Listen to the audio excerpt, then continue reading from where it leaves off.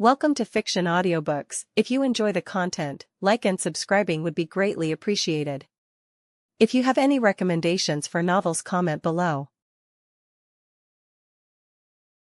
Please join my Patreon at https://www.patreon.com/fictionaudiobook. Chapter 83, Ginny's Diary. By now, Sagres had almost figured out everything he needed to know. He tapped his wand lightly with his fingertips, his gaze sweeping over everyone in the room. The situation felt grim. He suddenly realized that this group of wizards, reputedly the finest in Britain, had let such obvious clues slip past them for 50 years. Was it arrogance? Or sheer incompetence? The rhythmic tapping of his wand echoed sharply in the silent infirmary. More and more, Sagres felt as if his allies were utterly useless. "Harry," he said, turning to the boy on the bed, his voice terrifyingly calm, "you have two choices now." A faint blue glow shimmered at the tip of his wand. "First, assist me in finding the culprit. Second, let me erase all your memories from tonight." Harry noticed Sagres's pupils contract dangerously when he mentioned erasing memories. I choose the first one." Harry blurted out, more urgently than he meant to. He instinctively touched the scar on his forehead and swallowed hard. "A wise choice." Sagres nodded slightly, then turned to Dumbledore. "I also recommend an immediate screening of all faculty and students. Though Lord Voldemort may not repeat his old tricks, for safety's sake, everyone must be checked." A chill swept through the room. If Lord Voldemort had truly returned, who might he be hiding inside this time? Harry's gaze unconsciously shifted to the new Defense Against the Dark Arts professor, who, at that moment, was admiring his reflection in the glass of the medicine cabinet. Noticing Harry's stare, he promptly flashed a dazzling smile, his teeth gleaming white in the candlelight. Harry silently looked away. He felt that Lord Voldemort probably wasn't that desperate, yet. "Professor Greengrass," Madame Pomfrey suddenly interjected, her voice trembling, "are you saying you know who might possess a student?" She clutched the corner of her robe tightly, her knuckles turning white. "It's just a possibility. We'll know after checking." He looked at the silent Dumbledore. "Will you arrange the screening?" The headmaster slowly nodded, his silver-white beard trembling slightly with the motion. "Starting tomorrow. At the same time, other duties cannot be neglected." His voice was very soft.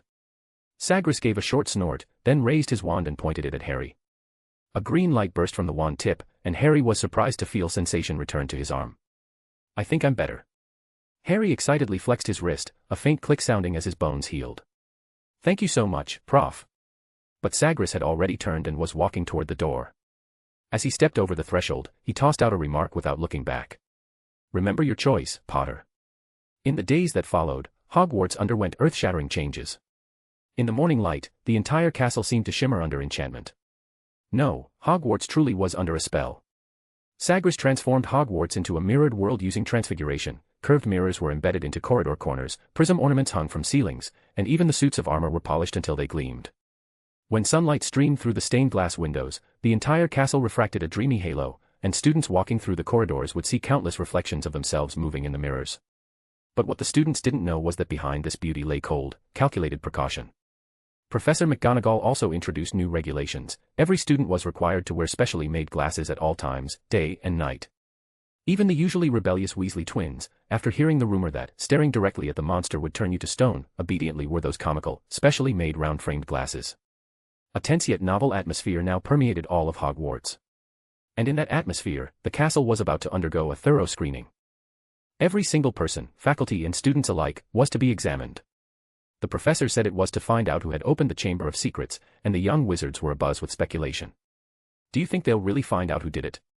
In the Gryffindor common room, Ron sat by the fireplace, talking with the others. "I mean, how are they going to check?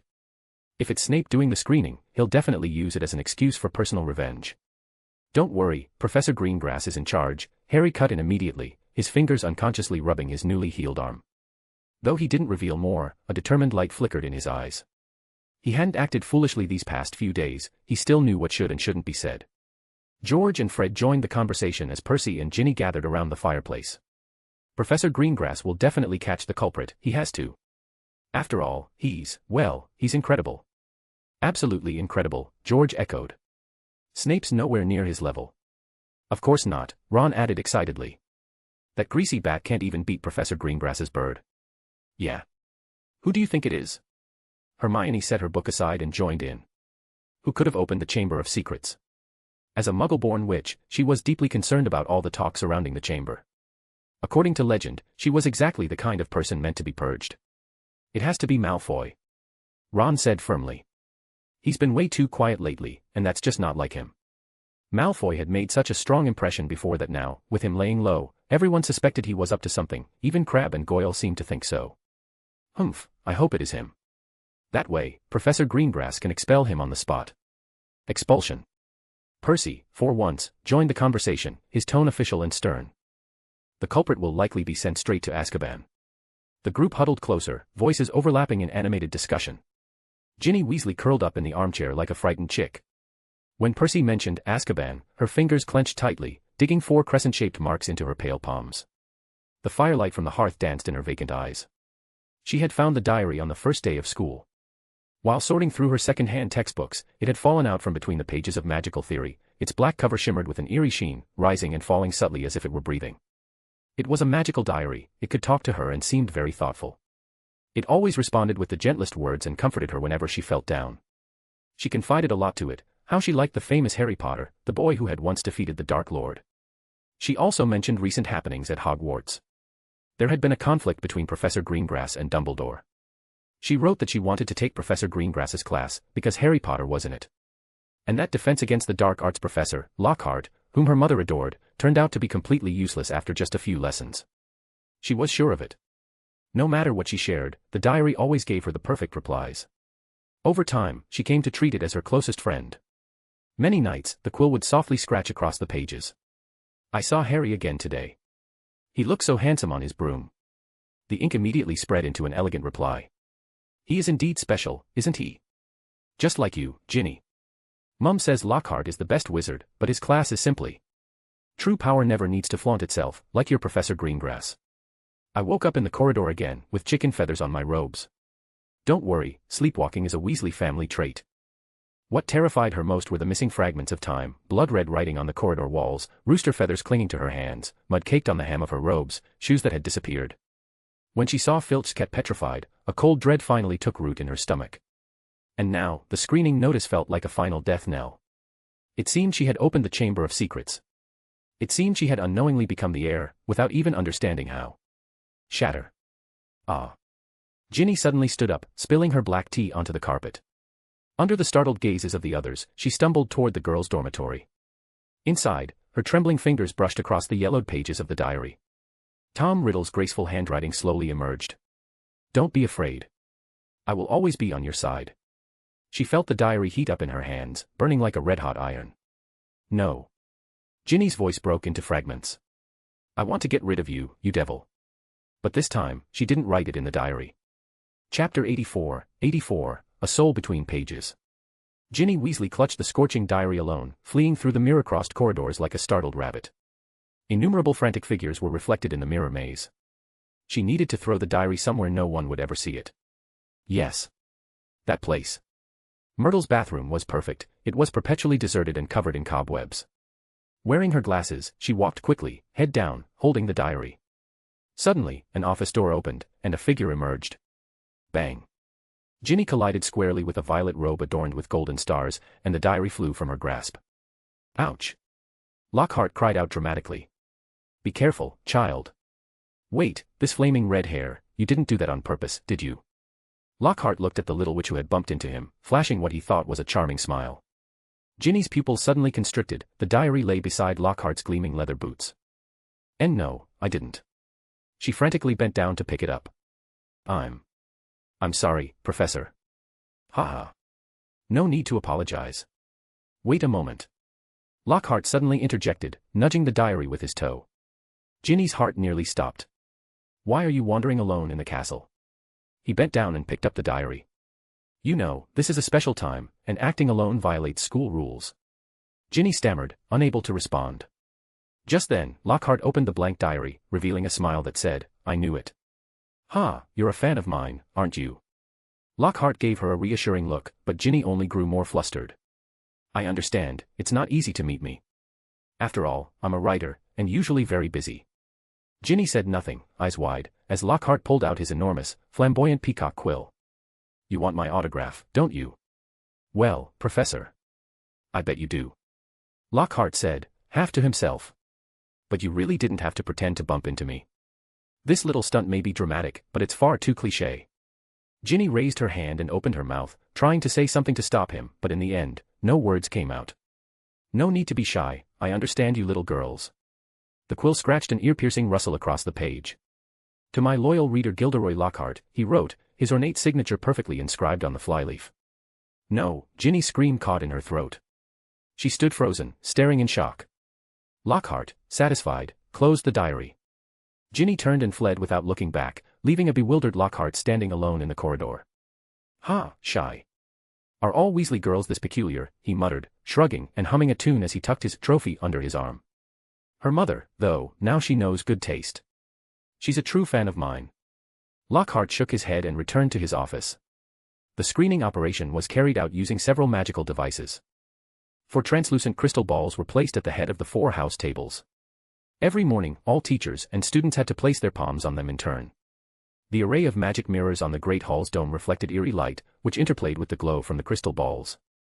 Sagres privately told the professors, if a second soul is parasitic within, the crystal ball will turn black when touched. But in truth, this was just a ruse, they were ordinary crystal balls Sagres had conveniently taken from Trelawney. Of course, no one knew this except himself, not even Trelawney. The real trump card stood beneath the Great Hall's archway, the Mirror of Eriste, now covered with magical silk. He had borrowed it from Dumbledore and temporarily modified it with a monitoring spell. When Sagres waved his wand and lifted the silk, the surface of the altered magic mirror shimmered like liquid mercury. Then, with a flick of his wand, he used transfiguration to turn it into a mirrored corridor. Now you don't reflect desires, he tapped the mirror with his wand. Now you only reflect souls. Soul tracing, an extremely obscure and rarely used detection spell that Sagres had once thought he'd never have reason to use, had unexpectedly become useful. This temporary, dark soul-revealing mirror would silently skin everyone. If anyone who walked past it harbored 2 souls, the mirror would emit a shriek. The real trap, therefore, was hidden in plain sight. If Lord Voldemort really did rely on old methods, then regardless of whom he possessed, as long as that person passed the mirror, he would be immediately exposed. In the following days, Sagres also revisited Myrtle's bathroom to investigate further. But since he hadn't helped her teach Peeves a lesson, she kept her head submerged in the toilet, sulking and refusing to offer any information. You said you'd teach Peeves a lesson. Her wet voice echoed up from the pipes. But Sagres couldn't really be blamed, he was quite helpless about it. Peeves' whereabouts were notoriously unpredictable. As Hogwarts resident poltergeist, Peeves had a particularly vexing nature, the more deliberately one searched for him, the more he vanished, but once you let your guard down and stopped thinking about him, he would suddenly appear to pull pranks. So, Sagres adjusted his strategy, he began patrolling the castle with Harry, systematically inspecting the underground pipe system. Kitchens, bathrooms, drains, Sagres paid special attention to areas frequently used by students, as any trace of the basilisk in such places could have catastrophic consequences.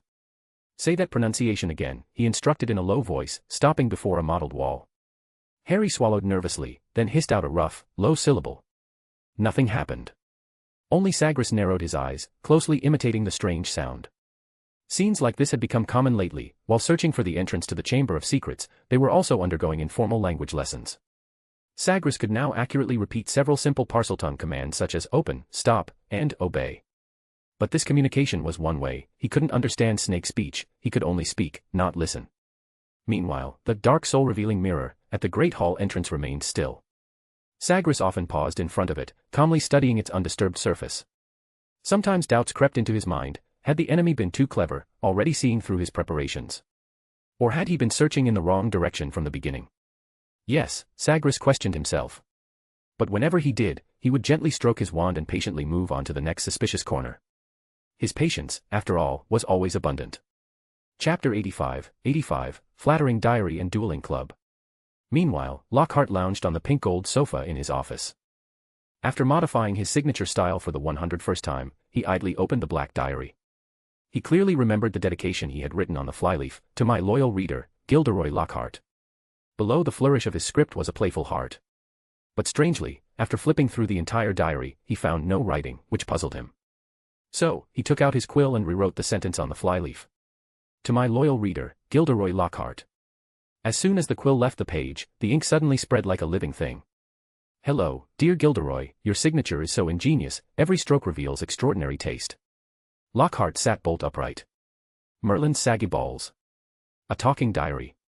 He glanced left and right, confirming no one had seen, then grinned and continued to write. Of course, my signature style is meticulously designed. I must say, you have good taste.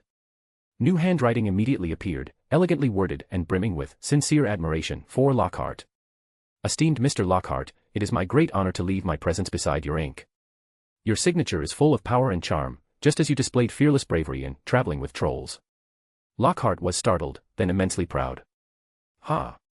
This must be a surprise gift from some devoted admirer. Gilderoy Lockhart, your charm truly is irresistible. Then he eagerly dipped his quill again, and the quill danced merrily across the page. Allow me to formally introduce myself, Gilderoy Lockhart, Hogwarts' most popular defense against the Dark Arts Professor, Order of Merlin, 3rd class, honorary member of the Anti-Dark Arts League, 5-time winner of Witch Weekly's Most Charming Smile Award. As he wrote, he thought, a talking diary, and a fanatic admirer of his. This was simply a brilliant source of material bestowed by Merlin himself. Perhaps it could serve as an Easter egg chapter in his next autobiography. At the very least, it was the perfect listener for his secrets. It's just. This diary belonged to that red-haired Weasley girl. Should he use Obliviate on her to avoid future trouble? His slender fingers gently tapped the page, and finally, he shook his head. The blonde professor slyly winked to himself, deciding to thoroughly explore what other surprises this magical little book held before making any further decisions. Life at Hogwarts gradually settled down again. Sagres took Harry Potter around the castle every day after class, tirelessly searching for the entrance. Meanwhile, Lockhart, after several persistent efforts, finally convinced Dumbledore to approve his perfect proposal for a dueling club. He proudly nailed a gilded parchment to the bulletin board, on which the time, location, and participant list, all students, of the dueling club were written in ornate script. Whether the basilisk would duel or not didn't matter. What mattered was that he had another opportunity to show off in front of the young witches and wizards, and he had already rehearsed countless times in his mind the scene of his dashing victory. He was certain this event would earn him even more fans and push his popularity to new heights. That afternoon, Harry, uncharacteristically, requested a leave of absence from Sagres. His 2 friends would be attending the dueling club, and he didn't want to miss this rare group activity. Even more surprisingly, Malfoy, who was still serving detention, made the same request. Although Sagres was reluctant, he ultimately didn't refuse. In Sagres's view, Lockhart, this outwardly impressive but otherwise incompetent fucker. Fellow, always liked to introduce new things at Hogwarts. A dueling club, huh? Just wait, he would go teach these young wizards a lesson tonight, and Lockhart too, for that matter. The dueling club was set up in the Great Hall, scheduled to begin precisely at 8 o'clock in the evening. When the students arrived, they found that the area where the long tables usually stood had been transformed into a gilded stage. Hundreds of floating candles lit the entire space as bright as day, and a deep starry river flowed across the ceiling. All the teachers and students of the school were present, and the massive Great Hall was packed. The young wizards, wands in hand, were eager and excited. Who do you think will be teaching us tonight? Hermione asked, standing on tiptoe, her voice trembling slightly with anticipation. It must be Professor Flitwick, she answered herself. He was a dueling champion in his youth, there's no one more suitable. Ron scratched his red hair, puzzled. But don't you need 2 people for a duel? How can one person demonstrate? Are they going to duel against their own shadow? Anyone but Snape. Harry shrugged, his tone full of disdain. Ron suddenly grinned mischievously. Hey, you didn't forget Lockhart, did you?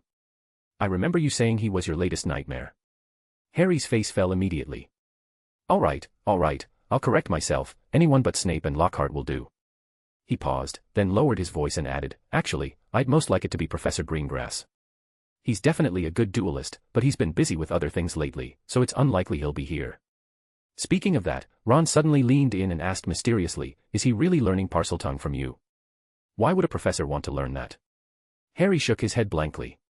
He said it was to be prepared, but what exactly he means, I don't. Mid-sentence, his gaze was drawn to the exaggerated decorations on the stage, gilded railings, floating ribbons, and magical firework effects. A sense of foreboding surged through him. Good evening, ladies and gentlemen. Lockhart, dressed in a scarlet robe embroidered with gold thread, strutted onto the stage like a peacock in full display. Harry, Ron, and Hermione groaned in unison, their faces filled with despair. Even worse, they saw a gloomy figure following behind Lockhart. That distinctive greasy black hair and hooked nose could only belong to Snape. The Great Hall instantly erupted into a buzz of whispers. Lockhart attempted to amplify his voice with sonorous, but the first try failed, producing a sound like a duck being strangled. After 2 clumsy attempts, the spell finally took effect. Quiet. Please be quiet. He dramatically waved his arms, announcing solemnly in what he believed to be a charming, enthusiastic voice, "Although you already know me, I still want to give a brief self-introduction. I, Gilderoy Lockhart, your Defense Against the Dark Arts Professor, Order of Merlin, 3rd Class, honorary member of the Anti-Dark Arts League, 5-time winner of Witch Weekly's Most Charming Smile Award, but I never boast about that, because I don't rely on smiles to drive away the ghouls of Warlin. And as the author of Traveling with Ghouls, I am also." The young witches and wizards exchanged knowing glances. After spending over half a semester with him, anyone who wasn't a troll could see through the professor's true abilities. Yet Lockhart remained smug on stage, mistaking the students' whispering for admiration. Chapter 86, The True Art of Dueling. As you can all see, Lockhart rambled on. Headmaster Dumbledore has specially approved the creation of this dueling club so that you can master the art of self-defense, just as I described in Magical Me. Of course, for more detailed case studies, I recommend purchasing my complete works. For the next half hour, the Great Hall echoed with Lockhart's incessant self-aggrandizement. It wasn't until yawns began to ripple through the audience that he finally gestured behind him, spending a mere 10 seconds to introduce Professor Snape. "Oh, right, I almost forgot to introduce this is Professor Snape. He claims to know a thing or two about dueling and is honored to assist me with the demonstration." Lockhart flashed his signature dazzling smile. "But rest assured, I will be careful and won't harm a single hair on your dear potions, Professor." "I actually hope something goes wrong," Ron whispered to Harry, "preferably they both get injured and end up in the school infirmary for a few days." "Yeah. Preferably until the end of this term." Harry couldn't help but add. On the stage, the two professors finally took their stances. Lockhart gave an exaggerated bow, his hands tracing elaborate patterns in the air as if saluting a monarch. In contrast, Snape merely gave an extremely impatient, almost insulting, slight shake of his greasy head. "We are going to start. Watch closely." Lockhart held his wand upright against his chest, like a sword. "A formal duel requires a bow first, then holding the wand like this." He turned to Snape. "We will cast the first spell on the count of 3. Haha, of course, this is just a demonstration, neither of us will be in any real danger." A cold sneer formed on Snape's face, and a dangerous glint flickered in his dark eyes. The students below held their breath in unison. They had no doubt about Lockhart's words, what they doubted was whether Snape would accidentally miss and silence the verbose Defense Against the Dark Arts Professor forever. 1, 2, 3. Both professors raised their wands, and Snape's low voice rang out almost simultaneously with the count, Expelliarmus. A dazzling red light burst from his wand, striking Lockhart square in the chest. Ah! Thud. With a muffled thud, Lockhart was sent flying like a rag doll, tracing a pathetic arc through the air before crashing heavily into the stone wall 5 meters away. His wand spun into the air, flying off so quickly that no one had time to react. At least it was much shorter than the time he took introducing Snape. Merlin's beard. Ron gasped, instinctively clutching his own chest. That must have hurt like hell. Harry stood on tiptoe, peering over the crowd. Too bad it doesn't look like it did much damage. Hermione simply shook her head helplessly, her lips twitching as she turned away. Lockhart was curled up in a corner by the wall, his long golden hair scattered across his face. For a moment, he actually considered faking unconsciousness to escape this performance mishap. But in the end, he trembled and propped himself up, his robes were covered in dust, and his meticulously styled hair now looked like a bird's nest after an explosion. Ahem. As you can all see. He stumbled back onto the stage, his voice trembling with pain. This is the famous Expelliarmus. As the name suggests, its effect is to, my wand, where's my wand? Has anyone seen my wand? Swoosh. A dark raven suddenly swooped down from the sky, clutching the ornate, gem-encrusted wand in its beak, circling above Lockhart's head. Hey! Give it back! Lockhart shouted, jumping up and down like a comical clown. You damned feathered beast. That's a limited edition wand. After a while, Lockhart finally seemed to realize his gaffe. He gave up the chase, dejectedly forcing a smile as he turned back to the students. Ahem. That's right. This is precisely the demonstration segment that Professor Snape and I meticulously designed. I voluntarily took that spell to help you all better understand the effect of the Expelliarmus. As he spoke, he turned to Snape, suddenly regaining his confident tone. But allow me to say, dear Severus, your intent just now was far too obvious. If I had truly wanted to defend, it would have been effortless. Snape's gaze instantly became colder than the dungeons, not because of Lockhart, but because Sagres was walking in through the great hall doors, heading straight for the center of the stage. Sagres, now is. Lockhart's voice involuntarily trailed off. Sagres didn't even lift an eyelid, freezing Lockhart in place with a single cold glance. You, he tapped his wand lightly, stand over there.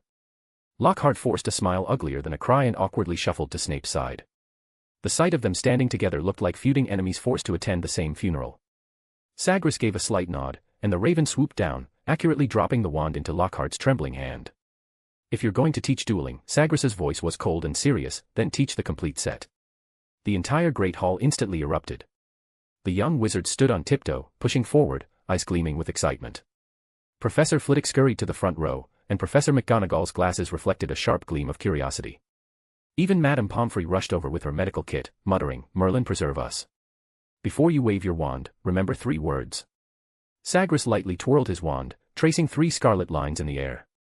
Attack, defense, evade. He swept his gaze across the eager faces in the crowd, his voice suddenly sharp. The essence of dueling is the dynamic cycle of these 3, not a turn-based game where you cast spells one at a time.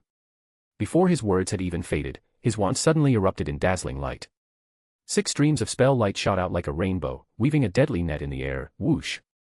2 against 1. Sagres's voice cut through the whoosh of spells. Now, first teach them how to evade. Snape's face was so dark it looked like it could drip water. He immediately rolled to the side, narrowly dodging the powerful spell lights. This wasn't out of any willingness to cooperate with Sagres, rather, the magical fluctuations contained in those interwoven lights were not something an ordinary shield charm could block. 1 or 2, maybe, but all 6. Impossible. Lockhart, not far away, wasn't nearly as agile.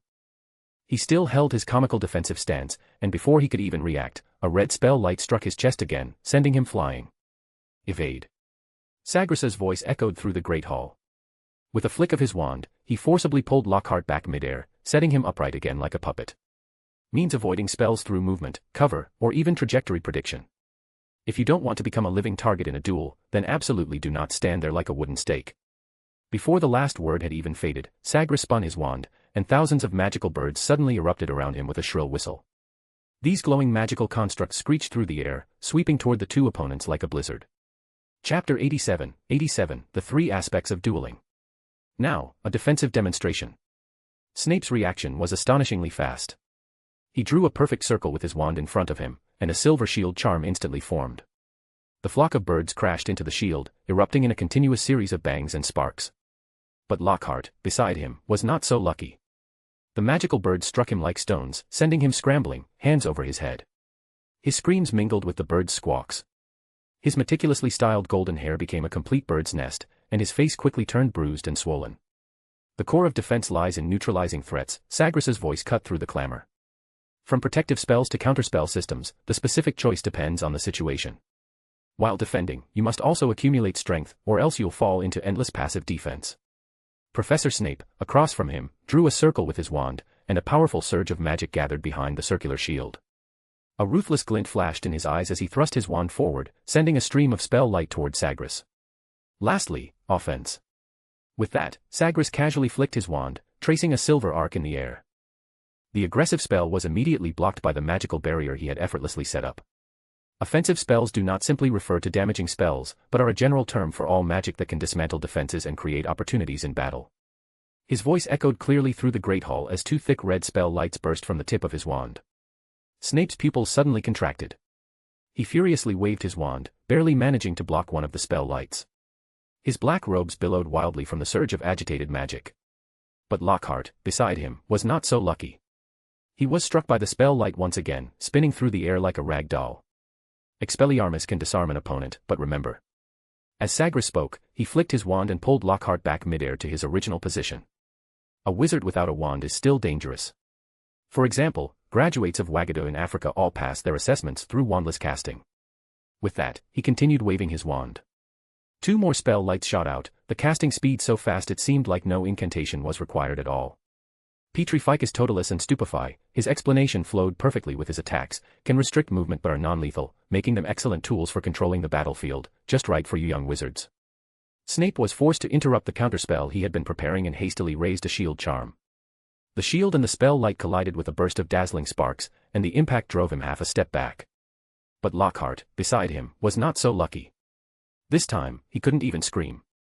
The moment the spell light struck him, his entire body instantly froze into a ridiculous pose, one leg comically raised, arms exaggeratedly stretched forward, and his face locked in an expression of terror, like a clumsy piece of modern art.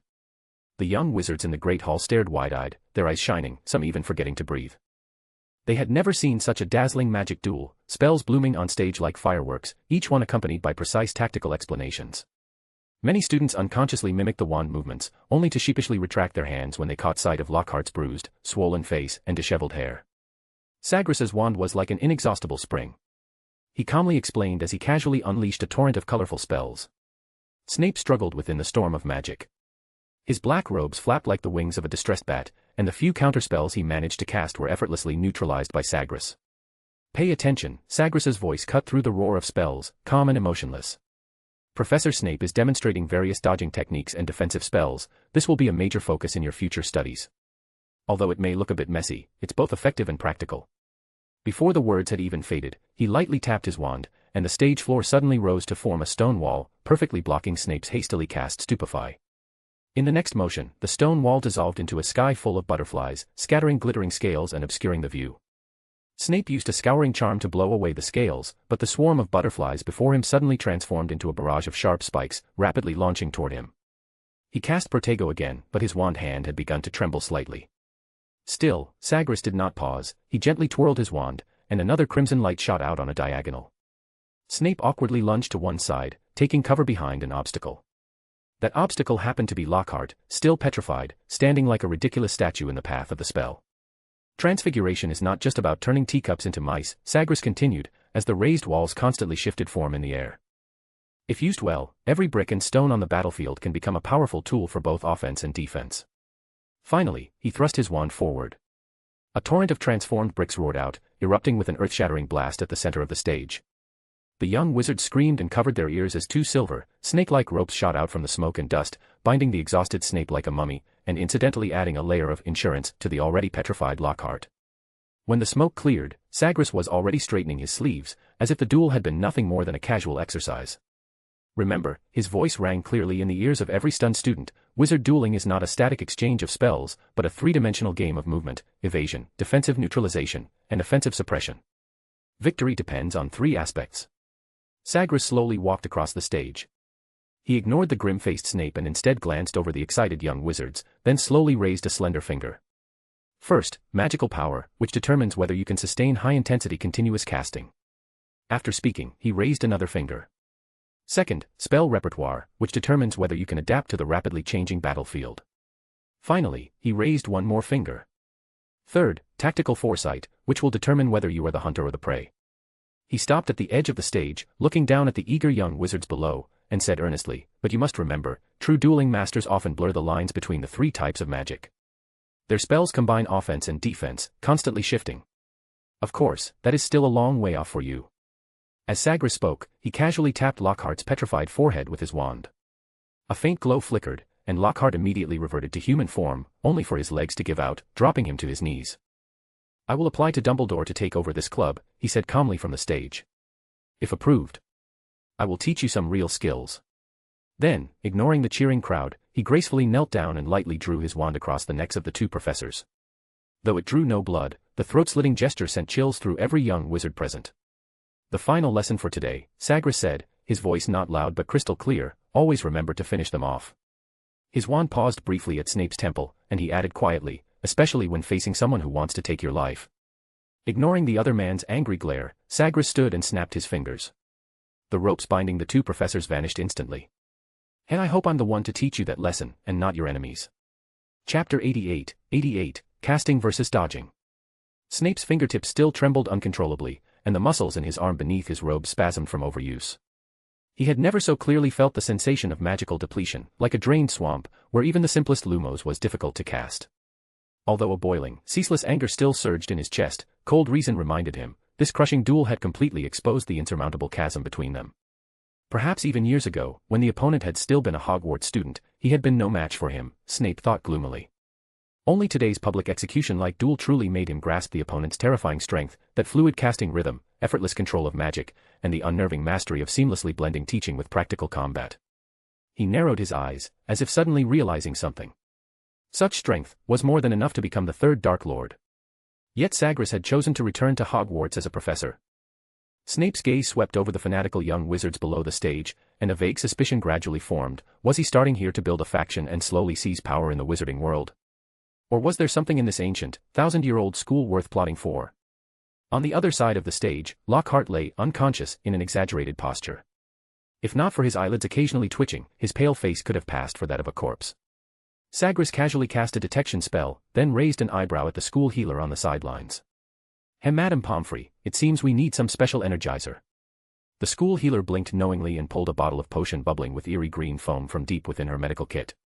When the pungent smell of rotten eggs filled the air, the unconscious Lockhart immediately began coughing violently.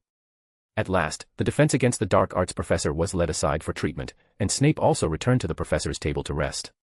Sagres remained standing on the stage, nodding to the eager young wizards as he announced, "The demonstration ends here, the practical session begins." The young wizards cheered in unison, and the great hall instantly turned into a hive of activity. After watching for so long, they could finally try it themselves. Sagres lightly tapped his wand against his palm, looking down at the cheering students with a faint smile. "First, I must warn you, anyone who turns a duel into a street brawl." Sparks suddenly burst from the tip of his wand, and the noisy great hall instantly fell silent. He didn't say what the consequences would be, but everyone knew they wouldn't be pleasant. Then he traced several patterns in the air with his wand, and the floor of the entire great hall rippled like water.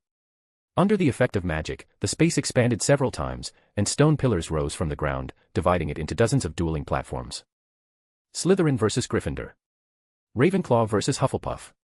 His voice echoed clearly into every corner. "Form your own teams, take your positions immediately." The young wizards erupted as if they had been struck by a cheering charm. Harry and Ron immediately paired up, while Malfoy grabbed Crabbe and Goyle by their robes. Hermione was demonstrating standard dueling stances to Neville, and Luna had already pulled Astoria toward the designated area. First lesson. Sagres stepped onto an invisible staircase, ascending into midair, his black robes flowing like a shadow in the candlelight. Casting and dodging are not two separate actions, but a single breath's rhythm. He paced back and forth on the suspended central platform. "I don't expect you to use incredibly intricate magic in the first lesson, but I have one requirement: do your best, aim at the target, cast the spell, and then dodge the attack." "But Professor." A Hufflepuff student timidly raised a hand, "We know too few spells." Looking at the somewhat stunned young wizards, Sagres said calmly, "I know Hogwarts curriculum, but I also know that all of you have a few nasty little jinxes tucked away, feel free to use them. Today is the perfect time to test them." He paused. "Of course, if you truly can't attack, then at least learn to dodge as nimbly as a rabbit." "But, what about the rules of dueling?" Penelope Clearwater, the Ravenclaw prefect, raised her hand. "We're not even very familiar with the formal bowing procedures." "Rules?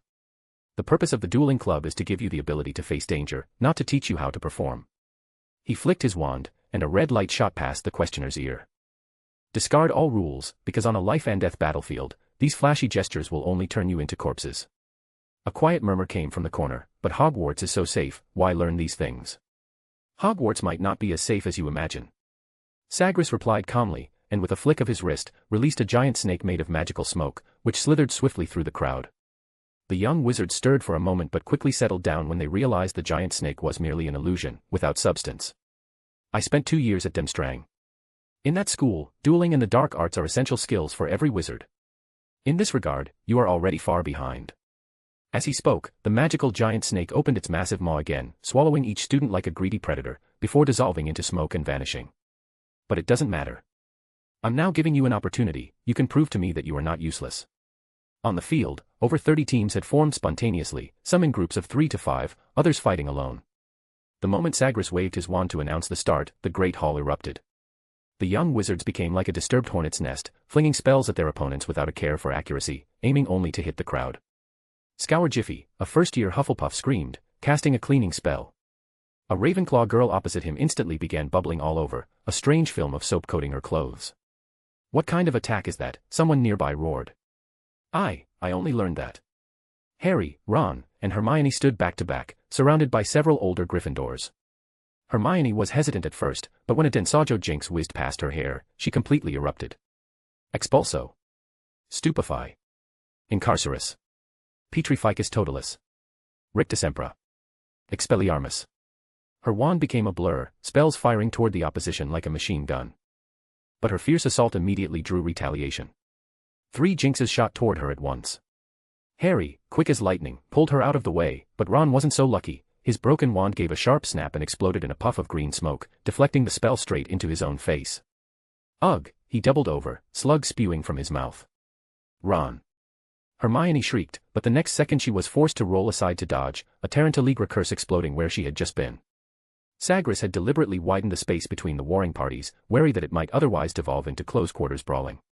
However, he underestimated the young wizard's creativity. Several Slytherins and Gryffindors somehow managed to charge straight into each other, instantly escalating from a spell duel to a physical fight.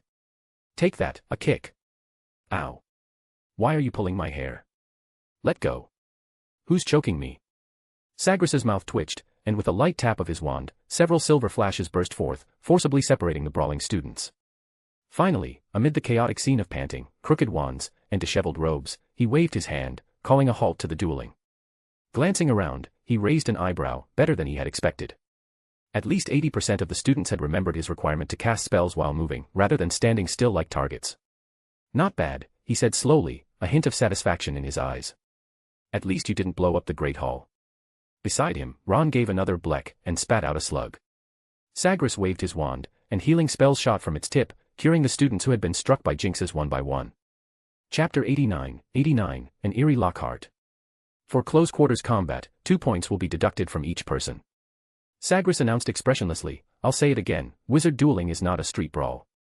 If I see anyone biting again next time, I'll throw them into the Black Lake. But Professor, didn't you say to abandon all rules? George Weasley rubbed at his torn robe, speaking casually without looking up. Gryffindor, -5 points, Sagres said calmly. For ears that, selectively, listen to instruction. Malfoy, rubbing his bruised arm, immediately burst out laughing. He had just given Potter a sneaky kick during the chaos, but seemed to have taken a punch from Crabbe in the confusion, though the latter wouldn't admit it. Sagres then waved his wand, and the Great Hall, which had been blasted apart by spells, began to repair itself automatically. Crooked candelabers straightened, scorched floors became pristine again, and even the glistening slug slime at Ron's feet vanished without a trace. That's all for today. Sagres glanced at the clock on the wall, the hands were nearly at curfew. Prefects, lead your houses back to the common rooms. Anyone caught wandering will be given a month's detention. Within minutes, the crowd dispersed like a receding tide, and the staff table was empty. After a moment's thought, Sagres decided to spend the night in the library. Lockhart stumbled into his office, the door slamming shut behind him. He staggered to the mirror and was startled by his reflection. His meticulously styled curls were a mess, as if they had been blasted by a cannonball, and green traces of healing potion still clung to the corner of his mouth, the taste reminding him of rotting swill. This is outrageous, absolutely outrageous. He slammed the crystal vase on his desk into the fireplace, the glass shards crackling sharply in the flames. Sagres, that vile bastard, how dare he treat Gilderoy Lockhart like this? He paced back and forth in front of the gilded mirror, muttering to himself, his dragon-hide boots leaving deep indentations in the Persian rug. Suddenly, as if possessed, he opened the notebook again, picked up his quill, and began scribbling messily. Today, I was brutally ambushed in the dueling club. Snape, that filthy old bat, attacked me from behind and ruined my 50-galleon hair potion. And he rolled his eyes at me more than once. He paused abruptly. The ink bled into an ugly black smudge on the paper, much like his twisted expression at that moment. Snape is indeed very annoying, no one likes him.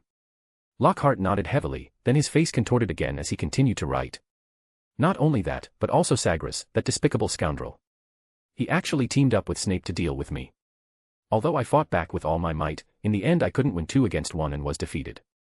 They are jealous of your fame and talent, just like fireflies are jealous of the sun. They are nothing but a bunch of despicable wretches. Lockhart's fingers trembled. Yes, you're right. You're absolutely right, they are all jealous of my talent, which is why they are trying every possible way to target me, to humiliate me. Yes, it's a pity they succeeded. Lockhart eagerly continued to write. Should I do something? Otherwise, what will my fans think? So many students were watching today, will they think Lockhart is just a superficial show-off? You need a new achievement to prove yourself, a greater feat. Lockhart froze for a moment, then grew agitated. New achievement. What achievement? Write another book. But I'm at Hogwarts now, I have no opportunity, no material. The handwriting in the diary stretched elegantly, like a snake flicking its tongue. Esteemed Lockhart, you forget, you don't just write books. After all, you are a great wizard, and there are many other ways to help you regain your honor. Lockhart thought deeply, but in the end gave up and simply scribbled in the diary, other ways. What ways?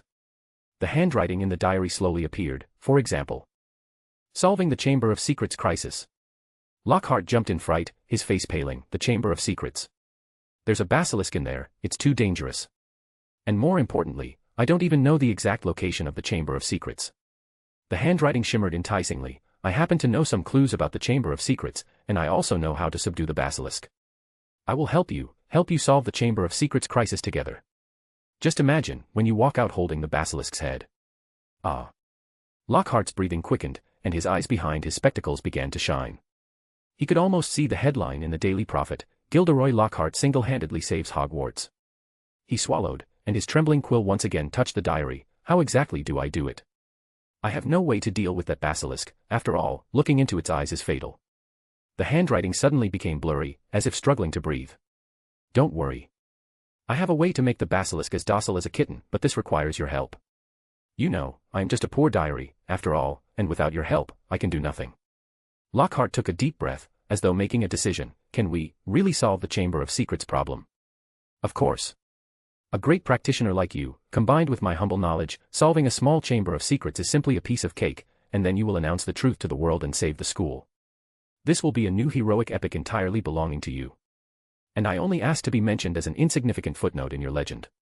Lockhart licked his dry lips. Tell me, what exactly should I do? The ink on the page suddenly grew faint, the handwriting intermittently forming new sentences. Maintaining such communication requires energy. As a mere magic item, I need magic to keep functioning, and I also need a little bit of blood to find the answers for you. Lockhart's trembling fingertip traced the page, and the edge of the paper nicked his skin, leaving a tiny wound. The moment the blood seeped into the page, the ink suddenly came alive again. Thump. Lockhart suddenly collapsed onto the desk, his quill slipping from his fingers. After a moment, he lifted his head, picked it up again, and wrote crookedly in the diary. I feel so tired. This is just creative fatigue, dear Lockhart. Do you want to know the true entrance to the Chamber of Secrets? Yes, that fool Sagres searches for the entrance every day, and I can know the answer effortlessly. Ha. Of course, because you are far more outstanding than him, 1,000 times better than him.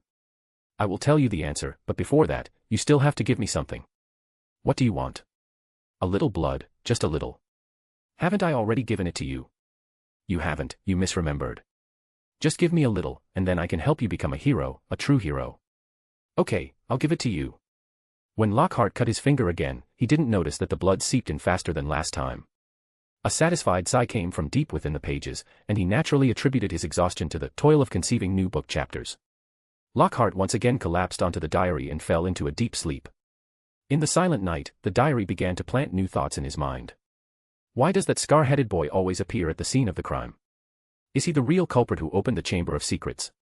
The professor's so-called protective measures are nothing but troll tricks, absolutely idiotic. Only we understand the truth. Only we possess the real solution. These thoughts, like poisonous vines, quietly took root in Lockhart's mind. When he faced Sagres the next day, his eyes held a strange new hostility and an eerie confidence. Chapter 90, Peeves the Hostage. Morning light filtered through the stained glass windows onto the stone corridor. Sagres, having just left the library, ran straight into a pale-faced Lockhart. Dark circles hung heavily under Lockhart's eyes, and his meticulously styled curls had lost their luster. He looked like an escapee fresh out of Azkaban. As they passed each other, Lockhart cast a cold glance. Sagres scoffed inwardly, could he not handle even this much? He still had an entire warehouse of teaching plans he had yet to use. If the men truly didn't know what was good for him and tried something, then Sagres would shatter the hypocritical mask of this legendary wizard so thoroughly it could never be pieced back together. Arriving at the classroom with his textbook, the sight that greeted him made him raise an eyebrow. The aftershocks of the dueling club were clearly still spreading, nearly twice the usual number of students had turned up as observers. Swish. Sagres silently walked to the podium, tapped his wand lightly, and several beams of differently colored light shot from its tip, rebounding toward him from various tricky angles after striking the walls. He did not move his feet. His wrist shifted subtly, almost too fast for the eye to follow, as several near-invisible obstacle curses formed precisely at different points in front of him, vanishing the instant they appeared. The beams struck the barriers, either ricocheting away or vanishing completely, each impact followed by a crisp shattering sound. The students' eyes widened at once, and the newcomers instantly felt their trip had been well worth it. When the light beam stopped, Sagres finally spoke, his voice calm yet carrying a piercing clarity. Do you see? The obstacle curse is not a clumsy shield. It is an extension of your will. Used flexibly, the obstacle can come alive, becoming your weapon. As he spoke, he gave a gentle wave, and all the information about the obstacle curse appeared in the air. The obstacle curse is not a uniform wall. Its magical structure is malleable, the center can be thickened to defend against strong attacks, and the edges can be made more viscous to deflect or delay spells. A translucent, jelly-like barrier in the air continuously shifted shape, finally stretching into a net that nearly covered the entire classroom. He motioned for the students to touch it and feel the strength of the magical barrier. Where your will is, the barrier is. Think block in front, and it will clumsily stand in front. Think protect right shoulder, and it can instantly condense at your right shoulder. Think deflect that red light, and it will do so. Guided by his will, the large net split into small barriers, rapidly shifting to different sides of each student's body. Shrink its structure, increase its speed, and it becomes a weapon. The tiny barriers suddenly hardened, striking the young wizards' foreheads at extreme speed. It felt as though they had been hit by a transparent block of rubber, leaving them dizzy. Extend its structure, reduce its speed, and it can slow your opponent's movements. As he spoke, the barrier softened and loosened again, enveloping the students' palms. The young wizards immediately found it difficult to either clench their fists or open their hands. Whoosh! Then he waved his wand again, and a thick beam of spell light immediately shot toward the students. Before they could react, all the magical barriers suddenly merged into a single entity, curving into a precise shape that bounced the spell light back intact. He then conjured another small, angled barrier beside him, completely blocking the rebounded spell. Boom! The powerful impact even made him slide sideways a step with effortless grace. See? This is called waste utilization. The opponent's magic saves you the effort of moving. As he spoke, he slowly lowered his wand, and all the obstacle curses vanished. As you can see, it can also help you deflect attacks, but this requires a certain level of proficiency. Otherwise, it will turn into a failed potion, random direction, unpredictable effect. The students immediately covered their mouths, laughing at the comparison. Amid the laughter, Sagres continued breaking down every detail of the spell, from the angle of wrist movement to the instant burst of magic. After lecturing for 2 hours straight, his throat felt as dry as if it had been licked by a salamander, and even the students' eyes were bloodshot. But spells could not be learned by listening alone. Theory ultimately had to be tempered through thousands of practical battles. All right, everyone. Sagres finally clapped his hands. The next class will be a practical lesson, so you have one task before then: successfully cast the obstacle curse. This is the bottom line. I have told you everything that needs to be taught, the rest is a matter of repetitive practice. With that, he motioned for the students to leave and walked out of the classroom without looking back. Passing through the Great Hall, Sagres habitually glanced at the magical mirror. It remained as calm as ever. However, just around the corner leading to the library, a piercing scream mixed with strange cheers suddenly rang out. Ha! Run away! Sagres' eyes narrowed. His wand slid instantly into his palm, and his body tensed like a leopard. He held his breath, his sharp gaze sweeping over the shadows cast by the pillars, no cold scales of a basilisk, only that distinctive pair of knickerbockers, and that horrible, rusty voice. He quietly leaned out to look. There was Peeves, absent for many days, hanging upside down from a huge crystal chandelier, proudly waving his 2 filthy hands.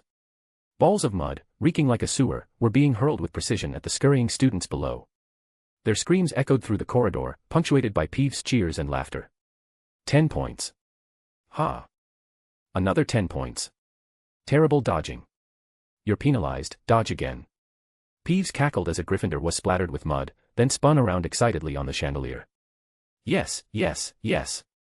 Just like that. Ha ha. A cold sneer curled Sagres' lips. Chaos Tempesta. The wand silently sliced through the air, and a grey miniature whirlwind appeared out of nowhere. Like a precise animal trap, it instantly wrapped the troublemaker on the chandelier tightly. Peeves' cackling stopped abruptly, replaced by terrified screams. His figure became a blurred grey shadow within the rapidly spinning storm, like a top gone mad, his hat nearly flying off. Wah, let me down. The students who had been screaming and fleeing immediately froze, staring in disbelief at the unprecedented sight, the lawless Peeves, trapped like a goblin in a cage.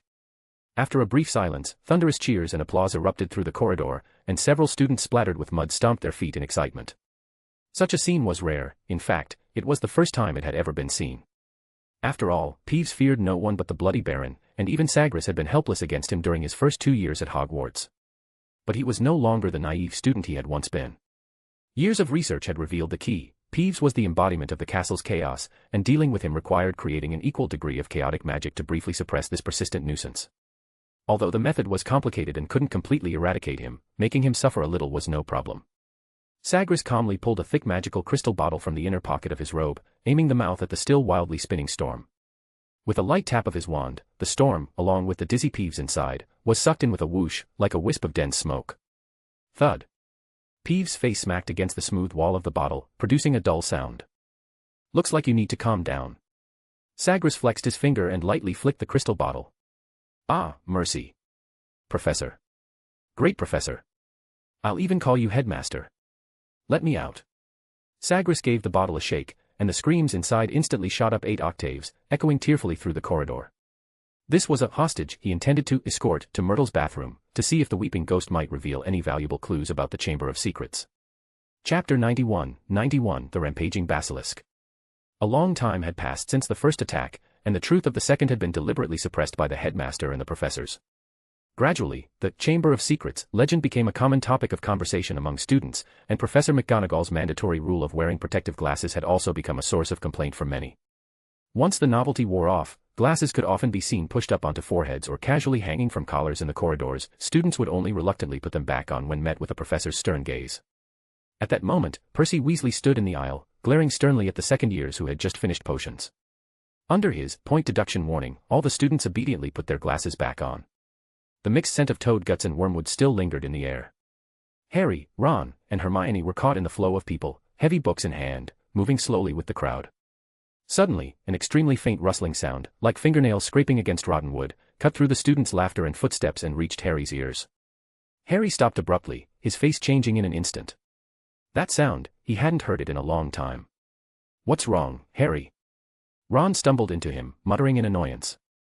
Hermione also looked at him in confusion. Shoo. Harry raised a finger, frowning deeply as he tilted his head to listen intently. That sound. It seems to be. What sound? Hermione asked, looking around warily. The aisle was bustling with people, dozens of students from 2 houses squeezed together, noisy chatter and the clatter of books rising and falling around them. It's too noisy here. You must have misheard. Harry didn't answer. Instead, he slowly bent down, pressing his ear almost against the wall. Caw. A rough, piercing cry exploded overhead. The 3 of them jumped and looked toward the source of the sound, only to see Sagres's raven, Noctis, its feathers gleaming with a cold, hard sheen, perched steadily on a high windowsill nearby. Several sharp-eyed students immediately gathered around in excitement. Harry straightened up, shaking his head helplessly at Ron and Hermione. Maybe I really did mishear. It's too noisy. I told you it was a false alarm. Ron let out an exaggerated sigh of relief, then subconsciously adjusted his glasses more securely. Still, Hermione said, pushing her protective glasses up the bridge of her nose, her gaze behind the lenses tinged with concern, it's never wrong to be cautious. Isn't Professor Greengrass still investigating? We can tell him about this suspected situation this afternoon. Harry thought for a moment, then nodded. All right, we'll tell him this afternoon. For now, let's go back to the tower and put away our books. I'm starving.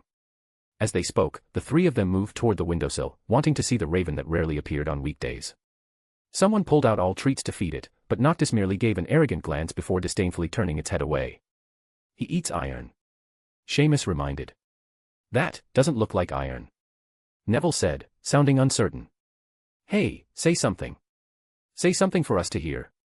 Parvati Patil called up to the raven, full of anticipation. Noctis tilted his small black head, staring at her with gleaming eyes. Quiet. The distinctive hoarse voice rang out again, as grating as sandpaper on wood. The students all instinctively took a step back, but then immediately crowded forward again. Does he only know that one phrase? Dean Thomas scratched his head, sounding a little disappointed. Probably. Seamus said, still unwilling to give up. He tentatively reached out to touch the bird's metallic-looking feathers. Noctis quickly drew back his neck, dodging Seamus's hand, and at the same time opened his beak. Idiot. The young wizards froze instantly, their faces flushing before paling again in embarrassment.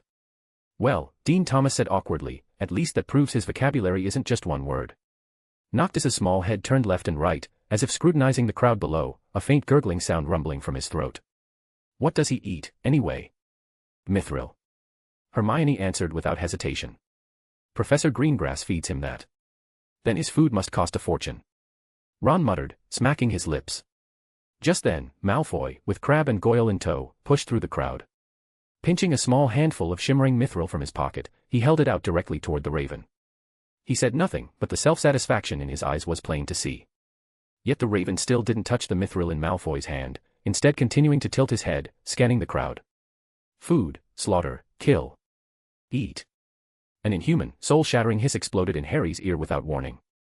followed by the thunderous crash of a wall being smashed apart with immense force. Boom. The students instinctively turned toward the source of the sound. At the far corner of the corridor, rubble sprayed like rain, and through the billowing dust, a massive, terrifying figure, radiating a suffocating aura of destruction, charged out from the shattered wall. Everyone froze instantly. As soon as the giant serpent's shadow appeared, its molten gold eyes locked onto the back of the nearest student. In the next instant, its fanged maw lunged forward in a savage bite, carrying with it a foul, rotting stench. Crash! The young wizard's figure shattered instantly. It was only the mirrored corner of the castle, and what had been torn apart was nothing but cold, reflective glass.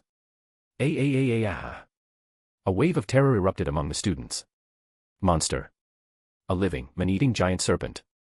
Its body was thick and massive, covered in heavy scales, and its enormous, hideous head rose high, nearly brushing the corridor's towering ceiling. Most terrifying of all were its huge, molten gold vertical pupils, eyes that held a deadly magic capable of freezing life itself. Even worse, along the basilisk's path, scattered by misfortune, were dozens of young wizards who had just finished class, laughing as they made their way back to their common rooms. The smiles on their faces hadn't even had time to fade before they froze under that pair of destructive golden lights. Time itself seemed to pause in that instant. A Slytherin girl was bending down to pick up a dropped book, her fingertips barely an inch from the parchment, when she instantly turned into a rigid stone statue. Two Gryffindor boys, arms slung over each other's shoulders, had their smiles frozen into eternal astonishment, their bodies petrified mid-step. The students gathered in a circle around the raven also turned at the noise, but only had time to meet those destructive eyes before they themselves became a ring of cold stone statues in various poses. A Gryffindor student who had fallen to the ground raised his wand in terror, the faint glow of a spell flickering at its tip for only a heartbeat before both he and that speck of light faded into lifeless gray. A Slytherin student reacted a fraction faster, attempting to turn and flee, but the instant he instinctively looked back, his twisted posture and the raw fear on his face were permanently frozen in stone. Silent yellow light swept through the aisle. In an instant, dozens of statues with varied forms and expressions stood frozen in the corridor. The space that had been so full of life moments ago was transformed into a cold graveyard of stone. Only the basilisk's heavy, foul-smelling breathing and the crumble of falling rubble broke the silence. Harry had lowered his head almost the moment the basilisk appeared. Now he shouted to the few young wizards who had not yet been caught. "Don't look back. Run." Then he seized Ron and Hermione and sprinted in the opposite direction. The few of them pounded down the corridor, their footsteps creating chaotic echoes in the emptiness.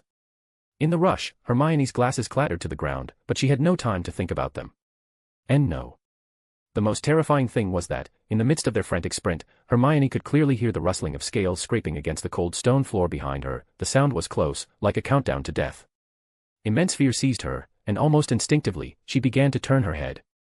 Whoosh! The raven swept past her eyes, its sharp talons raking precisely across them. Blood welled instantly. Ah! Hermione screamed, clutching her eyes in agony. Hermione. Harry instinctively started to turn back, but Ron shoved him hard. Go find a professor. Ron's roar was decisive, without the slightest hesitation. He then stopped abruptly and lunged toward Hermione, who was groaning in pain with her hands over her eyes. Harry's chest felt as though it had been ripped open, but he forced himself to turn away and run desperately down the corridor. However, the sight ahead nearly made him despair. Around the corner, a group of unsuspecting young wizards were heading toward him, laughing and chatting. Don't come closer. Get out of here. Harry waved his arms frantically, his voice hoarse, desperate to stop them from stepping into this corridor of death. But his warning became an even more fatal curse. Several students who heard the shout instinctively lifted their heads. Their confused gazes passed over Harry, and in that instant, they caught sight of the massive, dark, terrifying shadow deeper in the corridor, that colossal body like a nightmare made real, those huge, molten gold vertical pupils. Time seemed to freeze. Before expressions of shock could even form on their faces, the petrifying gray had already spread mercilessly. One by one, the young wizards' footsteps halted mid-stride, their bodies turning into cold stone sculptures, frozen in a variety of poses. Wrong. Terribly wrong. Harry's heart sank into an icy abyss. He realized in despair that in a moment of such extreme fear, any sudden sound, any vast and unknown presence, would act like a magnet, pulling on humanity's most primal instinct, to look. And with the basilisk lurking in the corridor, its presence far too massive to ignore, a single glance was enough to mean the end of life. Chapter 92, Fire Against Fong. Harry ran with his head down, but his mind churned with images of those who had been petrified. They're still alive, as long as they drink the potion. This thought was like a lifeline, but then panic seized his throat. Ron. Hermione. Will they be attacked before they can be petrified? Should I Conflicting thoughts exploded in his mind, and for a moment a wild idea surfaced. Use Parseltongue. Control it. Drive it away. But he crushed the urge to turn back, forcing himself to run forward without a moment's pause. No. This isn't just about me. I must find a professor, find the headmaster. That decision stung him even more than facing the basilisk itself. He had always despised cowardice, yet now he was abandoning his companions to escape alone. Sagres tightly gripped the crystal bottle in his left hand, inside which Peeves was futilely hurling himself against the walls, producing dull thuds and muffled curses. His steps were steady, his goal clear: Myrtle's bathroom. The stairway was empty, with only the faint sound of students quarreling somewhere down a distant corridor. Suddenly, a cold, slimy, intensely foul-smelling aura, like a tangible tide, surged from around the corner. Sagres's pupils constricted sharply. His wand slid instantly into his palm, and he clenched the crystal bottle instinctively. Inside, Peeves seemed to sense it too, curling himself into a terrified ball. Then came the sound of hurried footsteps, drawing closer: tap. Tap. Tap. Tap. A figure burst from the corner, quickly turning and racing toward the stairs. It was Harry Potter. The other person saw him as well. Professor. Harry froze for a moment, then immediately pointed down the corridor and shouted, "Basilisk. It's in the corridor." Sagres instantly connected to Noctis's vision, and dozens of frozen young stone statues appeared before his eyes. And the culprit, the basilisk, was at that very moment opening its massive, blood-red mouth, lunging to bite down on Ron and Hermione's backs. Sagres vanished from the stairwell in a flash. The next second, he stood in the center of the corridor, radiating cold fury. His usual composure was gone, replaced entirely by a pure will to destroy. Fauces Regientes Abyssae. The low incantation, thick with murderous intent, burst from his throat. A powerful surge of energy tore through the air, sweeping down the corridor in an instant. It was a spiraling shockwave, even larger than the basilisk, laced with gray-white magic, like the roaring maw of the abyss, carrying an aura of utter annihilation as it slammed violently into the basilisk's enormous body. Boom. The entire corridor shook violently, wall hangings tore loose, and chunks of the ceiling crashed down, sending dust and debris raining like a storm. Highs. Bang. The basilisk's massive body was flung savagely aside by the force of the impact, slamming into the wall with a sickening crack of bone before sliding to the ground like a lifeless heap of rotting flesh. Its two enormous eyeballs were forced from their sockets by the impact, dangling by only a few strands of bloody tissue. Yellowish-white brain matter mixed with blood gushed from its shattered nostrils and mouth. Its colossal body was ruptured in multiple places, foul-smelling, slimy organs, and severed intestines spilling from the gaping wounds in its massive scales.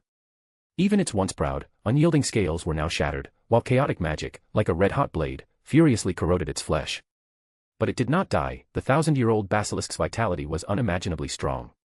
Sagres stood in the center of the devastated corridor, his eyes gleaming with a terrifying, icy light. He twirled his wand, and its tip immediately released several soft rays of light. All the stone statues, along with the still-shaken Ron and Hermione, were gently and swiftly drawn behind him by the magic. Cree hiss. The dying basilisk thrashed wildly, its massive head whipping around before a jet of dark green, foul-smelling venom, like a high-pressure stream, sprayed directly toward Sagres and the young wizards behind him. Sagres's reaction was instantaneous. He swept his wand, and the scattered metal armor in the corridor instantly melted into searing molten iron, which poured straight into the basilisk's open maw. Then, with another thrust of his wand, the airborne venom instantly solidified, transforming into sharp daggers that shot back at the serpent with even greater speed. Swish, swish, swish. The venom daggers tore into the basilisk's ravaged body, but the creature seized the critical moment to let out a hiss steeped in both agony and malice. Then, ignoring its wounds and the blood pouring from them, it gathered all its remaining strength in its massive tail and lashed violently at the huge stained glass window nearby. Crash! The entire stained glass window, along with the surrounding wall, shattered in an explosion of glass and stone. Twisting its mangled body, the basilisk forced itself through the gaping hole. Its bloodied, serpentine form crashed into the courtyard below with a heavy thud, then fled frantically into the darkness. Sagres stepped to the edge of the broken opening, his eyes following the shocking, winding trail the basilisk had left, streaked with blood, etched with corrosive marks, and flattening the courtyard bushes in its path. He slowly turned, his gaze sweeping over the dozens of cold stone statues lining the corridor and the chaos left behind. "Everyone, put on your glasses immediately. Stay indoors." His voice was not loud, yet it penetrated every corner of the castle, reaching each person with perfect clarity. Then, ignoring the still-shaken Ron and Hermione, he transformed in an instant into a raven's shadow, darting in the direction the basilisk had fled. This blind, trapped beast was on its last gasp and had to be dealt with immediately. What's more, the basilisk's scale-bound magic resistance had far exceeded his expectations. He had thought a single spell would be enough to kill it, yet even after reducing it to little more than shredded flesh, it still had the strength to escape. Even so, he quickly picked up its trail, and by then, the other professors had finally arrived. Snape intercepted the basilisk, unleashing a fierce sectum sempra at its head. However, the sharp cutting curse left only a pale mark on the basilisk's thick scales, doing nothing more than slicing away its already useless eyeball. Sagres descended from the air, and with a sweep of his arm, swarms of scorching fire ravens erupted into existence, shrieking as they dove toward the serpent. The fire ravens were exceptionally agile, darting precisely into the basilisk's gaping wounds and beginning to incinerate its internal organs from within. The serpent twisted and writhed madly in agony, its massive body lashing about. Hiss! The remaining fire raven seized the moment, rushing into its open mouth the instant it screamed. Cree! The courtyard smelled of burning flesh and venom. Sagres stepped forward. The firelight painted him in shadow, protego muspelheim. Cree! Cree! Cree! Thud.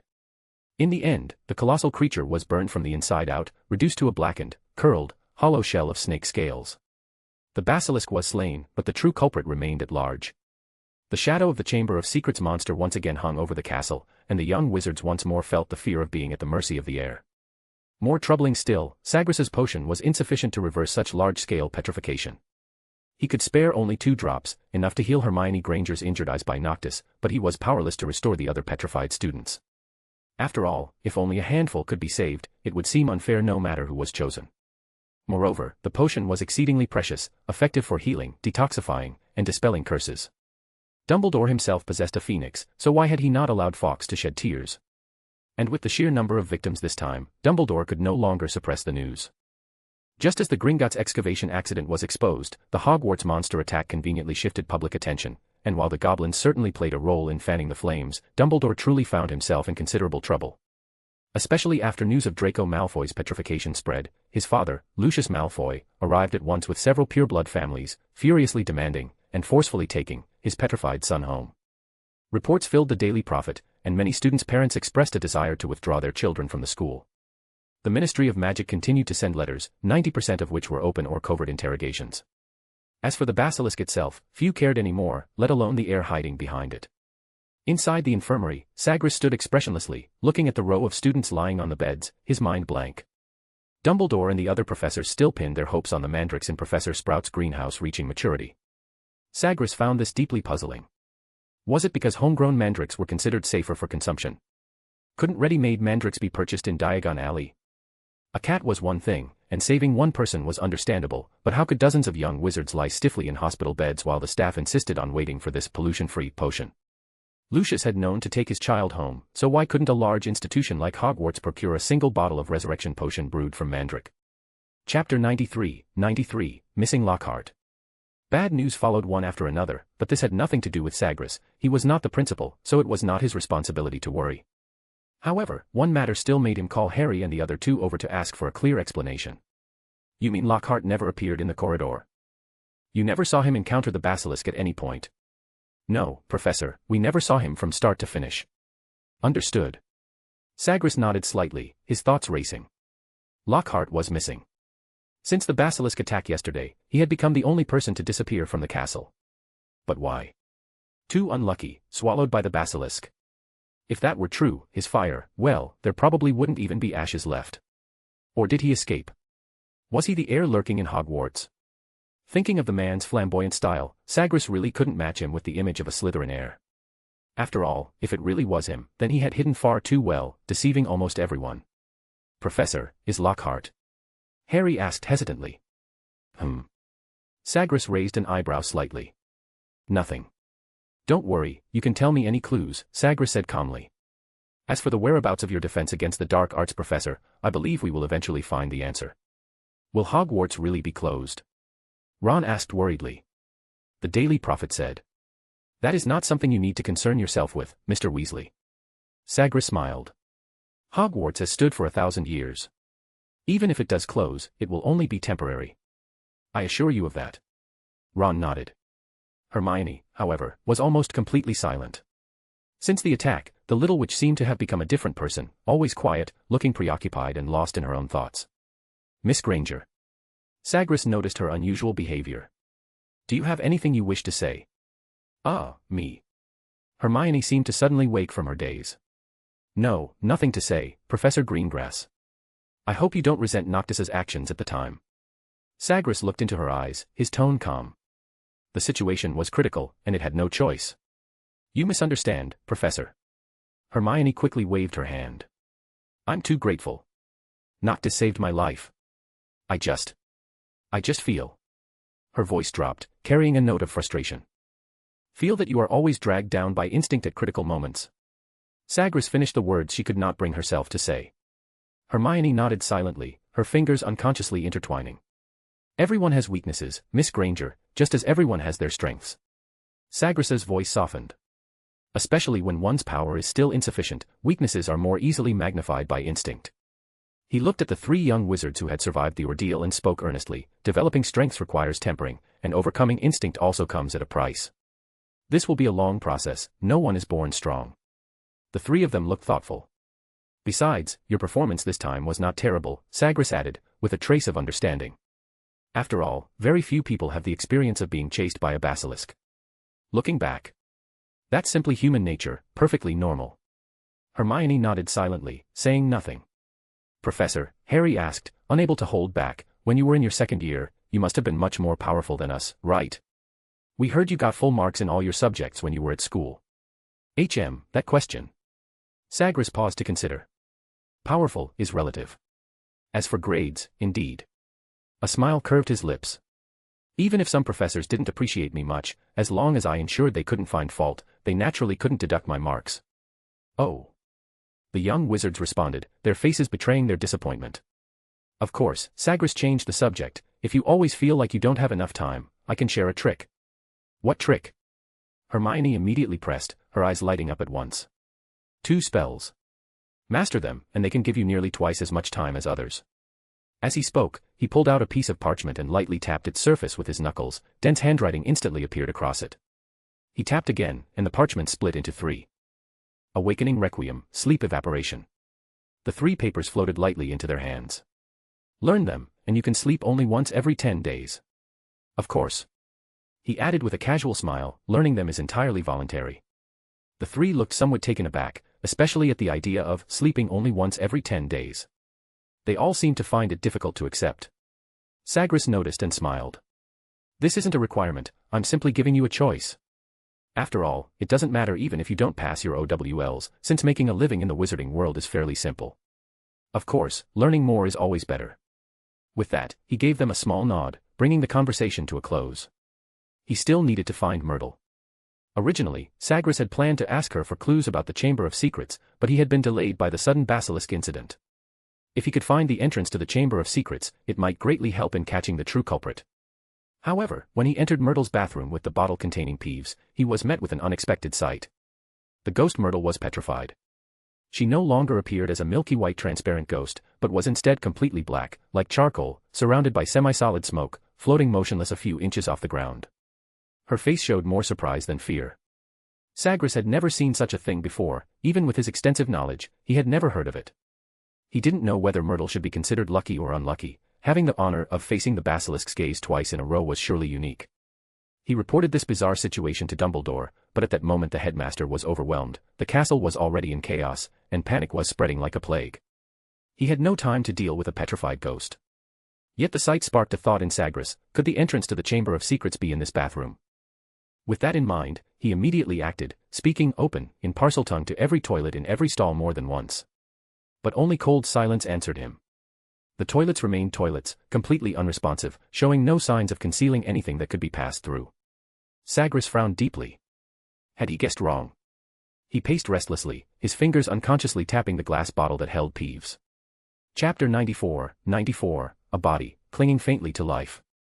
Inside the bottle, Peeves seemed disturbed by the Parseltongue he had just heard, bumping uneasily against the bottle's walls while cursing Sagres with foul language. He had never been subjected to such indignity. Being trapped in an enchanted glass bottle for 2 whole days, not even the Bloody Baron had done such a thing. Sagres. You slug from the gutter. You rotten, moldy crow. Let me out. I'll braid your hair into goblin foot rags. I'll smear your most expensive robes with dung bombs. Bang. Bang. Bang. Immediately followed a series of violent impacts. Sagres was expressionless, as if merely carrying a noisy package. He lowered his head slightly, his icy gaze penetrating the bottle to fall upon Peeves. Quiet. Or do you want to taste something else? Peeves' movements suddenly froze.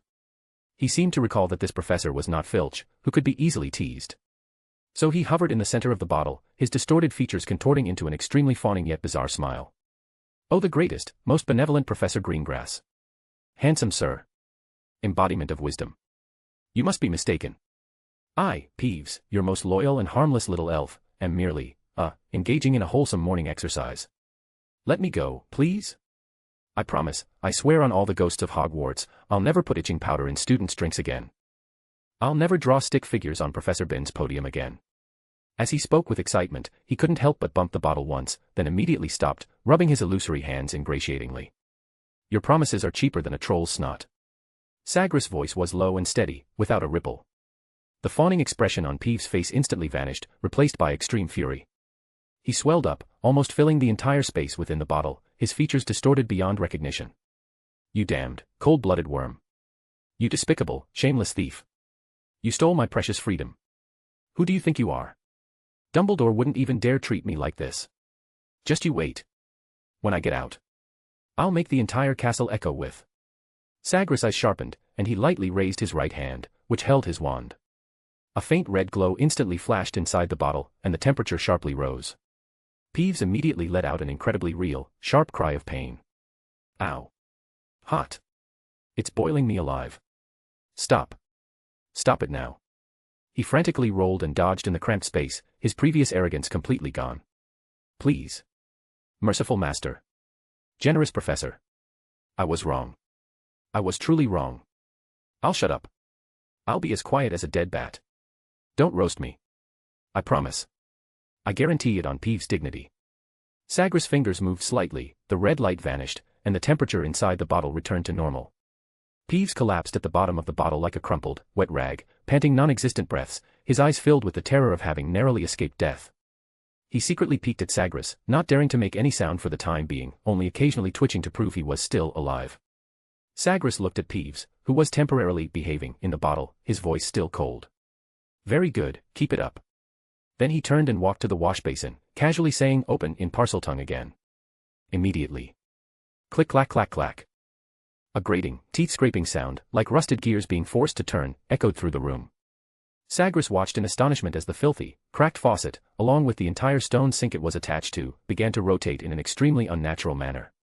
The edges of the sink split apart with a harsh grinding, revealing a bottomless, pitch-black opening below, exuding a dark aura. The stone surrounding the edge of the opening was eerily smooth, clearly not naturally formed. Sagres' heart gave a sudden leap. Had he really become so influenced by these old-fashioned wizards that his thinking was starting to grow rigid and inflexible? Yes, who said the Chamber of Secrets entrance connected to the underground pipes had to be through a toilet? Surely the proud Salazar Slytherin would not have chosen such an ignoble entrance. Though, this one was not particularly grand either. But at least it wasn't the Ministry of Magic's absurd method of drilling through toilets. He had once thought that was the sort of abstract nonsense only a transmigrator could dream up. The pitch-black opening yawned like the maw of a giant beast. Sagres tightened his grip on his wand, a faint smile touching his lips. He glanced at Peeves, who was curled up in a ball inside the bottle, then at the blackened ghost floating nearby, her expression frozen in surprise. Do you want to come with me, or is this where you stop? Peeves immediately forced out a fawning, twisted smile, his words spilling in a rapid torrent. Ah. Great and wise master. Your loyal Peeves would, of course, love to follow you on this epic adventure. But alas, my pitiful abilities would only hinder you, only weigh you down. So I'll stop here. I wish you a smooth journey and a triumphant victory. Very well, Sagres nodded calmly. Then you'll come with me. Okay, thank you, great pro, huh? Wait.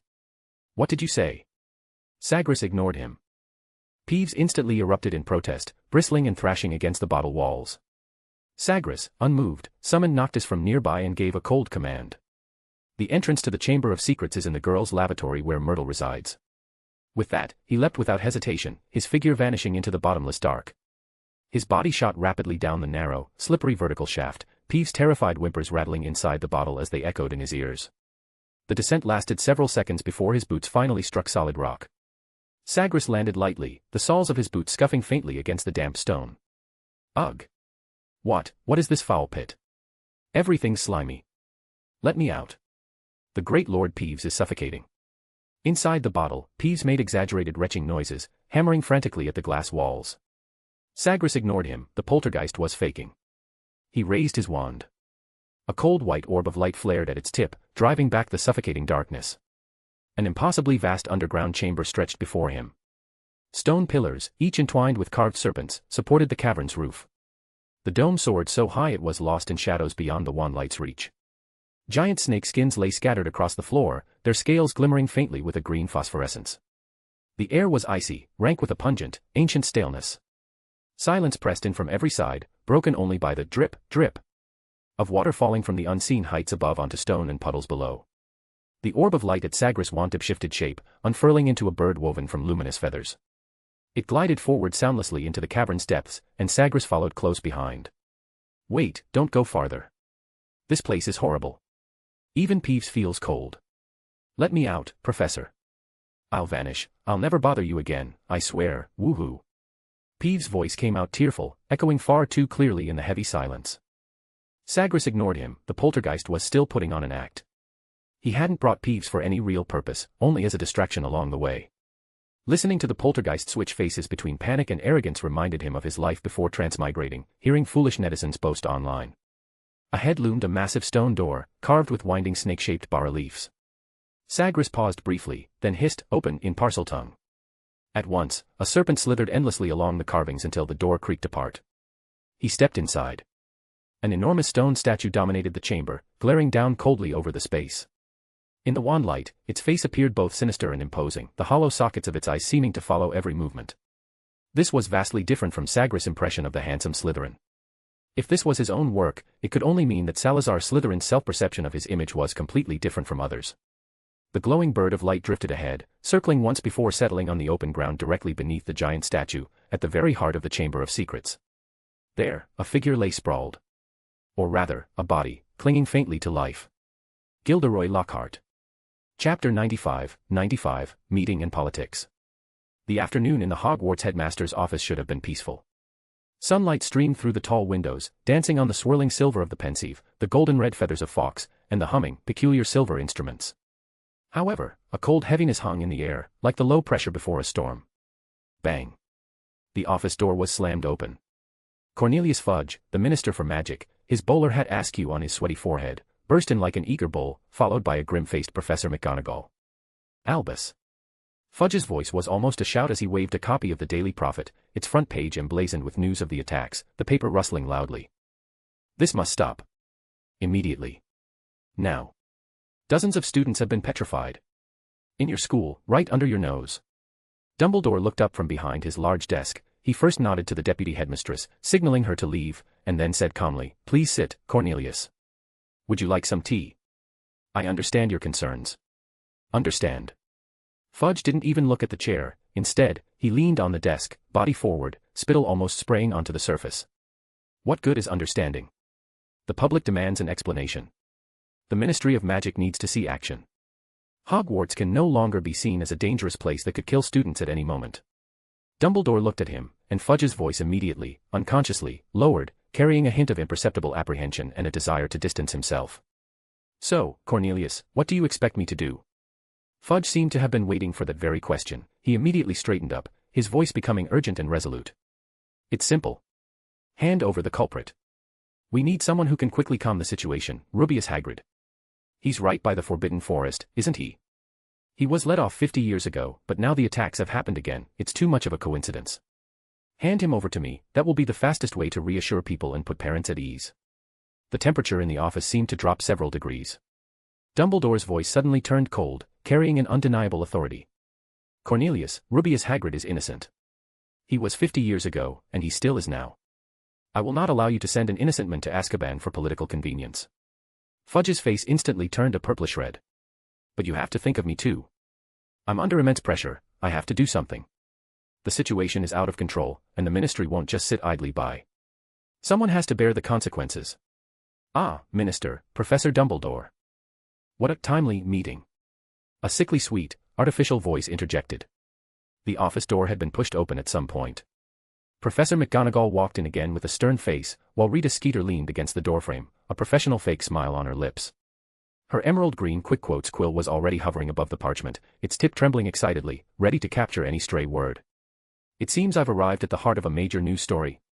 She twisted her waist as she walked in, her gaze sweeping over the two like a searchlight. For the thousands upon thousands of worried readers of the Daily Prophet, for the parents who can't sleep at night, please allow me, Rita Skeeter, to conduct an in-depth interview with you two regarding this terrible Chamber of Secrets attack. Her gaze was firmly fixed on Dumbledore. Fudge, seeing the reporter, seemed to grasp at a lifeline. He immediately adjusted his crooked hat, trying to project an air of being in control. Miss Skeeter. Yes, the Ministry is actively intervening to ensure student safety. Actively intervening. Rita's quill immediately began to fly wildly. Minister, does this mean you believe Headmaster Dumbledore is no longer capable of handling this crisis? After all, such a large-scale attack, right here in what he claims is the safest fortress. Her attack instantly turned to Dumbledore, her smile full of ill intent. Professor, regarding the Chamber of Secrets, regarding Slytherin's legendary monster, do you possess crucial information that the outside world doesn't know? The vast majority of parents and the public have an undeniable right to know. Her quill drew an exaggerated question mark in the air. Dumbledore calmly looked at Rita and her malicious quill, his voice still steady. Miss Skeeter, the monster in the Chamber of Secrets has been dealt with, but the truth has not yet come to light. Any irresponsible speculation and insinuation now will only create unnecessary panic. I advise you not to spread unverified rumors, as that would only make you an accomplice to darkness. Oh, dear Professor, rumors. Rita's smile deepened, and a strange light flickered in her eyes. The public craves to know the truth. Especially when a highly respected principal seems, to be struggling. If the school cannot provide convincing answers and assurances to the public, I believe the public and the gentlemen of the school board will have their own judgment. My pen. She elegantly pointed to the excited quill, merely faithfully records all the facts that are currently unfolding. The quill spun triumphantly in the air. As if to confirm Rita's prophecy, the office door was pushed open for the third time. This time, Lucius Malfoy entered silently. He was dressed in a well-tailored suit, and his silver serpent-headed cane made crisp, regular clack sounds on the floor, each step carrying a cold oppression. His pale face was expressionless, and there was no ripple in his grey-blue eyes as he arrogantly swept his gaze over the slightly flustered Fudge and the excited Rita.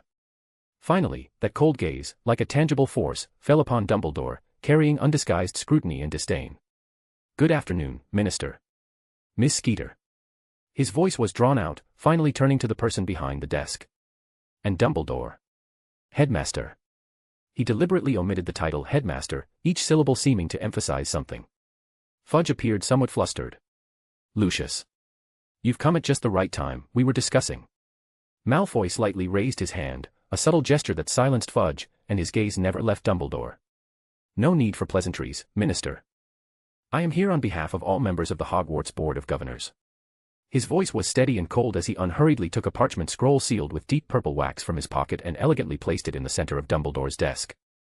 In light of the extremely disturbing and completely unacceptable malicious attacks that have recently occurred at Hogwarts, Malfoy's voice echoed clearly in the office, and the resulting, widespread, uncontainable panic, and serious doubts about the school's current management capabilities. He paused deliberately, seemingly savoring the solemnity hidden beneath Dumbledore's calm demeanor. The board convened an emergency meeting last night, and after deliberation, unanimously determined that the current situation constitutes a significant threat to Hogwarts' reputation and student safety. This document, he tapped the scroll with his cane, is a suspension order, jointly signed by myself and 11 other school governors. The air seemed to solidify. Rita Skeeter's quick quotes quill scribbled frantically across the parchment, almost sparking. Lucius's lips curved upwards in a slow, subtle arc, and he continued, it requires you, Albus Percival Wulfric Brian Dumbledore, to suspend all your powers as headmaster of Hogwarts, effective immediately. He clasped his hands over his serpent-headed cane, his tone harsh, until the board deems that the school has restored safe order, or until you yourself find and thoroughly resolve the true source of the current crisis. He spoke his last few words exceptionally slowly, with heavy sarcasm. Dumbledore did not immediately look at the suspension order on the desk, which lay there like a venomous snake. He slowly, steadily, stood up. Lucius, Dumbledore's voice remained steady, the board exercising its oversight powers granted by the Charter is beyond reproach. His gaze swept over the varied expressions of Fudge and Rita, finally returning to Malfoy. However, the crisis Hogwarts is currently facing cannot be resolved by a mere suspension order. The monster in the Chamber of Secrets has been dealt with, but the true culprit has not yet been apprehended. He gently patted the large headmaster's chair. Whether or not I sit in this chair, protecting students, uncovering the truth, and confronting all darkness that seeks to defile this castle are the undeniable and inescapable responsibilities of myself, and every person who truly cares about the future of Hogwarts. He extended his hand unhurriedly and gently picked up the weighty suspension order. He did not break the wax seal, but merely held it in his old yet strong hand, weighing it, as if weighing the contempt and conspiracy contained within. I have received this order. Dumbledore's voice sounded somewhat weary, but before I leave this office, I must remind you all, the true crisis does not stem from this chair in the headmaster's office. His gaze, through his half-moon spectacles, swept firmly and calmly over everyone. Expelling me, perhaps, is easy. But expelling the darkness lurking deep within the castle requires true wisdom and fearless courage, for this is not about political machinations and the venting of personal grudges. No sooner had he finished speaking than a raven landed on the windowsill. It tilted its head, looked at everyone in the office, and then coldly uttered a sentence. The entrance to the Chamber of Secrets is in the girls' lavatory where Myrtle is. Chapter 96, Tom Marvolo Riddle. Sagres snapped his fingers crisply, and with a soft poof, the torches embedded in the Chamber of Secrets walls instantly ignited, their warm, bright flames immediately dispelling the heavy darkness. Merlin's smelly socks. Isn't that the peacock Lockhart? How did he end up here, and looking like this? Peeves' voice got stuck, evidently unable to find suitable words to describe the sight before him. Sagres tucked the bottle containing Peeves into his pocket. He had already seen the figure curled up on the ground. However, the Lockhart before him was a completely different person from the dazzling, smiling, flamboyant writer he remembered. The man was still wearing his signature flamboyant violet robe, but at this moment, the dazzling silk was like a shroud, loosely draped over his body. His once brilliant golden hair was now withered like straw, tangled messily, and devoid of all luster. The most shocking thing was his face. That handsome face, once meticulously maintained and adored by countless witches, now resembled a piece of parchment from which all moisture and collagen had been drained, appearing terrifyingly abnormal. He was emaciated beyond recognition, his skin a deathly, grayish pallor. Yet, in the embrace of this dying shell, he used his last ounce of strength to desperately cling to something, a seemingly ordinary black notebook. His twig-like fingers were dug tightly into the hard cover's edge, as if it were the last straw he grasped before sinking into the abyss. But Sagres felt that perhaps that very thing was the chain dragging him into endless hell. Lockhart was not dead, though his breath was so faint it was almost imperceptible. If he were to expire the next moment, no one would be surprised. He lay there quietly, like a mummy dried for 1,000 years, with only his incongruously flamboyant robe silently mocking his current misery. Sagres's gaze shifted from this living corpse, and with a gentle flick of his wand, the black diary that Lockhart had clutched so tightly slowly floated up, hovering in midair. The diary opened. On the yellowed flyleaf, a clear line of text came into view. Tom Marvolo Riddle. Lord Voldemort. Sagres murmured softly, his voice calm and unperturbed, as if merely stating an expected answer. Indeed, it was him again. Still haunting. He narrowed his eyes slightly, carefully examining the seemingly ordinary diary, sensing the strong dark arts aura emanating from it. In an instant, an ancient, forbidden term suddenly flashed through Sagres's mind. Horcrux. His pupils contracted slightly, a fleeting trace of incredible astonishment crossing his eyes, but it vanished instantly, replaced by a deep, almost pitying disappointment. This was the Dark Lord's secret to immortality. Tearing his precious soul apart, then stuffing the fragments into so-called containers. No wonder no one could guess Lord Voldemort's secret to immortality. It turned out to be unbelievably clumsy.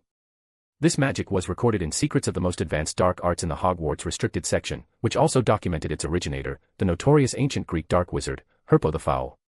In Sagres's view, the magic itself exuded a nauseating stupidity. The soul is the core of magic, the foundation of consciousness, the essence of a wizard's existence. To pursue a vague immortality, one would mutilate their own soul, defiling and tearing it apart. This was the ultimate foolishness, putting the cart before the horse. The distortion and madness it brought far surpassed death itself. In contrast, Nicholas Flamel's false longevity, obtained through the Philosopher's Stone, seemed far more reliable. At this moment, the diary had become a lifeless object devoid of magic. Only the lingering traces of a soul remained, while Lord Voldemort's own soul was nowhere to be found. Sagres casually cast a healing spell on Lockhart, and although it had little effect, at least the man's breathing grew steadier. Just then, Salazar Slytherin's colossal statue slowly opened its mouth, revealing a deep, dark cavity. Immediately after, a flesh and blood monster, entirely scarlet and over 30 feet tall, writhed its way out of the opening. Sagres stood still, watching this slightly smaller flesh and blood monster, a flicker of confusion in his eyes. The monster, however, had a clear objective. It leapt from the statue's mouth, a pair of blood-red wings suddenly unfurling behind it. When it landed, a dozen thick tentacles extended like living snakes, quickly propping up its massive body, positioning itself firmly between Sagres and Lockhart. IMG. I know you. The monster spoke. It had more than one head, and when it spoke, a dozen mouths opened and closed together, its voice a strange mixture of youthful clarity and hoarse echoes. You are Sagres Greengrass, Hogwarts' youngest professor. Sagres looked at the somewhat familiar flesh and blood monster, revealing an unfathomable expression, nodding with a half-smile. I've also heard of you, Lord Voldemort. His tone was calm, and he pointed to Lockhart lying on the ground. Can you enlighten me? Is this one your accomplice? Or merely a victim? Humph. The flesh and blood monster let out a chilling sneer. You are very perceptive, it doesn't surprise me that you've guessed these things. Very well, then I shall tell you all about it. The giant monster twisted its tentacles, its cruel voice echoing in the Chamber of Secrets. But let me state up front, that good-for-nothing Lockhart is not worthy of being my accomplice. His empty head, besides his greed for false fame, probably can't hold anything else. The flesh and blood monster, believing itself in control, began to boast to Sagres about its series of brilliant decisions. It all began months ago, the row of eyeballs gleamed cunningly, a little witch named Ginny Weasley got my diary. Over the long days, she confided in me, those pitiable worries and sorrows, being ridiculed by her brothers, coming to school in old robes and with old books, and... He deliberately drew out his words, she firmly believed that the famous, kind, and great Harry Potter would never like her. She babbled about school trivialities, even mentioning. The flesh and blood monster's voice carried a deliberate reverence, that she also longed to attend your classes, esteemed Professor Greengrass. Lord Voldemort's voice was full of triumph, and his massive body simulated a human posture as he shook his head. How tedious, listening to an 11-year-old girl's childish worries. He continued, his voice feigning gentleness, but I patiently responded, playing the role of a benevolent, understanding figure. Ginny was utterly smitten with me. Oh, Tom, no one understands me like you. Oh, Tom, I'm so glad to have this diary to confide in you. Oh, Tom, you're just like a friend I can carry in my pocket. Bah! How foolish. He let out a cold, harsh laugh, as if admiring his own masterpiece. But Sagres felt that the other party might not be laughing for long. Chapter 97, I'm just an observer. Not to boast, Professor, but bewitching hearts has always been my forte.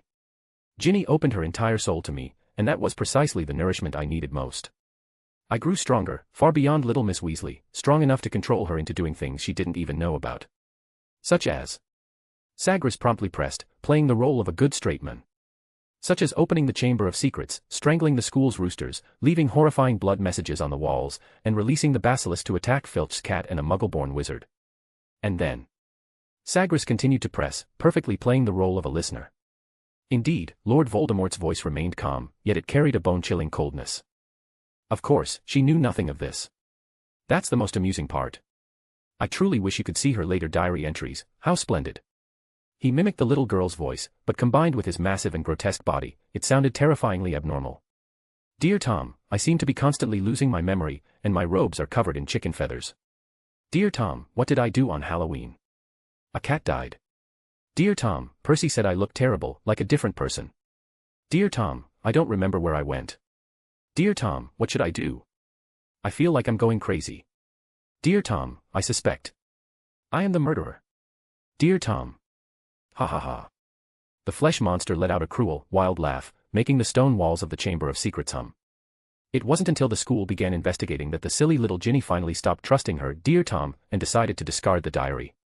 The flesh monster's voice was full of mockery. And it was precisely at this moment that our great Professor Lockhart, by a twist of fate, obtained it. At this, he glanced at Lockhart, who was sprawled on the ground, his row of eyeballs swirling with intense disdain and ridicule. Lockhart twitched weakly a few times but still couldn't manage to struggle to his feet. To be honest, fooling Hogwarts' defense against the dark arts professor was even easier than fooling a little girl. That was quite unexpected. He added coldly, Dumbledore must truly be senile to hire such an incompetent professor. But it's also for the best, otherwise, my path to rebirth might have been even more arduous. Ha ha ha. After all, to deal with this imbecile, all I had to do was throw a few nauseating compliments and draw some enticing grand visions when he was helpless, and he would do my bidding. Hey, truly more useful than a house elf.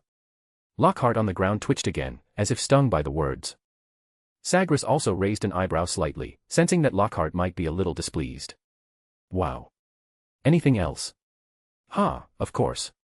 The flesh monster suddenly turned to Sagres, its massive body leaning down with immense pressure. Then, the great Lord Voldemort, with only a fragment of memory from when he was 16, accomplished this arduous feat of rebirth. As he spoke, he raised a twisted, sharp claw, its tentacles wriggling like living things. I told Lockhart that I knew how to resolve the Chamber of Secrets, and he naturally believed me completely and came. Then I released the basilisk, to prevent that starved beast from disturbing my sacred ritual, Finally, I made my last use of this waste, temporarily detached from the diary, and found a brand new, perfect body. He proudly displayed this crimson, hideous body. As early as 16, I discovered it, Salazar Slytherin's most perfect creation of flesh magic. At that time, I was powerless to command it, but now, for a soul without a body, isn't this the most ideal vessel? It is indeed very strong, Sagres nodded in agreement. Hey, you are honest. Lord Voldemort looked at Sagres, his voice full of feigned regret. But what a pity, I still have to kill you. That is indeed a great pity. Sagres also nodded in agreement. Ha ha ha ha ha. Lord Voldemort immediately burst into a rampant shriek, the eerie echo making the torches in the Chamber of Secrets flicker wildly. Obliviate. A sudden voice interrupted Lord Voldemort's wild laughter, followed by a blast of icy blue light that shot from behind him, accurately hitting the massive flesh body. Sagres couldn't suppress the smile on his lips. He had personally watched Lockhart, dragging his broken body, silently crawl up behind Lord Voldemort and then raise his wand to cast this spell. And the dazzling magical glow revealed the attacker's astonishing mastery of the spell, something Sagres had not expected. Most importantly, if it had been a typical offensive spell, it would not have harmed this flesh monster but instead nourished its body. Obliviate, however, specifically targeted the mind, not the physical form. The torches in the Chamber of Secrets flickered, and the atmosphere grew heavy. The flesh monster's massive body froze in place. The row of eyeballs that had previously gleamed with cunning, triumph, or coldness were now vacant and bewildered. Lockhart, having exhausted his magic, collapsed completely and lost consciousness. Sagres, meanwhile, observed this unprecedented change with keen interest. The creature's multiple heads clumsily rotated, its empty eyes scanning the gloomy Chamber of Secrets, Lockhart lying on the ground, Sagres standing still, and its own crimson body bristling with tentacles and sharp claws. Then it let out a confused, pained growl. Its voice was still grotesque, but all sense of purpose was gone, leaving only primal irritation and disorientation. What is this? Who am I? The words echoed hoarsely, no longer clear sentences, but more like the unconscious groans of a beast. Sagres stood calmly in place, his wand slightly raised but not aimed at the creature. A playful smile lingered on his lips, as if he were watching the opening act of an absurd play. The flesh monster looked down at itself in confusion. This body, why do I have tentacles? Anne. It used one tentacle to count its heads, a string of heads. Am I a monster? Sagres raised an eyebrow. I'm afraid so, Tom. But considering your past tastes, this current appearance might actually be more presentable. The flesh monster eyed Sagres suspiciously. Tom. Is that my name? It sounds too ordinary. Sagres shrugged. Don't worry, you later changed it to a more resounding name, Lord Voldemort, the Dark Lord. But for now, we should focus on the immediate problem. The flesh monster raised a tentacle and poked its own face. The immediate problem. Do you mean I look like a failed experiment crossbred from a troll and an octopus? Sagres let out a light chuckle. A very accurate description. But strictly speaking, this is the masterpiece of a wizard, and you, well, you're its current occupant. The flesh monster was silent for a moment. So, I'm a tenant. What's the rent? My soul. Sagres nodded. More or less. But the good news is, you've already paid in advance. The flesh monster looked around and noticed the unconscious Lockhart. And this person is, my previous landlord. Sagres smiled. No, he was your assistant in becoming what you are now. Though his main contribution was lying on the ground. The flesh monster frowned in thought. Did I do something to him? I vaguely remember the phrase, making use of waste. Sagres raised an eyebrow again. Don't be too hard on yourself, he wasn't very useful to begin with. The flesh monster suddenly became alert. Wait, if I am the Dark Lord, assuming I truly was, then who are you? My sworn enemy? My follower? Or, my creditor? Sagres replied slowly, for now, I'm just an observer. But if you wish, we can redefine our relationship. For example, the only person willing to talk to an amnesiac monster.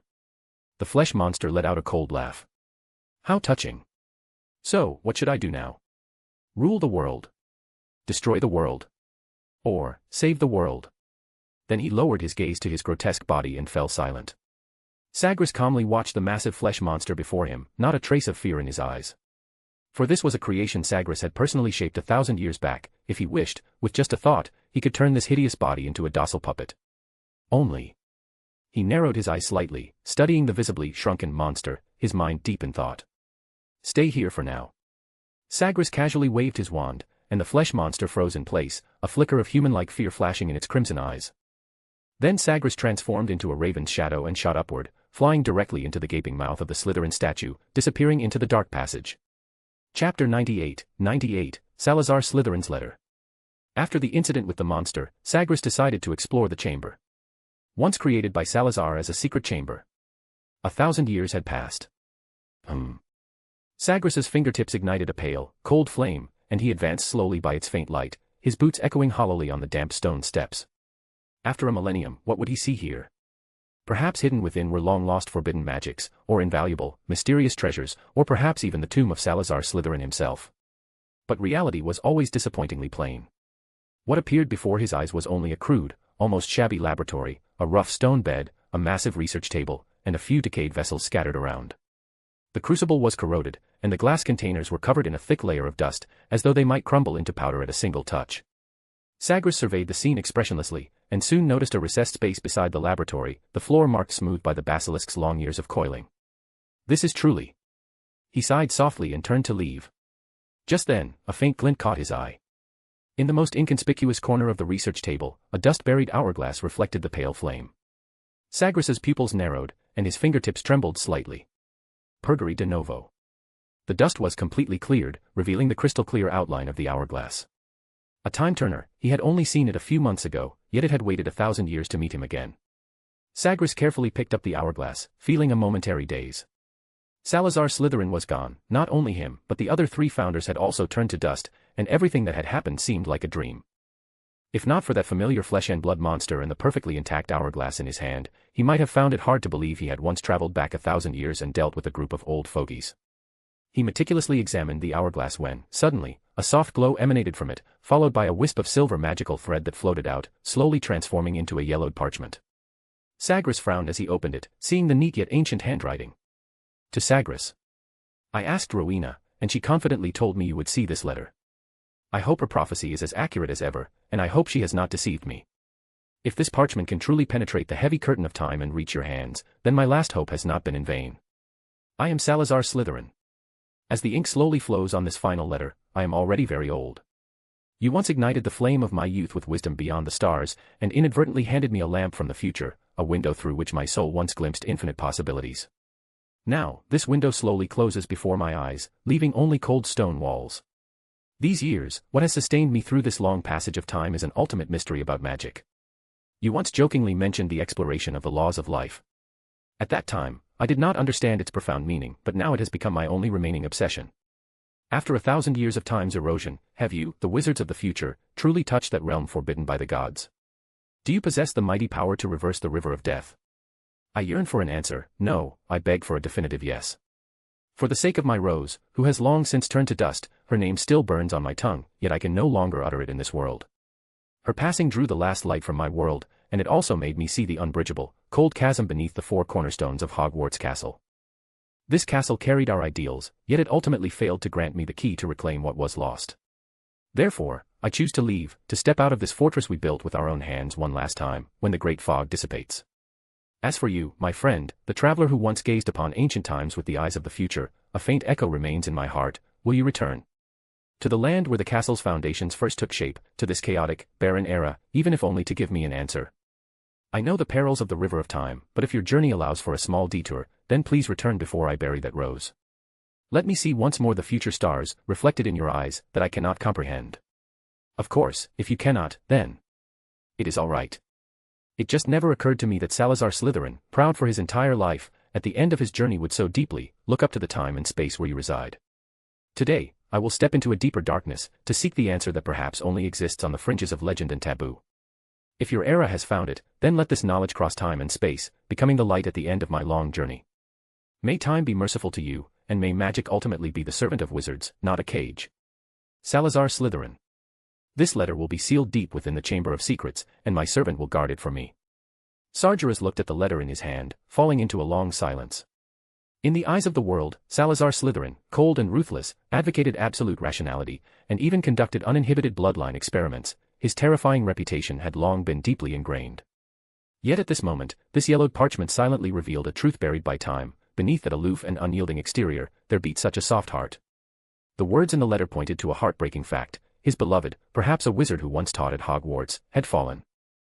And his lifelong dedication to those horrifying flesh and blood magics and soul magics, the source of his mad obsession, was merely to reclaim the deceased from the cold grasp of death. Sargeras's gaze fell back to the hourglass in his hand. He carefully recalled the knowledge entrusted by Rowena Ravenclaw and verified it against the hourglass's structure one by one. The result was undeniable: the time turner had been preset, its destination precisely that era a millennium ago. However, a cold truth also emerged: he was a transmigrator. In this world, he was a person without fate. According to the knowledge of time that Rowena Ravenclaw had taught him, everyone's fate and time correspond one-to-one, which is also the principle on which the time turner operates. But for him, every journey into the long river of time would be a drift full of unknowns. He couldn't go back, or rather, it would be very difficult for him to go back. Even with a set time turner, he would inevitably end up in another point in time upon using it. This process was like groping for a specific star in endless darkness. Aside from relying on slim luck, it meant countless near-desperate attempts. And what made him even more bewildered was this: even if he could go back, what should he do? He had no answer. A bitter thought quietly emerged: a millennium had passed, yet the progress of the magical world was so disappointing. This wasn't his fault alone, but if he were truly to embark on the return journey, how could he return empty-handed? So if he were to go back, he would need to carry the answer to that question, and then go back. 12 plus chapters in advance, P@Trian/Dark Devil. Chapter 99, The Accusation. Sagres expressionlessly put away the hourglass, his gaze sweeping one last time around the simple stone chamber before he turned and left. When he stepped back onto the cold ground, the previously empty chamber of secrets was now packed with people, bustling around the motionless, tall, and grotesque flesh monster. Headmaster Dumbledore stood at the very front, his silver beard flowing and his expression grave, with the 4 heads of house standing behind him like silent guardians. Lucius Malfoy, accompanied by several displeased school board members, was quietly conversing with Fudge.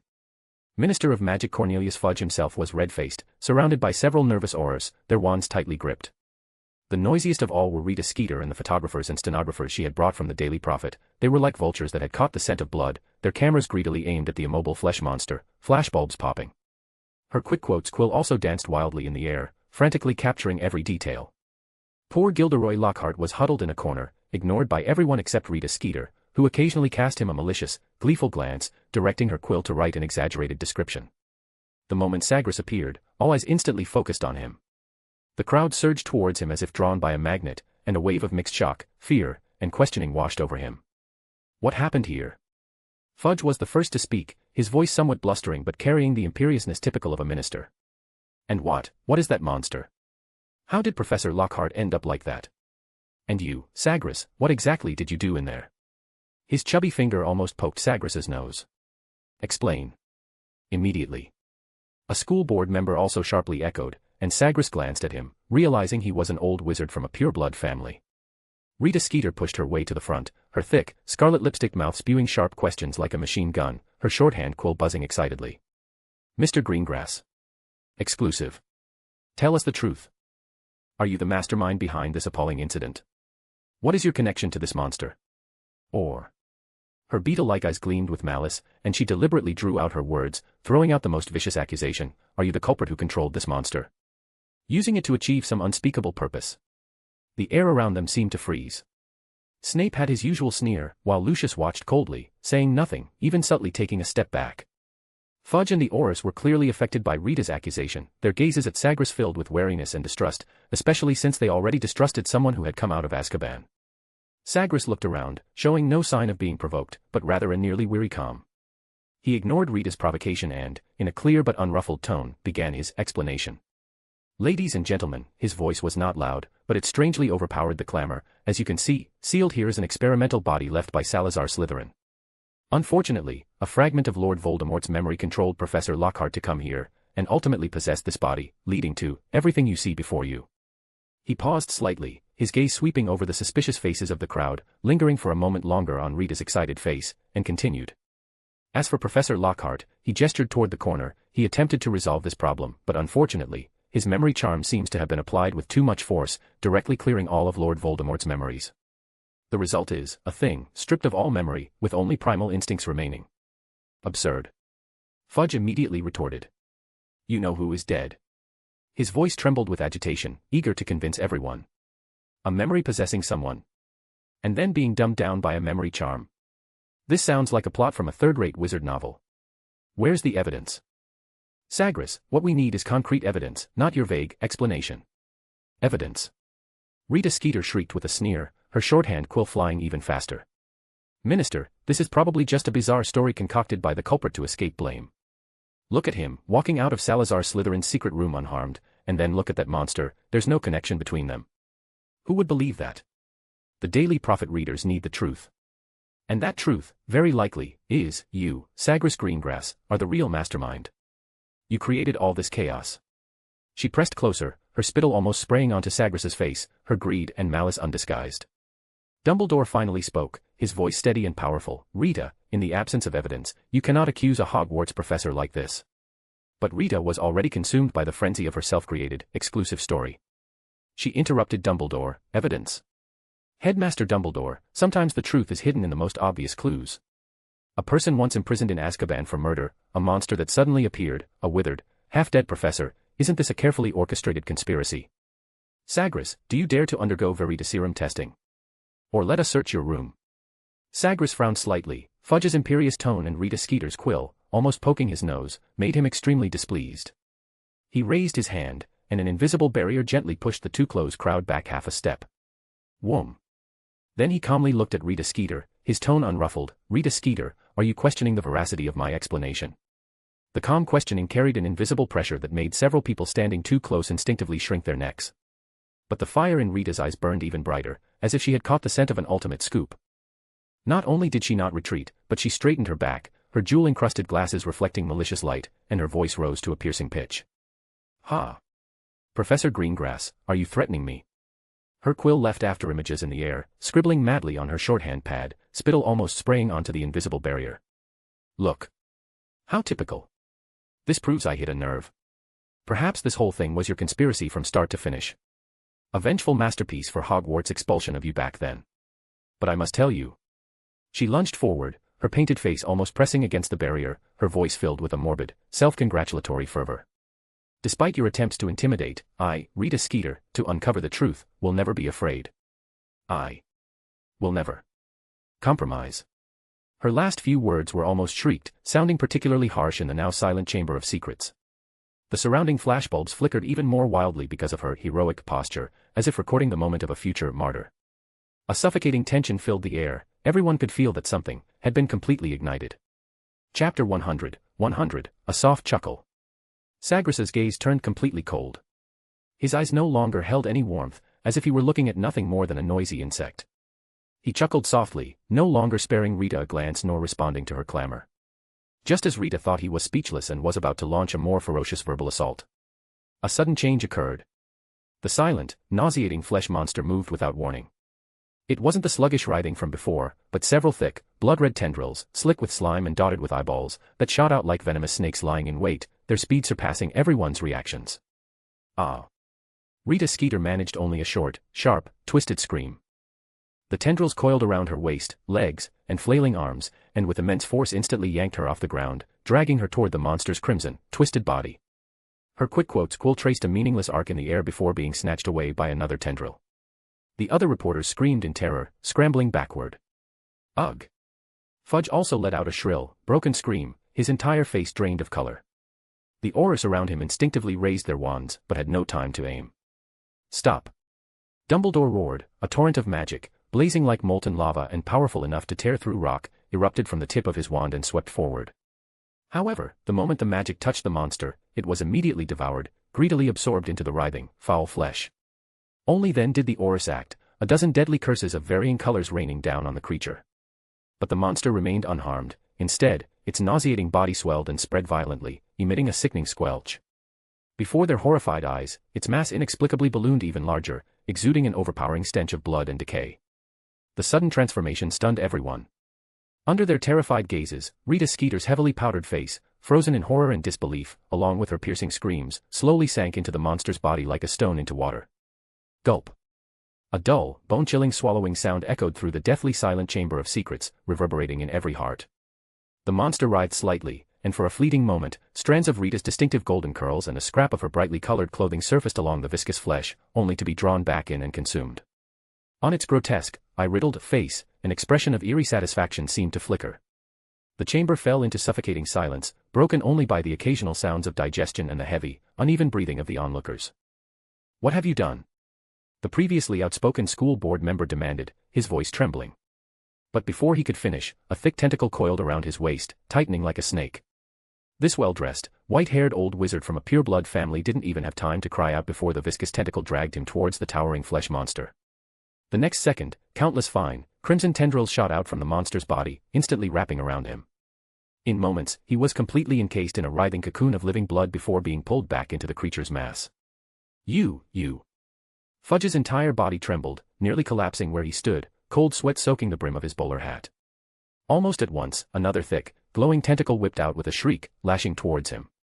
It coiled tightly around his arm. Slash. With a muffled crack of bone and tearing flesh, Cornelius Fudge's arm, still clad in its fine woolen sleeve, was severed cleanly at the shoulder. It was Dumbledore who saved him, acting at the last instant. The headmaster had severed the trapped arm with a precise spell before the tentacle could drag the minister into the monster's maw. The severed arm flew through the air, spraying blood in an arc. Fudge's scream caught in his throat from the shock of pain, leaving only a strangled gasp as his body pitched forward, stumbling under the force. Before the arm could hit the floor, a gaping, viscous maw opened on the monster's surface, snapping it up and swallowing it whole like a python devouring prey. The Aurus wands shook in their hands, but none dared fire, fearing they would be the next to be seized. The school board members were deathly pale. The reporters had collapsed in terror.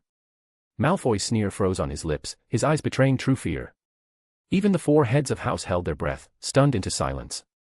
Sagres stood motionless, slowly lifting his eyes.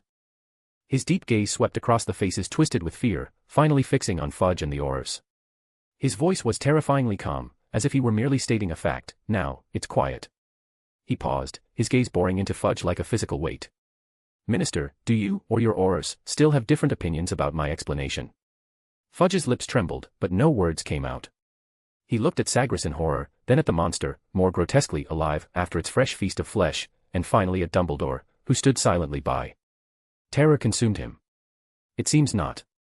Sagres gave a slight nod, his eyes sweeping over the group until one by one, every head lowered. Only then did he withdraw his gaze, seemingly satisfied. Only Dumbledore's eyes remained fixed, shifting between Sagres and the monster, filled with a gravity and scrutiny unlike ever before. Sagres acted as though he noticed nothing of the suffocating fear pressing down around him. With casual ease, he lifted a hand and gestured at the flesh monster that had just completed its devouring, his tone light, almost as if he were commenting on a piece of artwork. "It seems Salazar Slytherin's flesh creation truly lives up to its reputation." He paused, then added almost indifferently, "And even stripped of Lord Voldemort's memories, the bloodlust ingrained in his very bones remains dangerously strong." Sagres brazenly and casually attributed the bloody attack to the residual instincts of Lord Voldemort and the characteristics of Slytherin's creation. As for whether others believed him, that wasn't important. He figured that, given Salazar's personality, he probably wouldn't care about such trivial details. And Ravenclaw, being such a powerful seer, should have told Salazar long ago that his reputation would be tarnished 1,000 years later, right? Sagres turned his gaze to Fudge, slumped on the ground with an ashen face, then swept over the pale school board members standing behind the crowd. His voice carried a deep tone of regret. "This is truly unfortunate, gentlemen. Even if I hadn't warned you, you should never have provoked it." He shook his head and continued, "For the two unfortunate wizard colleagues who perished, and for you, Minister, your lost arm, I offer my deepest sympathies. However," his tone shifted, laced with a chilling hint of mockery, "fortunately, you still have one left. For handling documents and signing, that should be no problem." His gaze swept slowly across the faces that, moments ago, had been filled with suspicion and accusation toward him. His smile now appeared tolerant and benevolent. "Although your earlier doubts and accusations left me somewhat indignant, I am, after all, benevolent and magnanimous. Therefore, not only will I let bygones be bygones, I will also personally help you resolve this problem." With that, he raised his wand, its tip aimed squarely at the silent flesh monster. Thailand bot v Mongolian Tugrik Nigerian Naira Mongolian Tugrik. At his cold incantation, the solid ground beneath the monster instantly began to boil. A huge, viscous blood vortex appeared out of thin air. In its raging whirl, the flesh monster was like a wax figure cast into boiling water, its tough flesh corroded, stripped away, and dissolved at a visible rate. Cree. The monster gave a silent roar, struggling violently as it was consumed by the surging waves of blood. In just a few seconds, its 30-foot body was swallowed whole, leaving not a trace behind.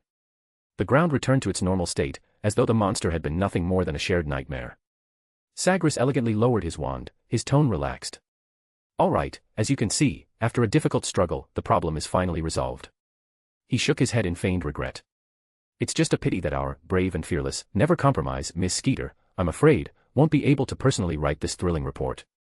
However, a soft chuckle escaped his lips. War correspondents have always been a high-risk profession. Didn't she just shout about being fearless in pursuit of the truth? I think she's probably gotten the truth she wanted by now. His gaze, cold as shards of ice, swept indifferently over the crowd. His wand turned, pointing toward the school board members who had just been the loudest in their accusations. And one particularly active school board member seems to have also sacrificed his precious life for Hogwarts in this misfortune. Ah, what a shame. His voice carried open mockery. But you don't need to grieve too much, after all, Hogwarts still has 11 more enthusiastic school board members like him. Finally, he looked to Dumbledore, who had remained silently watching, and his tone shifted back to calm neutrality. Well, Headmaster Dumbledore, matters here are settled. I trust you can arrange the follow-up properly without my further interference.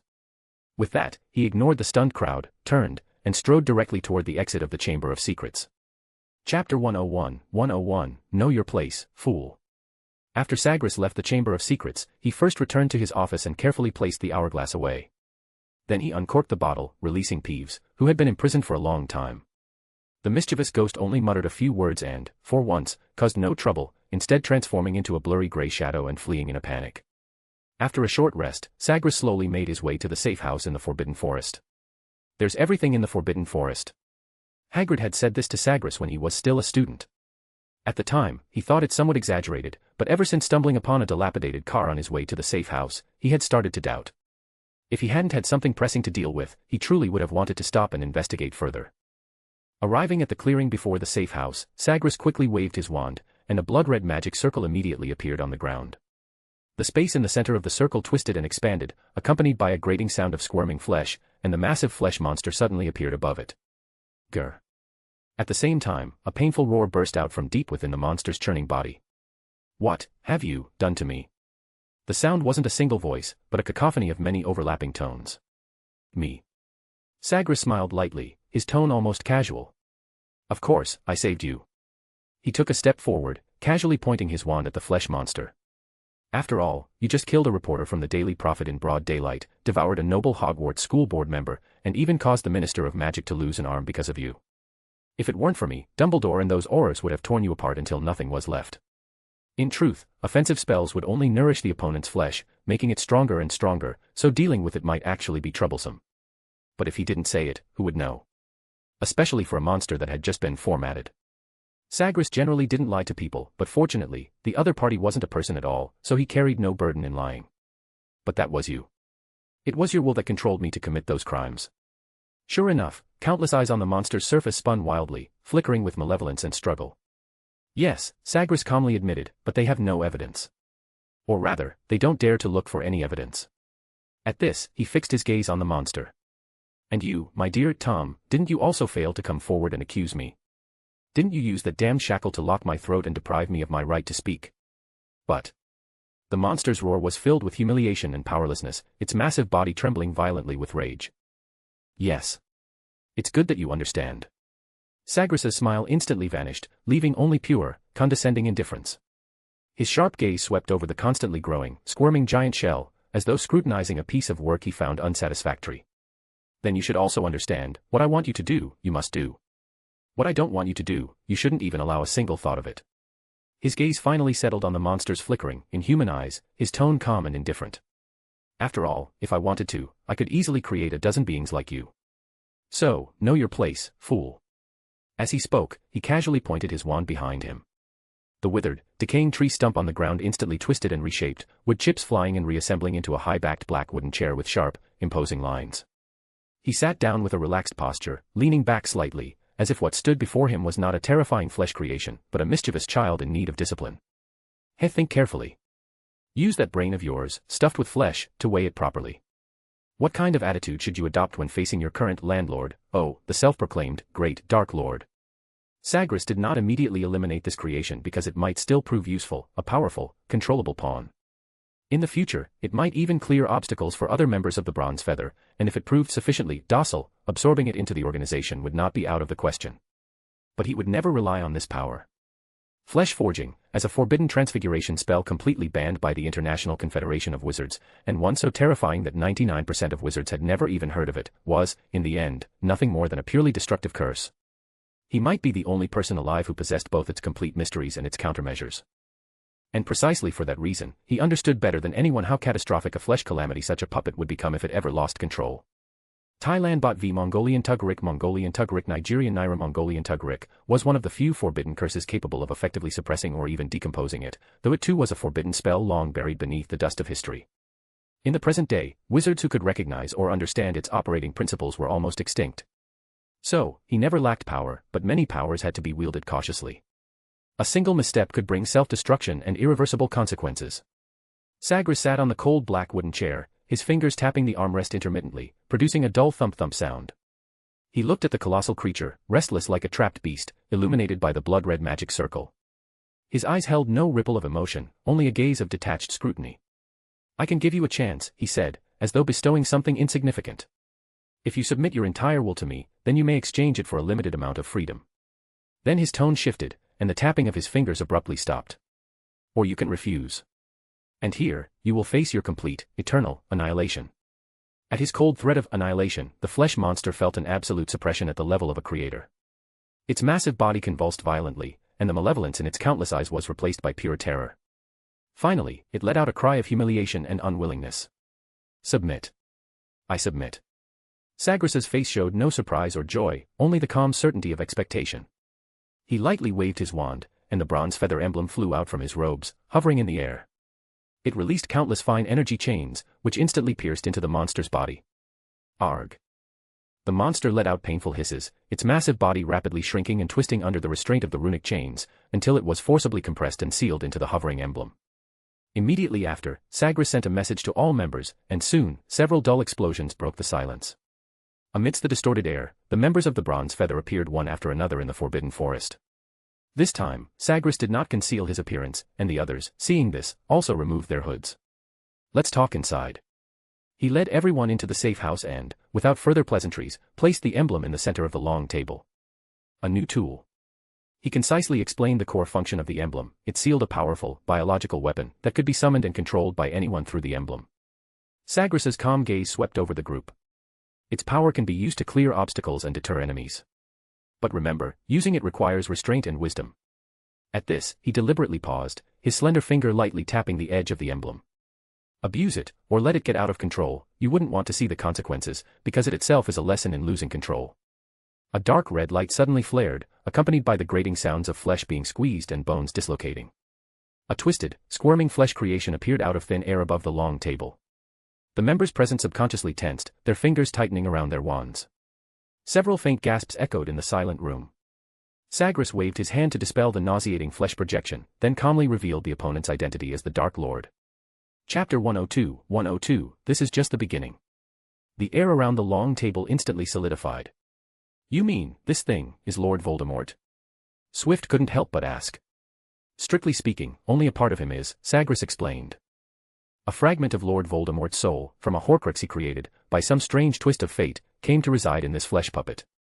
Then, a powerful memory charm from Gilderoy Lockhart completely washed away all memories and personality belonging to Tom Riddle."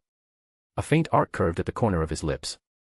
Under the catalysis of a series of ironic changes, that broken soul fragment completely merged with the out-of-control flesh magic, and eventually, it became the form you just saw. Horcrux. And this flesh monster, what exactly are they? Kestrel also asked, somewhat confused. A Horcrux is an extremely evil dark art, through which the user can achieve immortality by splitting their soul, Thunderbird commented with disdain.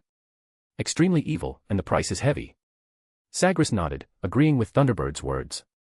"Later, I will place a mark on your badges. When necessary, you can summon it into battle through your badges." Sagres then looked at everyone.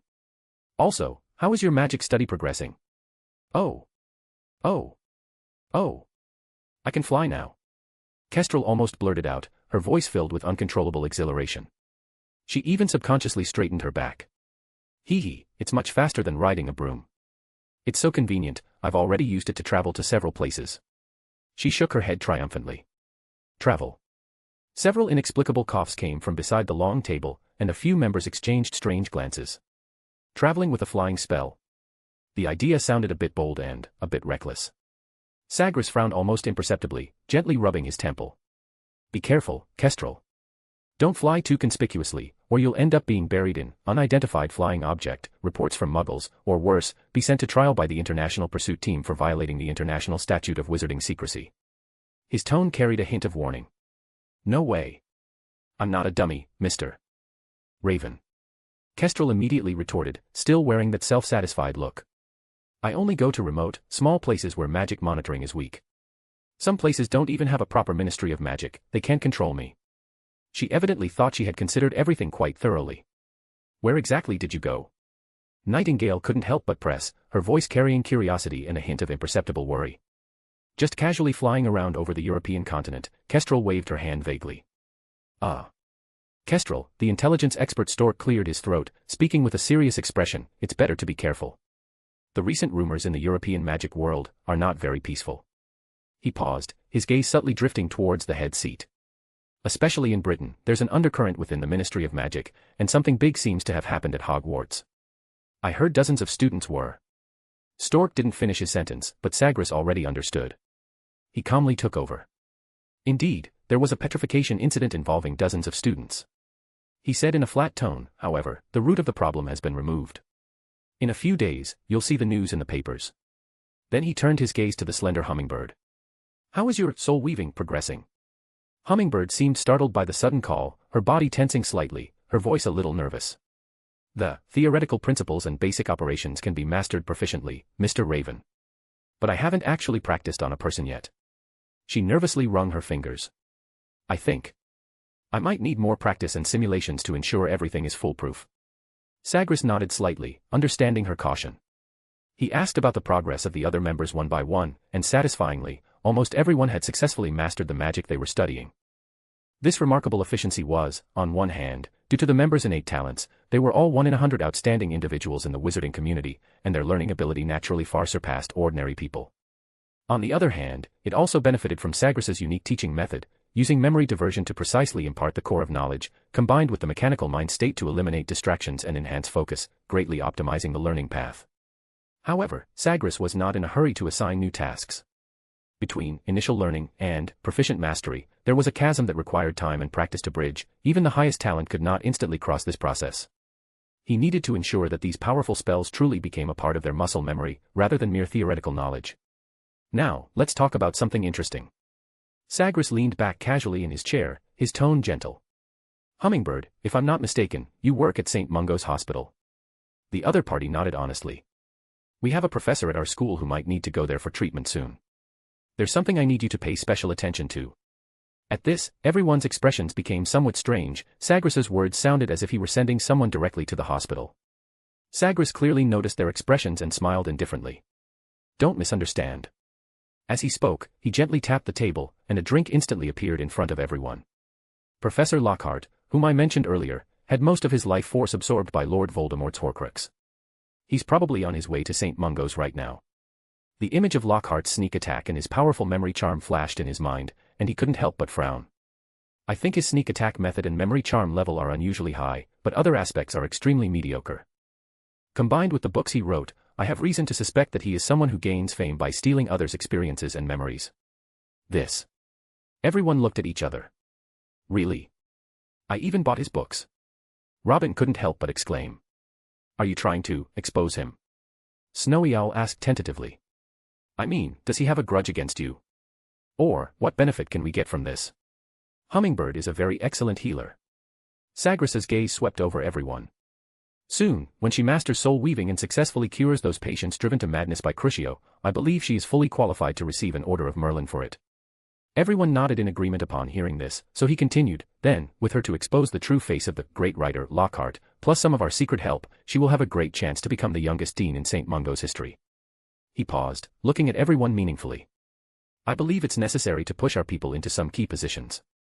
This will greatly benefit any of our future actions. And this is just the beginning. Chapter 103, 103, Future Plans. And Thunderbird. Sagres continued, last Christmas, Headmaster Agilbert Fontaine mentioned in his letter that he was getting old and planning to retire. I believe you are the perfect candidate for the next headmaster. I'm not young anymore, and my energy might be lacking. Thunderbird slowly shook his head. Oh please, Kestrel seized the opportunity to interject, over 100 years old is the prime age for working hard. Don't forget, we have the Philosopher's Stone as our fallback. For once, Kestrel spoke wisely. Everyone echoed with laughter. Boo. You guys are so mean. Then Sagres collected his thoughts and continued to make arrangements for the others. Robin, you work in the International Fluent Network Coordination Office. If possible, we will help you become the office director, or even further, take the position of director of the International Magical Transportation Department. Robin straightened his back, revealing a capable smile. Nightingale, you teach potions at Beau's Batons. I was hoping you could become the headmistress in the future. But Madame Maxime doesn't seem to have any immediate plans to retire, her physique and energy are quite abundant. However, if the opportunity arises in the future, I will talk to her about it. Please don't plot her death, though. Nightingale nodded understandingly, shrugging with a hint of French elegance and helplessness. Stork, you work at the International Confederation of Wizards Gazette. If you are interested and the time is right, we will find a way to promote you to editor-in-chief. After all, the high ground of public opinion is crucial. Stork pushed up his glasses, a sharp glint flashing behind the lenses. Controlling the mouthpiece is what I'm good at. I will closely monitor the editorial department's movements. Snowy Owl, you are rooted in the Magical Creatures Merchant Guild and also have deep connections in the African Gemstone Merchant Guild. If possible, we will integrate resources and try to help you ascend to the position of Guild Master. Snowy Owl nodded steadily. I already understand the operational context of the Guild, and the position of Guild Master is indeed my next goal. Also, Swift, Sagres turned to the Gringotts Cursebreaker, it's almost impossible for you to hold a high position at Gringotts. Senior Cursebreaker or Cursebreaking Team Leader is the limit you can reach. After all, goblins are extremely xenophobic, and they have absolute control over Gringotts, so I'm afraid I can't help much with this. Swift frowned slightly, clearly a little disappointed. Sagres then shifted the topic. However, if you can uncover the secrets of Gringotts' core high-level personnel, then, when the time is ripe in the future, we might be able to launch a financial revolution in the wizarding world. What did you say? Swift couldn't help but ask, his brows furrowing tightly, clearly not fully grasping the core of the idea. It's about dismantling Gringotts' monopoly foundation. A strange silence fell over the room.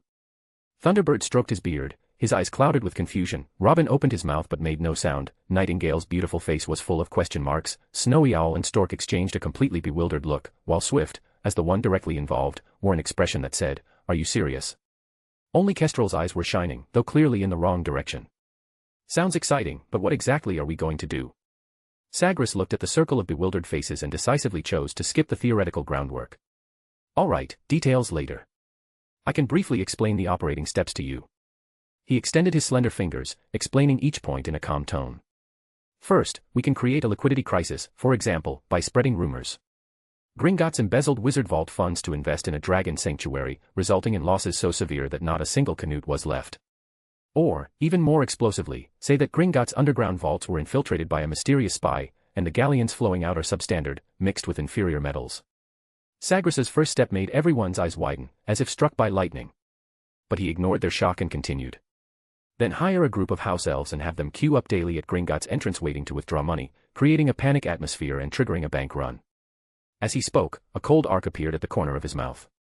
Then use the Homerfoo's charm to mass-produce a batch of fake ghost galleons and inject them into the market, diluting the currency's value and leaving the goblins in a state of chaos. This is simply... Swift murmured, his quill unconsciously poking the parchment, as if recording a fantastical tale. This is just the first step. The second step can be more radical, such as triggering a systemic risk in Gringotts' wizarding bank. Sagres' voice carried a nearly cruel rationality. Find a way to replace the reserve currency in some of Gringotts' core vaults with a large batch of galleons that are indistinguishable from real ones. Once this, gilded outside, rotten inside, hole is exposed, even if it's just a rumor, the foundation of trust upon which the entire goblin system relies will instantly collapse. It had to be said, this was insidious, but very effective. The final step is to build a new order. His tone was absolute. On the ruins of Gringotts, establish a new trust bank, a financial system completely controlled by wizards. He paused, then threw out an even more advanced concept. After that, we can also introduce decentralized magic currency, creating a type of cryptocurrency based on magical contracts, then establish a wizard credit system, providing low-interest loans to attract young wizards. Of course, he added lightly, to control risk, legitimacy can be used to efficiently verify their repayment willingness and ability. Everyone was dumbfounded. If these words had come from anyone else, they would have scoffed, dismissing them as the drunken ramblings of a fool. But this man in front of them, they all knew how intelligent and powerful he was. And he spoke with such clarity and logic, even if they didn't quite understand. Where did you get all this from? I thought about it alone in the attic before. Sagres took a sip of the drink before him. Of course, it was mainly based on Muggle books and wisdom.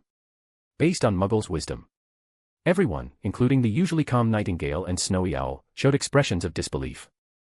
You must not underestimate Muggles.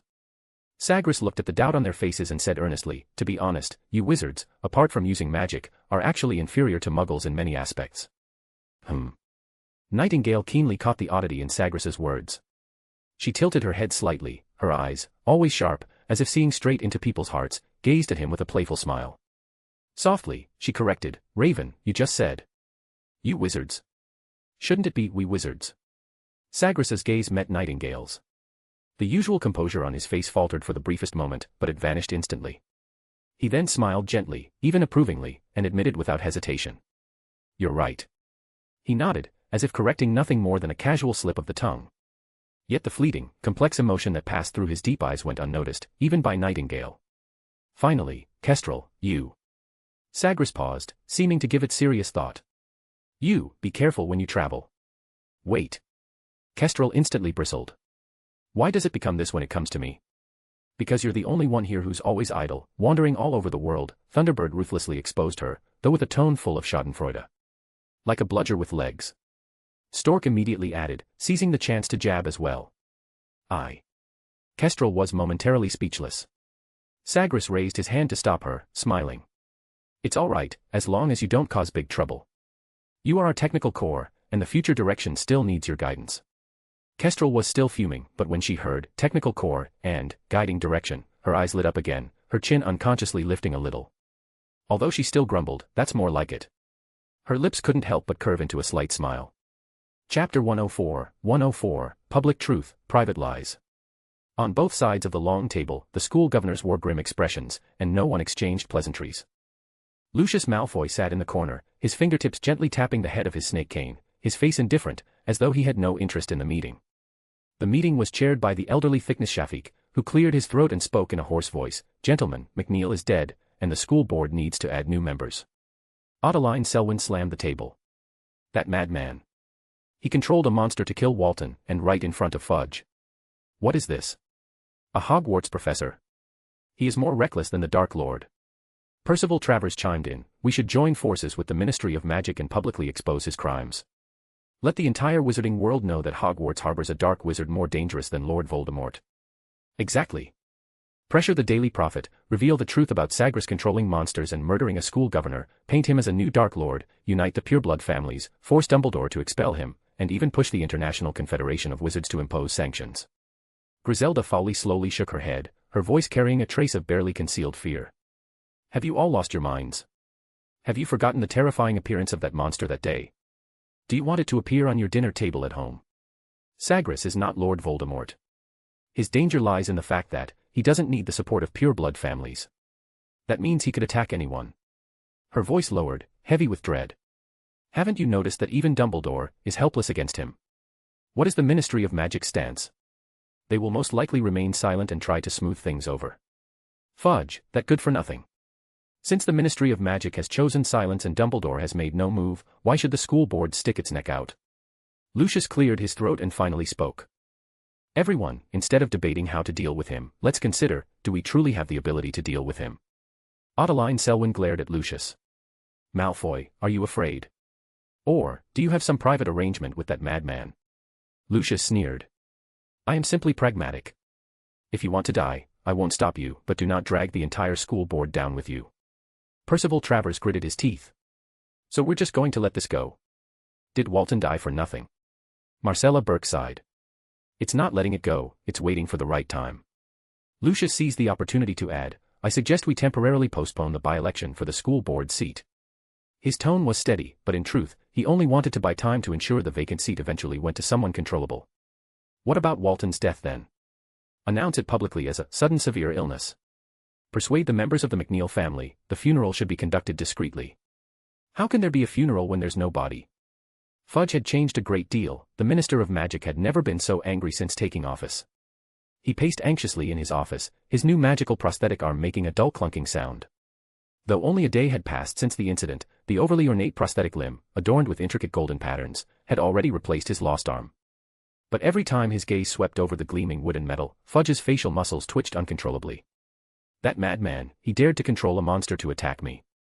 And Dumbledore, he must have had a more clever way to save me, but he just watched. No, he personally severed my arm. But when he recalled Sargeras' calm, indifferent eyes, the bloody scene suddenly stabbed through his mind.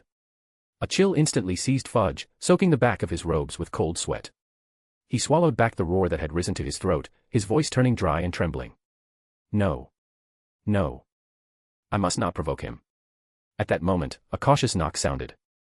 Fudge spun around abruptly, his heavy magical prosthetic limb knocking over the silver inkstand on the desk with a loud bang. Purple-black ink, like thick blood, splattered instantly, spilling wildly across a stack of documents.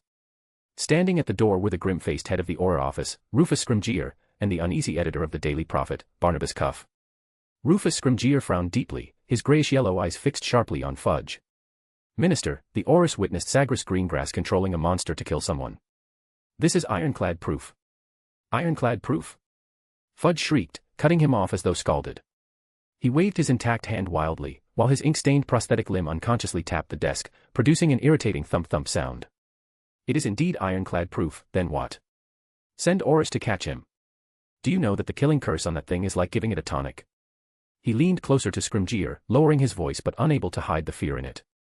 Listen, use Article 13 of the Maximum Secrecy Act. Have all Aurors involved in the operation sign a silence contract and erase the relevant memories. At this point, his bloodshot eyes turned to Cuff, who stood frozen in silence. And your newspaper. Those employees who were on site, keep their mouths shut. If anyone dares to utter a single word. Fudge's teeth gnashed.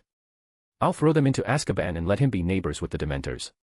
But Minister, the Ministry needs an internal explanation. Procedurally, we should. Scrimgeour tried to maintain a semblance of rationality. Explanation. Fudge slashed his hand through the air, cutting him off. Just say we encountered an extremely dangerous, unknown magical creature riot.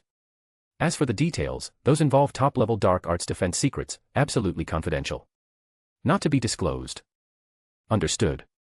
Scrimgeour's jaw tightened, and for a moment a faint, imperceptible flicker of disdain and contempt passed through his eyes. At last, he nodded stiffly. Yes, Minister. Barnabas Cuff finally found an opening. Rubbing his hands together, a fawning yet fearful smile spread across his face. Minister, rest assured, for the Hogwarts incident report, we will strictly follow your previous instructions, treating it with a low-key, downplayed emphasis, highlighting that the crisis has already been resolved. Low-key. Downplayed. Fudge suddenly erupted. He grabbed Cuff's collar with his new arm, spittle nearly spraying across the editor's face. What I want is not low-key. What I want is for it to completely disappear. My arm. Your employees. The dead Hogwarts school governor. Not a single word is allowed to appear in your wretched newspaper. And don't even mention that name. Is that clear? Cuff stammered in terror. But readers need the truth. Truth. Fudge yanked him closer, almost shouting in fury. Rita Skeeter, who went chasing after the truth last time, disappeared without a trace in front of me. Do you want to try it too? Then he suddenly released the man, adjusted his collar, and put on a tragic expression. Listen, Cuff, I'll give you a truth.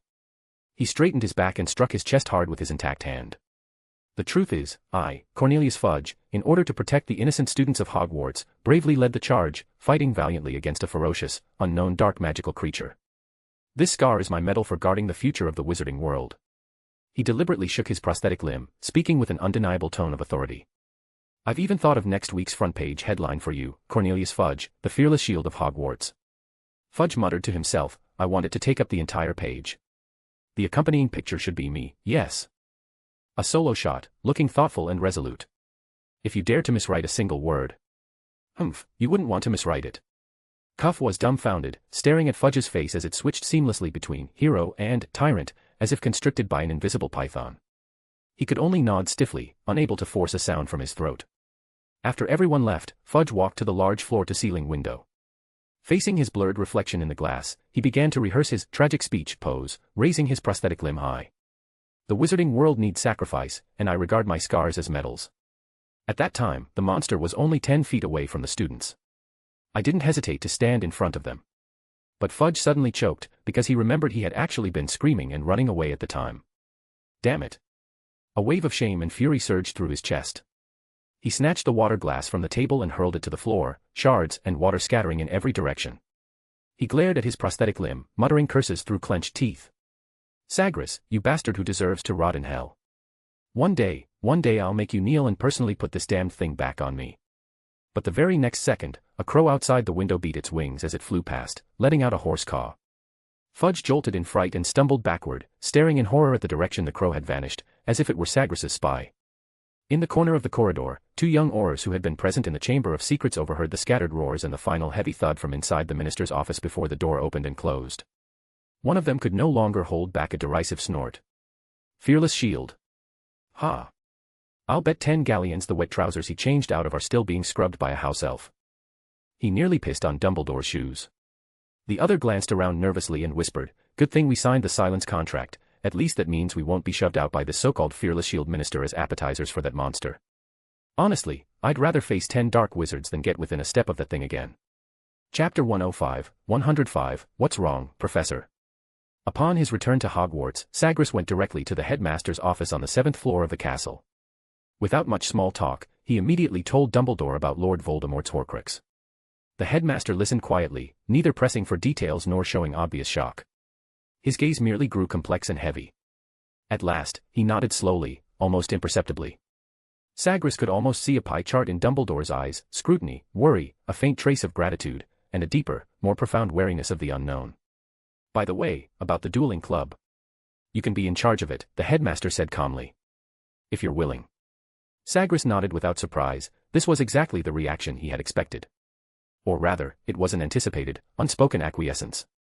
Finally, he gave the headmaster a nod, not wasting a single word, and turned to leave the office, casting aside the meaningful gaze and heavy thoughts behind him. The British wizarding world then entered a strange period of calm. The Daily Prophet lightly glossed over the Chamber of Secrets attacks at Hogwarts, choosing instead to focus its attention on Minister of Magic Cornelius Fudge's arm, lost in the line of duty, and the series of heroic deeds and recovery reports that followed. Dumbledore also no longer insisted on waiting for Professor Sprout's mandrakes to mature, but instead directly purchased a batch of restorative potions from Diagon Alley, restoring the petrified young wizards to their original state. The school's official announcement to all students was equally concise and vague. The culprit had been a basilisk lurking in the school's ancient pipe system.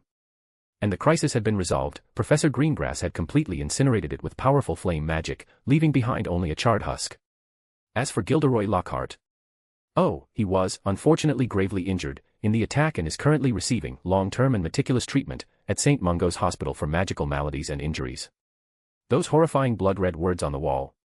The school dismissed them lightly as a foolish prank by some bored student, nothing more. The young wizards were naturally full of doubts about this explanation, and whispers never ceased in the corridors. However, the attention of the young is ultimately fleeting. A deliberately maintained calm was enough to make fear fade, and if reinforced with a grueling exam, then even the strangest mystery would be temporarily set aside, squeezed out of mind by the heavy workload.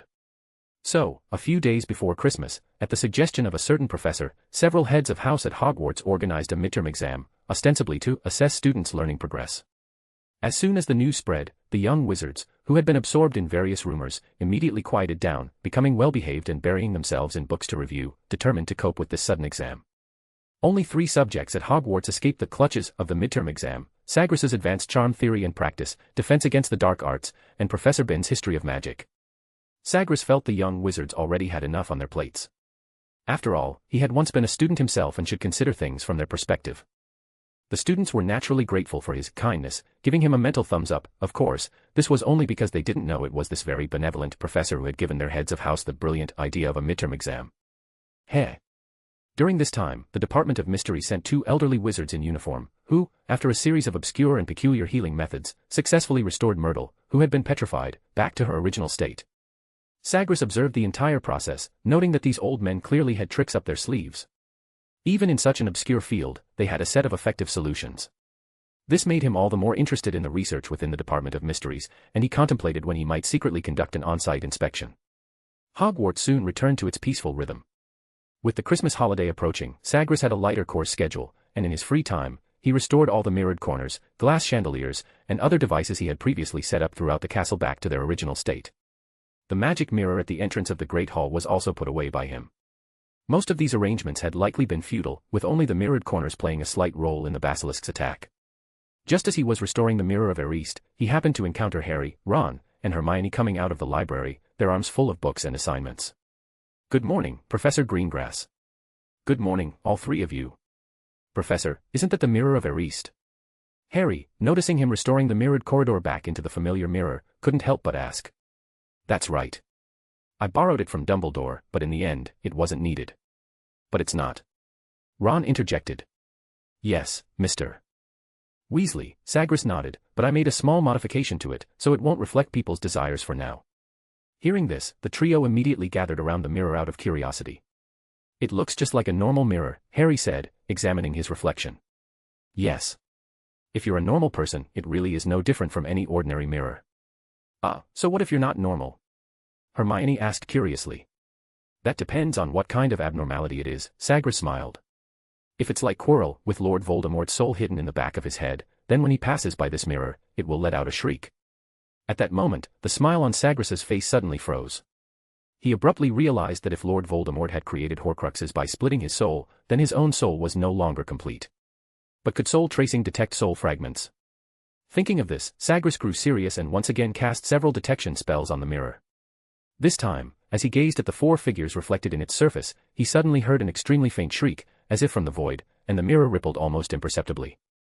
Sagres's eyes narrowed sharply, and he slowly turned to look at the three young wizards, a strange scrutiny in his gaze. "What's wrong, Professor?" Harry, Ron, and Hermione immediately noticed Sagres's sudden silence and unsettling expression. "Nothing." Sagres's voice was calm, without the slightest ripple. "Miss Granger, could you help me return this book to the library?" Hermione hesitated for a moment, but then nodded, took the thick book Sagres handed her, and quickly walked toward the library. Sagres watched the young witches retreating back, the faint shriek still ringing in his ears. He then shifted his gaze to Ron. "Mr. Weasley, would you mind helping me retrieve those 4 crystal balls from the Great Hall?" "Of course, Professor." Ron agreed without hesitation, immediately turning and running toward the Great Hall entrance. Sagres listened to the shriek that still lingered in his ears, his face calm and unreadable. "Mr. Potter," he turned to Harry, his tone natural, "go help Mr. Weasley. It might be a bit difficult for him to carry 4 crystal balls on his own." "Okay, Professor." Harry didn't suspect anything and immediately followed after Ron into the Great Hall. The moment Harry's figure disappeared through the door, the shriek in Sagres's ears abruptly ceased. Dead silence fell. Chapter 106, Fragment of the Dark Lord. Sagres's gaze remained fixed on the Great Hall entrance, watching Harry Potter's back as countless thoughts flashed through his mind like lightning. Was he being controlled by Lord Voldemort? No, he could absolutely rule that out. Does he have one of Lord Voldemort's Horcruxes on him? Sagres sensed no aura of dark magic objects. Then, inside him. Sagres furrowed his brow tightly, and an absurd yet undeniable inference surfaced in his mind. Could it be? Harry Potter himself is one of Lord Voldemort's Horcruxes. He immediately forced the thought away. How could a living person be turned into a Horcrux? Could it be that more than 10 years ago, on the night Lord Voldemort was destroyed, some unimaginable change occurred, forging a fatal connection between this young wizard's soul and Voldemort's? "Professor, the crystal balls you asked for." Harry Potter and Ron's voices interrupted his thoughts. The two of them carefully carried 4 clear crystal balls back to Sagres. With a casual wave of Sagres's wand, the crystal balls floated lightly into his wide robe sleeve. "Thank you, both of you." A faint, almost imperceptible smile mixed with pity appeared on his face.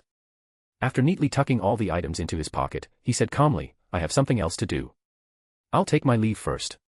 Before he even finished speaking, he had already turned and strode away. Hogwarts Castle, 7th floor, Headmaster's office. Professor Dumbledore watched the solemn young man across from him and suddenly felt the weight of age pressing down on him. "So you also believe," Sagres looked directly into Dumbledore's eyes and spoke thoughtfully, "that a fragment of Lord Voldemort's soul is indeed parasitic within Harry Potter?" "Yes," Professor Dumbledore replied softly. "Ever since I learned he possessed the ability of Parseltongue, I have always harbored that suspicion." "Then how can this fragment of Lord Voldemort's soul be separated?" Sagres asked directly. Sagres, Professor Dumbledore's voice carried deep weariness, these are not two pieces of clay that can be easily divided. It is more like pouring one cup of water into another. You cannot completely remove the intruder without harming the original. This is impossible. Isn't the meaning of magic to turn the impossible into reality?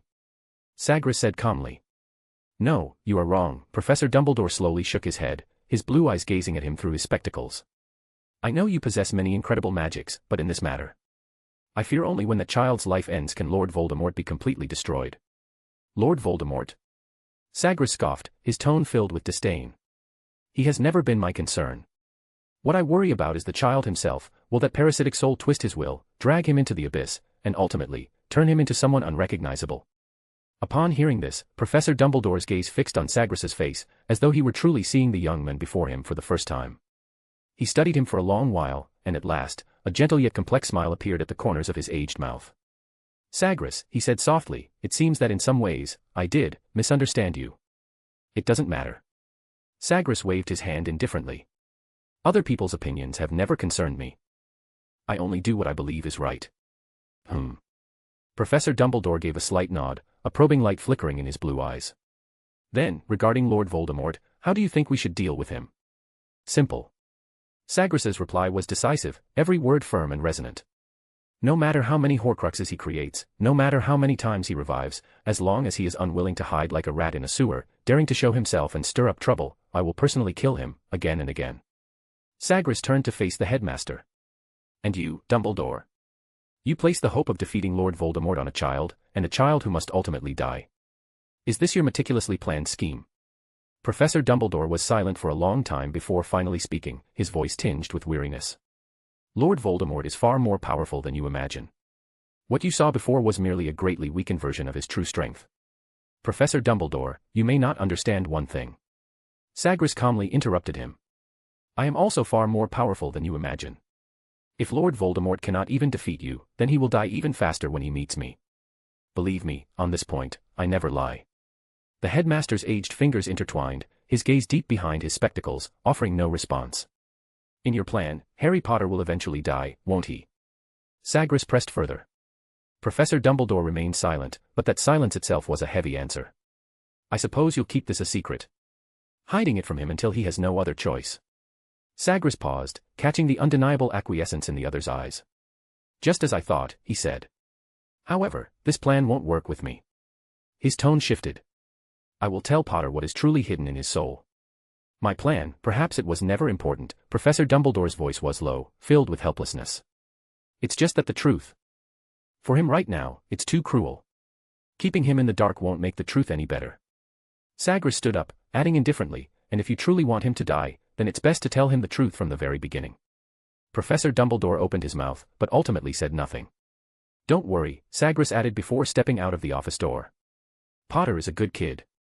I think I'll find a way that benefits everyone, both saving his life and purging Lord Voldemort's soul. But what exactly is your purpose? Professor Dumbledore's voice came from behind him. To save an innocent soul. Sagres paused, then slowly turned back.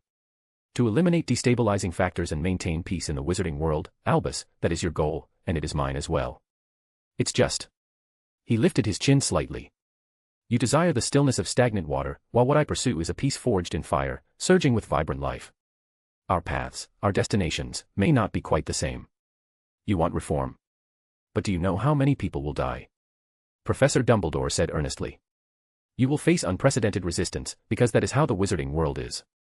Candles only become brighter candles, and brooms only become faster brooms. They fear fundamental change, believing it unnecessary. Blood only flows when power is insufficient. Sagres's knuckles tapped lightly against the doorframe. As for whether change is needed, this is never a game decided by numbers, Albus. The power to reshape the rules is always in the hands of those who possess the strength. But that still means sacrifice. Professor Dumbledore's voice was heavy with concern. There are many more people like Rita Skeeter, like Cornelius Fudge. That is only because they deserve to die. Sagres's voice was calm as still water, yet carried undeniable firmness. Besides, you are not an entirely innocent bystander in their fate. Sagres. What are you saying? It is your constant forgiveness and indulgence that led them, step by step, to the edge of the cliff, emboldened to provoke me. If you had inflicted even the slightest punishment when they slandered you to your face, they might have learned restraint and not been foolish enough to seek their own demise. Power needs to be supervised, to be restrained. Professor Dumbledore's eyes were filled with worry. Uncontrolled power itself is a disaster. I apologize, Albus. Sagres straightened his back, his tone steady and unperturbed. I will not, like you, willingly lock my power into that already rusty, crumbling institutional cage. If change must be driven by my hand. He drew a deep breath and said with firm resolve, then I will personally forge an impregnable, indestructible new cage, and I will never tolerate a group of incompetent fools outside that cage, pointing fingers and causing unnecessary trouble. With that, Sagres turned and left the headmaster's office. Chapter 107, 107, Ginny's Guilt and Redemption. Here's another chapter as an apology hard suit. Malfoy's detention finally ended. However, ever since the attack, he seemed to have lost some of his spirit. When Lucius took him back to the manor to recuperate and then he returned to Hogwarts, the boy's flamboyant arrogance had largely dissipated, replaced by a gloomy silence. He often sat alone in a corner, far more withdrawn than before. Crabbe and Goyle whispered privately, guessing he was still brooding over the basilisk incident. But they were wrong. What truly haunted Draco's mind was the secret he had accidentally overheard, the suppressed and heated argument between his father, Lucius, and his mother, Narcissa, behind the closed study door. His mother's voice, carrying rare anger and lingering fear, accused Lucius's foolish decision of nearly killing their son. Draco hadn't caught the specific details, but that vague accusation, like a cold snake, coiled itself around his heart. His father seemed to have some connection to the Chamber of Secrets incident at Hogwarts. I won't be going back for Christmas, Malfoy resolved inwardly. The midterm exams finally concluded the day before the holiday, and the entire castle seemed to let out a collective sigh of relief. The gloom that had lingered for days was swept away by the timely arrival of heavy snow, leaving the air refreshingly crisp. Snowflakes drifted down, transforming Hogwarts into a vast, silvery white castle. The young wizards, bundled in thick scarves with hat brims pulled low, darted and frolicked through the courtyard like a swarm of colorful snow sprites. Snowballs whizzed through the air, bursting against cloaks, snowmen of various shapes grinned with pebble mouths, standing cheerfully by the roadside. Sagres, as usual, came to help Hagrid decorate the Great Hall's Christmas tree. He could easily have waved his wand to cut and transport the tree, but Hagrid reacted as if he were a niffler being robbed. No, absolutely not. He waved his large, fan-like hands, his beard trembling with excitement. This is my job. I have to do something, otherwise, what kind of gamekeeper would I be? Just a decoration that eats but doesn't work. He insisted on personally going into the Forbidden Forest to select and fell the tall fir trees. However, when Sagres stepped into the warm, bright Great Hall, a young witch was already bustling about, helping Hagrid with the work. That petite figure with flame-red hair was standing on tiptoe, struggling to hang a string of sparkling gold foil stars on the highest branch. Sagres's eyes narrowed slightly, he understood what the witch was thinking in that moment. He had originally planned to arrange the conversation after Christmas, but now seemed like the right opportunity. Hello, Miss Weasley.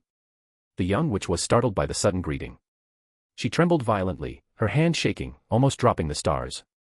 Then she spun around like a startled fawn, and when she saw who it was, her cheeks instantly flushed crimson, nearly matching the color of her hair. Hello, Professor Greengrass, she stammered, her fingers unconsciously twisting the fringe of her scarf. Hagrid happened to come in carrying a large bundle of holly branches and, seeing the scene, cheerfully interjected, Hello, Professor Greengrass. Look, Miss Weasley volunteered to help, she's a good kid, isn't she? His tone was full of praise.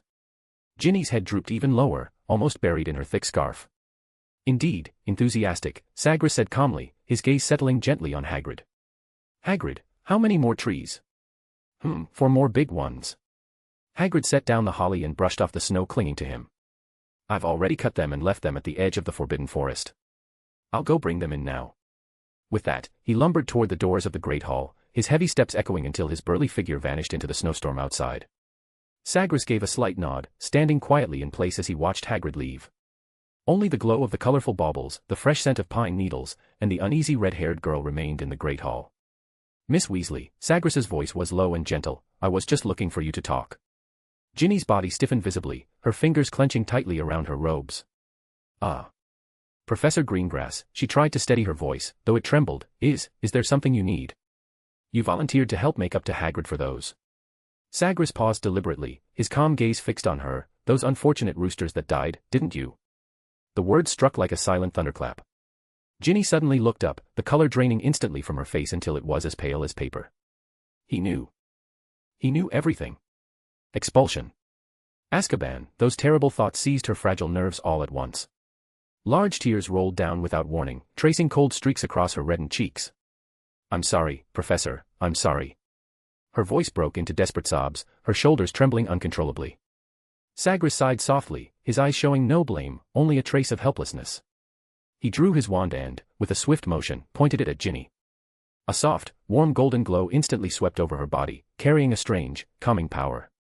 The young witch's sobs stopped abruptly, her rushing tears seemingly dammed by an invisible force, leaving only shimmering droplets clinging to her lashes.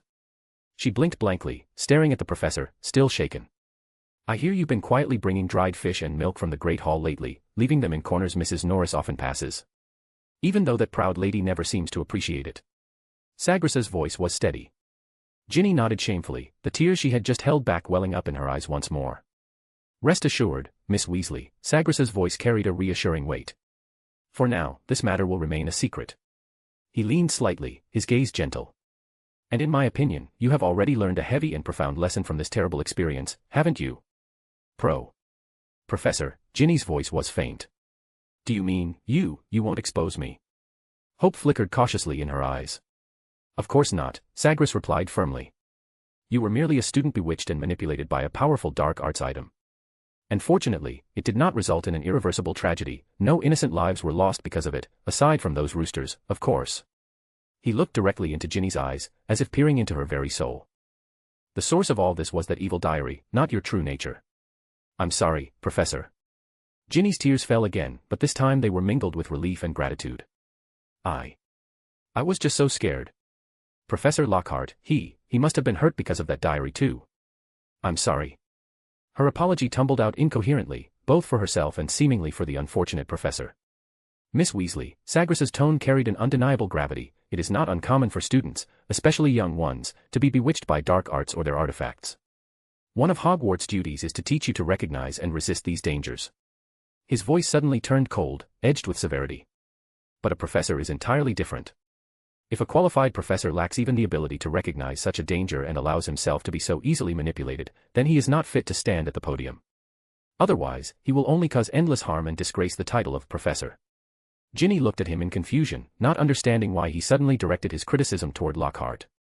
"So, relax," Sagres's tone softened again, as though comforting a frightened chick. "Although what you did while under the diary's control was not right, fortunately the outcome was still manageable. As for Professor Lockhart's fate..."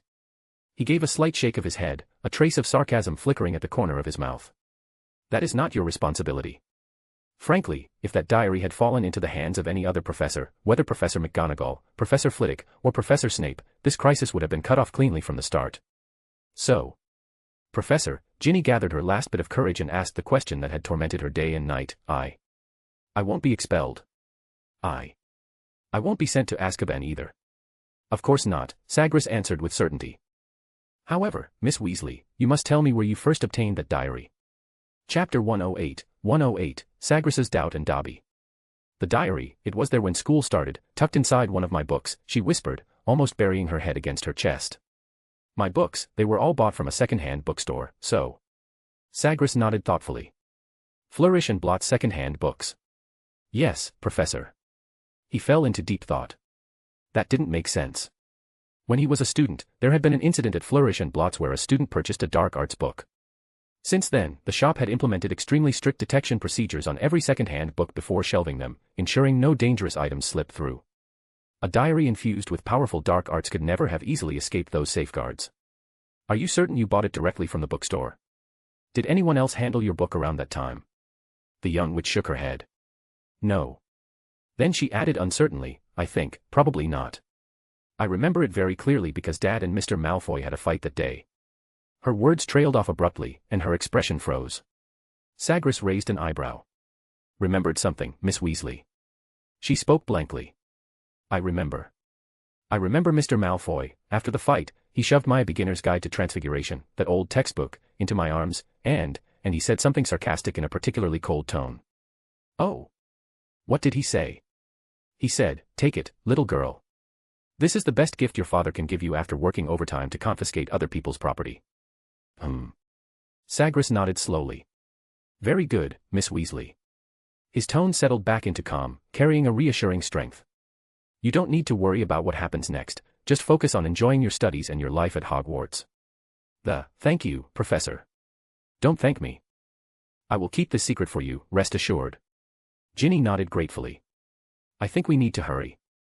Sagres glanced toward the Great Hall entrance. Hagrid should be bringing the other 4 trees over soon, right? The young witch nodded quickly and was just about to reach for a string of baubles when a dreamy, ethereal voice drifted over. Hi, need any help? Ginny Weasley looked toward the sound and saw 2 Ravenclaw first-year girls who had approached unnoticed. The girl who had spoken had long, light blonde hair and pale silver eyes, as though veiled by a thin mist. Around her neck hung a necklace made of colorful bottle caps and sequins. Beside her stood a girl with a quiet, shy demeanor. Of course. Sagres looked at the 2 Ravenclaw students and replied calmly, the more hands, the more Christmas joy. We were asking Ginny, Professor Greengrass. The expression on Sagres's face froze. Hello, my name is Luna, Luna Lovegood, the girl with the necklace said, then pointed to her companion beside her. She introduced her to the red-haired girl in a relaxed, natural tone. This is Astoria. Hello, I'm Ginny, Ginny Weasley. Ginny looked at her 2 new companions and felt her tightly strung nerves ease a little. Luna tilted her head, studying Ginny's fiery red hair. I know your name. You have very beautiful red hair, like burning maple syrup in the sunlight. Ginny felt a little embarrassed by such a peculiar compliment. She turned to the quiet blonde girl beside Luna.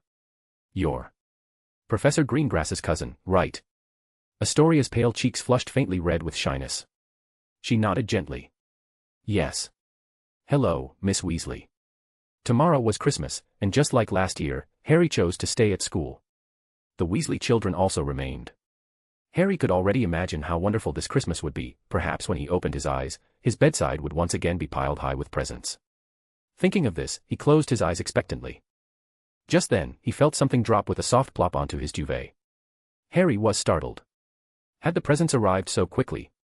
He opened his eyes, and a small, skinny figure suddenly appeared on his bed, staring at him with 2 huge, tennis ball-like eyes. It was that house elf. The same one he had seen at the Dursleys, the one who had gotten him locked up for a week. It's you again. Harry hissed, his anger flaring instantly. What do you want? Dobby looked at Harry in the darkness, a large tear rolling down his long, pointed nose. Harry Potter has returned to school, he said, his voice full of sorrow. Dobby. Dobby warned Harry Potter again and again. Sir, why didn't you listen to Dobby's warnings?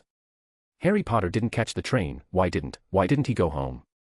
How did you know I didn't catch the train? Harry suddenly realized, his voice rising with shock and fury, nearly waking Ron. Was that you? He grabbed the house elf by his tattered pillowcase. Do you know you nearly got me expelled from Hogwarts? Yes, Dobby cringed, though his voice carried a strange trace of satisfaction. But Harry Potter still came. Even that mad bludger couldn't stop you. Bludger. Harry sat bolt upright in bed, all traces of sleep gone. That was you too. You tried to kill me. It broke my arm. No.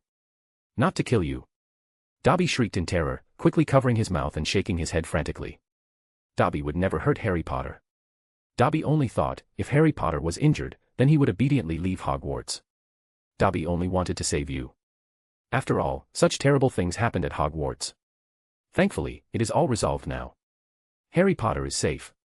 He murmured, as though trying to comfort himself. You wanted to save me. Harry's voice dripped with incredulous sarcasm. Your way of saving people is really something. I almost died because of you. Wah. Dobby. Dobby is sorry, Harry Potter. The house elf began to sob miserably, tears falling like strings of broken pearls, large drops soaking into Harry's duvet. Harry Potter blames Dobby, it's right. Watching Dobby's small, thin body tremble with each sob, hearing those suppressed, desperate whimpers, Harry's anger deflated like a punctured balloon, replaced by a complicated, inexpressible feeling. Don't cry, Harry said, his voice softening despite himself. The danger you mentioned, was it the Chamber of Secrets? Dobby immediately nodded vigorously, his large ears flapping against his cheeks.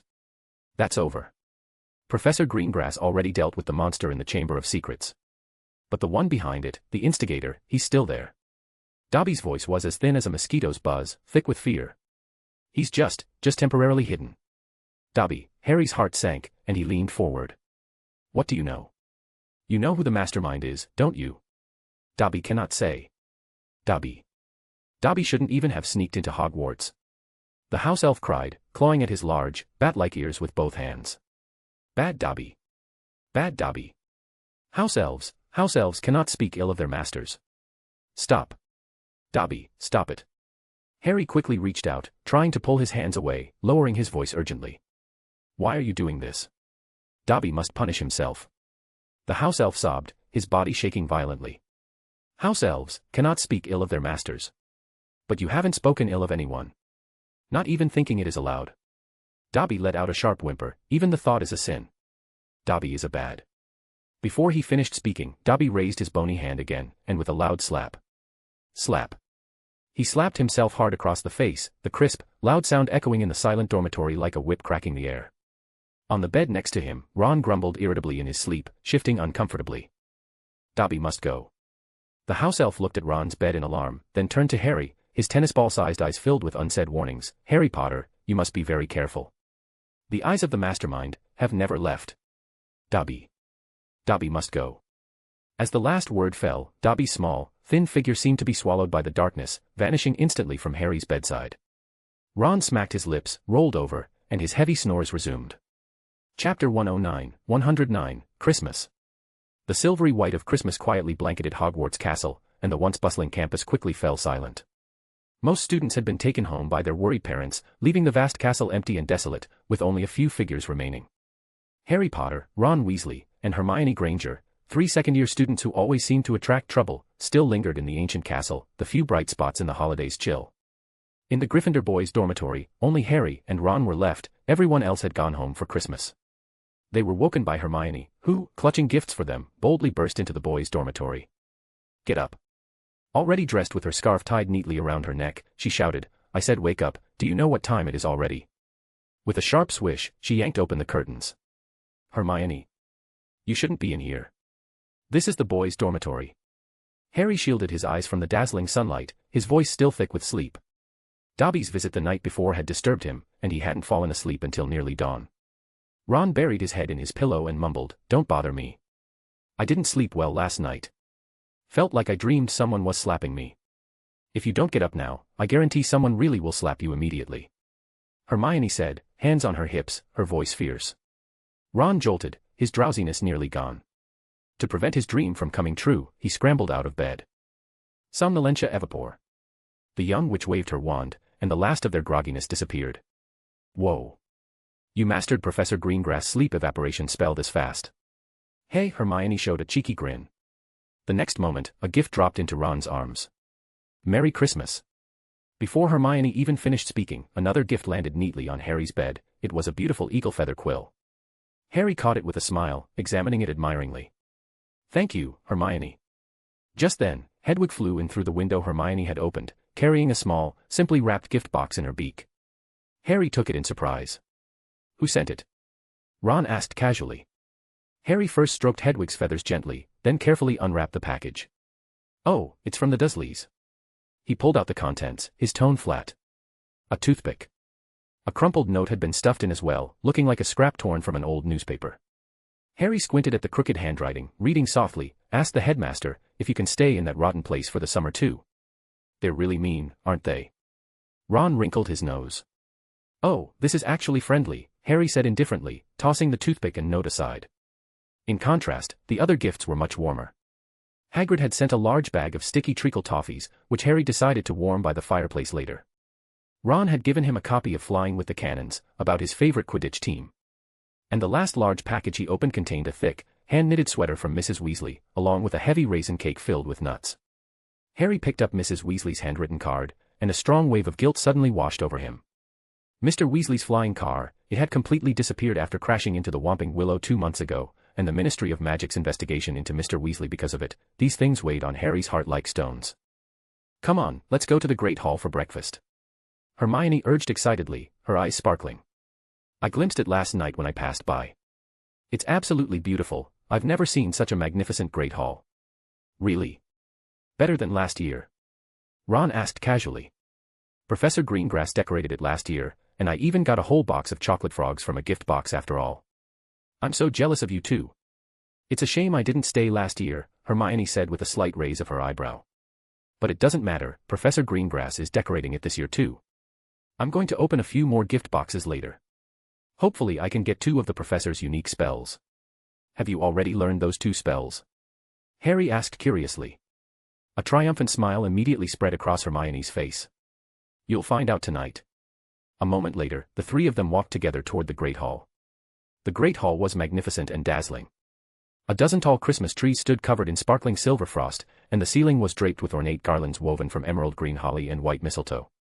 Most wondrous of all, warm, dry snowflakes drifted down from the enchanted ceiling, shimmering beautifully in the candlelight. Percy hadn't noticed at all that Fred had tampered with his prefect badge. The words on it had already changed to Big Head. He was still asking the surrounding students, who were trying hard not to laugh, what was so funny, looking utterly bewildered. At the Slytherin table, Draco Malfoy was already seated, eating breakfast. He cut his food without expression, his knife and fork moving mechanically, as though the surrounding merriment had nothing to do with him. "Hi, little Ginny." George suddenly poked his head in front of his sister, grinning mischievously. "You look good today. Go away." Ginny pushed his face aside impatiently, quickening her steps to squeeze between Harry, Ron, and Hermione. "Heard you made new friends, huh?" Fred stretched his neck, refusing to give up. "None of your business." Ginny shot back without turning her head. "I bet they've all gone home for Christmas, right?" Fred teased again. "I said, it's none of your business." Ginny's voice rose an octave, her irritation plain. When the noisy students rushed toward the Christmas tree laden with gift boxes, they found it already surrounded by excited young wizards, who burst into cheers now and then. "This tree is definitely magic," a younger student shouted in excitement. "I just thought about getting a Christmas hat. Hey, look." He proudly showed off the suddenly appeared, slightly comical red wool hat in his hand to those around him. "All right." Ron walked up to the magical Christmas tree, took a deep breath, and whispered expectantly, "I hope I can get a new wand." Saying this, he reached out and pulled down a beautifully wrapped gift box from the tree. "Ron," Harry reminded him from the side, "if you really want a wand, maybe you should pick the long, rectangular box." "Oh, you're right." Ron seemed to snap awake, quickly hung the flashy box back, and instead took down the slender one. He held his breath and carefully unwrapped it. Lying quietly inside was, astonishingly, a giant sugar stick, more than a foot long, covered in colorful frosting. "Ah, at least it's not nothing," Harry said a bit dryly. "Puffed." A wave of good-natured laughter rippled through the crowd around them. Other young wizards also began reaching for gift boxes, most of which contained candies and snacks, quirky little trinkets, and, of course, some useful items. For example, Hermione received a copy of Dark Arts, a guide to self-defense. It was a Ministry of Magic Aura training manual, filled with methods for breaking dark curses and counter-curses, along with some practical spells. Most importantly, the blank spaces on the pages of her copy were covered in sharp, forceful annotations and corrections. Hermione had a strong feeling they had been written by Professor Greengrass. She hugged the book tightly to her chest as though it were a priceless treasure, unwilling to let it go, not even allowing anyone nearby to glimpse it.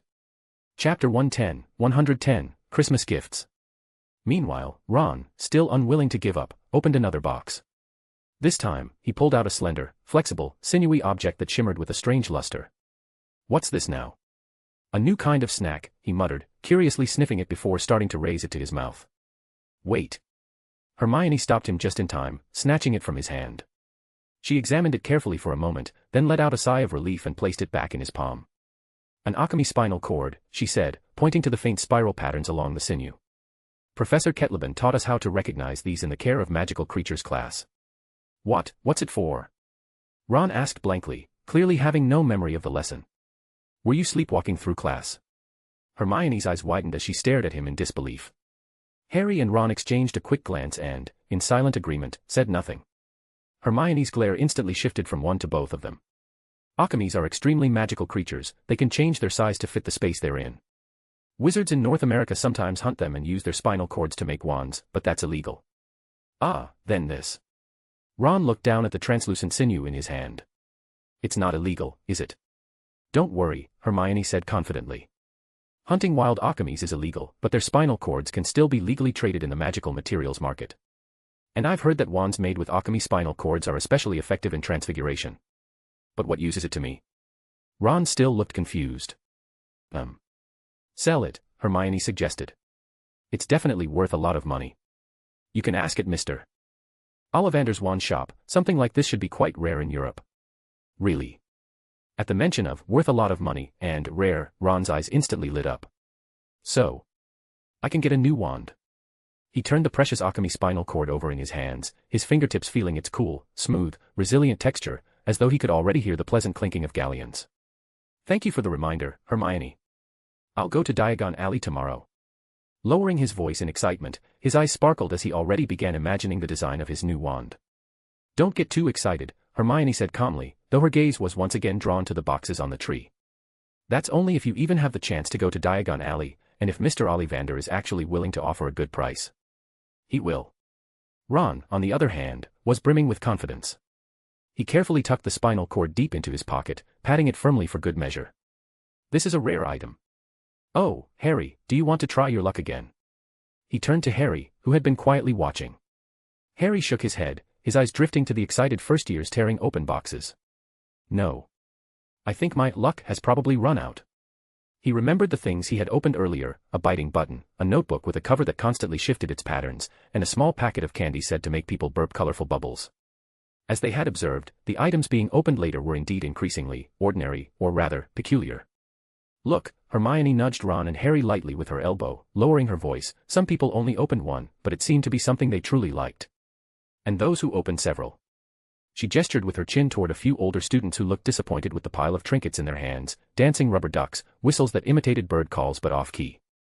The items they got later were clearly not as thoughtful as the earlier ones. This tree is really clever, Ron muttered. It knows who's greedy. Perhaps it's not cleverness, Harry mused, but rather a better understanding of what the true desire of the heart is. A silvery, ethereal voice suddenly spoke up behind them. Actually, what's hanging on the tree aren't boxes, but many little sun eggs. Sun eggs. Ron looked bewildered. What are sun eggs? Luna tilted her head, her dreamy eyes fixed on the magical tree. They're hatching people's wishes, but some wishes are tangled by blibbering humdingers. That's why the things that hatch are so strange. With that, she drifted away like a breeze, Ginny walking beside her and smiling as she shared the candies from her gift box, leaving the trio staring at one another. Ah, all right. Ron shrugged. Looks like Ginny really did make a new friend.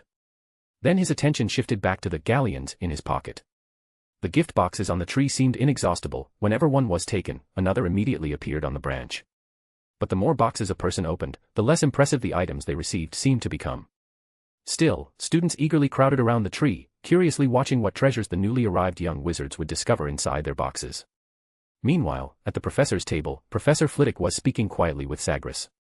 Those trees, they use legilimency, don't they? Professor Flitwick asked with curiosity. Only some vague, simple probing, Sagres replied softly, just enough to see what the children truly desire in their hearts. What a clever method. Flitwick praised sincerely. You taught me in my 5th year, Sagres said with a faint smile. I only made a few modifications. Ah, I remember now. Professor Flitwick suddenly realized, setting down his glass of eggnog. 7 exquisite applications of common charms. Exactly. Sagres nodded. I also incorporated the principles of some advanced spells, and the practical effect turned out even better than I expected. Oh, Sagres, you must have encountered many difficulties. Professor Flitwick's voice trembled slightly, carrying a trace of emotion. When I was young, I too dreamed of writing a monograph on this. Unfortunately, I didn't have your talent or perseverance, and in the end, I gave it up. It's not too late now, Professor Flitwick. Sagres looked at him and said earnestly, the best time to plant a tree was 10 years ago, the second best time is now. You're right, Sagres. Professor Flitwick sighed, his small shoulders seeming to slump. But with these old bones of mine, I really don't have the courage to pick up the pen again. Don't you want to leave behind a book with your name on it? Sagres gently countered, his usually plain tone carrying rare encouragement. A monograph written by you, filled with your wisdom. A monograph. Professor Flitwick repeated softly, his voice tinged with regret. Yes, what a tempting thought. But I'm not like you, most of my life I've spent explaining other people's spells to students. Yet in an instant, a bright spark lit in his voice again. But to see you put those theories and ideas from parchment fully into practice, that makes me more gratified than if I had written several books myself. My ideas may be outdated now. Don't say that, Professor. Sagres bowed his head slightly, his voice gentle and sincere. Without your inspiration and guidance back then, this tree wouldn't exist today. You not only taught me what magic is, you taught me the very essence of magic. The essence of magic. Professor Flitwick murmured the words, his small body straightening, tears welling in his eyes, this time tears of pure pride and joy. He quickly picked up a napkin and, almost imperceptibly, dabbed at the corners of his eyes. You're right, Sagres, it's the essence. What we pursue isn't dazzling skill, but an understanding of the power that flows through all things, and using it to create. He looked at the shimmering magic tree in the center of the great hall, endlessly producing surprises, and at the pure joy, curiosity, and occasional confusion on the faces of the young wizards gathered beneath it. A heartfelt, deeply satisfied smile spread across his face. Professor Flitwick's voice regained its usual vitality, growing louder. This is the best Christmas gift, Sagres. For all of us. The gift boxes on the magic tree continued to form and open silently, carrying the clear or hidden wishes of the young hearts, quietly casting a wondrous glow throughout the great hall. Chapter 111, The Professor's Yuletide.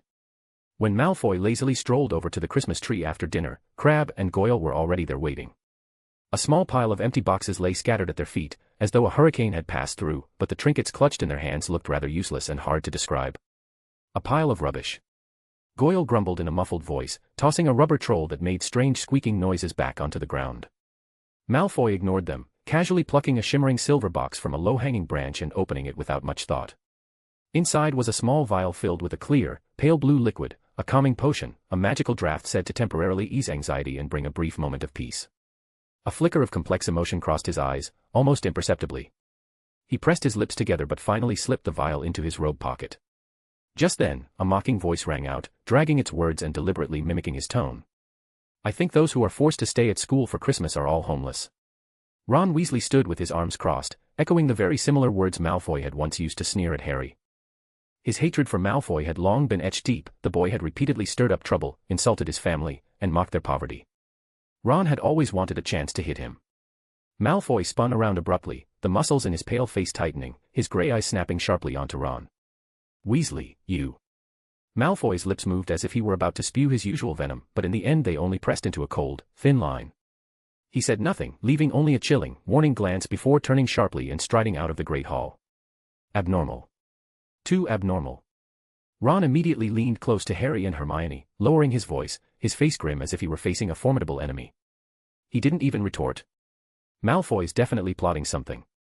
That rogue bludger during the last match was probably just his appetizer. Ron, that bludger was hexed by Dobby. It had nothing to do with Malfoy. Not him. Really? Ron and Hermione exclaimed together, their faces full of surprise. And who's Dobby? He's that house elf I told you about. Harry recounted the whole story, how Dobby had broken into the Dursleys' home to give him a warning, how he had sealed the platform entrance, and finally how he had bewitched the bludger in an attempt to save him from Hogwarts, leaving Ron and Hermione dumbfounded.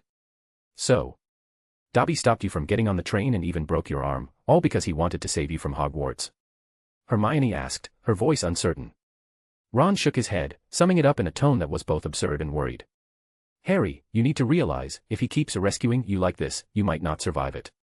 Harry understood what Ron meant, but he could only feel helpless. When Sagres returned to his office, his desk had turned into a small mountain of gifts. 2 dusty owls still stood patiently on the windowsill, waiting. He first gave the long-distance owls some food and water, and only when they purred contentedly did he turn his attention to the pile of letters and presents. Noctis had also been unbelievably busy these past 2 days, his wings seemed never to rest, flying back and forth almost non-stop to deliver gifts.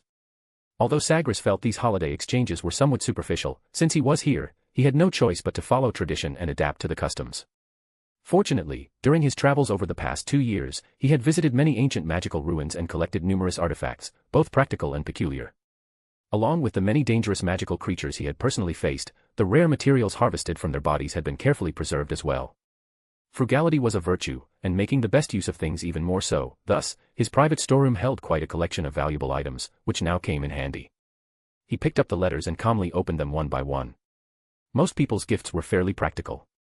Of course, the Kestrel was an exception. The young girl's travels were clearly not yet over, and she seemed to have recently arrived in Britain. Her gift to Sagres was a thick volume titled Complete Guide to Traditional British Cuisine. Sagres flipped through a few pages casually and found it far more amusing than the collection of English jokes she had given him the previous year. Next came the Nightingale's letter and gift. This time, she had captured a female barrel goblin and sent it in a specially made magical glass bottle. Her letter solemnly declared that this was the prettiest one she could find. Sagres examined the round, pudgy little creature in the bottle, unable to find any beauty in its bloated belly and fleshy face. Still, he was not so foolish as to write back and question the Nightingale's sense of aesthetics. Last year, the perfume she had sent had included a bonus barrel goblin that refused to leave. He rummaged briefly through his desk drawer and found the bottle of perfume potion labeled Deep Blue Song. Inside, the chubby figure floated comfortably on the liquid surface, fast asleep, while the level of perfume had clearly dropped by nearly a third. "You're living quite comfortably," Sagres remarked, tapping the bottle lightly with his finger. The vibration startled the sleeping barrel goblin awake. It blinked open its tiny, bead-like eyes, saw the magnified human face outside the glass, and was so shocked it nearly sank beneath the surface. "Humph, I found you a companion," Sagres said flatly, deftly dropping the newly arrived female barrel goblin into the same perfume bottle. Ignoring the frantic tapping against the glass that followed, he turned instead to open the North American specialty, dragon blood wine, sent by the Thunderbird. He pulled out the cork and sniffed the contents, the strong, distinctive aroma making him frown slightly. He could only admit that he had yet to develop a taste for it. Other friends' gifts were also spread out across the table. Miss Snowy Owl, an ancient, weighty goblin-made gold coin, its reverse side finely embossed with a roaring chimera. Swift, a heavy stone slab, inscribed with ancient, incomplete spells of unknown meaning. Robin, a multifunctional sketching quill, tiny magical runes inlaid along its shaft. Hummingbird, a portable, fully equipped magical medical first aid kit. Stork, a thick, yellowed volume titled Atlas of Rare and Dangerous Magical Creature Habitats, depicting not only terrifying creatures but also carefully marking their distribution and habits. There was also a box of syrup monster candies from his cousin Astoria, a spell analysis chart titled Magic Missile, personally created by Professor Flitwick, and a generous bundle of shiny, smooth, top-grade unicorn tail hairs, brimming with pure magic, carefully selected by Hagrid. The task of replying to letters and preparing return gifts carried on late into the night. When the last letter, sealed with a magical imprint, disappeared into the dark sky with Noctis, the office finally grew quiet once more. Sagres, uncharacteristically, did not immediately immerse himself in research but leaned back in his armchair. The embers in the fireplace cast a faint glow, illuminating his pensive face. The upcoming teaching duties at Hogwarts played through his mind, the dueling club twice a week, where he needed to truly teach the young wizards how to defend themselves, and the courses he was already responsible for, which allowed no slack and demanded ever more refined lesson plans. In addition, the position of defense against the dark arts professor had once again fallen vacant. Although this was not his direct concern, Sagres considered whether he should recommend a suitable candidate to Dumbledore. And finally, there was one more matter. His old friend Lucius seemed to be rather active lately. He would have to make time to visit Malfoy Manor, invite him for tea, and ask directly what it was he intended to do. Chapter 112, Kestrel being Kestrel. It was late, and usually by this time Harry and Ron would already be sound asleep in their beds. But tonight, miraculously, neither of them felt the least bit tired. They looked as if they had downed 10 potions of stimulation, their 4 eyes wide in the darkness like pairs of glowing bulbs, staring intently up at the pitch-black ceiling. "Are we cursed?" Ron's voice broke the silence, his body stiff as though under a Petrificus totalis, only his eyes still moving. "I feel like I've got enough energy to sit through 10 history of magic classes in a row right now." "It's probably Hermione's masterpiece," Harry said uncertainly. "This morning when we woke up, she seemed to have cast a spell on us, muttering something like sleep evaporation." "Yeah, mate. What's with your presence of mind?" Ron asked, bewildered. "That's the spell Professor Greengrass gave us. I even praised her and asked how much she had mastered that spell. But I didn't think it would be this powerful. I was thinking about the gifts I'll get." "Ugh. No wonder," she said. "You'll know tonight," Harry muttered bitterly. "What do we do now?" "We've got to do something, right?" Ron suddenly sat straight up in bed, his movements unusually quick. "Let's play a game of wizard chess." And so, at 1:30 in the morning, the Gryffindor common room hosted 2 unusually energetic chess players. The dying embers of the fireplace gave off only a faint glow, casting light on 2 wide-awake faces, their eyes gleaming. The chess pieces hacked at one another with great enthusiasm, their battle cries particularly jarring in the silence, as though waging a miniature war brimming with plastic hatred. When Hermione came into the common room, carrying her newly acquired dark forces, a guide to self-protection, this was the sight she encountered, her 2 companions excitedly commanding a mob of miniature chess pieces to slaughter each other, their faces flushed and spirits high. A surge of anger shot straight to Hermione's head, making her bushy hair seem to frizz out with static. She marched over, her finger nearly jabbing their noses. "Professor Greengrass taught us spells for this. For you 2 to hold a midnight chess championship in the common room at 1:30, like trolls under a conf undo. I thought you 2 would have learned something after everything that's happened. But what? Your grand progress is playing chess in the middle of the night." "Ah, calm down, Hermione." Ron's face twisted into a smile equal parts flattery and guilt, his hands rubbing together nervously in front of him. "We were verifying the spell's effect." "Yes. That's it, verifying the spell's effect. And we were also waiting for you." he hurriedly added, widening his eyes as much as possible to look sincere. After all, you're the top of the year, a beacon of wisdom. Unlike us, two poor souls who can't even hold a wand steady. We don't even know where to start learning. That's right, Hermione, Harry jumped in, nodding repeatedly, trying to make his green eyes look innocent and earnest. We've reflected deeply, and in the ocean of knowledge, you are a lifeboat, or at least a map. In short, we urgently need your guidance. Even as the words left his mouth, Harry himself felt sickened by such shameless flattery. What's a lifeboat? Ron muttered under his breath, but Harry silenced him with a quick glare, and both of them instantly shut their mouths. Really? Hermione crossed her arms, her eyes narrowing with open suspicion. Absolutely. Ron slapped his chest suddenly, nearly choking himself, his tone as solemn as if he were swearing before Merlin's tomb. I guarantee it on Headmaster Dumbledore's shining, silvery character, if there's a single lie, then let me know. Let Scabbers die an unnatural death. What does this have to do with Scabbers? Even Harry thought Ron's oath was utterly ridiculous. What about you, Harry? Hermione's icy gaze turned on him. Me. Harry's brain raced, searching desperately for a less outrageous foothold beside the pit Ron had just dug. In a sudden flash of inspiration, or perhaps sheer recklessness, he blurted out, I guarantee it on Hagrid's honor, every word I said is true. After speaking, Harry silently apologized in his heart to the kind gamekeeper. Humph. Hermione's curls seemed to frizz out even more. Professor Greengrass taught us these two spells so that we would have ample time to study. I hope you understand this immediately, right now, and thoroughly. She gave the two of them a stern, sweeping look. Of course, Hermione, Harry said quickly, seizing the chance to change the subject. So, have you already learned it? No. The young witch shook her head firmly. I've only mastered the sleep evaporation spell. Clear-headed Requiem, it involves some knowledge of souls, and I must be very careful. But I think the effect of one spell is already completely sufficient. Ron, for once, spoke with genuine sincerity, and this time, it wasn't entirely flattery. The professor must have his reasons for giving us two spells at once. Hermione deftly pulled a parchment filled with spell notes from between the pages of her book. Listen, starting tonight, within a week, we must thoroughly master these two spells. No sooner had she spoken than she whipped out her wand and pointed it directly at Ron. You, sit properly. Ron seemed to be yanked by an invisible string, immediately shifting his position, at least managing to look as though he were sitting up straight. And so, the Gryffindor common room soon echoed with the voices of a few young students practicing their incantations, some serious, some tentative, and some with a touch of helplessness. Meanwhile, the Kestrel, flying aimlessly over Britain, was feeling disheartened. She hadn't returned home for Christmas, and the howler sent from her family had nearly blown the roof off her tent. Her grandfather had scolded her bitterly for being idle, drifting around like a ghost all day. In truth, she had secretly performed a divination, but the crystal ball's prophecy had been vague, only vaguely pointing in a direction.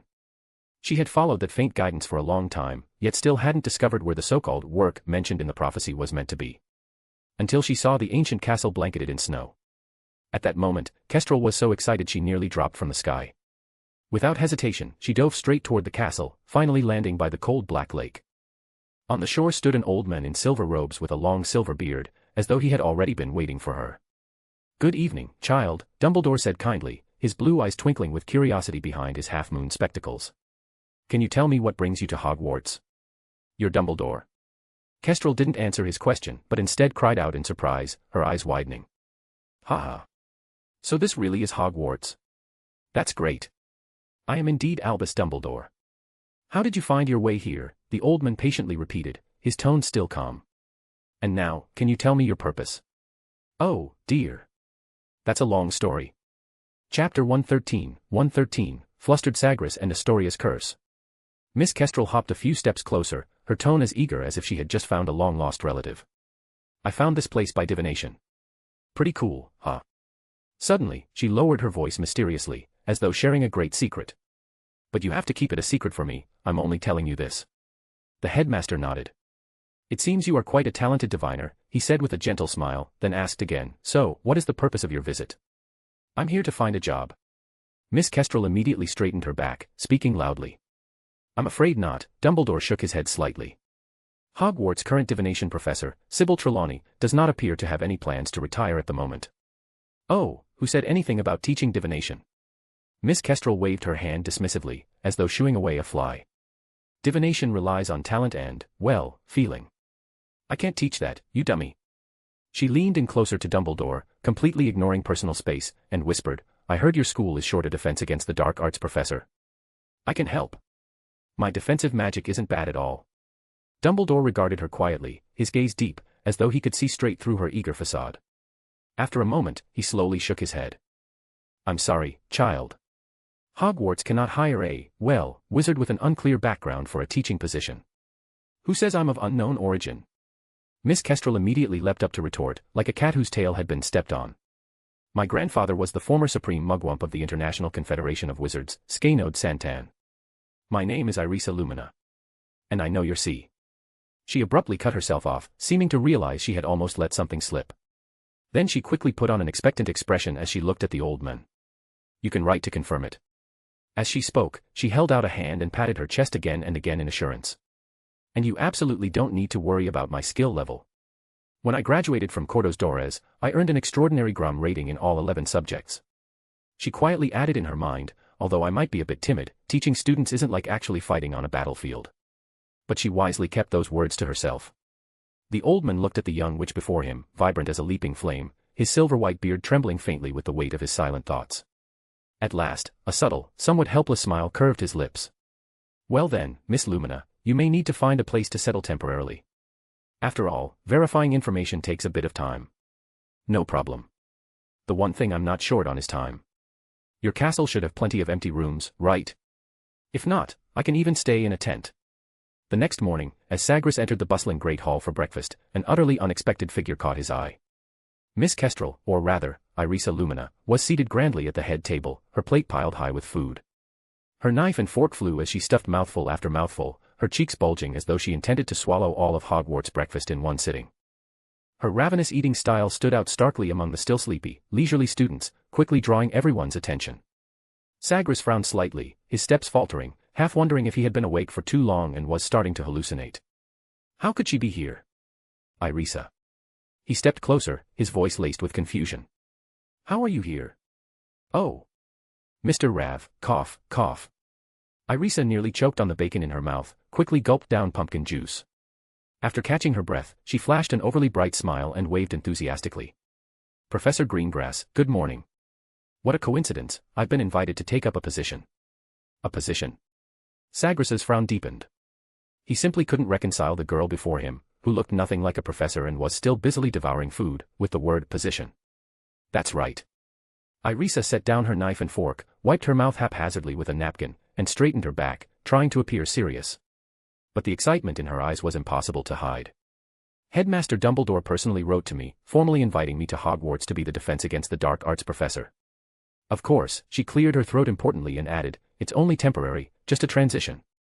After very careful and thorough deliberation, I reluctantly agreed. She deliberately stressed the words deliberation and reluctantly. Sagres said nothing, only watching her closely with his deep, probing eyes. Her so-called reluctance, paired with her barely contained joy and the mountain of empty plates stacked in front of her, was hardly convincing. But in the end, he only nodded slowly, doubt heavy in his mind. He didn't care about the curse on the defense against the dark arts position, but what exactly was Dumbledore planning? How did he know Kestrel? And why would he go so far as to invite her to teach at Hogwarts? A flood of questions surged through his thoughts. Just as Sagres was about to press for clarification, he realized Kestrel had vanished. The Christmas holiday came to an end, and the castle corridors gradually filled once more with the noise and bustle of returning students. Sagres had temporarily set aside his own matters, preparing to leave for Malfoy Manor. He needed to determine Lucius Malfoy's true intentions. Out of respect for the headmaster, he chose not to apparate within the castle this time, but instead walked slowly toward the edge of the Forbidden Forest. However, as soon as he stepped into the shadowy border, he caught sight of a group of familiar small figures gathered together. It was Harry, Ron, Hermione, and a few first years, Ginny Weasley, Luna Lovegood, and his cousin Astoria Greengrass. They were huddled around, clearly feeding the Thestrals, creatures visible only to those who had witnessed death. I think, Sagres's calm voice cut through the silence at the forest's edge, tinged with a trace of helplessness, I have already warned you quite clearly. The children startled, nearly jumping, and quickly turned to face him. Hermione rushed to explain, Professor Greengrass. We were originally on our way to see Hagrid, but we ran into Ginny and the others on the way. Sagres's gaze swept past the trio and fixed on the 3 first-year girls, finally resting on Luna. Perhaps my explanation wasn't clear enough. His voice was steady, yet carried unmistakable seriousness. I recall this isn't the first time I've reminded you to stay away from the Forbidden Forest, correct? Luna's misty eyes looked up at him, her voice as soft as a passing breeze. I'm sorry, Professor. I was the one who brought them here. Astoria wasn't feeling well after coming back from home, so I thought, taking her out for some fresh air and letting her see the Thestrals might make her feel better. Sagres's gaze shifted to Astoria. The young witch kept her head lowered, her slender shoulders slightly hunched, her hair falling across her pale cheek. He could easily imagine what she had endured at Greengrass Manor, the arguments over house choices, the suffocating pressure of deeply ingrained pure-blood traditions.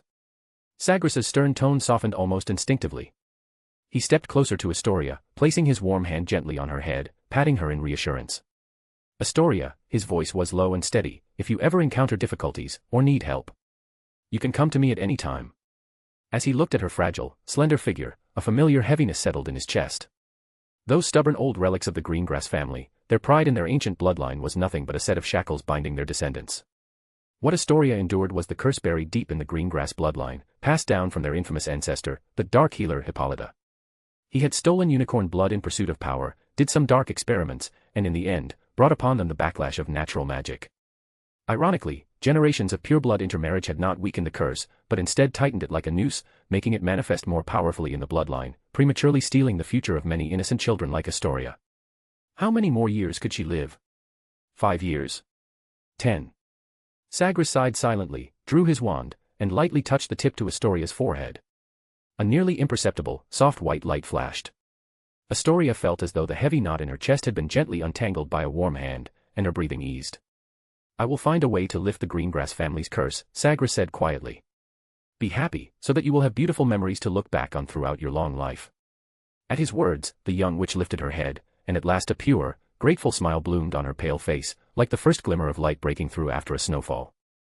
Chapter 114, Harry's Resolve. Sagres then turned his gaze to Harry. Mr. Potter, come here for a moment. Harry, bewildered, nervously followed the professor to the edge of the forbidden forest, away from the others. Sagres looked at the scrawny boy before him, the one the world called the Savior, and saw the innocence still lingering in his emerald eyes. Sigh. A complex, inexpressible emotion stirred within him. He lifted his wand slightly, and a silence domain instantly enveloped the two of them. The soundless barrier cut off all conversation, leaving the others able to hear only the mournful wail of the wind through the treetops. Regarding the scar on your forehead, do you know its true nature? Sagres's voice was low and steady. Harry touched the lightning-shaped scar in confusion. It was left by Lord Voldemort, Professor. He hesitated, then added uncertainly, of course, that's just what I've been told. Everyone says so. Sagres nodded slightly, his gaze calmly fixed on Harry. Do you know? 12 years ago, on that fateful night, when Lord Voldemort's power collapsed upon you, a fragment of his soul was torn away and accidentally attached itself to you. He paused, as though choosing his words with care. I believe it was nothing more than an extremely unfortunate coincidence, not his intention. Harry froze, stunned. He staggered back half a step, his emerald eyes wide. So that was it. In an instant, countless fragmented clues connected wildly in Harry's mind, the searing pain of his scar whenever he was near Voldemort, the Sorting Hat's whisper, Slytherin will help you achieve greatness, his inexplicable ability to speak Parseltongue, everything originated from this. A part of that monster resided within him. So. That was it. A chilling coldness shot up his spine to the crown of his head, and an overwhelming wave of absurdity and self-loathing crashed over him. He stared blankly at Sagres, his voice hoarse. Professor, you mean... I mean nothing more, Sagres interrupted, his tone calm and steady. I am only telling you a confirmed truth. Then it can't be a mistake. Harry's voice trembled, urgent, almost pleading. He and I are mortal enemies. He killed my parents. How could I? The words choked off in his throat, his stomach twisting violently. Dumbledore and I both believe this assessment is correct, Sagres said flatly. Of course, I have no doubt about your hatred for him. As I told you, this is merely a cruel joke of fate, an accident. Then, is there a way to get it out? Harry looked up, a faint, desperate spark flaring in his eyes. He clutched Sagres's sleeve, his voice raw with revulsion. The thought that, the soul of my parents' murderer is inside me, makes me want to vomit. Away, huh? For the first time, a faint sigh slipped from Sagres's lips. He lowered his gaze, then lifted it again, his deep eyes fixed on Harry's desperate, hopeful face. There is, at present, only one method. He paused, the air itself seeming to harden. But it is, somewhat cruel. What method? Harry pressed urgently, leaning forward. Sagres said nothing more. He simply looked at Harry, eyes that seemed to know everything, yet offered no answer, only a bottomless, unnerving silence. And in that silence, Harry understood. The unsaid truth struck colder than any words, carried in the professor's gaze that held something close to pity. The flicker of hope in his chest was extinguished at once, leaving only boundless cold. "Is it to kill me, Professor?" Harry asked faintly, his voice hollow. "Is it to kill me, isn't it?" "Yes, Potter." Sagres did not evade. He nodded, unflinching. "As far as we know, this is the only way to remove it completely." Then his tone shifted, offering the faintest spark of hope. "But that may not always be the case. Magic is wondrous, and perhaps one day we will discover a method that can achieve both ends." But Harry had heard only the affirmative answer. He stood rooted to the spot, his face pale as a fresh coat of paint, his mind blank, haunted by a single word, echoing endlessly. Death. Suddenly, as though seized by a desperate impulse, Harry lifted his head, his emerald eyes burning with calm resolve. "Then kill me, Professor." The sudden, childish declaration of readiness to die left Sagres truly stunned for the first time. He turned in surprise, his deep gaze scrutinizing the 12-year-old boy before him as though seeing him anew. This pure, reckless courage was startling, shocking, even a little absurd. "Commendable courage," he nodded slightly to Harry. "But killing you would be useless." His composure quickly returned as he locked eyes with the boy. "Lord Voldemort himself will not die from the loss of this fragment. And most importantly..." Sagres paused, then delivered the cruel truth in the calmest of tones. "He cannot control you. This soul fragment is nothing more than a helpless prisoner inside you. It will remain forever confined within your body, forced to watch as you make every choice that grates against its will, every step toward the future it dreads most. This will be its eternal prison." Sagres finished in a cold tone tinged with slight anger and a hint of mockery towards Voldemort. Harry opened his mouth, but no sound came. Merlin knew how much courage it had taken him to say those words just now. Images of his parents flashed through his mind, Voldemort's cold voice describing their murders, and a blazing anger surged through him, scorching away fear, threatening to consume him whole. Yet the picture painted by Professor Greengrass, that his own body would become the prison of Voldemort's soul fragment. He, Harry Potter, could not only live but might one day defeat Lord Voldemort himself, while that demon's fragment would remain trapped, forced to watch helplessly from within. Was that not the most bitter, most complete revenge? A punishment more fitting than death? But as soon as the thought arose, a deeper fear clawed its way into his mind. "But Professor, will I, because of it, become another Lord Voldemort?" His voice trembled with worry and self-doubt. "I can speak Parseltongue, the Sorting Hat said I should go to Slytherin, will I, eventually become like him?" "But you are in Gryffindor now," Sagres said calmly. "Yes." Harry's voice dropped, tinged with helpless bitterness. "But that was only because I begged the Sorting Hat not to send me to Slytherin." "That is enough, Mr. Potter." Sagres gave him a slight nod, his voice steady and firm. "The most important thing is not others' opinions or imposed definitions, but your own choices. No one, and nothing, can prevent you from becoming the person you wish to be." He paused a moment, then added calmly, "The most they can do, is take your life." Harry froze. Take his life, wasn't that the very request he had made to the professor only moments ago? That worst outcome, that seemingly insurmountable abyss of fear, turned out to be nothing more than that. A surge of strength welled up in Harry's chest. He lifted his head, a determined light blazing in his emerald eyes, his voice carrying inexpressible resolve. "I understand, Professor. I will live well, a soul fragment cannot decide who I am." Sagres regarded him calmly, a faint glimmer of approval flickering in his eyes. "I'm glad you understand that." Chapter 115, Harry, MIA House Elf. "Oh, by the way, Professor," Harry suddenly remembered something important he felt he needed to share. "There's a house elf, named Dobby. He seems to know who the mastermind behind the Chamber of Secrets incident is." Harry recounted his 2 encounters with Dobby in detail, the warnings at the Dursleys, the sealed platform entrance, the rogue bludger on the Quidditch pitch, and Dobby's vague yet alarming words about the Chamber of Secrets, danger, and his desperate pleas for Harry to leave Hogwarts. Sagres listened, then nodded thoughtfully.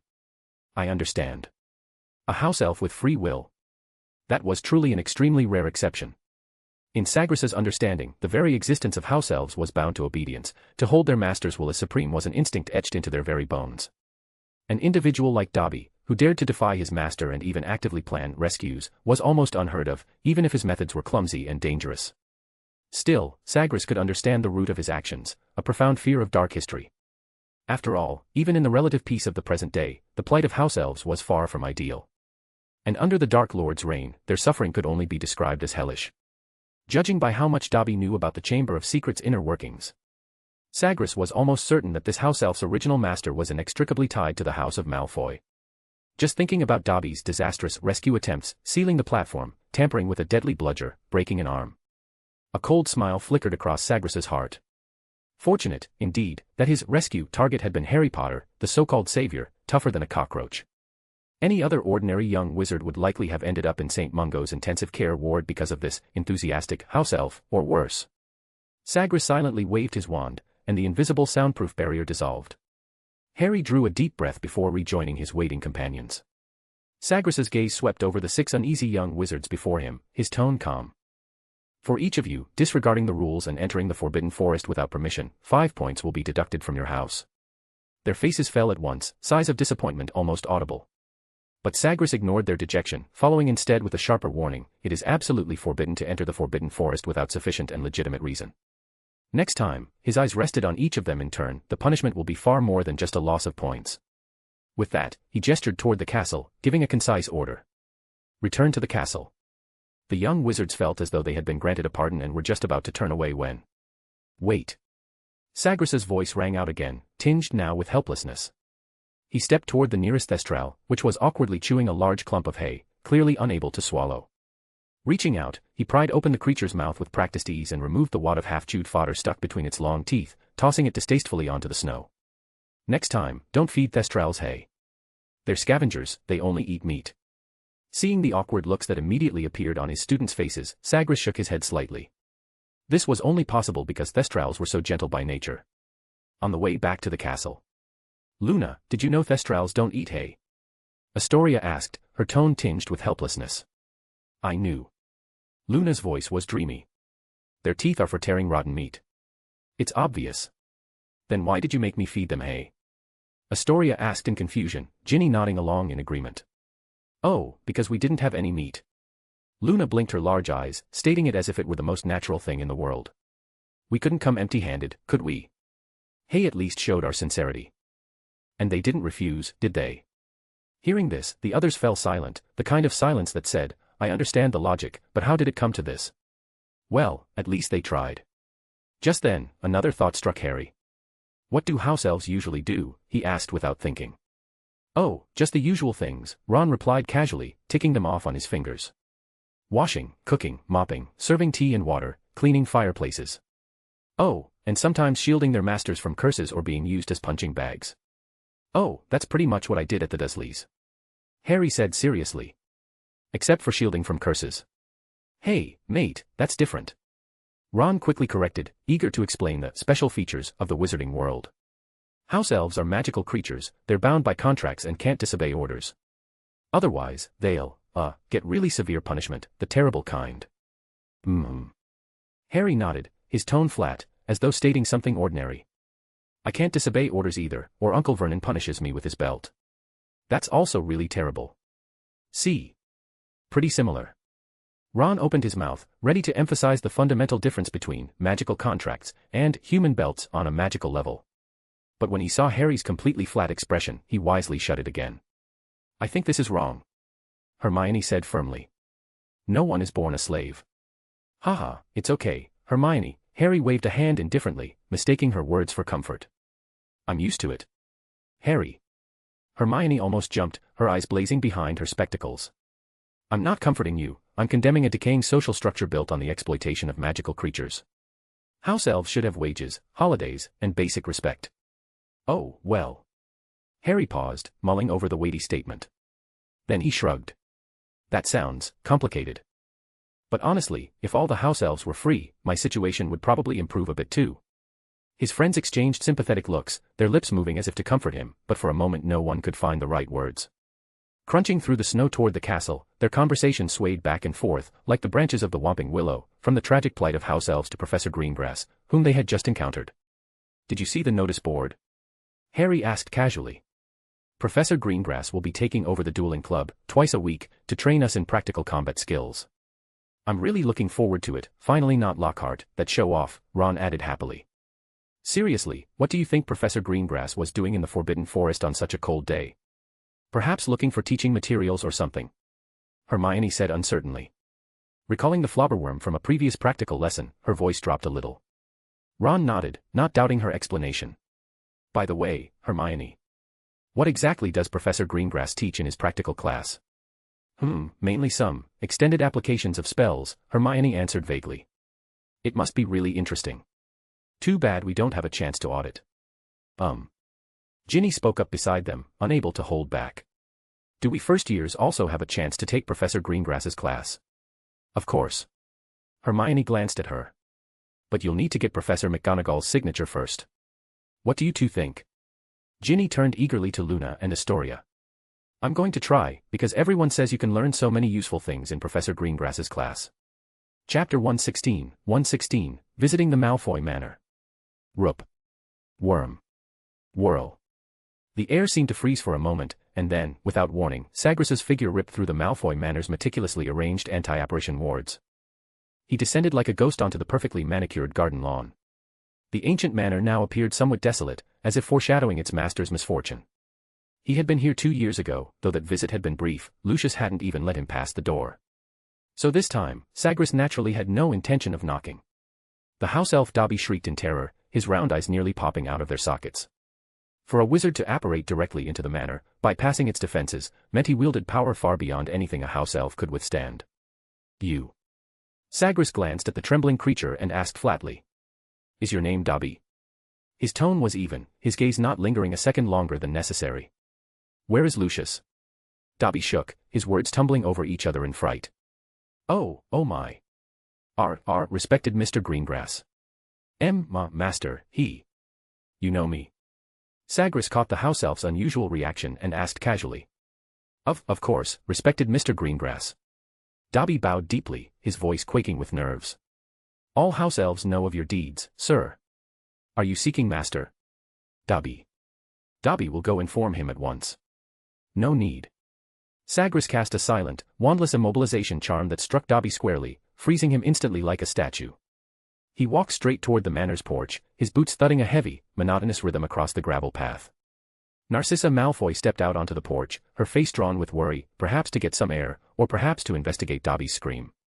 But the moment she clearly saw the figure advancing against the light, radiating an icy aura, her expression shifted from worry to sheer terror. Her blood seemed to turn to ice. Sager, I mean. Professor Greengrass. Narcissa's voice was as faint as a mosquito's hum, her body instinctively retreating half a step. How did you? Mrs. Malfoy. Sagres inclined his head slightly, polite, yet devoid of warmth. I'm here for your husband. Where is he? Narcissa's face drained of color, her lips trembling. Sir, please. Lucius, he only did something foolish. He never expected this to happen. He truly didn't. Even Draco, our poor Draco. At the mention of her petrified son, tears welled in her eyes, and her voice broke into desperate pleading. He only wanted to get back at Arthur Weasley, to cause him some trouble. He never meant to release the monster from the Chamber of Secrets. This was a terrible accident. Please. Sagres lifted his hand, a simple motion enough to cut her off. Accident. His gaze bored into her pale face, his voice steady and unyielding. Dozens of students petrified, including your own son. Mrs. Malfoy, do you think the word accident can bear such consequences? He stepped closer, an invisible pressure pressing down on her, suffocating. Where is he? He will likely need to explain this himself. No. You cannot deal with him privately. Narcissa summoned the last of her courage, trying to use the law as a shield. Even if he is guilty, he should be tried by the Ministry of Magic. At that moment, Lucius Malfoy emerged from the shadows of the porch. He looked haggard, his once immaculate silk robes slightly disheveled, his gray-blue eyes bloodshot, clearly tormented by his son's condition. Head bowed, his steps were heavy, until he drew close enough to sense the tension in the air. Lucius suddenly looked up, and the instant his gaze met Sagres's, the fatigue and worry on his face were replaced with stark terror. His complexion turned even paler than Narcissa's. Greengrass. Lucius's voice was dry and hoarse. Almost instinctively, he tried to hide the snake-headed cane in his hand behind his back, a gesture that looked utterly laughable before Sagres. Drawing a deep breath, he forced himself to straighten, but the fear in his eyes was impossible to disguise. Sir. I know why you're here. All unnecessary pleasantries and pure-blood arrogance vanished. Faced with absolute power, and the weight of his opponent's infamous achievements, Lucius made the only choice left, to admit defeat outright. Sagres met his eyes and said evenly, that's even better, it saves me the trouble of asking. I admit it. Lucius blurted out in haste, almost cutting him off, afraid that even a moment's delay would cost him the chance to explain. I put that diary into Ginny Weasley's book. But I swear, Mr. Greengrass, I swear to my family name. His voice rose with agitation. I didn't know what it was. The Dark Lord, when he gave it to me to keep, he only said it was an important item. I thought it was some sort of surveillance device or... I only wanted to use it to frame Arthur Weasley, to cause him trouble, to make him lose face and his job. I never thought it would, that it would awaken the monster in the Chamber of Secrets. All of this was just a misunderstanding. Lucius forced himself to speak steadily. I only meant to teach him a small lesson, to trip him up, nothing more. I never imagined such serious consequences. His eyes shifted to Narcissa, who was weeping beside him, and his voice broke with pain. And I never thought it would harm my own son, Draco. Sagres said nothing, his deep gaze fixed once again on the men before him. Subtly, he cast legilimency several times. Threads of magic wove quickly through Lucius's chaotic, fearful, pained, and regretful thoughts. Within seconds, the truth became clear, Lucius had lied about the diary's true nature. He might not have known it was a Horcrux, but he certainly knew it was a dangerous dark artifact. Still, his core claims, that he had only wanted to frame Weasley for having a dark artifact, and had not anticipated the Basilisk's rampage or Draco's suffering, were, for the most part, genuine. At that time, the enormous accident and the fear it caused had not completely shattered Lucius Malfoy's blustering courage. He was a shrewd man, though filled with regret, he had still chosen to rally the school board against Dumbledore after the incident, because if he hadn't, suspicion would inevitably have fallen on him. Sagres regarded Lucius calmly, his voice devoid of emotion. Do you realize how many people would have died that day if Percy Weasley hadn't used his prefect authority to warn everyone on the stairs to put on their glasses in advance? Lucius said nothing, but his face blanched further at the words. Abruptly, he bowed his head, lowering himself more than ever before. Sir, I am willing to take full responsibility and pay any price. I only beg you, show mercy. He did not dare say, forgive, he could only plead for mercy. He knew all too well that the men before him had the power to bypass the Ministry of Magic, even disregard it entirely, and deliver ultimate judgment upon him directly. Rita Skeeter, dead. Walton McNair, dead. Cornelius Fudge, the Minister of Magic, lost one of his hands. All that in front of Dumbledore. The Flint family, nearly wiped. And Violetta Crabbe, who had died on his doorstep 2 years ago. Their fates were the starkest of warnings. Chapter 117, Loyalty and Diligence. Sagres calmly regarded the pureblood aristocrat who had once been so arrogant but was now reduced to begging. Lucius's complete submission truly exceeded Sagres's expectations. He had assumed the man would attempt hollow excuses or cloak himself in talk of bloodline superiority. It seemed fear was indeed a most practical tool, and Lucius was, after all, a clever man. Such a person was far easier to control than a fool like Fudge. Of course, even clever men required the occasional reminder. I warned you 2 years ago, but you clearly treated my words as nothing more than wine through your ears. Sir, we didn't. Lucius tried to defend himself. Sagres shook his head, cutting him off. Perhaps I wasn't clear enough then. So, I will reiterate today. His indifferent gaze slid over their necks as he slowly uttered words filled with quiet menace. In front of me, put away your petty cleverness, your pureblood arrogance, and all your underhanded schemes. Bury them deep. Do not let me sense even the faintest trace of them in any of your so-called minor matters. Otherwise, I will have no qualms about seeing the sacred 28 reduced to 18 families, or even 8. The couple stood frozen, silent as crickets in winter. At the same time, Lucius, you should be truly grateful that no lives were lost because of this. Sagres's eyes moved from the immobilized Dobby to the tear-streaked Narcissa, and finally came to rest on Lucius's ashen face. If a child had died because of your foolishness, Lucius, even if that child were Draco, your fate would be the same as Violetta Crabbe's, nothing more than a death footnote in the Ministry of Magic's files. And Malfoy Manor would exist only as a name in history books. A deathly silence followed. Only Narcissa's muffled sobs broke the air. Lucius stood rigid, cold sweat soaking through the silk of his robes. Sagres had not shouted or raged, but Lucius had no doubt that every word would be carried out if tested. I completely understand, sir. Lucius's voice was dry and hoarse, trembling with the shock of survival. He bent his noble back in a deep bow. Thank you for your mercy. The House of Malfoy will remember your teachings. Sagres said nothing. His gaze shifted from the terrified couple to the stiffly frozen house elf. He studied Dobby in silence, a glimmer of thought flashing through his eyes. It was said in the wizarding world that the ancestors of house elves had been Earthvein elves, a race of subterranean humanoid beings, masters of earth magic, who could mend rock strata and foster crop growth. They had once built a civilization deep underground, the remnants of which now lay sealed in the Egyptian Ministry of Magic's secret vaults. But as early as the Metal War of the 3rd century BCE, the race had been all but annihilated. The scattered survivors were sold off by goblins to wizards, reduced to little more than collateral. Later, medieval wizards had used cruel genetic alchemy to forcibly graft the loyalty of magical hounds and the shame of boggarts into the blood of the Earthvein elf descendants, shaping the house elves into slaves for generations. Over the centuries, they became utterly unrecognizable. The immense magic and forging skills of their ancestors had vanished, leaving only a faint resemblance in appearance and their long lifespans. More tragically, thousands of years of enslavement and brainwashing had carved subservience and servility deep into their very souls. Today's house elves were less like living beings and more like breathing tools. This house elf named Dobby. Sagres's low voice cut through the silence. "He's yours, Your Excellency. From now on, he is your property."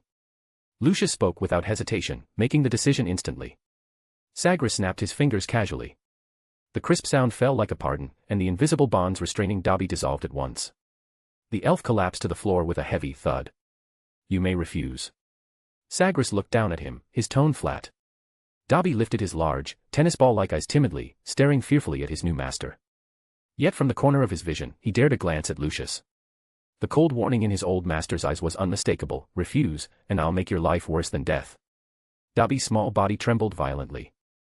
He bowed his head deeply, his voice no louder than a mosquito's buzz, weighted with the despair of resignation. Dobby is willing." Sagres nodded, and then his figure vanished as suddenly as it had appeared, taking with him Dobby, who had gained no freedom at all, merely exchanged one master for another. Malfoy Manor sank back into deathly silence, leaving only a pureblood couple utterly subdued by fear. After Sagres brought Dobby to the safe house hidden deep within the Forbidden Forest, he gave the elf no further notice. What occupied his mind when his gaze had swept over the trembling house elf earlier was not discipline, but how best to investigate the magical origins of house elves. This was not his first attempt.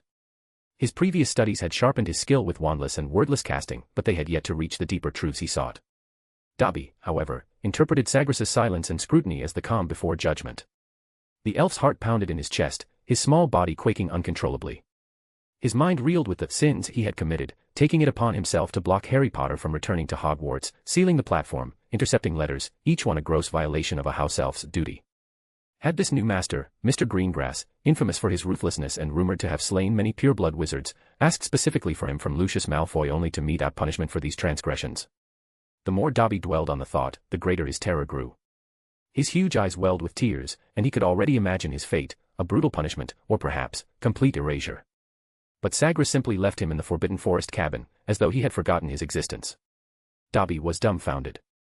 Summoning all his courage, he timidly asked about his duties. "Respected Sir Dobby, what does Dobby need to do?" "Nothing for now." Sagres's voice was flat, and he didn't even turn around. "Stay here." The command left Dobby utterly bewildered. The safe house was small and sparse, furnished only with a table and a few chairs, its emptiness unsettling. There was no kitchen to tend, no fireplace to clean, no garden to prune. He felt like an old trinket, casually set aside, stripped of purpose. The gnawing anxiety of uselessness ate at him. In the end, he could only pour all his misplaced loyalty and diligence into the few objects before him. He wiped the wooden table and chairs again and again, scrubbing so hard that the surface nearly shone with his anxious reflection, as if the relentless polishing could ward off the suffocating idleness and the dread of the unknown. Chapter 118, Kestrel's first DADAC class. The 2-week Christmas holiday ended, and the young wizards were about to begin their second semester. It was already dark when Sagres returned to Hogwarts Castle. That night, the Great Hall was brightly lit for the new semester's feast.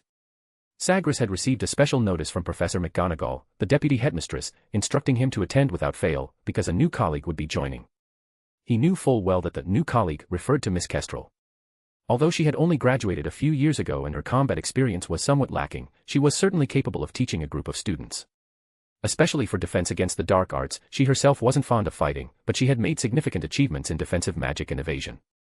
Combined with her now fully mature wand, the protective spells she could cast were astonishingly powerful. However, Sagres estimated that with the Kestrel's restless nature, she would probably leave by next semester. Inside the Great Hall, the 4 house tables were full of students, and the professors at the staff table looked solemn. Headmaster Dumbledore stood, clapped his hands softly, and the buzzing discussions immediately ceased. His silver beard swayed slightly as he smiled kindly. "Time flies. I hope you all had a pleasant Christmas." He went on, still smiling. "In the blink of an eye, half the school year has passed." I hope the holiday has not emptied the knowledge you have learned, so there is room for new knowledge. The students let out a knowing chuckle. As you all know, some incidents occurred last semester, which left our former defense against the dark arts professor, Professor Gilderoy Lockhart, injured and in need of treatment at St. Mungo's Hospital. And in order not to delay your studies, I have specially appointed a new defense against the dark arts professor. With that, he gestured toward Miss Kestrel. Kestrel, or Irisa Lumina, was at that moment seated beside Sagres, one hand pinning down Noctis the raven, who was trying to escape, while she attempted to pry open its beak to pour a cup of drink down its throat, all the while chattering enthusiastically. At the sound of Dumbledore's introduction, she immediately released the slightly ruffled raven, stood up with a flourish, and launched into her self-introduction with complete confidence. Hello everyone, I am Irisa Lumina, a graduate of Coldovstorit's School of Magic. It is a great honor to serve as your defense against the dark arts professor, and I hope we can all have a pleasant time together this semester. After speaking, she gave a graceful curtsy, sat back down, and polite, enthusiastic applause rippled through the great hall. Looks like she's not much older than us, Percy Weasley muttered to his companion with a frown. I just hope she's not another Lockhart. What's Coldovstorit's? Harry turned to Ron and Hermione. Is it also a school of magic? That's right. Hermione immediately confirmed.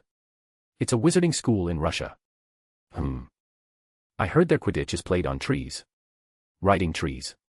Ron and Harry exclaimed at the same time, both staring incredulously at the slender new professor at the staff table. She doesn't even look as sturdy as a tree stump. Shoo. She's looking this way. Hermione quickly warned, lowering her voice. You'd better take this seriously. I don't think she's as easy to fool as Lockhart. Where did you get that from? Ron muttered skeptically. She looks only a few years older than us. Have you ever seen anyone pin Mr. Noctis down and stop him from flying away? Hermione shot back. And she seems very confident. You know, the defense against the dark arts position at Hogwarts is never an easy one. Dumbledore said a few more words, then announced the feast. At once, the long tables filled with an abundance of food, and the students eagerly dug in. Sagres quietly cast an invisible silence field around them, cutting off the surrounding noise, then turned to her. Have you decided what you're going to teach in your first class? Of course. Kestrel said with full confidence, forking a piece of pudding into her mouth and speaking indistinctly. Just you wait, I guarantee I'll surprise you. Sagres narrowed his eyes, what he feared most was her idea of a surprise. And how exactly will you teach, he pressed. I can't tell you that, Kestrel winked slyly, her tone deliberately mysterious. Now that we're colleagues, this is business, oh no, a professional secret. Looking at the sparkle in her eyes and the cunning smile at the corner of her mouth, Sagres felt a faint unease stir in his heart. By noon the next day, Sagres heard about Kestrel's unique teaching method. She had led the fourth years from Gryffindor and Slytherin straight out of the castle and into the snowy grounds. There, in a world blanketed with silver, she organized a castle snowman battle royale. First, she instructed the students of both houses to build the tallest snowman they could. The task seemed fun, and they all threw themselves into it with enthusiasm, soon producing 2 towering figures. The moment the snowmen were complete, Kestrel raised her wand toward the clumsy giants. Snowmen, attack! At once, the behemoths lurched to life and immediately turned on their creators. Under Kestrel's command, they hurled enormous snowballs at the students, swung their heavy snow-packed limbs, and even conjured colossal snow bombs. More dangerously still, the enchanted snowballs curved in the air, locking onto targets and pursuing them. Within moments, students from both houses were running in panic, shielding their heads as the towering snowmen barreled after them like moving fortresses. The nearly 3-meter-tall constructs rolled through the snow in pursuit, refusing to spare even those who had fled into the castle. On the spot, they gathered more snow, the balls swelling larger and larger with magical force, until they engulfed any unfortunate student too slow to escape. Screams rang out one after another as the snowmen became 2 relentless catapults, snowballs whistling through the air in a ceaseless barrage. Perched high on a chair, Kestrel shouted with excitement, defense against the dark arts, what's the core principle? Defense. Her voice carried over the chaos as she pointed her wand and bellowed, don't just run, defend. Use impedimenta. Protego. Wave your wands. Your 4th years, where are your shield charms? Snowballs crashed down like artillery fire, and Kestrel looked as if she were enjoying herself immensely. But gradually, amidst the storm of attacks, the students found their footing. With clumsy starts and nervous shouts, they began raising shield charms and casting impedimenta, learning to block the assault instead of fleeing blindly. Kestrel's commands and wild gestures never paused. The snowmen rolled across the grounds on their massive round bellies, bowling students over like pins and greedily scooping up more snow to replenish their endless ammunition. No hiding back in the castle. Kestrel called gleefully. Block with spells. If you can't even use impedimenta properly, she flicked her wand, drawing out her words, then the big snowman will give your butts a good kicking. At her cue, the towering snowman surged forward again, charging headlong into the scattering crowd. Some of the braver students had begun to counterattack, pelting the giants with snowballs of their own, but the flimsy volleys barely left a mark. Others, more desperate, resorted to incendio, sending flickering jets of fire against the snowmen in hopes of melting them down. But Kestrel was not so easily challenged. With a flick of her wand, one of the towering snowmen leapt high into the air and came crashing down, sitting squarely on the roaring flames to snuff them out. A few daring students even turned their wands on Kestrel herself. Several snowballs whistled toward their defense against the dark arts professor, but instead of anger, an approving smile curved her lips. Very good. You've learned to strike at the source of the problem, she called out in praise. But don't underestimate me. Before the words had even left her mouth, she swept her wand again. An invisible barrier shimmered into place, rebounding every snowball aimed at her. At once, the snowmen's onslaught grew fiercer, their attacks doubling in speed and force. Kestrel's IMG.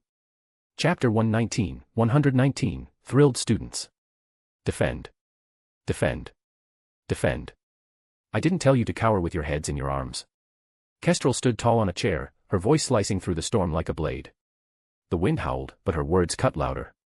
Listen up. Whoever manages to hit me with a snowball, she gestured to the towering snowman behind her, its blank eyes looming over the field, gets command of this big snowman. Like hell we could. We aren't even able to defend, let alone attack you. It isn't our fault that our previous data teachers didn't teach us properly. A murmur stirred, but Kestrel wasn't finished. Don't you want to be powerful? Her voice turned colder, sharper. Or should I ask, do you want to stay weak? Her eyes scanned the crowd like a judge weighing their worth. You've seen Professor Dumbledore. You've seen Mr. Greengrass. You've heard the stories of the Dark Lord's power. The ceiling is higher than you can imagine, even after knowing that. Do you think you can live the way you want in this world while being weak? A pause. A silence. In this class, right now, she motioned to the snowman again, this is power. And it belongs to the one strong enough to take it. Use it to command. To entertain. To conquer the opposing house, whatever you want. But know this. She drew her wand in a slow, deliberate motion. Her eyes narrowed, daring, burning. If you want it.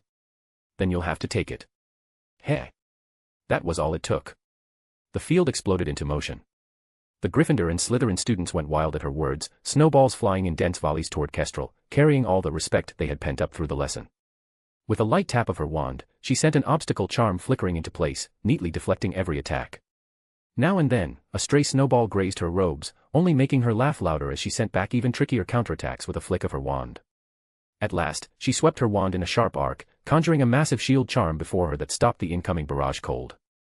Ahaha yes, just like that, she cried, spinning nimbly to dodge 3 snowballs in a row. Precision, timing, and, hey, don't hit your own teammates. No sooner had she spoken than a Slytherin boy, attempting a sneak attack, caught a misfired, giant snowball full in the face from a Gryffindor. He toppled into a snowdrift, his legs sticking out and kicking helplessly. The crowd burst into brief, stifled laughter before unleashing an even fiercer wave of snowballs. In the chaos, a Slytherin student suddenly had a flash of inspiration. Instead of throwing blindly, he ducked behind a stone statue warped by the giant snowman, holding his breath. The moment Kestrel turned her back to dodge a volley and leapt down from the chair. Now, someone shouted. The young wizard suddenly leaned out, hurling a snowball with all his strength, a snowball that was unusually solid and secretly packed with a shard of ice. It traced a near-perfect arc through the air and landed squarely on the back of Kestrel's head. Bang. The snowball burst against her dark red hair, shards of ice and snow sliding down her collar, freezing her in place. The students froze too, their attacks halting mid-flight. No one dared to breathe. All eyes turned to the Slytherin boy, filled with a complicated mix of you're doomed and you're a legend. Even the 2 giant snowmen stopped their assault, their carrot noses seeming to tilt in puzzlement. Kestrel turned slowly, wiping the wet snow from her face. But instead of anger, her lips curled into a dazzling smile, her white teeth gleaming against the snow. Excellent. Her voice rang out, brimming with open admiration. 20 points to Slytherin for this precise, clever, and, very wise attack. What's your name, boy? Mike Warrington, Professor, the boy answered, his face flushed with excitement. All right, Mike. Kestrel lifted her wand, pointing at the massive snowman that had just been chasing the Gryffindors to the brink of tears. Now it's yours. Go on, give your Gryffindor friends a proper Slytherin welcome. Before Mike could even react, he felt a sudden, icy force press into his mind. Clumsily raising his wand, He imitated Kestrel and pointed it toward the snowman on the Gryffindor side. Ah. Snowman, attack. The giant snowman rumbled as it turned, its hollow coal eyes locking onto the Gryffindor students. Under Mike's shaky command, it stomped forward, each snowy step clumsy yet heavy, forcing the shrieking Gryffindors to scatter in panic. "No, Mike," wailed a Gryffindor who had pelted him earlier, just before the snowman rolled a huge ball of snow and pressed it down, burying him up to the chest. His head stuck out helplessly, still yelling, until another massive snowball smacked him square in the face. Kestrel stood with her hands on her hips, barking out commands. See. Controlling power is much harder than just getting it. Mike, where's your shield charm? Gryffindors, use impedimenta. Trip it up. Don't just stand there shouting. Slytherins, don't just stand around grinning. Help your ally, defend, cooperate. Otherwise, you'll be the next ones turned into ice statues. The students, half panicked and half laughing, scrambled to follow her orders. The Gryffindors quickly cast Scour Jiffy on their half-buried classmate, then sent impedimenta spells at the snowman, while at the same time hurling enchanted snowballs directly at Mike, hoping to break his focus. Mike, flustered and red-faced, struggled to command the snowman to keep chasing while also ducking and shielding himself from the retaliatory barrage. For the first time, Mike truly understood how hard it was to control magic while juggling the chaos of a battlefield. When the shrill end-of-class bell finally rang, the training ground was a wreck. The two giant snowmen were riddled with holes from spells, tottering like they might collapse at any second. The students looked like half-drowned cats dragged from a snowbank, some with swollen noses from snowball impacts, others with shards of ice clinging to their hair and eyebrows. Yet, without exception, their eyes gleamed with a strange fire, exhausted, but exhilarated. Kestrel hopped onto a chair, clapping her hands, her voice still brimming with energy. "All right, rookies, well done." She surveyed the bedraggled crowd with a bright smile, then flicked her wand. "But let me warn you, if anyone still can't manage these basic defensive spells by next class." Her lips curved into a mischievous grin. Humph, humph. With a flourish, she waved her arm and declared, "Class dismissed." Immediately, chatter and groans broke out across the snowy field. Students hauled each other to their feet, brushing snow off one another while bickering about whose spell had been the most timely, or whose backside hurt the most from a snowman's kick. So exciting. When's the next defense against the dark arts class? I blocked 3 tracking snowballs. The students chattered excitedly. Though the lesson had been chaotic, everyone felt that the dry defensive spells from textbooks had never imprinted themselves so deeply in their minds as they had today.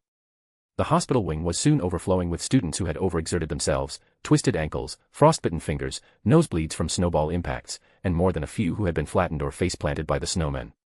Madame Pomfrey would be working late into the night. But the students were thrilled. Many discovered they could already cast spells while on the move, and Angelina from Gryffindor even managed to begin mastering silent casting of the impedimenta. From a high window in the castle, Sagres stood watching the scene below, expression unreadable. The students were battered and disheveled, yet their excitement shone bright. And in the midst of it all stood Kestrel, balanced on a chair, her hair a snowy mess, grinning like she had pulled off a prank to perfection. A quiet sigh escaped Sagres, but the faintest curve touched the corners of his mouth. Unreliable as she was, Kestrel's playful method of teaching had proven unexpectedly effective. Of course, only she could get away with such antics. If it were Snape. Sagres's mind flashed with the potions master's dark, sour face, and he swiftly dismissed the thought. That afternoon, attendance at Sagres's theory lecture hit a new high. Word of Professor Lumina's unique teaching style had spread quickly, and the younger students, desperate to master the shield charm and the impediment jinx, began cramming knowledge with renewed fervor, not so much to excel, but simply to avoid being pummeled quite so badly in the next defense against the dark arts class. Chapter 120, Unyielding Belief. Today, Sagres was explaining the distribution of magical nodes and the development of the shield charm. This spell was notoriously difficult for younger students, and even many Ministry of Magic employees struggled to cast a proper one. However, with the aid of his mechanical mind, less than half an hour into the lesson he had already imprinted all the key points of the shield charm into the students' minds. But that did not mean they had mastered it. There was always a vast gap between knowing and using, just as a map could show the way, but reaching the destination still required traveling step by step. Another problem was that many younger students' magic was not yet stable enough to form into a solid barrier. So Sagres chose another approach. During the lesson, he had used his mechanical mind to strip away the noisy, scattered thoughts of the classroom, leaving the students calm and efficient. Now, he would employ it again, this time to transform their rationality and calm into unwavering persistence. He waved his wand, and invisible magical ripples spread outward. The students immediately felt as though their minds had been plunged into a cold forge. You may have heard it said that magic is power born of the heart. Sagres's gaze swept over the slowly hardening expressions below the podium. So when emotions are deliberately stirred, the release of magic becomes twice as effective. As his words fell, he flicked his wrist casually, and in front of him a nearly transparent barrier formed, its edges shimmering faintly with flowing silver light. Its flawless form and condensed magic made every student hold their breath, their eyes shining with pure longing. Therefore, I believe what you need right now is not absolute calm, but unwavering determination. With that, he dispelled the circular shield and turned his gaze back to the young wizards, whose eyes now burned with fervor. The shield charm is a mirror of will, hesitation, fear, or distraction are cracks in the barrier. And the core of a successful shield charm lies in unwavering belief. Sagres's voice was calm as still water, a sharp contrast to the student's blazing determination. You must believe completely that this barrier can block all threats, and believe that your will alone is enough to protect your safety, that belief itself is the spell's strongest foundation.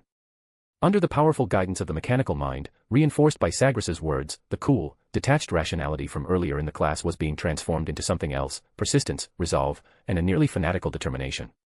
Remember the feeling you have now, this will be the key to casting the shield charm successfully. Sagres stepped down steadily from the podium, his authoritative gaze sweeping across the rows of young wizards. Now. The very air in the classroom seemed to freeze. Every student instinctively straightened their back, their eyes stripped of hesitation, filled only with focus and obedience. Raise your wands. Early the next morning, on his way to the library, Sagres happened upon Madame Pomfrey and Professor McGonagall blocking Headmaster Dumbledore, both women speaking heatedly. You must stop this immediately. Madame Pomfrey's voice carried fatigue and exasperation. The hospital wing is overflowing with little ones, bruised and battered. The injuries may not be serious, but I'm just one person, I can't manage it all.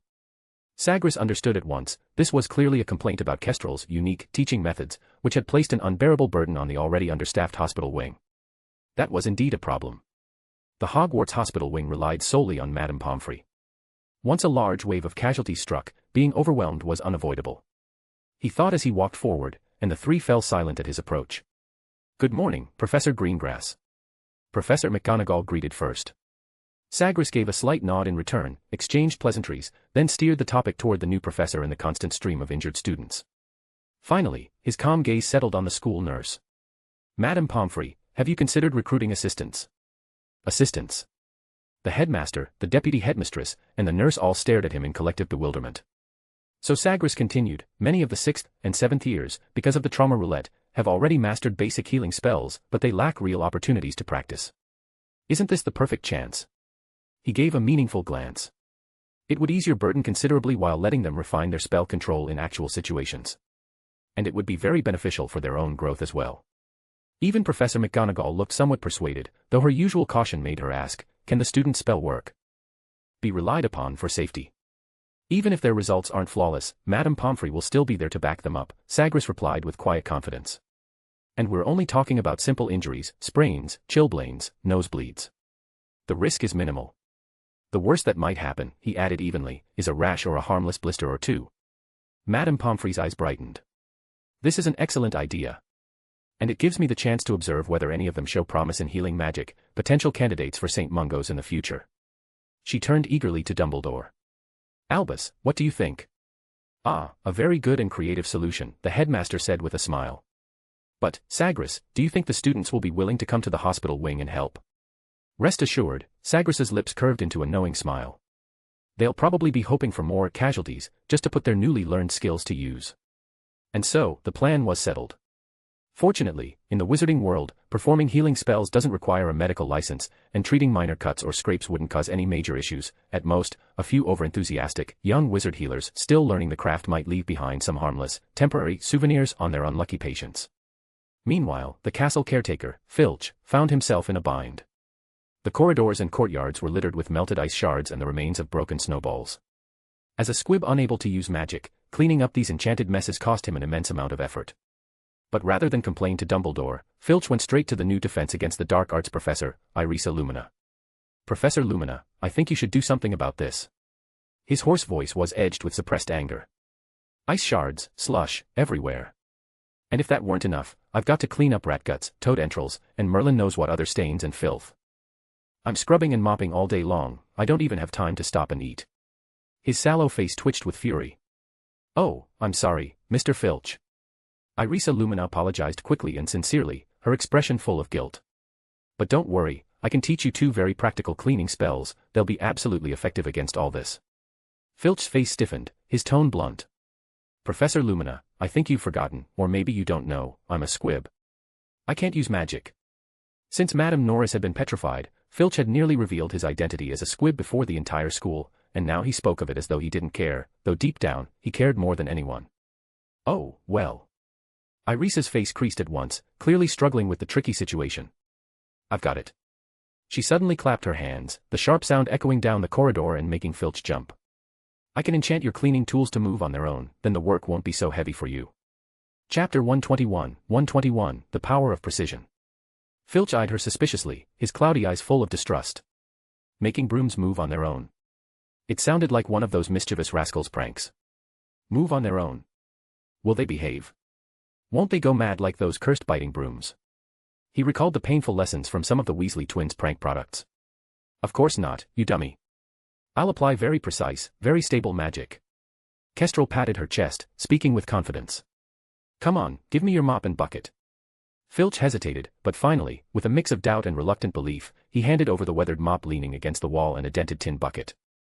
Kestrel took the tools, immediately drew her wand, and began to chant. The tip of her wand lightly touched the mop handle and the bucket, leaving behind a few faint traces of blue light that quickly vanished. Done. Kestrel happily handed the tools back to Filch. Try it. Now you just need to say, cleaning start, and they'll find work on their own. Say, stop, and they'll obediently wait. Simple, isn't it? Filch pressed his lips tightly together, taking the tools as if they were dangerous contraband. He carefully gripped the mop handle, looked around, and his gaze fell on a stubborn patch of mud mixed with ice shards nearby. He cleared his throat and, with a tone that was almost sacred yet full of doubt, whispered, cleaning start. As soon as he spoke, the mop in his hand trembled violently, as if it had suddenly come alive. It broke free from Filch's hand, plopped into the bucket on its own, soaked its cloth strands, then agilely sprang out and lunged at the stain, scrubbing back and forth with astonishing speed and efficiency. At the same time, the tin bucket beside it made a faint, gurgling sound, and the water at the bottom seemed to be absorbed by an invisible sponge, instantly becoming dry and clean. Filch stared dumbfounded at the scene before him. The mop he had used for over a decade, now seeming to have a mind of its own, was working tirelessly, several times more efficiently than he ever had. For the first time, his perpetually gloomy face showed an expression mixed with shock, bewilderment, and even a hint of relief. Perhaps this eccentric new professor really did have some tricks up her sleeve. Kestrel stood with her hands on her hips, proudly admiring her masterpiece. How is it, Baldy, I mean, Mr. Filch? Feeling better? Filch did not answer immediately, only staring intently at the strangely joyful, wiggling mop, as if trying to comprehend yet another enigma of the magical world. Then he slowly, very slightly, nodded, letting out an indistinct grunt from his throat. At least this was much better than him toiling away alone, as long as they didn't run around the castle by themselves in the middle of the night. Oh, right. Kestrel seemed to suddenly remember, and she reminded Filch, they need a magic recharge once a week. If you can't find anyone to help then, you can come to me. Thank you, Miss Lumina. Filch's voice was a bit stiff, but unusually friendly for once. You're welcome, it was my fault to begin with, Kestrel said with a smile, waving her hand. Then goodbye, Mr. Filch. Dueling Club was scheduled for Wednesday and Saturday afternoons, still in the spacious Great Hall. Of course, if there were special needs, the venue could be flexibly changed. As the first class approached, Sagres planned to start with 3 basic yet practical spells, Expelliarmus, Disarming Charm, Stupefy, Stunning Spell, and Petrificus Totalis, Full Body Bind Curse. They were relatively simple, safe, and their effects were immediate, making them ideal starting points for training novices. However, there was a practical problem before him. Students from several different years were standing in the Great Hall. Older students might already be proficient in these 3 spells, finding them unchallenging, while younger students, especially first years who had been admitted for less than a year, might not even hold their wands steadily and would know nothing about these 3 spells. But Sagres was not too worried about this, because he had a way to quickly initiate these young wizards, and even help them master these spells. Mechanical mind was the key to addressing these differences. It could temporarily transform young wizards into rational, calm, photographic geniuses, ensuring they precisely captured and imprinted every casting essential. Once knowledge was perfectly downloaded into the brain, what remained was thousands of repetitions until muscle memory was formed. His goal for the first class was clear and firm, to ensure every student in the Great Hall, regardless of their year, could master and successfully cast these 3 spells. This might sound arrogant, but to Sagres, it was not an impossible task. On Wednesday afternoon, the Great Hall was expanded into a spacious practice ground by the undetectable extension charm. The oak floor was as smooth as a mirror, reflecting the afternoon sunlight streaming through the windows. The air was filled with the excited and nervous buzz of young wizards. Students in different house robes gathered in small groups, whispering about Professor Greengrass and his dueling club. They clearly still remembered the previous duel, Professor Greengrass's calm composure, Snape's flexibility and resilience, and Lockhart's, rather typical negative example, all had been very educational. All the professors came to the Great Hall, even Professor Snape.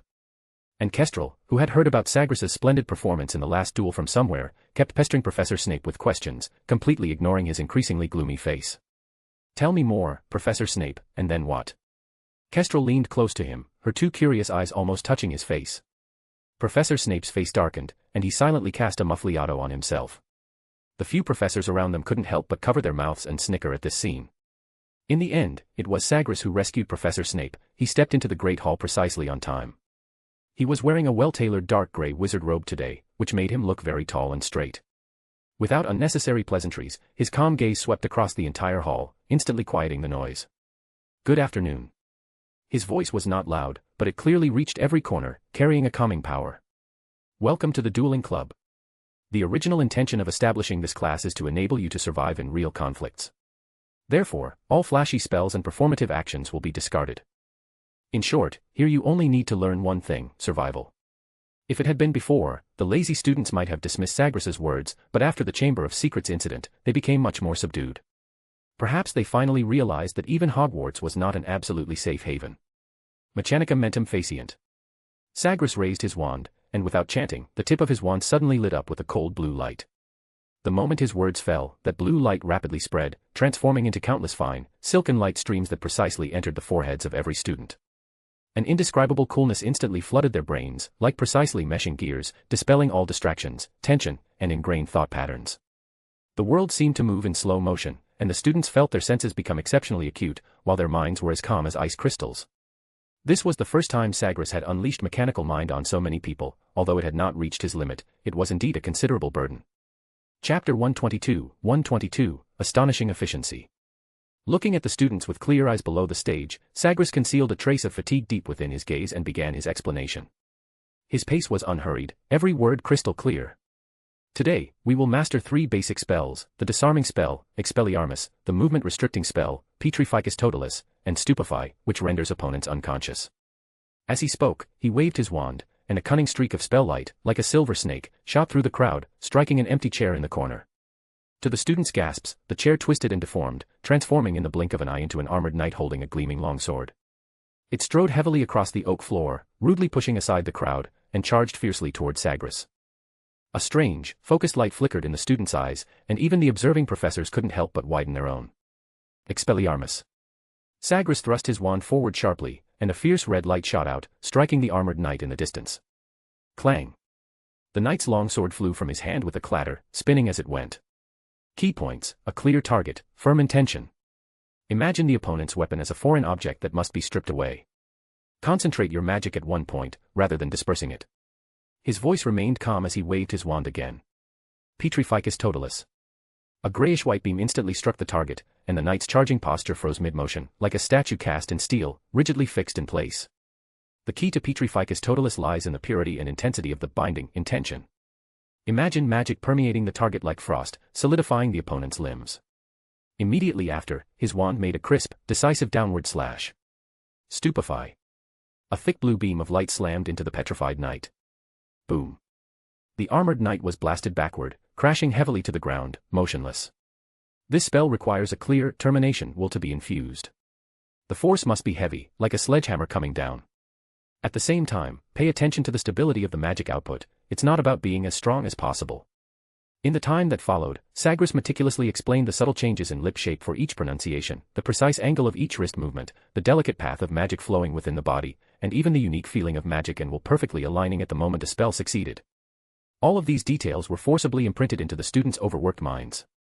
They absorbed everything greedily, like the most precise instruments, with only a cold and efficient focus remaining in their eyes. Half an hour later, Sagres finally lowered his wand. The theoretical explanation is complete. His clear, cold voice pulled everyone back slightly from that state of extreme calmness. Now, let's begin practical application.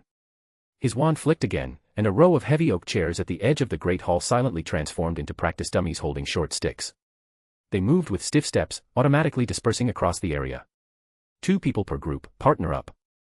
Start with Expelliarmus, taking turns casting the spell, Sagres said as he walked. Concentrate, and strictly follow the key points I just mentioned. I will patrol and guide. The great hall immediately filled with a chorus of slightly unpracticed incantations, Expelliarmus. Scattered flashes of red light began to flicker. At first, many beams missed their targets or fizzled out weakly. But soon, as the students carefully followed the perfectly clear operation guide, imprinted in their minds, successful disarmaments grew more and more frequent. The clink of short sticks being knocked away merged into a continuous rhythm, echoing crisply through the great hall. Professor Flitwick stood to the side, eyes wide, his small body trembling slightly with excitement. He had taught for decades and had never seen so many young wizards master a new spell in such a short time. Of course, not everyone succeeded smoothly. A few students repeatedly failed, their short sticks remaining firmly in place before them. But this astonishing overall success rate was already enough to overturn his understanding of teaching speed.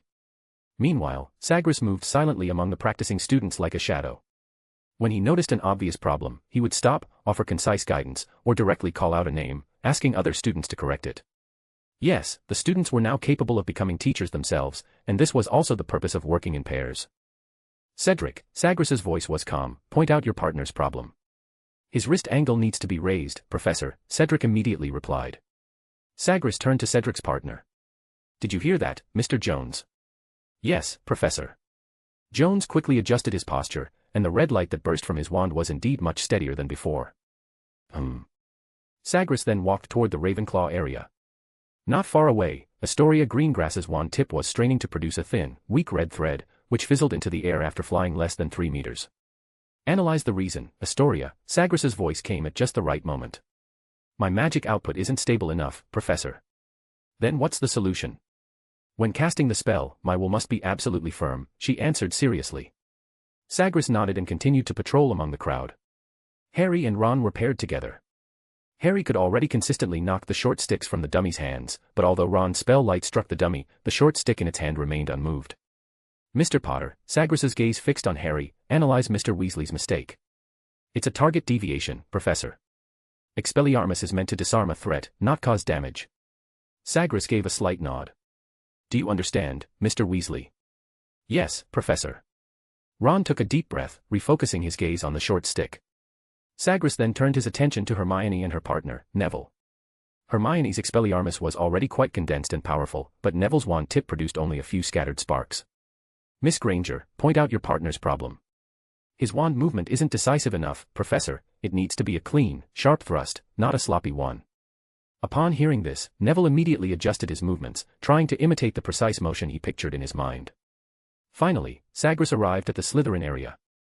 Goyle's clumsy movements and weak spell effects stood out noticeably in the crowd, and his partner was Malfoy. Mr. Malfoy, analyze your partner's mistakes. Wrong target. Expelliarmus is meant to disarm, not repel the opponent. Your movement is deformed, power should be concentrated in the instant burst of the wrist, not by swinging your entire arm like a club.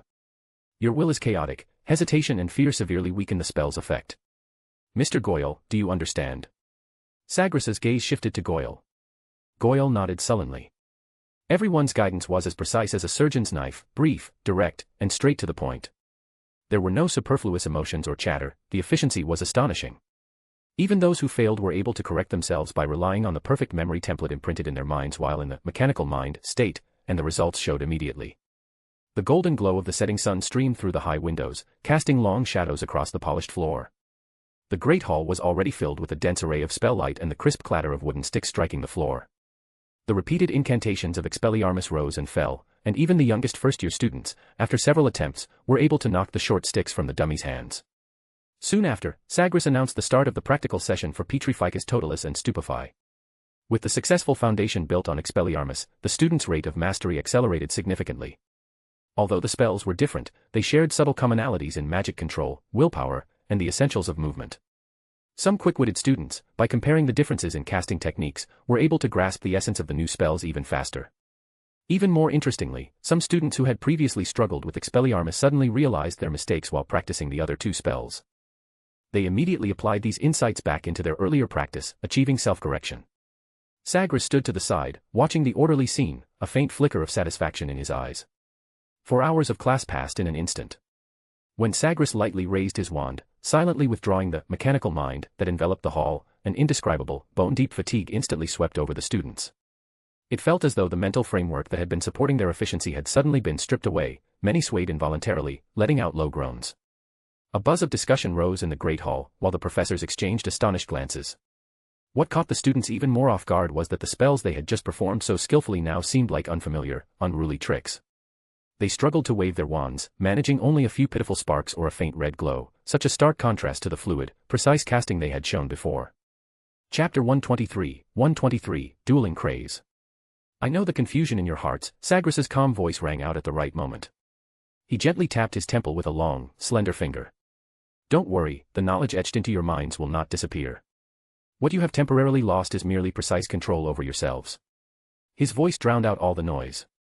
You have personally experienced successful spellcasting and clearly remember that feeling. It's very simple to regain that state, practice. His tone was rational, without a trace of warmth, even seeming a bit cold. Those who are diligent might regain the feeling after 10 attempts, those who are lazy might need thousands of repetitions to barely grasp it. That's fair, isn't it? After speaking, he casually waved his wand, and the transfigured puppets and practice area instantly reverted into neat rows of oak tables and chairs. Sagres gave a slight nod to everyone. Class dismissed. Go eat. The students immediately surged like a tide toward their respective house tables, and the great hall erupted in a noisy mix of exhaustion and excitement. Professor Flitwick scurried over to Sagres, his high-pitched voice filled with uncontainable awe. Sagres. What kind of magic was that? It's your own creation, isn't it? That's right, Sagres confirmed calmly with a nod. Although the other professors didn't crowd around, their ears were clearly pricked, and even Snape's hand, as he adjusted his sleeve, paused for a moment. Merlin's beard. That's simply breathtaking. Professor Flitwick was so excited he nearly jumped, waving his small hands.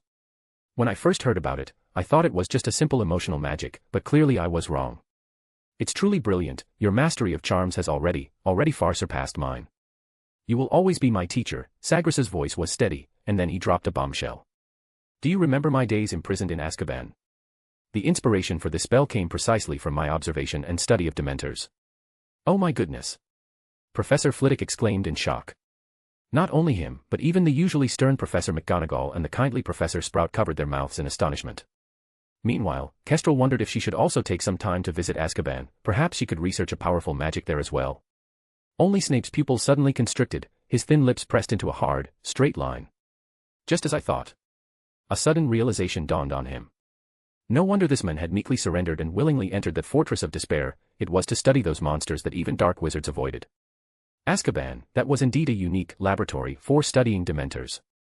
So, what had he returned to Hogwarts to study now? The secrets hidden within this ancient castle itself. At the long tables, although the students were drained, as if they had just run a marathon, their excitement boiled over like a cauldron.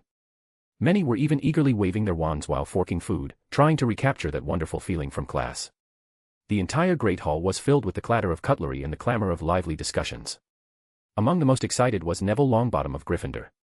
The second-year boy, who had always lacked confidence, now wore a glow on his face he had never shown before. Although his wand could only emit a small, weak spark now, the essentials of spellcasting, the angle of the wrist, the rhythm of the incantation, the feeling of magic condensing, were vivid and etched in his mind. This was nothing short of a miracle. Even his strict grandmother couldn't have done this, Neville was certain. Sagres's exemplary practical charms class was like a huge stone thrown into Hogwarts' calm lake. Precise and efficient guidance, along with immediate results, completely ignited the long-dormant dueling passion in the students' hearts. The orderly scene in the Great Hall, with its flashing spell lights, quickly became a hot topic of discussion throughout the castle. A fervent, dueling craze swept through the school. Corridor corners, empty classrooms, and even the edges of the Quidditch pitch turned into temporary dueling grounds. Students gathered in groups, imitating Sagres's concise commands, target, movement, will, and became increasingly proficient in casting Expelliarmus, the shield charm, and Stupefy. In the common rooms, discussions about spellcasting techniques and counter-strategies replaced gossip. Even Professor Flitwick was surprised to find that the quality of younger students' charms assignments had significantly improved, especially in practical application. However, beneath the fervor, undercurrents stirred. Sagres's emphasis on depriving threats and decisive precision was misinterpreted by some students as pure aggression and the worship of power. The ancient rivalry between the houses found a new outlet in this trend, disguised as sparring. Problems began to emerge. At first, there were minor frictions. Neville Longbottom of Gryffindor was, enthusiastically invited, to spar by two older Slytherins on his way to the greenhouses. He ended up hit by Expelliarmus, falling into the mud with his wand flying far away. Susan Bones of Hufflepuff was grazed by a sudden red flash of stupefy behind the library, startling her and scattering her books. The culprits only grinned and apologized. Just practice, don't be so tense. Victims, constrained by the excuse of sparring and lacking solid evidence, often had to swallow their anger. But soon, the conflicts began to escalate. Robert Hilliard of Ravenclaw was ambushed by 3 hooded students in a secluded corridor, subjected to a barrage of Expelliarmus and stupefy. Although he managed to shield himself with a protego, he was cornered, his wand nearly snatched, and the attackers slipped away before succeeding. Even worse, some began to deliberately hunt certain targets, like Goyle, who had shown weaknesses in class and happened to belong to a rival house. He was cornered by several Gryffindors at the entrance to the trophy room who, under the guise of helping him improve, knocked him down with Expelliarmus and then bound him completely with Petrificus Totalis, leaving only after he had been thoroughly humiliated. Bruised and swollen, Goyle chose to remain silent out of shame, anger, and fear of being labeled weak by Slytherin. However, his disheveled state did not escape one person's notice. When Draco Malfoy saw him in that condition in the Slytherin common room, ice instantly formed in his long-dormant eyes. Goyle. Malfoy's cold voice echoed through the nearly empty common room, and several first-year students immediately fell silent. Come here. Explain that. Look on your face. He strode over, glaring down at Goyle's battered appearance. Goyle flinched and mumbled vaguely, and nothing, Draco. Just, accidentally fell. Fell. Malfoy let out a sharp, derisive laugh. Fell into this state. Do you think I'm blind? He suddenly leaned closer, his voice extremely low but laced with an undeniable threat. It was those idiotic Gryffindor lions, wasn't it? How many of them? Goyle stiffened, his eyes darting away, his lips trembling, but he remained silent. Malfoy's anger flared, he felt a deep sense of insult and humiliation. Gregory Goyle was part of his Slytherin circle. Although he hadn't let them follow him around much lately, Crabbe and Goyle were, without question, Malfoy's friends. Attacking Goyle was the same as slapping Malfoy in the face, a direct challenge to Slytherin's authority.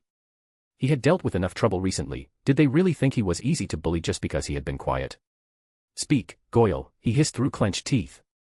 Tell me, who did it? His fingers unconsciously tightened around the handle of his wand, knuckles turning white. Don't ask, Malfoy, there are too many people here. I want to go back to the dormitory. Goyle's hulking frame now seemed timid, his downcast expression filled with shame. Malfoy straightened, his cold gaze sweeping over the few students secretly listening nearby, and snapped, What are you looking at? The young wizards immediately averted their eyes, then hurried toward the dormitory. Stop. Malfoy barked, following behind them. His voice was low and sharp with warning. Mind your own business. Turning back, Malfoy frowned and drew his wand. At the sight, Goyle instinctively took a step back. Tell me, who was it? Didn't see clearly, several of them, said they were helping me improve. Malfoy felt a surge of fury. He wasn't bullying anyone anymore, and now others were starting to bully him. A bunch of cowards. Cowards who only dare to hide and ambush. He then fixed Goyle with a cold glare.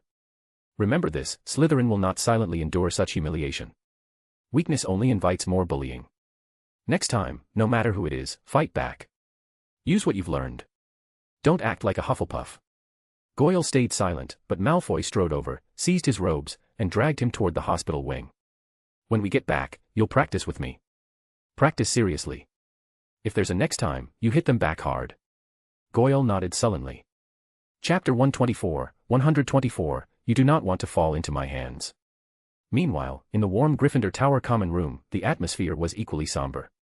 In a corner, Neville was distractedly wiping mud from the hem of his robe, his eyes darting away. Harry, Ron, and Hermione huddled around a table far from the crowd, heatedly discussing the recent attacks, their faces grim. This isn't sparring at all. Ron lowered his voice, slamming his fist on the table so hard the ink bottle jumped. Look at Neville. And Susan Bones, right outside the library, it's insane. Hermione frowned deeply, rapidly flipping through her thick copy of Dark Arts, a guide to self-defense, as if the answer lay hidden within its yellowed pages. Professor Greengrass's goal is for us to protect ourselves, not to bully others. These attacks, they're a complete misuse of magic, the worst distortion of his teaching philosophy. School rule number. Oh. She closed the book in frustration. We have to report this to Professor McGonagall, or Headmaster Dumbledore. It's out of control. Harry gazed at the leaping fire in the hearth, suppressed anger burning in his green eyes. He remembered how his cousin Dudley and his friends used to bully him, the same feeling of helplessness and humiliation. Hermione's right. This isn't about improvement.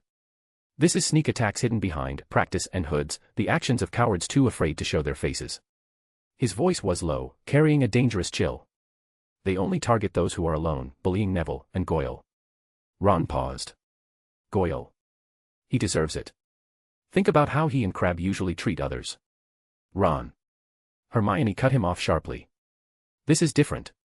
Being cornered by several people, bound by Petrificus Totalis and humiliated. No matter who it is, that's too much. And. She cast a worried glance around the common room, lowering her voice. The Ravenclaws and Hufflepuffs are looking at us strangely, as if all the attackers are Gryffindors. This can't go on. Harry nodded heavily. Exactly. Professor Greengrass's dueling class was supposed to be a good thing, but now, it feels like Pandora's box has been opened. News spread quickly through the castle's shadows. Injured and humiliated students stammered under Madame Pomfrey's stern gaze, while dissatisfaction and anger quietly seeped through all four houses. The atmosphere in the common rooms turned uneasy. Even within the same house, trust rapidly frayed under the excuse of sparring. Professor McGonagall and Professor Flitwick received a few vague complaints, but the lack of clear targets and evidence made them difficult to act on.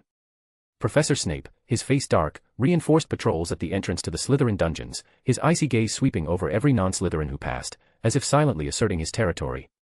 Until one day, the out-of-control, dueling craze, and the malice it fostered inevitably reached its instigator, Sagres. During the second dueling class on Saturday, as students practiced the shield charm, Sagres silently appeared between a Slytherin and a Gryffindor who were testing each other with Expelliarmus, their movements already edged with hostility. He didn't even raise his hand, he simply uttered two cold words, "Everyone, stop." The word was not loud, but it instantly cut through the tense air between the two. The spell light ceased at once, and the students froze in place, their faces pale. Sagres's gaze swept slowly across the great hall. His eyes no longer held simple observation, but a knowing comprehension of everything. And a trace of cold disappointment. He didn't scold anyone, nor did he deliver a long safety lecture. He simply walked onto the platform and gave a small nod to everyone. It seems some of you, having learned a few spells, have already forgotten their boundaries. His voice was calm as always, yet the temperature in the great hall seemed to drop instantly. Sagres walked to the center of the hall, and an invisible pressure radiated outward. All practice ceased. The lights at wand tips winked out one by one, leaving only a heavy silence. I teach you dueling not to provide an excuse for bullying, nor to give cover for indulging your personal whims. My sole purpose is to grant you the ability to protect yourselves when faced with real threats. He did not name any incidents, but his sweeping, all-seeing gaze made every student who had taken part in malicious sparring, or been its victim, shiver. Then his next action made everyone hold their breath even tighter. Sagres casually pointed to a Gryffindor prefect, Percy Weasley, who had shown the best performance in recent practice. "Mr. Weasley, use your most proficient offensive spell on me." "Any spell." Percy froze, and a collective gasp rippled through the great hall. Immediately.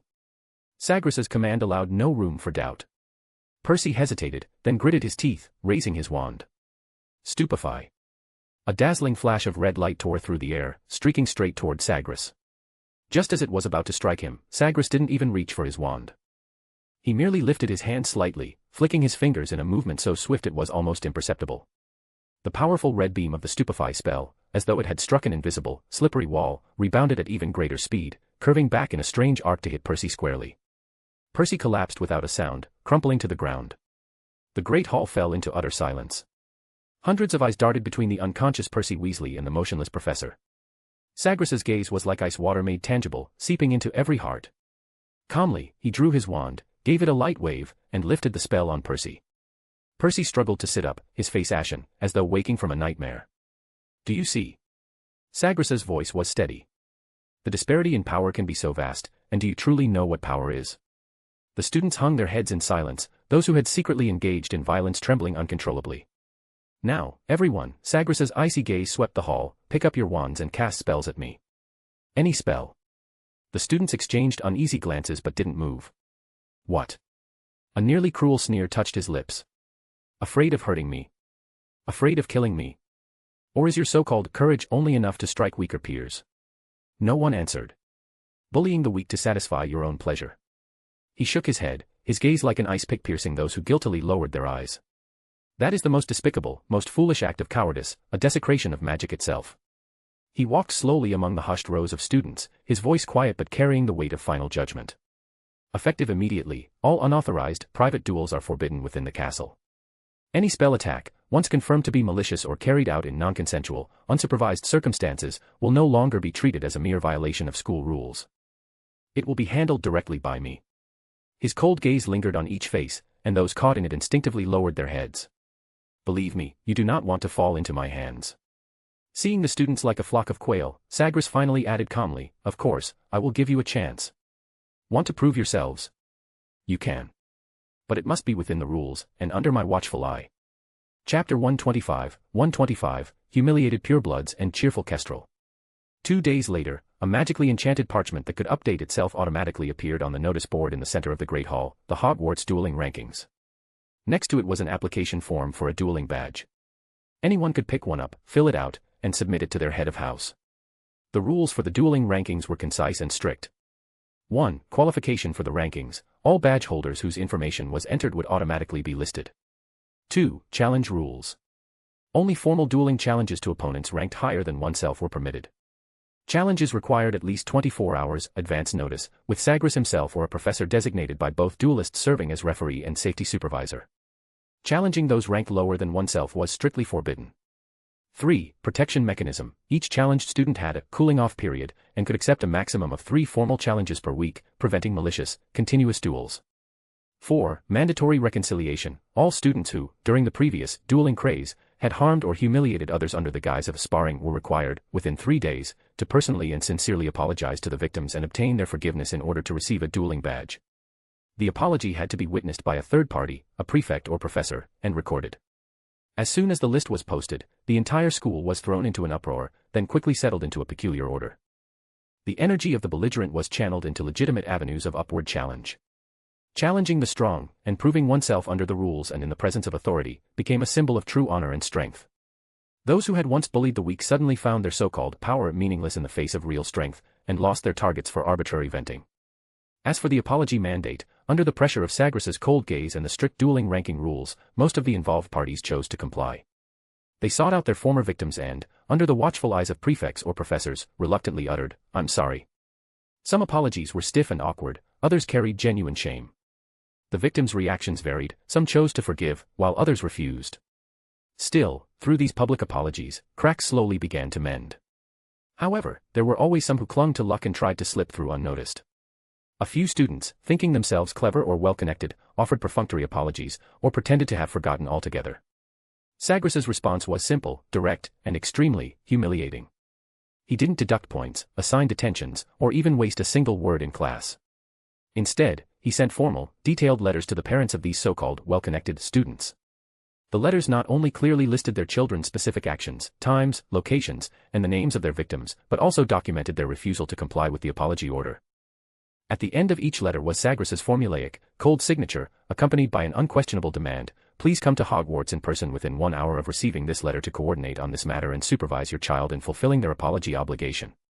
When several pureblood parents, faces ashen, stood in the Great Hall before all professors and students, suppressing their anger and embarrassment, and ordered their children to bow their heads and apologize to the students they had wronged, the silent force of that deterrent was 100 times more effective than any detention. Sagres had anticipated this from the beginning. He knew the temperament of these young wizards far too well. He had been fully aware of all the dueling incidents, his few days of apparent silence had simply been waiting for the right moment. After killing the chicken to scare the monkeys, he would use the rankings to guide their ambition, rules to shape their behavior, mandatory apologies to heal some wounds, and public punishment to strike directly at the incorrigible. From then on, the atmosphere within the castle began to change, quietly, but unmistakably. Private brawls vanished, while a passion for legitimate, rule-bound challenges reignited. In the corridors, students no longer whispered about, "Who taught whom a lesson yesterday," but rather, "So-and-so's ranking has gone up again," or "Potter's Expelliarmus is as fast as lightning." Those students who had been bullied and now received apologies, though not necessarily fully consoled, at least genuinely felt protected by an order upheld through rules. Thus, the previously out-of-control and malicious, dueling craze, finally began to cool, like fire meeting ice, after the second dueling class. Detention. That didn't exist. Point deductions. Useless. Sagres had more than enough ways to make these young wizards obey, but he chose not to use them. He preferred a more indirect approach, using gentler methods to achieve his goals. It wasn't that he feared being resented by misbehaving students, he simply wished to guide these young wizards, many of whom still clung to outdated ideas, toward the right path, as much as possible. In the days that followed, the busiest person in the castle suddenly became Kestrel. A large number of students flocked to the newly appointed professor, pleading with her to preside over duels. Those involved in mandatory reconciliations also frequently chose her to act as their apology witness. The reason was obvious: her personality and age made her the most approachable among the professors. Students genuinely liked this seemingly carefree, and even slightly unreliable, new professor. Kestrel herself also enjoyed it immensely. Whenever she acted as a witness, she would quietly pull the apologizer aside, lower her voice, and say with a sincere, understanding expression, "Leave this to me." But, you know. She'd wink. "The condition is that you must truly repent." At that point, the other party often felt as if they'd been granted a great pardon, tearfully grateful. "Thank you so much, Professor Lumina. Professor Greengrass was right, we really shouldn't have messed around after learning just a bit of magic. We know we were wrong." "Good that you know you were wrong." Kestrel patted her chest and vowed solemnly, "Don't worry, leave it to me. Even if it doesn't work this time, it definitely will next time. I'll go persuade them first." "Thank you, Professor Lumina. You're truly the best professor at Hogwarts." Oh, it's nothing." Kestrel waved it off, smiling brightly. Then she would immediately slip over to the victim, leaning in just as mysteriously, "Listen, you absolutely mustn't forgive them too easily. At least make them apologize a few more times so they learn their lesson. Don't worry, I'll definitely help you uphold justice and make them regret it bitterly." "Thank you, Professor Lumina. Then next time." "Of course you'll find me next time. I'll teach you exactly what to do, guaranteed satisfaction." Kestrel took on the tone of a kindred spirit. "Thank you so much, Professor Lumina. You're truly the best professor at Hogwarts." Oh, it's nothing." Kestrel waved again, her smile still bright. The result was predictable: mandatory reconciliations naturally failed again and again. What was remarkable was that both sides of each conflict were full of gratitude toward Professor Kestrel. One side thanked her for her generosity and diligent mediation, while the other praised her for her firm support and upholding justice. Kestrel's trick of playing both sides and pleasing everyone initially went quite smoothly. She was like a busy, cheerful bee, flitting through the castle's corridors, empty classrooms, and courtyards, leaving behind a trail of, "Oh, it's nothing," and the satisfied smiles of both parties, despite their opposing goals. She even prided herself on her efficient mediation, convinced that she was both appeasing the victims and profoundly educating the wrongdoers, a true win-win. However, there were no secrets in the castle, especially when a certain pair of eyes was constantly monitoring the enforcement of the rules. Sagres detected the anomaly with almost no effort. The repeated delays in the apology process, the unusually high number of invalid reconciliation witness records, and Kestrel's overly active involvement, combined with the nearly worshipful gratitude from students on both sides, formed a glaringly incongruous picture. This was far from the healing process Sagres had envisioned, one guided by rules and structure. It wasn't until Noctis started mimicking the phrases, "You are truly the best professor at Hogwarts," and, oh, it's nothing," that Kestrel finally began to rein herself in a bit. Chapter 126, Dueling Arena. One afternoon, as Kestrel hummed a tune once more, returning contentedly to her office after an 11th failed mediation witnessing, she looked up to find Sagres standing at her office door. The lingering sunlight from the stained glass window cast his tall figure into a long shadow, stretching across nearly half the corridor. In his hand, he held a thick stack of parchment reports, each marked with "Witness, Professor Irisa Lumina," and "Mediation Result, Not Reached." The corridor was unusually quiet, the air seeming to solidify under a heavy pressure. Sagres slowly turned around, his cold gray eyes locking directly onto Kestrel. He didn't speak. He simply lifted the stack of parchment slightly, a small gesture that instantly froze Kestrel's smile. On his handsome yet expressionless face, there was no anger, only a calm that pierced through all pretenses. "Professor Lumina, our best professor at Hogwarts." His voice was steady, utterly devoid of emotion. "Perhaps you could explain." He paused, his gaze drifting over the repeated signatures and identical outcomes on the reports, this unique art of mediation, and its significant impact on the efficiency of apology order enforcement. Kestrel's smile vanished. A flicker of unexpected panic crossed her usually bright and mischievous eyes. The moment she saw Sagres at her door, she knew the game was over. Her little self-congratulatory cleverness had been completely transparent to him all along. "Oh, wasn't I just trying to make everyone happy?" Kestrel spread her hands, a bright yet slightly fawning smile plastered on her face. "Look how good it is now, everyone's so happy." "Is that so?" Sagres replied expressionlessly. "I think you're the happiest one." I was just trying to help you resolve their conflicts." Kestrel's confidence wavered, her voice softening. The conflicts are almost resolved now. Tomorrow. Tomorrow I'll make sure everyone's mediation is successful. Sagres's brow furrowed further, his gaze sweeping across her face, which practically shouted I'm innocent. Your daily course load isn't any lighter than mine. Even if you don't assign homework, you shouldn't be this idle, should you? Hey, I haven't been slacking off. Kestrel snapped, straightening her back like her tail had been stepped on. The students are learning really well. Their shield charm, obstacle curse, and even some counter curses are quite good. If you don't believe me, you can check. I know. Sagres interrupted, the faintest trace of disdain in his voice. I know the students' defensive magic has improved significantly. But I wasn't talking about them. I was talking about you. He paused, his gaze settling heavily on Kestrel, finally letting out an almost inaudible sigh. What about me? Kestrel muttered, a hint of defiance in her voice. I'm doing a good job as a professor, and I'm teaching my students well. You're too idle, Sagres said sharply, then stated his demand without hesitation. Coincidentally, there's something I need you for. What is it?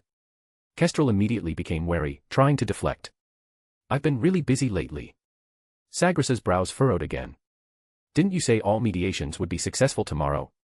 What exactly are you so busy with after that? Oh, right. I forgot. Kestrel immediately changed her tune with astonishing speed, her expression shifting into that of a rogue who'd accepted her fate. Then I'm free now. Sagres ignored her antics and got straight to the point. I want to build a dueling arena next to the Quidditch pitch, large enough to accommodate the entire school. You'll help with that? Kestrel drawled, her face full of reluctance. What Sagres looked at her calmly, his gaze exerting invisible pressure. Unwilling. Willing. Very willing. Kestrel instantly straightened up, forcing a wide, exaggerated smile. I've just been waiting for you to give me something to do. I couldn't be happier.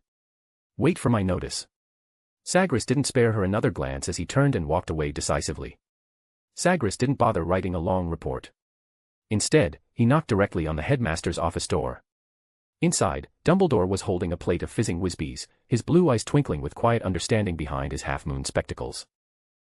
Sagres, Dumbledore greeted warmly. Would you like a sweet? I find they help one think more clearly. Sagres waved his hand in refusal. Headmaster, I presume you've already noticed the overly fervent dueling enthusiasm spreading through the castle, and the chaos that has come with it. Indeed, Sagres, it's hard not to notice. Dumbledore replied gently. But isn't this precisely what you wish to see? And I have no doubt that before you even knocked, you already had a complete plan in mind. He gave a sly wink. Your dueling leaderboard and dueling badge concepts are quite ingenious, even an old man like me couldn't resist applying for one. As he spoke, he pulled a simple iron badge from the pocket of his velvet robe. It shimmered faintly in the firelight. A very clever magical creation, Dumbledore praised, weighing the badge in his palm. The basic point tracking function goes without saying, but what's even more remarkable is that it can, vaguely sense the wearer's intent. Any malicious attempt to cast a spell is immediately exposed by it. But this still isn't enough, Headmaster. Sagres's gaze remained calm. Corridors and unused classrooms cannot provide a truly safe environment for actual combat. The students need a fixed, standardized space designed specifically for dueling. As he spoke, he pushed a rolled-up parchment across the desk toward Dumbledore. The blueprint automatically unrolled on the mahogany surface, revealing a massive circular platform suspended at the edge of the Quidditch pitch. At its center stood an ancient stone tablet, while around the perimeter, densely packed magical seating rose like towering spires. At the top of the parchment, in bold lettering, was written, Contract Dueling Arena. Beside it, the description read. A powerful, permanent dueling domain constructed around the dueling spirit tablet as its core. It will possess 1. Absolute protection, stronger than temporary domains, capable of completely absorbing and transforming stray spell energy, ensuring absolute safety for both spectators and spellcasters. 2. Environmental simulation, can generate simple obstacles or terrain changes, sandy ground, low walls, shallow puddles, at the challenger's request, adding variables to actual combat. 3. Panoramic projection, images of exciting duels will be magnified and projected into the air around the arena, allowing distant spectators to clearly see every intricate spellcasting detail. 4. Cheer magic amplifier, concentrates and channels the audience's cheers into a powerful energy flow, creating random natural disasters for both dueling parties. 5. High-tier trial ground, the high-difficulty solo trials and peak arena challenges for dueling badge advancement will be held here permanently. Dumbledore leaned over, carefully examining the blueprint, his fingers gently tracing the parchment's surface. Silence filled the office, broken only by the faint sound of Fawkes preening his feathers on his perch. A magnificent stage, Sagres, Dumbledore finally said, his eyes sparkling with admiration and thought. It perfectly brings your vision to life. Safety, fairness, and most importantly, visibility. Sunlight is the best disinfectant, a public arena and dueling badges will expose ambushes in the shadows. He picked up a new sweet and popped it into his mouth. I approve. The site will be on the east side of the Quidditch pitch. It has an open view, won't interfere with regular Quidditch training, and is closer to the castle, making it convenient for students to come and go. He looked up at Sagres and added, during the construction process, for any assistance needed, the entire staff of Hogwarts will be your strong support. Sagres bowed slightly and responded concisely, understood, Headmaster. Chapter 127, Platform floating in midair. The news of the Duel Arena's establishment spread like wildfire throughout the castle, and the students were all exhilarated, as if they had been hit with a cheering charm. This arena was not only a way to quell the chaos, it also carried Sagres's high hopes, a new sport with boundless teaching potential and enjoyment. Quidditch. What rubbish is that? On an otherwise ordinary afternoon, Sagres gathered all the professors willing to assist and headed straight to the designated construction site. While the accompanying professors discussed where to begin laying the foundation, Sagres had already walked alone to the center of the clearing. There were no lengthy incantations, no flashy gestures. Sagres simply raised his right arm, the tip of his wand pointing diagonally toward the ground, his movements fluid and natural. Then, a short, cold, and firm word escaped his lips. Section A with ring above pound. The word wasn't loud, but it struck every bystander like an invisible shockwave, and the ground beneath their feet trembled violently. Crack. Boom. What followed was nothing short of a miracle, or rather, a breathtaking earth-reshaping driven by pure magic. Rumble. Rumble. Rumble. The patch of ground where Sagres's wand pointed did not rise slowly, it was torn open by a tremendous force. Accompanied by the tremendous sound of rocks grinding and breaking, a massive slab of stone was wrenched from deep within the earth by an unseen magical force, carrying soil and roots with it as it rose from the ground with a deafening roar. It was as if the earth itself had been forcibly dissected, revealing its ancient, rugged backbone. Dust billowed, and gravel fell like rain.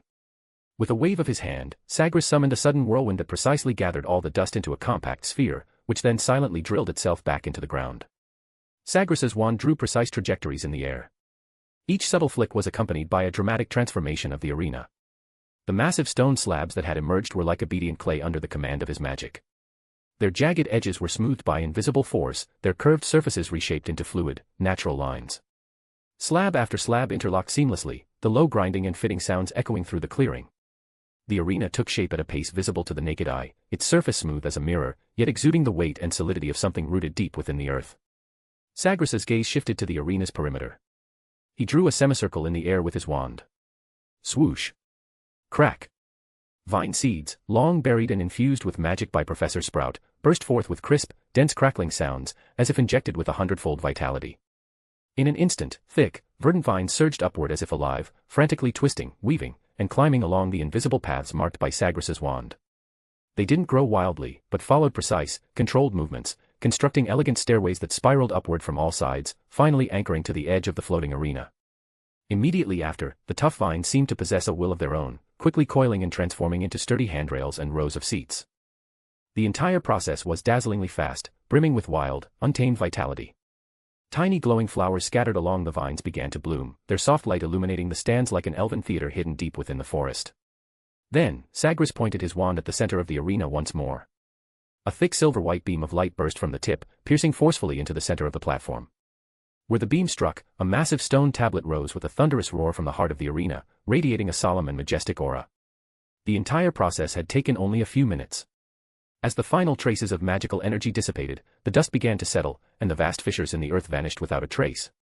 Now, the grand and sturdy duel arena floated before them, like a miracle made manifest. Absolute silence blanketed the edge of the Quidditch pitch. Hundreds of students, along with the professors who had come to assist, stood frozen, staring in awe, as if someone had cast Petrificus Totalis on them all.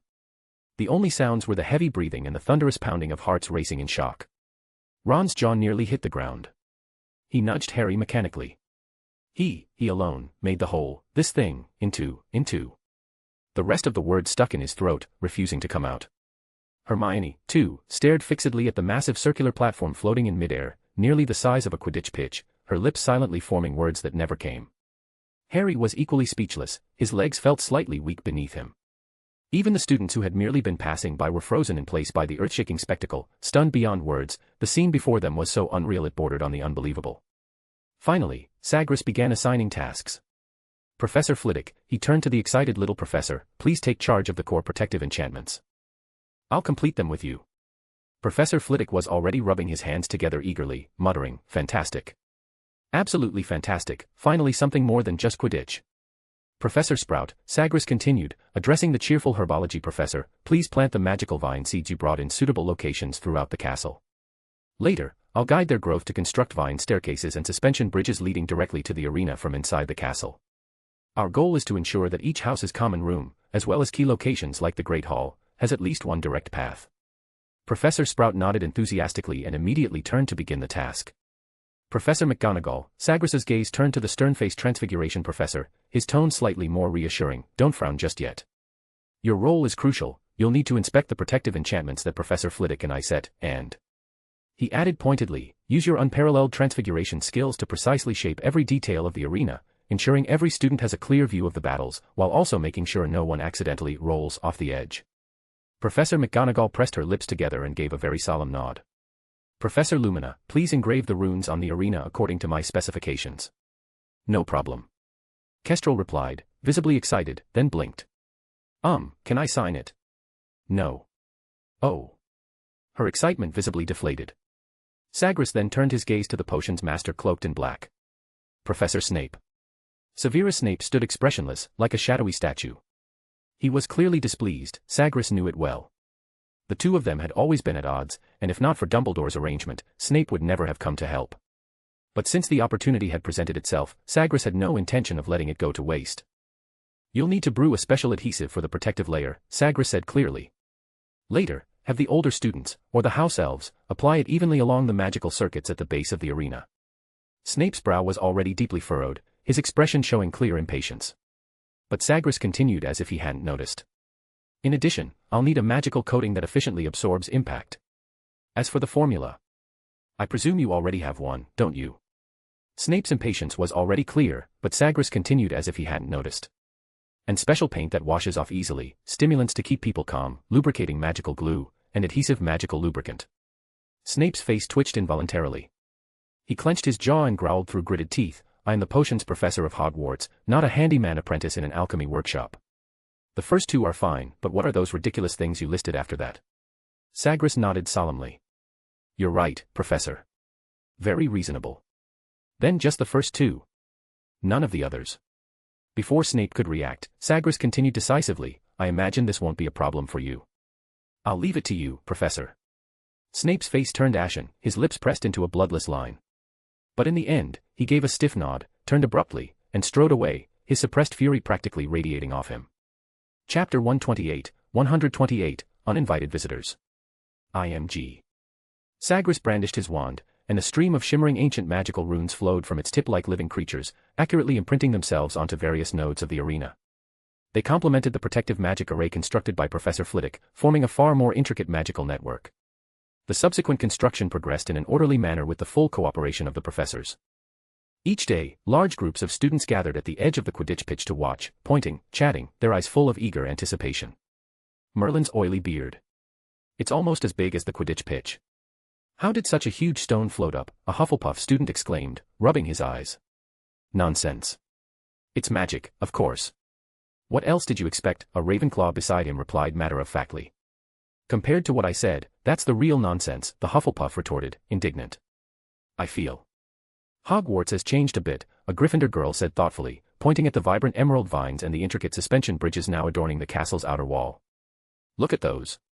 How fascinating, it feels like we're living in an ancient castle deep in the forest.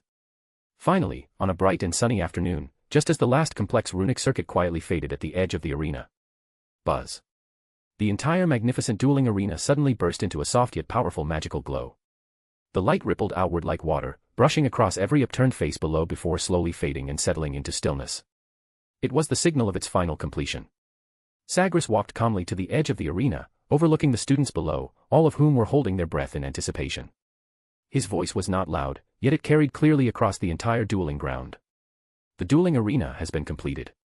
From now on, all your future dueling classes will be held here. A thunderous cheer erupted in response. Sagres decided to host several grand exhibition matches to celebrate the completion of the arena before the next round of dueling classes began. Of course, this would be nothing like Lockhart's flamboyant and comical displays. His plan was to join forces with powerful professors and like-minded allies to spread the dueling movement throughout the entire magical world. And so, with his efforts, news of the contract dueling arena spread like a replication charm, appearing in the afternoon tea discussions of the Daily Prophet editorial office and in the casual conversations of Ministry of Magic officials.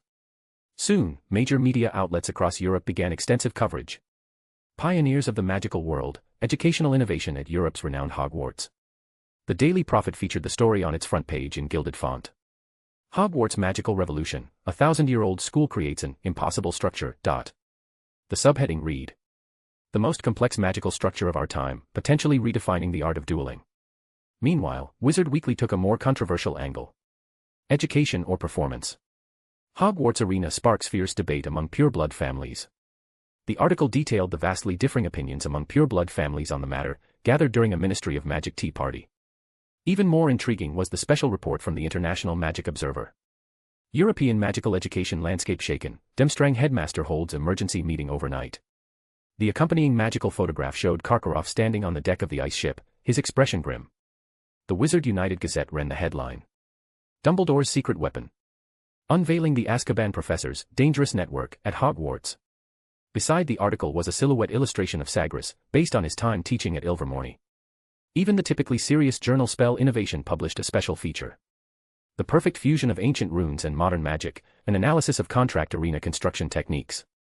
Professor Flitwick was invited to write the technical review section. Hogwarts' newly completed contract dueling arena, with its astonishing scale and mysterious aura, instantly became the hottest topic in the British Isles, its prominence even subtly overshadowing the Quidditch World Cup warm-ups. The news, like galleons with wings, quickly flew across the channel. And inside Hogwarts Castle, it triggered an even greater frenzy. Dueling, this ancient and captivating discipline, swept through every corridor and classroom with unprecedented fervor. In corridors, common rooms, and even at the dining tables, young wizards could be seen everywhere, waving their wands, practicing gestures, and fiercely discussing tactics. It had quickly joined the ranks of dating, Quidditch, and pranks, becoming the fourth most popular new trend in campus life.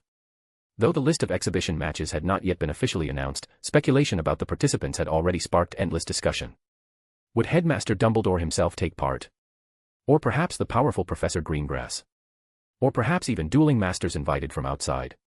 The young wizards debated animatedly, and even in Hogsmeade Village, wizards were caught up in the talk. Madame Rosmerta, owner of the Three Broomsticks, noticed that recently, more customers were discussing dueling than the Quidditch World Cup. In truth, Sagres had no plans to invite outside duelists. Hogwarts already had more than enough worthy candidates. Snape was highly skilled, Professor McGonagall's transfiguration was formidable, Professor Flitwick was a former dueling champion, and Dumbledore himself was regarded as the greatest wizard of the century. He had already coordinated with several professors to demonstrate various applications of magic in the upcoming exhibition matches. However, on the eve of the matches, a sudden accident sent everyone's hearts racing. On a dark and windy night, the castle's alarm gargoyles let out a sharp, piercing shriek, cutting through the stillness of the night sky. Professors rushed out of their common rooms or offices, their expressions grim.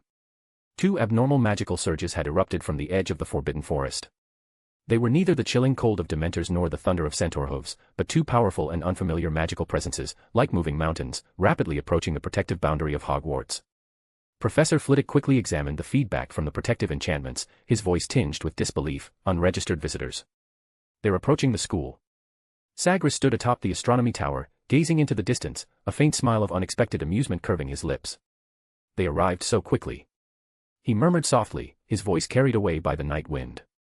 Just as everyone stood poised, wands at the ready, prepared to face these uninvited guests, Dumbledore finally arrived on the open ground before the castle.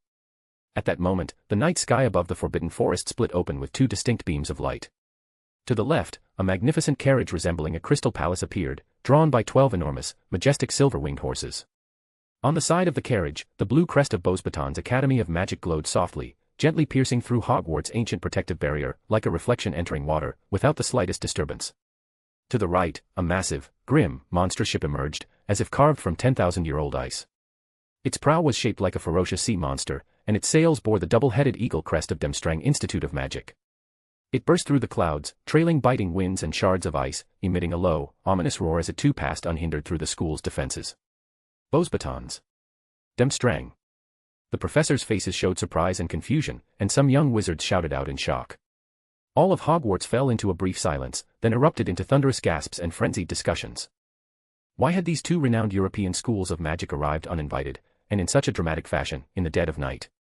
The crystal carriage and the colossal ice ship slowly descended onto the open ground before the castle, directly opposite the floating contract arena. Madame Maxime, the headmistress of Beauxbatons, tall and elegant, stepped down from the carriage bathed in the glow of the winged horses, a composed yet curious smile on her face.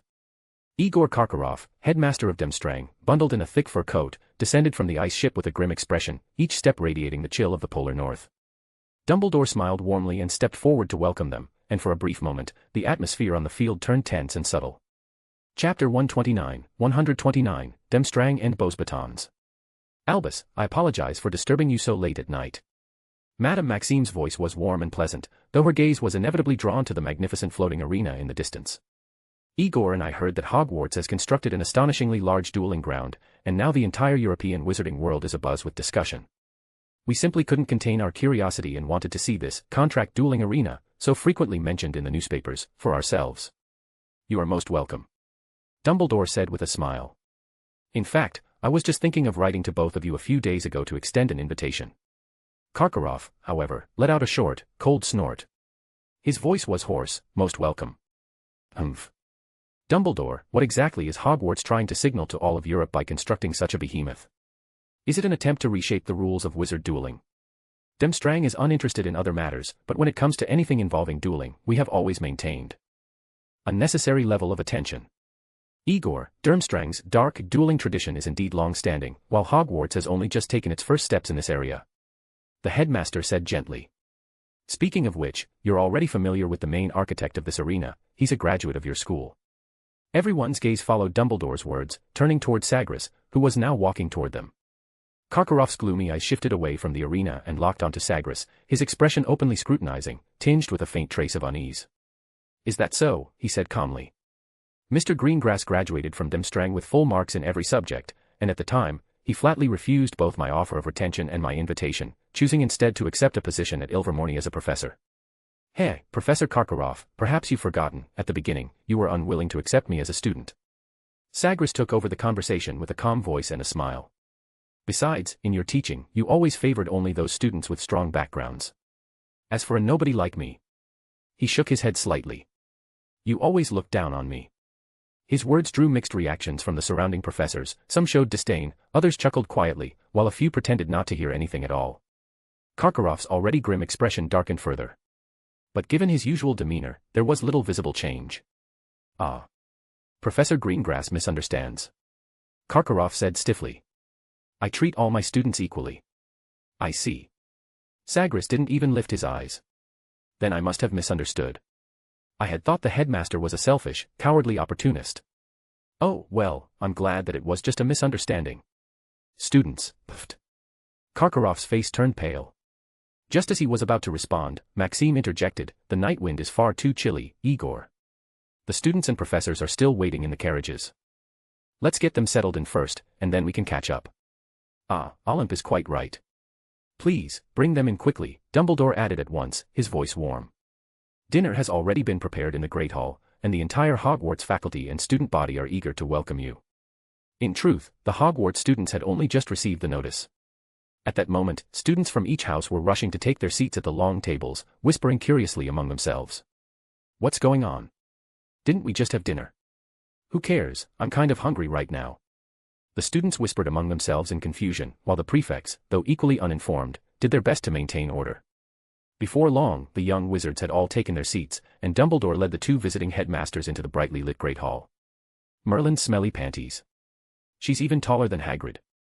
Ron pointed at Madame Maxime, gasping in astonishment. She wouldn't also be.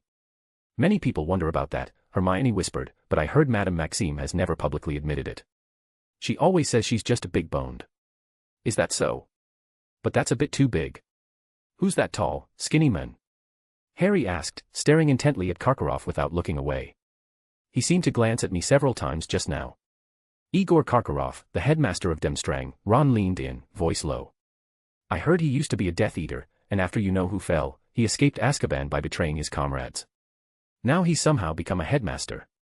Demstrang. Professor Greengrass graduated from there, didn't he? Harry mused. That's right, Ron replied, curling his lip. Demstrang only takes purebloods. Back then, you know who had just fallen, and a lot of places were still openly hostile to Muggle-borns. Even Hogwarts wasn't much better, just look at how Malfoy and his lot go on about blood purity. They act like mixing with Muggle blood would somehow stain their precious lineage. He let out a snort. But honestly, is there even such a thing as a true pureblood anymore in Britain? If they'd only ever married within their own bloodlines, they'd have all gone extinct by now. Wait, who are those two people following the headmasters? Hermione suddenly narrowed her eyes, her gaze fixed on the figures behind them. Ron followed her line of sight. I don't know the men, but that lady. Wait, could it be? Who is it? Hermione asked urgently. Though the woman wore an exquisite silver veil, her elegant bearing struck Hermione as oddly familiar. It's Miss Vila, Professor Greengrass's friend. Harry exclaimed. Don't you remember? In the Forbidden Forest, she saved our lives. Oh my goodness. It is her. Hermione's eyes lit up. Ron, even with the veil, I'd recognize her anywhere. So she's teaching at Beauxbatons now. I just saw her step off that gorgeous carriage. I wonder what subject she teaches. Harry mused. Shoo. Hermione suddenly raised a finger, eyes sparkling with excitement. Look, their students are coming in. The Beauxbatons students entered like a soft breeze, most of them girls, all standing tall and poised. They moved with graceful steps, every turn and bow appearing deliberately choreographed. Their silver-blue uniforms shimmered gently under the candlelight. In stark contrast, the Demstrang students marched in like a battalion, only boys, moving in a tight square formation with synchronized steps. They wore deep red uniforms, had closely cropped hair, sharp eyes, and carried themselves like trained soldiers. These students were undoubtedly elites carefully selected by both schools, with impressive qualities, but in Sagres's view, they were nothing special. Others might not know, but how could he not? Several of the Demstrang students in formation were juniors from his time there. He remembered that back then, these guys hadn't even been qualified to lose to him. Sagres fell into thought. That year, in order to enter Demstrang, he had used nearly every possible means. He'd even been forced to reveal his identity as a recipient of the Order of Merlin, just barely managing to open the doors that remained firmly shut to nobodies. And as for Igor Karkaroff. Sagres's gaze paused for a moment on the gloomy, calculating man. This so-called headmaster was, at his core, a complete opportunist. He hadn't taken the position to educate or nurture anyone, he was there to serve his own interests. That performance of wanting him to stay, Karkaroff had just put on. Heh. If Sagres hadn't published 3 groundbreaking papers in spell innovation, if his solo-authored advanced magical topology hadn't shaken the wizarding world. With Karkaroff's snobbish personality, how could he possibly have looked favorably on a graduate with a family that had disowned him? Offered him a job. Extended an olive branch. In truth, staying at Demstrang to teach would have been a decent choice. But by that time, he had already finished reading through Durmstrang's entire library. If he truly wished to pursue the essence of magic and continue expanding his knowledge, he had no choice but to go to Ilvermorny in the United States. Chapter 130, Grozny. In the center of the Great Hall, a brand new long table gleamed under the candlelight. The students from Beauxbatons, like a flock of elegant swans, gracefully took their seats on the left. The students from Demstrang, resembling a disciplined army, neatly occupied the seats on the right. When the last guest was seated, Dumbledore gently tapped his crystal goblet, and the crisp sound instantly quieted the noisy Great Hall. Good evening, everyone. He stood up, his blue eyes behind his half-moon spectacles sparkling with wisdom. First, allow me, on behalf of all the teachers and students of Hogwarts, to extend our sincerest welcome to our friends who have traveled so far. He paused briefly, his gaze warmly sweeping over the 2 headmasters and the eager elite students below. As the 3 ancient schools of magic in Europe, we should bear the important responsibility of promoting magical cultural exchange.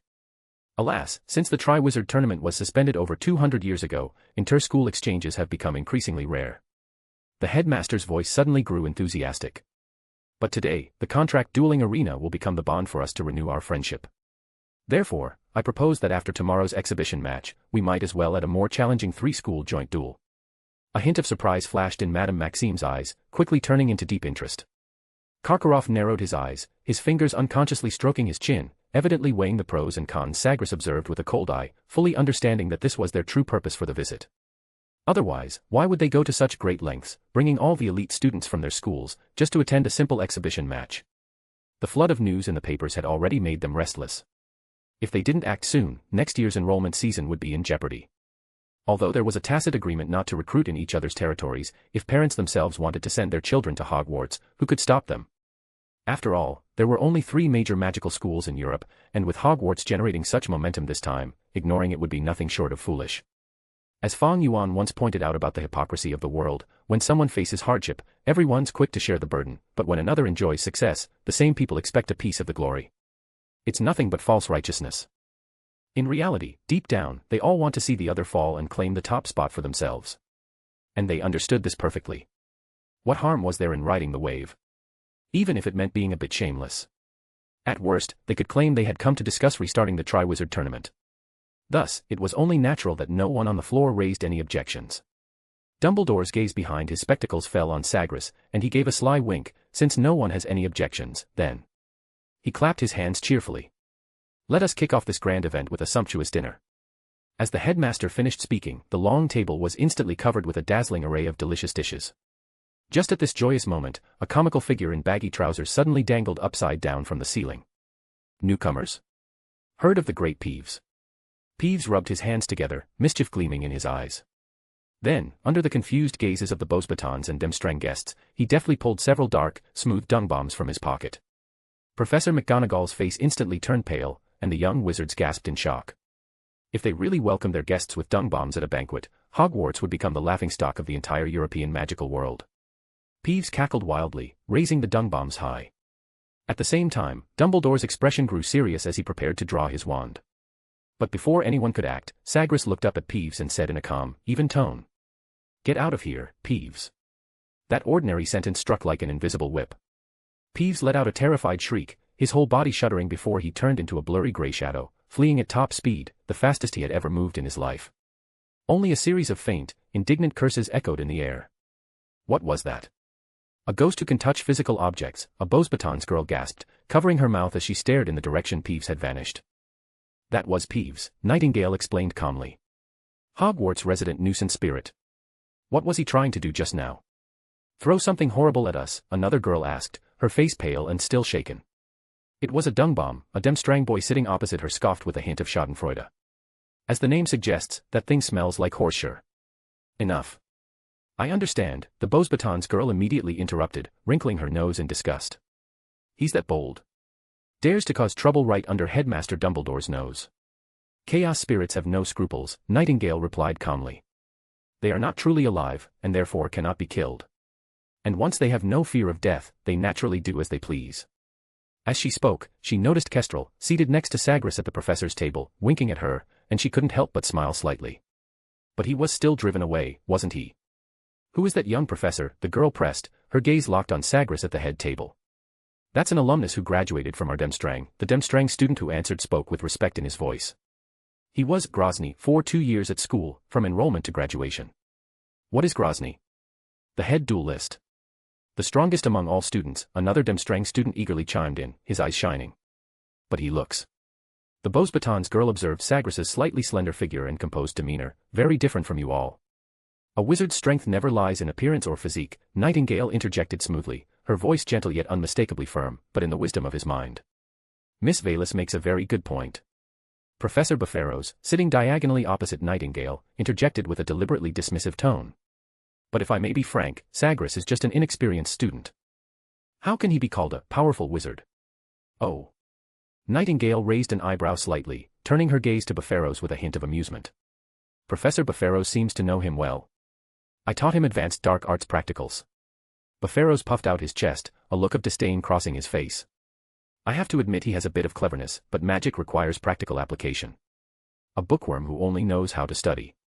He pursed his lips, revealing an expression of utter contempt, as if discussing someone beneath notice. The 2 Demstrang students next to him opened their mouths, seemingly wanting to retort, but were halted by a stern glance from an older student beside them. I see. Nightingale's lips curved into a faint, ambiguous smile. Buffaros caught the smile, mistaking it for approval, and immediately flashed what he thought was a charming grin, his expression suddenly eager. Velis, may I call you that? Absolutely. Not, Mr. Buffaros, Nightingale replied calmly, without even looking up. Buffaros' smile instantly froze on his face, as if he had been struck by a full-body bind curse. The direct, almost icy rejection caught him completely off guard, leaving him stunned and speechless. The few students seated nearby, having witnessed the entire exchange, quickly lowered their heads, desperately recalling the saddest memories of the past 2 years, only just managing to hold back the laughter threatening to erupt. Puffed. Even so, their shoulders still trembled uncontrollably. Read 12 chapters ahead on p@trian/darkdevil.del. Chapter 131, Dolores Jane Umbridge. The next morning, while the outline of Hogwarts Castle was still faintly visible through the mist, reporters from several sharp-nosed newspapers had already arrived at the school gates. News of the Tri-School United Duel Tournament had spread like wildfire, soaring over the castle walls overnight and igniting the enthusiasm of the entire wizarding world, drawing countless eyes to this ancient stronghold of magic. More than 2 centuries had passed since the last Triwizard Tournament, where the 3 schools gathered. Now, with the 3 most prestigious magical academies in Europe reuniting for a dueling event, it was only natural that all attention turned toward them. Even the Ministry of Magic had to take it seriously, though this time, it wasn't Minister Fudge himself, but his capable assistant, Dolores Umbridge. This short, stout middle-aged witch, always dressed in pink cardigans, had risen swiftly through the ranks, from a minor clerk in the Department for the Regulation and Control of Magical Creatures to senior undersecretary to the Minister for Magic Law Enforcement, all thanks to her strategic flattery and political maneuvering. She arrived bearing the title of Safety Supervisor, charged with representing the British Ministry of Magic to the international magical community. Of course, beyond appearances, she was also tasked with strictly preventing any dangerous or uncontrollable incidents during the tournament. However, this so-called Safety Supervisor role was largely redundant, because the arena itself had been designed with protective enchantments to ensure the safety of both duelists. After breakfast, everyone was led by the professors to the magnificent dueling arena. As they walked along the suspension bridge, it felt as though they were treading on clouds. Although the Hogwarts students had seen this magical venue before, standing there again, they still couldn't help but gasp in awe at the magnificent sight before them. The teachers and students from Beauxbatons and Demstrang were even more profoundly shocked. They walked along the long suspension bridge of green vines, mist swirling around them as flower buds of various colors emitted a soft glow through the haze. It wasn't until the golden rays of the morning sun pierced through the mist that the floating dueling arena slowly revealed itself in full. The audience took their designated seats, comfortable chairs naturally woven from green vines. Through the gaps in the vines, one could look out over all of Hogwarts Castle and even see the vast expanse of the Forbidden Forest. Today's main event was the Professor's Exhibition match, meant to spark the students' enthusiasm for dueling and also allow time for Hogwarts to internally select 8 participants. This rule had been agreed upon by the 3 headmasters the night before. Each school would send 8 elite duelists, using a knockout format. Once the final 3 champions were decided, the competition would switch to a round-robin point system. The rules were simple and straightforward, fitting the spontaneous and exciting nature of the event. However, the 3 headmasters held differing opinions on the arrangement of the Professor's Exhibition match. Dumbledore maintained that Hogwarts' own professors were more than sufficient to perform the demonstration, while the other 2 headmasters had each brought their school's most outstanding duelists, hoping to use this opportunity to display the strength of their faculties to the wider wizarding world. The 3 even had a brief dispute over the matter. Professor Valus Nicia, who accompanied us on this visit, is a dueling master acknowledged by all our teachers and students, Madame Maxime said, elegantly lifting her chin as her silk-gloved finger tapped lightly on a name listed on the parchment. It would be a pity for the students if she could not participate. Dumbledore responded gently yet firmly, but we must remember that the original purpose of this grand event is to inspire the students' passion for magic, not to display power. Karkaroff interrupted suddenly, a sneer tugging at the corner of his lips. Albus, you and I both know that, in today's climate, showcasing strength is the best kind of recruitment advertisement. His dark gaze fell on the list, and his bony finger tapped heavily on the name of Professor Baffuros from Demstrang. Professor Baffuros represents the century-old dueling tradition of our school. If he is not permitted to appear on stage. He let his words trail off with meaning. In the end, after a spirited discussion, the 3 headmasters reached a compromise. Professors from Beauxbatons and Demstrang would participate in the highlight exhibition match of the event. Once all the teachers and students were seated, Dumbledore rose from his chair and slowly made his way to the podium woven from green vines. Ladies and gentlemen, his voice rang clearly throughout the arena, the dueling competition is about to begin. Today, 6 distinguished professors will present an extraordinary exhibition match for us. They are Professor Severus Snape, Professor Filius Flitwick, Professor Minerva McGonagall, and Professor Sagres Greengrass of Hogwarts, Professor Valus Nicia of Beauxbatons, and Professor Kurt Baffuros of Demstrang. Each time Dumbledore announced a name, a new wave of cheers surged through the stands. By the time he read the final professor's name, the entire dueling arena had turned into a boiling sea of excitement, the magical atmosphere reaching its peak. Just as Dumbledore was about to announce the match arrangements, the sharp sound of high heels tapping against stone echoed from the left side of the seating area, accompanied by an exaggerated, affected cough. Dolores Umbridge, clad in her trademark sickly pink cardigan, approached like a poisonous pink mushroom. Wearing her usual syrupy sweet fake smile, she clutched a scroll covered with the Ministry of Magic's official seals. "Good morning, esteemed headmasters, professors, and students." She greeted them in her shrill, childlike voice, which grated harshly across the arena. What an exhilarating morning. To ensure that this major international exchange event, representing the highest standards of the British wizarding world, is carried out safely, properly, and, in accordance with procedure, the Ministry of Magic, under the thoughtful concern of Minister Fudge, has appointed me, Safety Supervisor Dolores Jane Umbridge, to deliver the latest regulatory guidance. Without sparing Dumbledore a glance, she unfolded the scroll on the platform, cleared her throat, and began reading in a drowsy, overly affected authoritative tone. Article 1. All participants, including the professors performing in the exhibition match, must sign the Safety Responsibility Commitment and the Dual Conduct Confirmation forms, as approved by the Ministry of Magic's Department of Magical Law Enforcement. These must be completed in triplicate, one copy to be filed with the Ministry, one with the school, and one retained by the individual. Those who fail to sign will not be permitted to participate. Madame Maxime frowned slightly. Rising from her seat, she fixed Umbridge with a stern gaze. "Ms. Umbridge, our Professor Nicia from Beauxbatons is not under the jurisdiction of the British Ministry of Magic. In fact, none of us who have come here, including myself and our students, are British citizens. I believe that Professor Nicia's experience and honor are the most reliable guarantees. Asking her to sign these cumbersome documents implies a lack of trust in her professional competence." "Oh, my dear Madame Maxime," Umbridge responded, her smile still plastered on her face though her eyes remained cold, "trust is a beautiful thing, but regulations are necessary. The Ministry of Magic must be accountable for any possible, accidents. This is procedure, and it's for everyone's safety." She emphasized the word safety pointedly. Karkaroff's expression darkened further, his face so grim it seemed it might drip water. Professor Bafaros's time is valuable and shouldn't be wasted on a stack of meaningless paperwork. No one understands the tradition of dueling better than Demstrang. "Tradition is a valuable heritage, Professor Karkaroff," Umbridge replied in that same sickly sweet tone, "but the times are changing, and the Ministry of Magic is obliged to integrate tradition into a more modern administrative system. I hope you understand, this is a necessary procedure." With a flick of her wand, a thick stack of freshly inked documents appeared before the three headmasters. Dumbledore's clear blue eyes regarded her calmly through his half-moon spectacles. "Dolores, while I find this somewhat excessive, in the interest of starting promptly, I believe we can cooperate and complete the paperwork." He was the first to pick up a quill and sign at the bottom of the document. Madame Maxime and Karkaroff exchanged looks of distaste but could only comply reluctantly. Read 12 chapters ahead on Patreon/darkdevil.del. Chapter 132, Headmasters with Max Endurance. After finally signing the papers, Umbridge pulled out another list. Second rule, regarding the dueling venue. Ministry of Magic Safety Regulations, Article 7, Clause 6, clearly states that any public magical arena must be equipped with an independent protective barrier generator certified by the Ministry of Magic.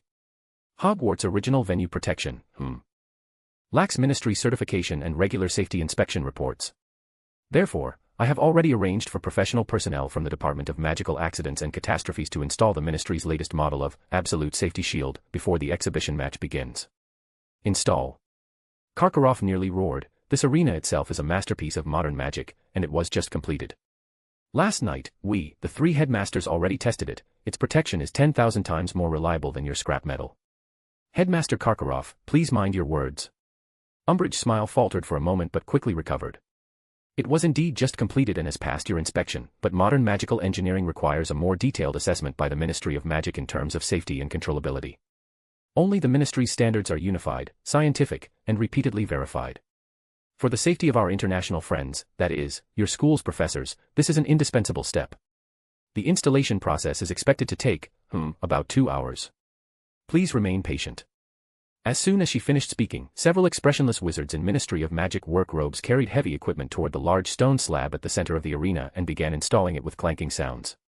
Whispers and murmurs of dissatisfaction from the students were already rising in the stands. Just as everyone was suppressing their anger and waiting for the so-called safety shield to be installed, Umbridge's gaze swept toward the 6 participating professors in the waiting area. Third rule. Umbridge's voice rang out again, laced with blatant scrutiny, regarding the content of the duel. To ensure a safe demonstration and avoid adverse effects or dangerous imitation by underage students, the Ministry of Magic suggests that the exhibition match be limited to the application of basic shield charms and Expelliarmus. Any aggressive, destructive, or potentially uncontrollable spells, such as certain, more intense magic, should be prohibited. She deliberately looked toward Durmstrang's Professor Bafuros. I've noticed that Durmstrang's approach to magic may lean toward a more direct style. So, for safety's sake, Professor Baffuros, please strictly adhere to this guideline. What? Karkaroff erupted completely, his thin, trembling finger pointing at Umbridge. You're telling a Demstrang dueling master, in a highly anticipated exhibition match, that he can only use Shield Charm and Expelliarmus. This is an insult. A trampling on Durmstrang's centuries-old dueling tradition. Professor Baffuros excels in practical combat. In suppression. In effective techniques that render opponents unable to fight back. Not your childish games. Although Professor Baffuros himself said nothing, the tightly pressed line of his lips and the burning anger in his eyes said everything.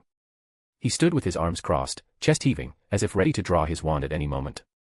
Umbridge, however, simply placed a hand over her chest in a deliberately theatrical gesture of surprise. Oh, my goodness, Headmaster Karkaroff, how agitated you are. Safety. Everything is for safety. You see, Bosbaton's Professor Nishia seems to understand perfectly. She looked at the elegant witch with long silver-white hair, a hint of disgust flashing in her eyes. Graceful defense can also showcase the subtlety of magic, can't it? Excessive aggression only causes unnecessary panic, especially in front of so many children. The Ministry of Magic's guiding principles are harmony, safety, and control. Please strictly adhere to them. Nightingale remained expressionless and silent, though a flicker of coldness passed through her eyes. In the audience, the Hogwarts students could no longer hold back. Who does she think she is? Ron spoke indignantly to Harry and Hermione. Professor McGonagall told us that arena couldn't be breached even by a dragon. What's the point of that ugly shield she's putting up? And now she wants the professors to only use Expelliarmus. What's the point of watching, then? Typical bureaucracy. Hermione frowned, pulling out a copy of the Ministry of Magic Current Regulations compendium from her bag and flipping through it quickly. The clauses she's quoting are either taken out of context or they're newly issued, vaguely applicable guidance opinions, not mandatory regulations at all. She's just abusing the word safety to interfere however she wants. Look at her pink outfit and that fake smile, Ginny said in disgust. She's like a toad with lipstick. Luna and Astoria didn't refute her. They only sighed and tried to comfort the enraged Ginny. Hey, guys, George Weasley deliberately raised his voice so everyone nearby could hear. I'll bet a galleon that Umbridge's next step will be to mandate that duels must be fought with pink wands, and before casting each spell, you'll have to recite the Ministry of Magic Safety Conduct Code. Fred immediately chimed in, and also mandate that the criterion for victory is whose smile best conforms to the Ministry of Magic's harmony standard. I'm just waiting for her to announce a reward for winning, and that will be licking Fudge's behind. Ha ha ha, why, brother? Because it should be the greatest honor, according to her, what else? A wave of suppressed laughter rippled through the crowd.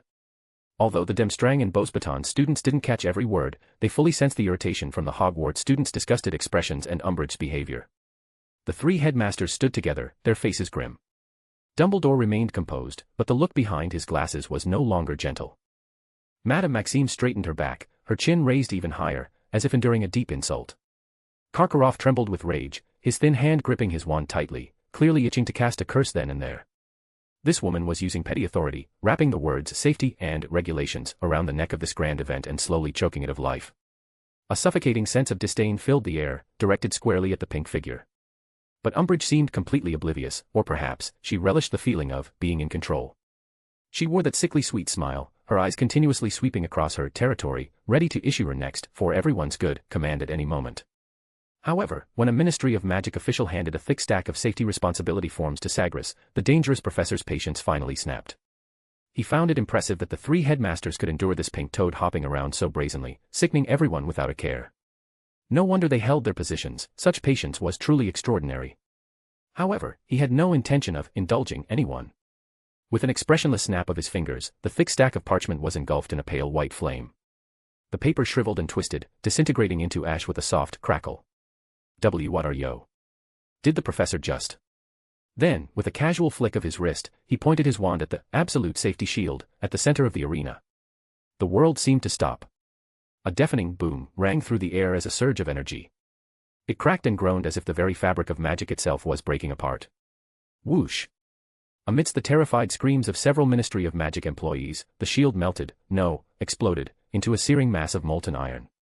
Then, it was violently swept away by an invisible force, flung like a wad of snot toward the edge of the Forbidden Forest. Read 12 chapters ahead on Patreon/darkdevil.del. Chapter 133, How Careless, Madame Umbridge. Umbridge saccharine, fake smile finally shattered, replaced by a twisted expression of shock and fury. She charged at Sagres like a pink salamander whose tail had been stepped on, her short, stubby finger nearly poking his nose. You! What have you done? Her shrill voice rose with anger. She stood with her hands on her hips, the finger pointing at Sagres trembling slightly from the force. How dare you openly destroy Ministry of Magic property? This is a blatant disregard for the Ministry of Magic's authority. I demand you immediately. Swoosh! A sharp cutting curse sliced through the air. Umbridge felt a sudden gust of wind, followed by a chill at her fingertip. Plop.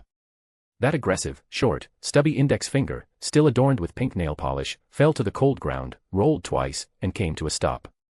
Umbridge froze. She withdrew her hand in disbelief, staring at it. Huh. What? Is that my, A rough, pig-like shriek tore from her throat. But it only lasted half a second. Nightingale elegantly waved her wand, and a silencing charm hit Umbridge squarely, blocking the earth-shattering scream in her throat. Always maintain elegance, madam, Nightingale said impassively in her French accent. Umbridge looked around at the professors in terror, subconsciously raising her hand to accuse, but then froze mid-motion. Only then did she fully realize that the index finger she habitually used to point was now gone forever. The 6 professors watched the scene coldly. No one stepped forward. No one intervened. Even Professor Flitwick, usually the most amiable, merely pursed his lips and silently averted his gaze. It was an unspoken acquiescence. Sagres lowered his eyelids, his face still bearing that unchanging, indifferent expression. He casually touched the severed finger on the ground with the tip of his wand, and it floated unsteadily, hovering in front of the tear-streaked Umbridge. How careless, Madam Umbridge. His voice was as flat as water, as if stating a trivial matter unrelated to him. You dropped something. The entire venue plunged into an eerie silence, even the Demstrang students, accustomed to fierce duels, held their breath. The Hogwarts students' eyes widened, and everyone felt a chill crawl up their spines. Sagres's ruthless methods had far exceeded their imagination. The accompanying Ministry of Magic officials were completely dumbfounded. They had never imagined that an open attack on a high-ranking Ministry of Magic official would occur at Hogwarts, representing the highest standard of British magic, in plain sight. Several of them felt their legs go weak and instinctively reached for their wands, but under Sagres's cold gaze, they froze, not daring to move. Sagres. Karkaroff was the first to react. A fleeting, almost imperceptible trace of satisfaction flashed across his gaunt face, but he quickly masked it with stern rebuke. You are too impulsive.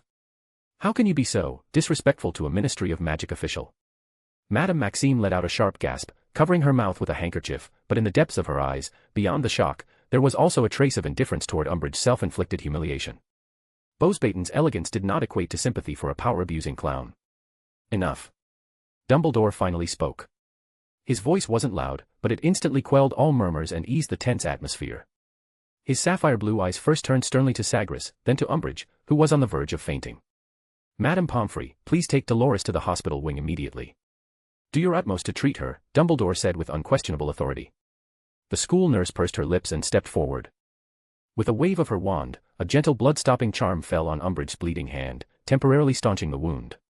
She didn't touch the floating severed finger, merely levitated it with her wand to follow, then half-supported, half-dragged the limp, silently sobbing Umbridge away from the scene.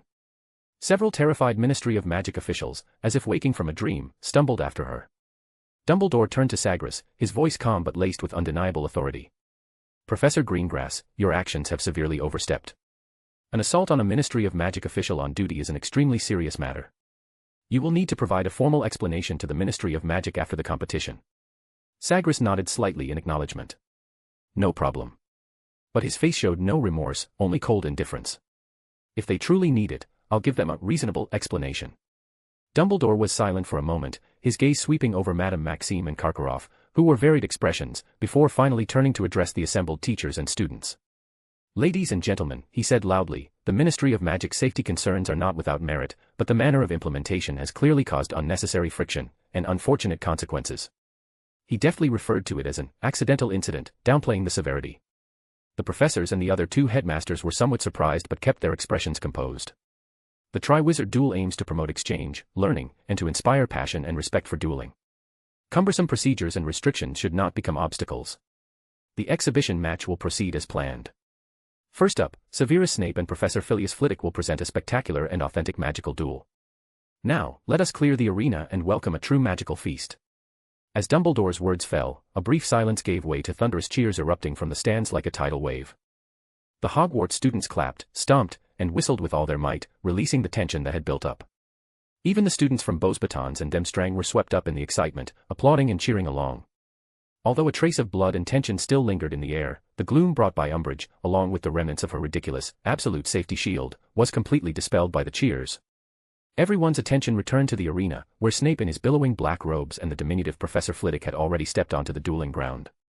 The surface of the tall dueling stone tablet shimmered, and the two professors made their choice almost simultaneously. Random scene.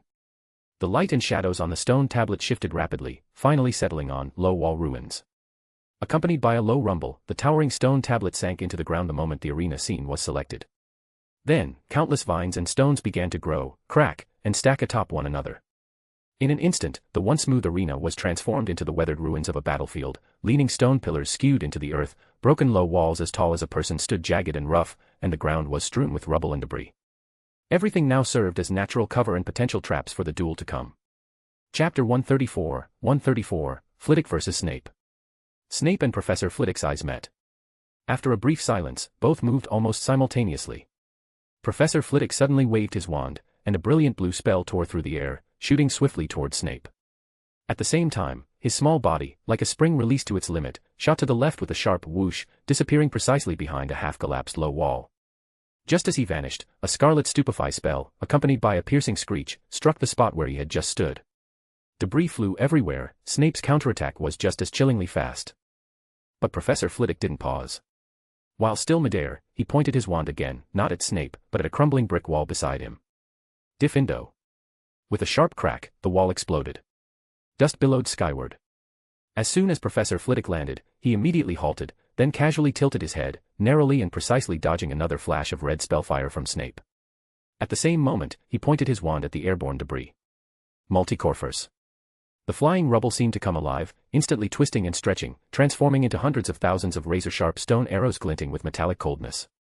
They hovered briefly, then, with a shrill tearing sound, formed a torrential rain of deathly arrows, crashing down upon Snape's position. Whoosh, whoosh, whoosh, whoosh. The assault came even faster than expected. The audience erupted at once, especially the Ravenclaw students, who leapt to their feet, shouting non-stop and cheering wildly for their head of house. Snape looked as though he would be swallowed by the storm of arrows, yet his black robes remained completely still. He didn't even raise an eyebrow. Calmly, he drew a simple yet forceful semicircle with his wand in front of him. Protego. A condensed, hemispherical shield charm sprang to life, instantly enveloping him entirely. Clang. Clang. Clang. A fierce barrage of impacts rang out as the stone arrows slammed into the shield charm, bursting into brilliant sparks and clouds of stone dust. The magical barrier trembled under the relentless onslaught, its surface rippling like disturbed water, but it held firm, blocking every single arrow. The Slytherin students immediately burst into thunderous applause, and even the Beauxbatons and Demstrang students couldn't help but clap and cheer. Countless excited eyes and surging emotions gathered over the arena, as if coalescing into a tangible force. A sudden, fierce wind swept through the dueling arena. Leaves and dust were swept into the air, spiraling around the arena, but they didn't obscure the view. On the contrary, they seemed to enhance it, allowing every student to clearly catch even the subtlest movements of the two duelists. This was the first time the students experienced the effects of cheering magic amplification and magical projection. The audience was no longer just a group of spectators, they had become part of the environment. With a closer and clearer view than even a Quidditch match, the intensity of the duel struck them directly, deeply stirring their emotions. Professor Flitwick's assault came in waves, relentless and unyielding. He gave Snape no opportunity to recover. Just as the final few stone arrows shattered against the shield charm, he fired another stupefy, and under the cover of the low wall, his small figure darted forward at high speed, so fast he became a blur. Snape blocked the incoming spell without so much as flinching, but Professor Flitwick's wand moved again, this time aiming directly at the ground beneath Snape's feet. Quicksand trap. The flagstones under Snape instantly softened, transforming into a swirling vortex of quicksand. A powerful suction force tried to drag him underground. Snape's expression grew serious, but his response was lightning quick. He pointed his wand downward, and a surge of energy erupted from the tip, not only negating the suction but also launching him backward like a cannonball, completely clearing the trap's range. But Professor Flitwick was already one step ahead. His follow-up attacks came in rapid succession, as if he had predicted Snape's every move.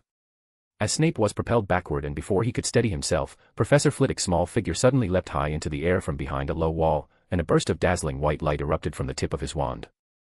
A rapid volley of glowing magical missiles shot forth, one after another, weaving into a dense net that descended precisely over Snape's projected landing spot. Brilliant flashes lit up the sky, but Snape didn't defend. Instead, he aimed his wand at a sharp, precise angle toward the location where Professor Flitwick was about to land after his leap, right beside a heap of jagged debris. Fulguri. A powerful shockwave blasted the pile of debris. Boom. The shattered rubble exploded outward like it had been struck by a massive cannon, instantly transforming into a high-speed storm of shrapnel. It tore through the air with terrifying force, sweeping indiscriminately toward Flitwick's landing zone. It was a purely physical assault, wide in range and nearly impossible to dodge. Snape's move, using offense as defense, was ruthless and precise, instantly flipping the flow of battle. Facing the incoming barrage of debris, Professor Flitwick decisively gave up control of the net of magical missiles. He displayed the astonishing adaptability of a former dueling champion. His wand spun rapidly before him, violently distorting the air, which immediately formed into a slick, curved shield. Puffed, puffed, puffed, puffed. Most of the flying debris struck the warped air barrier and were strangely deflected in all directions. The few fragments that made it through were dodged by a sharp twist of his small frame. At the same time, Snape, like a bat melding into the shadows, took advantage of the momentary flicker in the glowing curtain of light. His body twisted in a way that defied reason, and with his black robes swirling, he slipped through a narrow gap completely unscathed. The two once again stood facing each other across the ruined battlefield, their breathing slightly quickened. The arena was littered with shattered rubble, dust billowed in the air, and several low walls still bore the scorched marks of spell impacts. In just over 10 seconds of combat, offense and defense had shifted like lightning, and the precision of spellcasting had left all the students wide-eyed, their hearts pounding with excitement. The wind inside the dueling arena began to howl, gradually letting out a low, ominous moan. Leaves and bits of debris were no longer drifting aimlessly, they were being sucked in, spinning faster and faster under the pull of an unseen force. The small whirlwind, once no thicker than a wrist, instantly expanded into a massive gray-black vortex that stretched from ground to sky like a dragon. It devoured everything in its path, debris, shattered wood, and continued to swell in size. This sudden surge of elemental fury, roaring with destruction, surged toward the center of the battlefield just as the two duelists stood locked in a tense standoff. It was no longer just background, it had become an undeniable third participant in the dueling arena. Snape's black robes billowed wildly in the fierce wind, like crashing waves of darkness. His pale face flickered in and out of the swirling sandstorm, but his gaze remained sharp and intense, locked onto Professor Flitwick, whose figure was also being tugged by the raging wind. Professor Flitwick's small frame struggled to stay balanced, his white hair blown straight up by the gusts. But his bright eyes showed no panic, only the exhilaration of facing a worthy opponent. Severus, it seems our audience is far more enthusiastic than expected. Flitwick's voice sliced cleanly through the wind, reaching Snape's ears with surprising clarity. Snape's lips curved into what could barely be called a smile, more like a cold twitch of muscle. Indeed. Very enthusiastic, he replied with a faint nod. But Professor Flitwick, it seems your comfortable teaching life has dulled your once sharp instincts. His words came fast, and just as he finished speaking, he thrust his wand forward. A massive beam of spell light shot directly into the tornado. Instantly, the colossal vortex shifted course, barreling straight toward Professor Flitwick. Flitwick's eyes lit up. Ascensionis torquant. He pointed his wand in rapid succession, and the massive stones scattered across the ground suddenly rose, spinning rapidly as they ascended under his control. They shot through the air like massive cannonballs, whistling as they went, not aimed at Snape, but crashing directly into the wildly spinning tornado. Periculum. Snape's cold incantation rang out at the same time. Boom. Boom, boom, boom. A series of violent explosions erupted from within and along the edges of the vortex. A powerful shockwave swept across the entire arena, and in an instant, a thick cloud of dust engulfed the stage. The tornado shook violently, it no longer spun in a stable path but thrashed wildly, like a wounded giant serpent. Its suction became erratic, fluctuating in strength and range, and it began hurling large chunks of debris and stone, mixed with thick smoke, into the surrounding ruins and against the protective barriers, drawing sharp gasps from the audience. Read 12 chapters ahead on Patreon/darkdevil.del. Chapter 135, Minerva vs. Sagres, Transfiguration Duel. The students' fervent emotions were like invisible fuel, continuously feeding the raging magical tornado. And under the deliberate or inadvertent influence of the two top wizards, the rampaging tornado not only failed to dissipate, it grew, its presence becoming increasingly terrifying. The situation began to shift quietly. Snape and Flitwick's attacks and defenses grew more cautious, each move having to account for the interference and drain caused by the wind column. The rapidly expanding tornado was like an invisible referee, roaring endlessly, as if silently urging the two, finish it quickly. The battle reached a fever pitch. The evenly matched duelists unleashed everything they had, and their powerful spells inevitably grazed or were swept into the vortex. The magical tornado was like a balloon being frantically inflated, its size visibly growing, energy churning within the column, emitting a low, bone-deep rumble. Finally, fed constantly by the lingering magic of both duelists, the enormous tornado swelled until it nearly filled the entire dueling arena. The wind column had reached its limit. Its gray-black wall of wind turned almost transparent, and a dangerous light flickered at its core, like a sun on the verge of detonation. Then, one of Snape's cutting curses became the final straw. Rumble. With a deafening roar, the fully expanded tornado exploded in an instant, like a powder keg with its fuse ignited. The resulting shockwave tore through the arena, leveling it completely in the blink of an eye. Debris, soil, and shattered wood were flung high into the air, only to be instantly pulverized by an even more violent surge of energy. The audience's gasps were swallowed by the deafening explosion. Then, two pure white, concentrated beams of light suddenly shone forth, firmly shielding the figures of both duelists. A gentle breeze swept across the dueling arena, instantly clearing away the thick smoke and dust. The scene on the field came into sharp focus. Snape and Professor Flitwick stood tens of feet apart, each surrounded by fading protective magic, completely unharmed. Before them, a massive stone tablet slowly rose from the newly churned earth.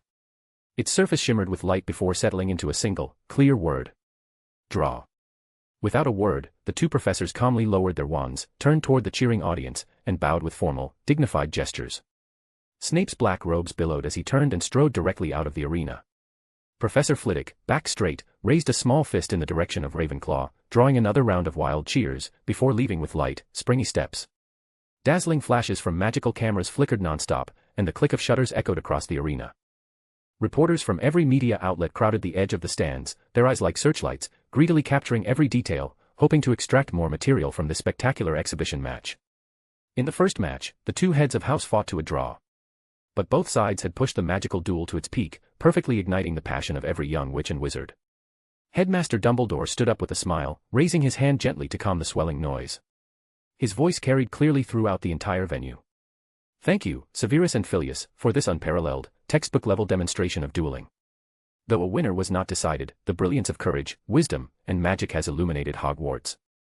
He paused, his deep blue eyes sweeping across the hall, then solemnly announced, "Now, let us take a short break and prepare for the equally anticipated second match, featuring our extraordinarily skilled Transfiguration Master, Professor Minerva McGonagall." With that, he gestured to the far end of the faculty table. Facing off against the formidable Professor Sagres Greengrass. "Ladies and gentlemen, let us wait and see." "Who?" The Gryffindor Lions immediately roared with enthusiasm, though mixed in with the excitement were whispers of concern from the younger students. "Professor McGonagall, will she really be all right?" Seamus asked nervously, eyes fixed on Sagres's tall figure. "I mean, Professor Greengrass is seriously not someone to mess with." "Don't talk nonsense, Seamus." Neville's face turned red as he clenched his fists, as if to cheer on Professor McGonagall. "She's the deputy headmistress.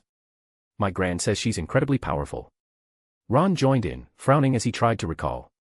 "But, has anyone actually seen Professor McGonagall fight? I mean, other than deducting points and handing out detentions." "Idiot, transfiguration isn't just about turning desks into pigs," Hermione snapped, not even looking up. Professor Greengrass said in the first dueling class that transfiguration is a strategic form of magic on the battlefield, and Professor McGonagall is a master of it. Speaking of which, Dean Thomas added, his eyes still gleaming from the earlier match, "What really surprised me was how powerful Professor Flitwick is when he gets serious. He's usually so kind and cheerful." "Well, he was a dueling champion, after all," Harry said, eyes fixed on the arena. "It makes sense he's that strong. What I didn't expect was Snape. He's so powerful too. In the first class, Professor Greengrass was dominating him, so I thought." Ron nodded in agreement beside him. "By the way, where's Professor Sprout?" Ernie Macmillan from Hufflepuff looked around, curious. "Oh, come on, Professor Sprout prefers magical plants and herbs over dueling. Yeah, she's so gentle and kind. She won't even use a slightly forceful banishing charm on a naughty house elf." "Shoo, stop talking, the match is starting."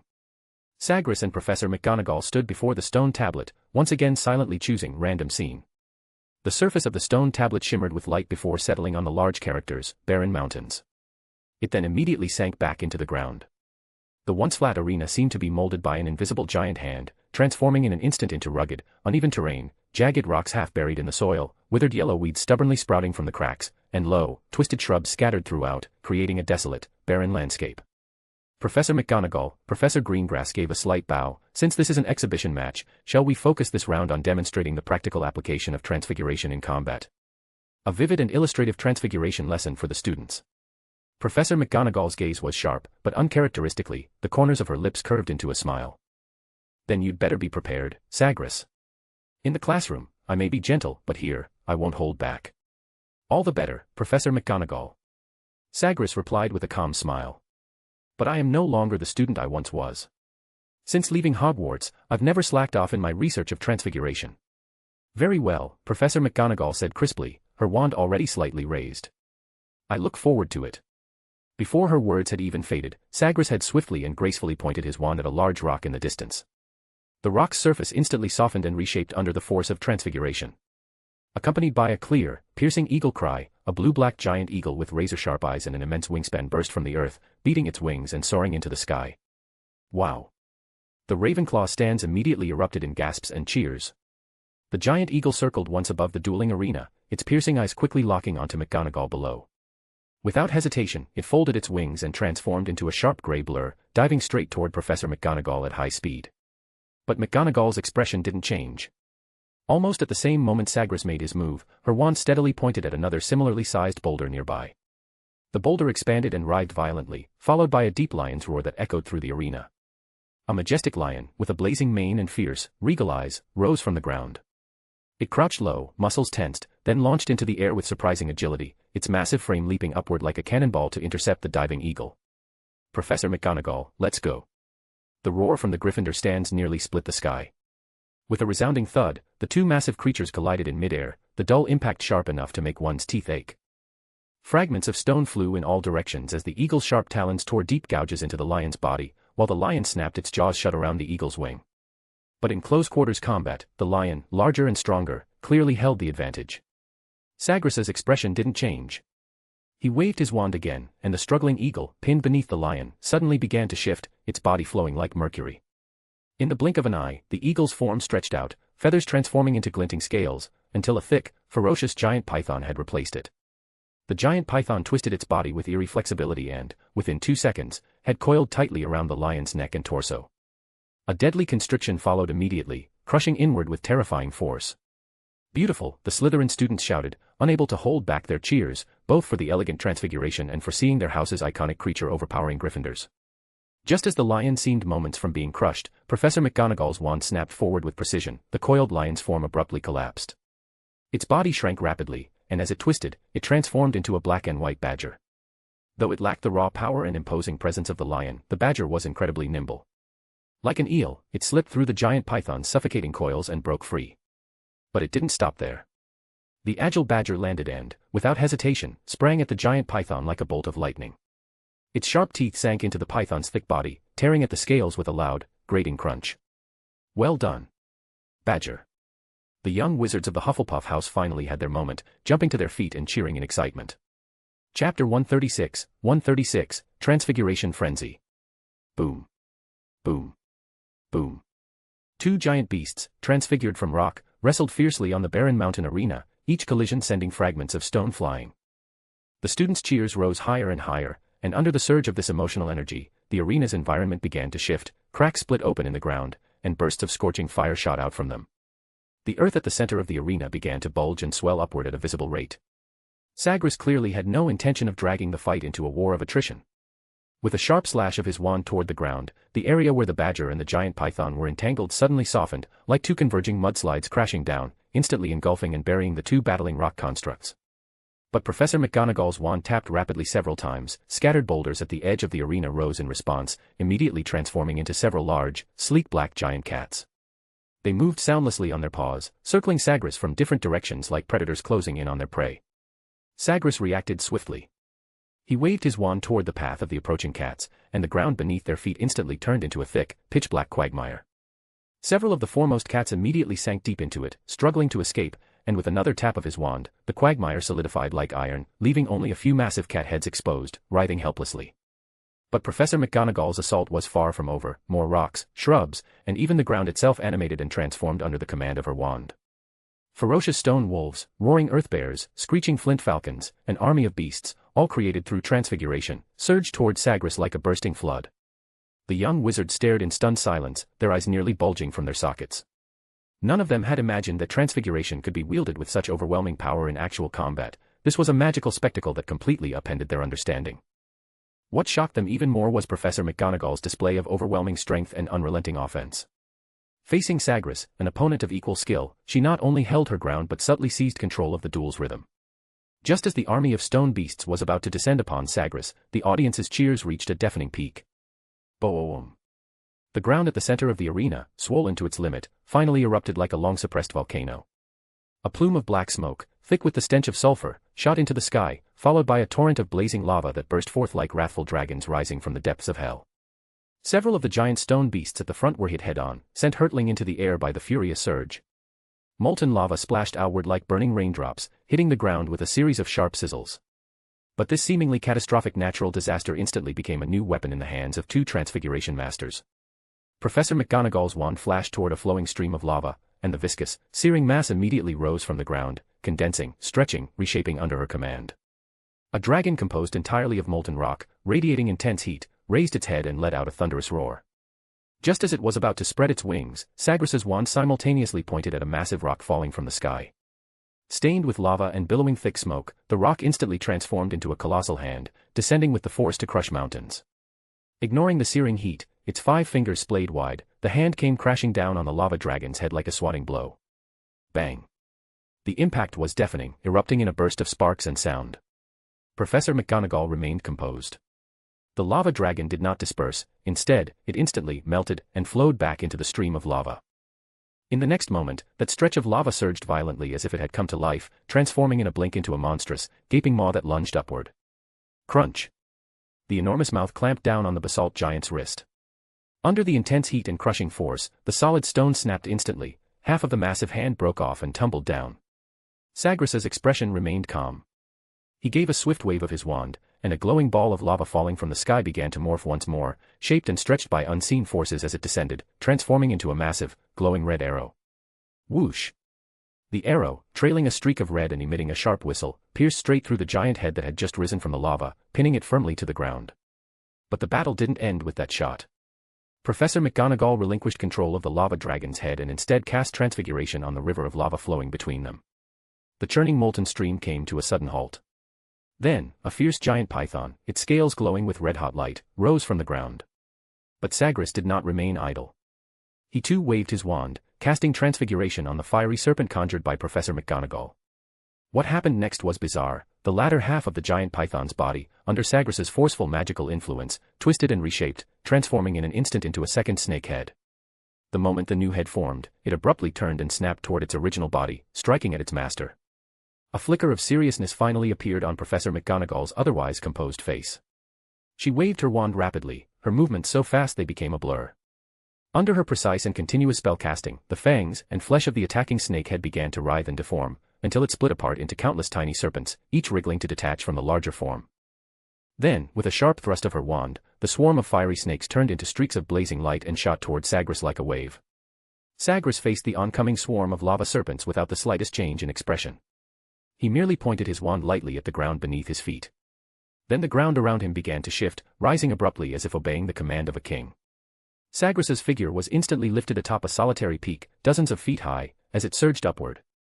The dense fiery snakes and the lava giant python, whose second half he had usurped, could only slam uselessly against the base of the peak, sending up nothing but sparks and scorched dust. Sagres stood at the summit, unbothered by the unstable foundation that could collapse at any moment. He raised his wand and pointed it toward the half-python and the swarm of small serpents. Once again seizing control of Professor McGonagall's transfigured creations, he twisted them mid-air, transforming the long snakes into a massive, dark red javelin, its sharp tip aimed directly at Professor McGonagall below. With a flick of his wand, the lava javelin tore through the sky, whistling as it descended in a deadly volley. Facing the aerial assault, Professor McGonagall transfigured nearby granite into several thick, angular shields, stacking them one after another before her. Crash! Bang! Boom! The javelins, like blazing meteors, slammed into the stone shields with violent force. Deafening explosions rang out as molten rock and solid stone collided, bursting into dazzling flashes of light and showers of debris. The first stone shield shattered with a resounding crash under the force of several strikes. Then the second. Then the third. The heavy stone shields disintegrated one after another in the explosions, and the ground was quickly blanketed with hot gravel and flowing lava, cloaked in smoke and dust. At the same time, under Sagres's control, the broken debris on the ground transformed into sharp spikes and shot toward Professor McGonagall like a barrage of bullets. He didn't stop there. With continuous waves of his wand, the dense smoke around them began to twist and condense, forming a massive foot that blotted out the sky as it descended to stomp down on her. Merlin's beard, the young wizards gasped in astonishment. Poof. With a faint pop, Professor McGonagall's figure vanished from her spot just a moment before the giant foot landed, dissolving into a wisp of black smoke. Boom. The enormous foot made of smoke slammed into the ground where she had just been. At that moment, Professor McGonagall reappeared unsteadily atop a relatively intact boulder a dozen yards away. She was slightly out of breath, a bead of cold sweat sliding down her temple, because only then did she see that hidden within the smoke-formed foot had been a deadly cluster of javelins. Dust billowed across the arena, and thick, black smoke swirled around the two, dimming the sky. "I lost," Professor McGonagall said, pressing her lips together. "Your talent in transfiguration is truly formidable. Though, in truth, it was already evident when you first entered Hogwarts." Sagres gave a calm nod. "I've devoted a great deal of effort to transfiguration." "What exactly do you intend to do, Sagres, now that you've returned to Hogwarts?" Professor McGonagall asked in a gentler tone, her face uncharacteristically free of its usual sternness. Sagres thought for a moment, then replied naturally, "Finish reading the books I didn't get to, and, while I'm at it, try to change some of the unpleasant things happening in the castle. At least, that was my original plan," he added. Professor McGonagall's expression softened, as if lost in memory. "I regret that you had to go through all of that. I should have helped you back then." "That wasn't your fault, Professor McGonagall." Sagres waved his hand lightly, and all the transfigured constructs around them immediately dissolved. He walked to the center of the arena and resummoned the dueling stone tablet. "And I think, perhaps being expelled from Hogwarts wasn't such a bad thing. Otherwise, my magical research wouldn't have reached the level it has today." As he spoke, he gave his wand a casual flick, and the word "draw" appeared clearly on the stone tablet. When Professor McGonagall saw it, her lips moved slightly, as if she wanted to say something, but Sagres waved it off with a light gesture. "To avoid the little lions holding a grudge, it's better for both of us if it ends in a draw." As soon as he finished speaking, the dust and smoke instantly dispersed. Sagres and Professor McGonagall bowed to the audience, then calmly exited the arena amid the cheers of the young wizards. Chapter 137, Nightingale vs. Durmstrang's Professor. Dumbledore stood up, applauding. "What a splendid duel. Although it ends in another draw, I believe this Transfiguration showcase has more than demonstrated its brilliance. And now," he continued, raising his voice, "Professor Nicia of Beauxbatons will face Professor Baffelous of Durmstrang. This will be the final exhibition match of the day, and I hope it proves just as thrilling." As his voice faded, Nightingale and Baffelous had already stepped into the center of the dueling arena, facing each other. A knowing smile played on Baffelous's face. "Professor Nicia," he began, keeping his voice low so only the two of them could hear, "the previous two matches ended in draws. If ours produces a winner, it will leave only one definitive loser today." He paused, the implication clear. Nightingale's expression remained utterly calm. For the duel, she had temporarily removed her veil, revealing her breathtakingly beautiful face to the entire audience without reservation. "Is Professor Baffelous suggesting that I'll be the unfortunate loser?" Her voice was clear and cool, without a trace of emotion. "Of course not." Baffelous's smile deepened, as though sharing a private joke. "I'd never wish for Professor Nicia to be in such a position. But, naturally, that depends on a small condition. It seems Professor Baffelous is quite confident in his own strength." Nightingale's tone didn't waver. "In the field of potions, I'll admit I'm no match for you. But when it comes to dueling..." Baffelous gave a soft snort, carrying the signature arrogance of Durmstrang. "Durmstrang's strength has never been in question. So, what is Professor Baffelous trying to say? I've heard Miss Nicia has many admirers, yet you remain indifferent to them." He leaned in slightly, lowering his voice. "Perhaps I may call you Velis." "I believe it would be entirely appropriate for you to address me as Professor Nicia," Nightingale replied, her voice steady and devoid of emotion. "So you're determined to refuse? Even if it means becoming the only loser today?" Baffelous's smile froze mid-expression, his tone darkening with veiled threat. "Professor Nicia, you must understand that right now, you represent all of Beauxbatons, not just yourself. There's no need for you to worry, Professor." Nightingale answered calmly. "Allow me to remind you that Professor Greengrass has just informed me that every word spoken here before the scene is selected is clearly audible to the entire audience." Baffelous froze. He whipped his head around to look at the audience, only to see Karkaroff staring at him, face pale, eyes like ice picks drilling into him. The students from all three schools were also watching him, their expressions ranging from shock to quiet disdain. "You..." He choked, barely managing a single syllable. Professor, Nightingale said at just the right moment, her voice calm and even. I hope whatever you're about to say has been carefully considered. Heh. Baffelous forced a stiff laugh through gritted teeth, the muscles in his cheek twitching. Swallowing the surge of shame and embarrassment, he spoke in a dry tone. It was just a joke. I hope Professor Nishia won't take it to heart. Of course I won't mind, Nightingale replied, revealing a faint smile. After all, it was quite funny. That breathtaking smile lasted only a moment, but Baffelous no longer had the heart, or the composure, to appreciate it. All he wanted now was to defeat this woman who had completely humiliated him, swiftly, viciously, and then escape the suffocating place where he felt like he was sitting on needles. The two quickly selected a random scene, and the light on the stone tablet shifted and swirled before finally stopping on Shallow Swamp. As the tablet slowly sank back into the ground, the entire arena twisted and warped around them. A damp mist rose as foul-smelling bubbles emerged constantly from the mud, filling the air with a stench of sulfur. The murky water reflected Baffelous's distorted expression. His shame had fully ignited his warped sense of pride. He would make her pay for the disgrace. Conf Ringo.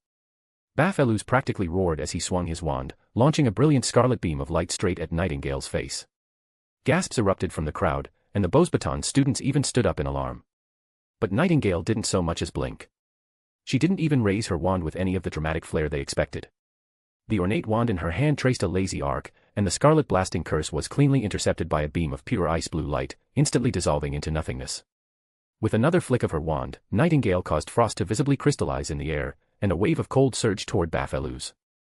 Baffelous's half-spoken incantation broke off abruptly as a lake-blue spell light shot directly at him. Protego. The Demstrang professor now demonstrated impressive reflexes. He raised his wand and cast a near-perfect shield charm. Though slightly rushed, it successfully deflected the incoming spell toward the ground. But the moment the spell hit the earth, Nightingale thrust her wand forward with precision and speed. Glacius Maxima. Boom. A deafening explosion erupted at the impact site. The swampy ground was blown open into a massive crater, and the mud and filthy water froze instantly, forming a ring of jagged, radial ice spikes around the pit's edge. The young wizards in the audience jumped in surprise at the sudden, tremendous blast. And at the bottom of the pit stood a blue ice sculpture radiating biting cold. Frozen within it was Baffelous, captured mid-expression, his twisted face and raised wand immortalized in ice, so lifelike that even the shock and disbelief in his eyes remained clearly visible. His entire body, including his heavy Demstrang fur cloak, was completely encased in steel-hard ice, not even a single strand of hair remained visible. Sunlight struck the ice sculpture, casting dazzling, frigid reflections. The frost steadily crept inward around Baffelous, and just before he was completely overtaken, Nightingale lowered her wand. Eh? That's it. TSK Professor Baffelous appears to be the only loser today. With that, she turned and gracefully bowed to the audience. As she straightened, a white light coincidentally lit up around Baffelous. The stone tablet rose slowly from the muddy ground, and as the light danced upon it, Nightingale had already turned and exited the arena. She didn't even glance at the match result displayed on the stone tablet. The audience exploded. The students from Hogwarts and Beauxbatons were the first to leap from their seats. Applause, stomping, whistles, and exuberant cheers erupted like a tidal wave of enthusiasm. Even several Demstrang students raised their arms and waved toward Nightingale, because in Demstrang, strength was always respected. As the young wizards roared with excitement, Madame Maxime offered a reserved smile while explaining to the ever-clicking reporters. Velisnicia, Beauxbaton's potions professor, is outstanding in every regard. She managed to significantly raise her students' potions grades in under a year. Only Karkaroff, whose already sour expression had grown even darker, didn't stay to wait for Dumbledore to announce the day's results. Instead, he rose abruptly and left the dueling arena without a word. The young wizards, however, were brimming with excitement. Both boys and girls enthusiastically discussed Nightingale. Merlin's beard. Just one move. Only one move.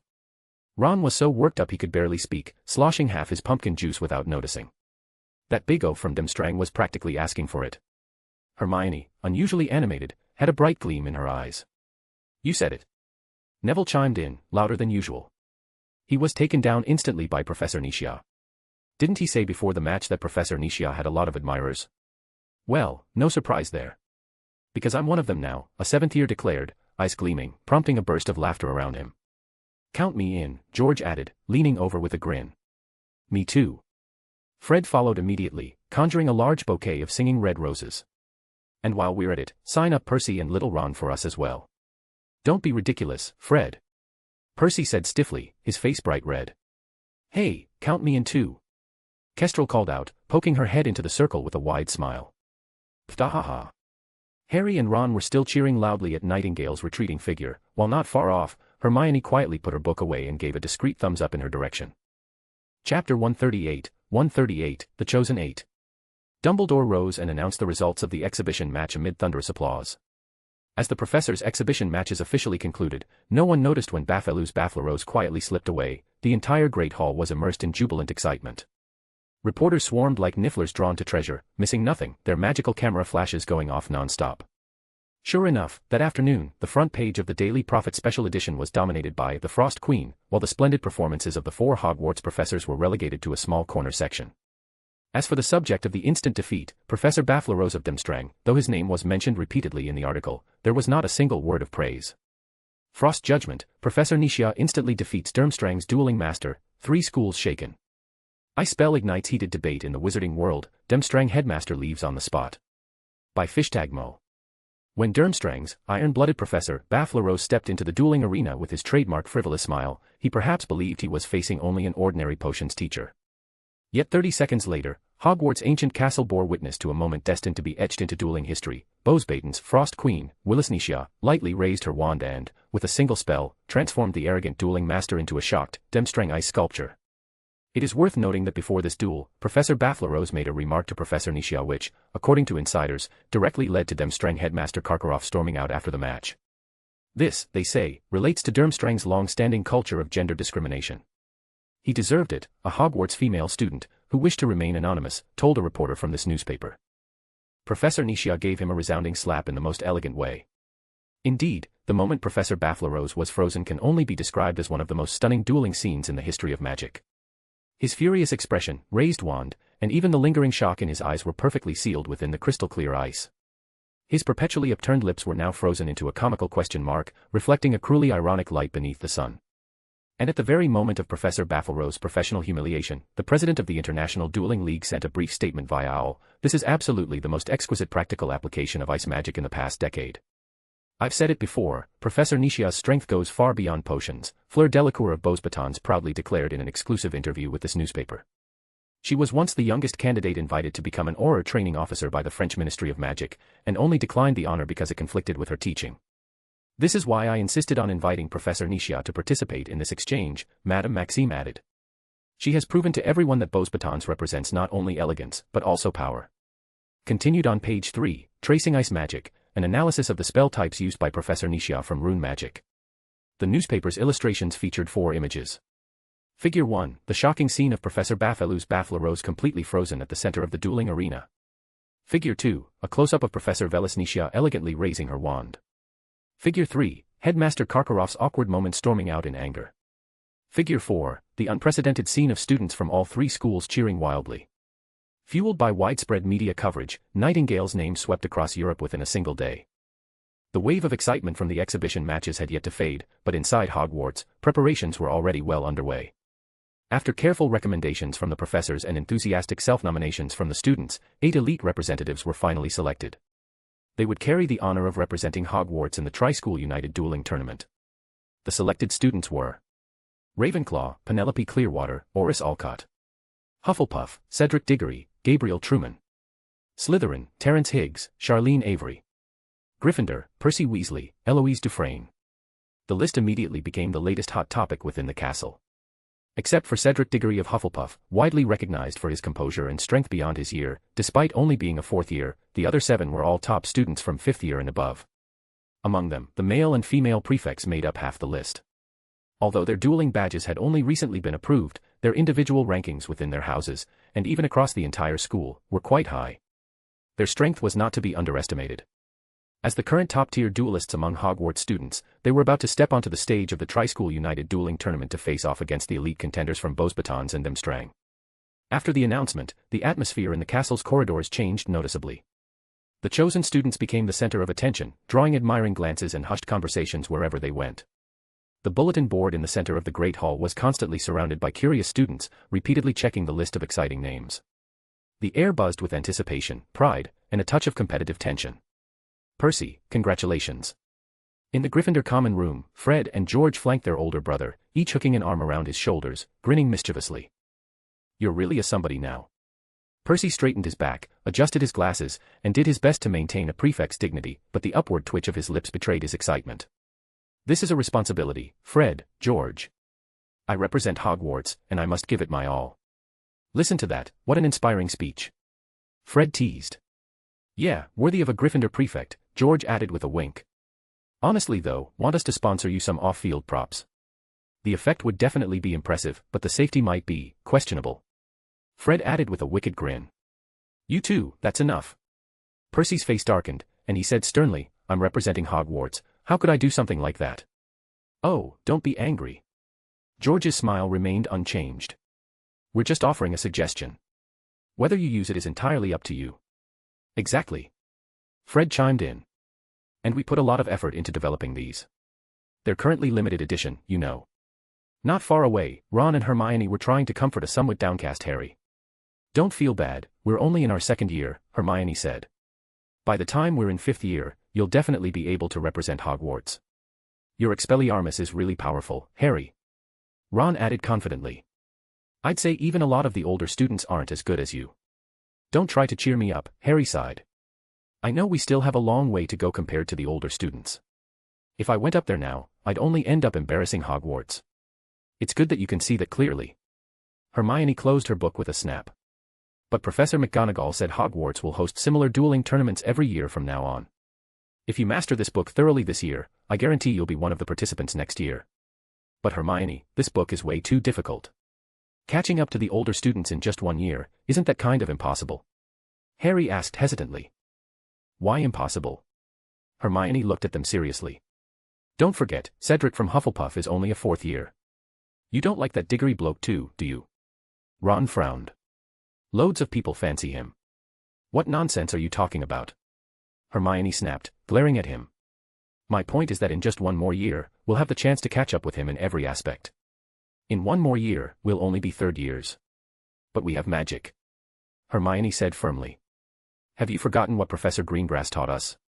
Awakening Requiem and sleep evaporation, as long as we make good use of every minute, we'll definitely stand out next year and represent Gryffindor. Ron hesitated. It might not be impossible.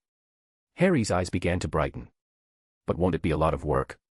Whether you study or not is up to you, Hermione said, crossing her arms. But let me remind you, if I'm up on stage next year, you'll only be able to cheer for me from the stands. The 2 young wizards immediately perked up. You're right, Hermione. Of course we'll study. Ron declared at once, his tone slightly over the top. If for nothing else, then at least for Hogwarts.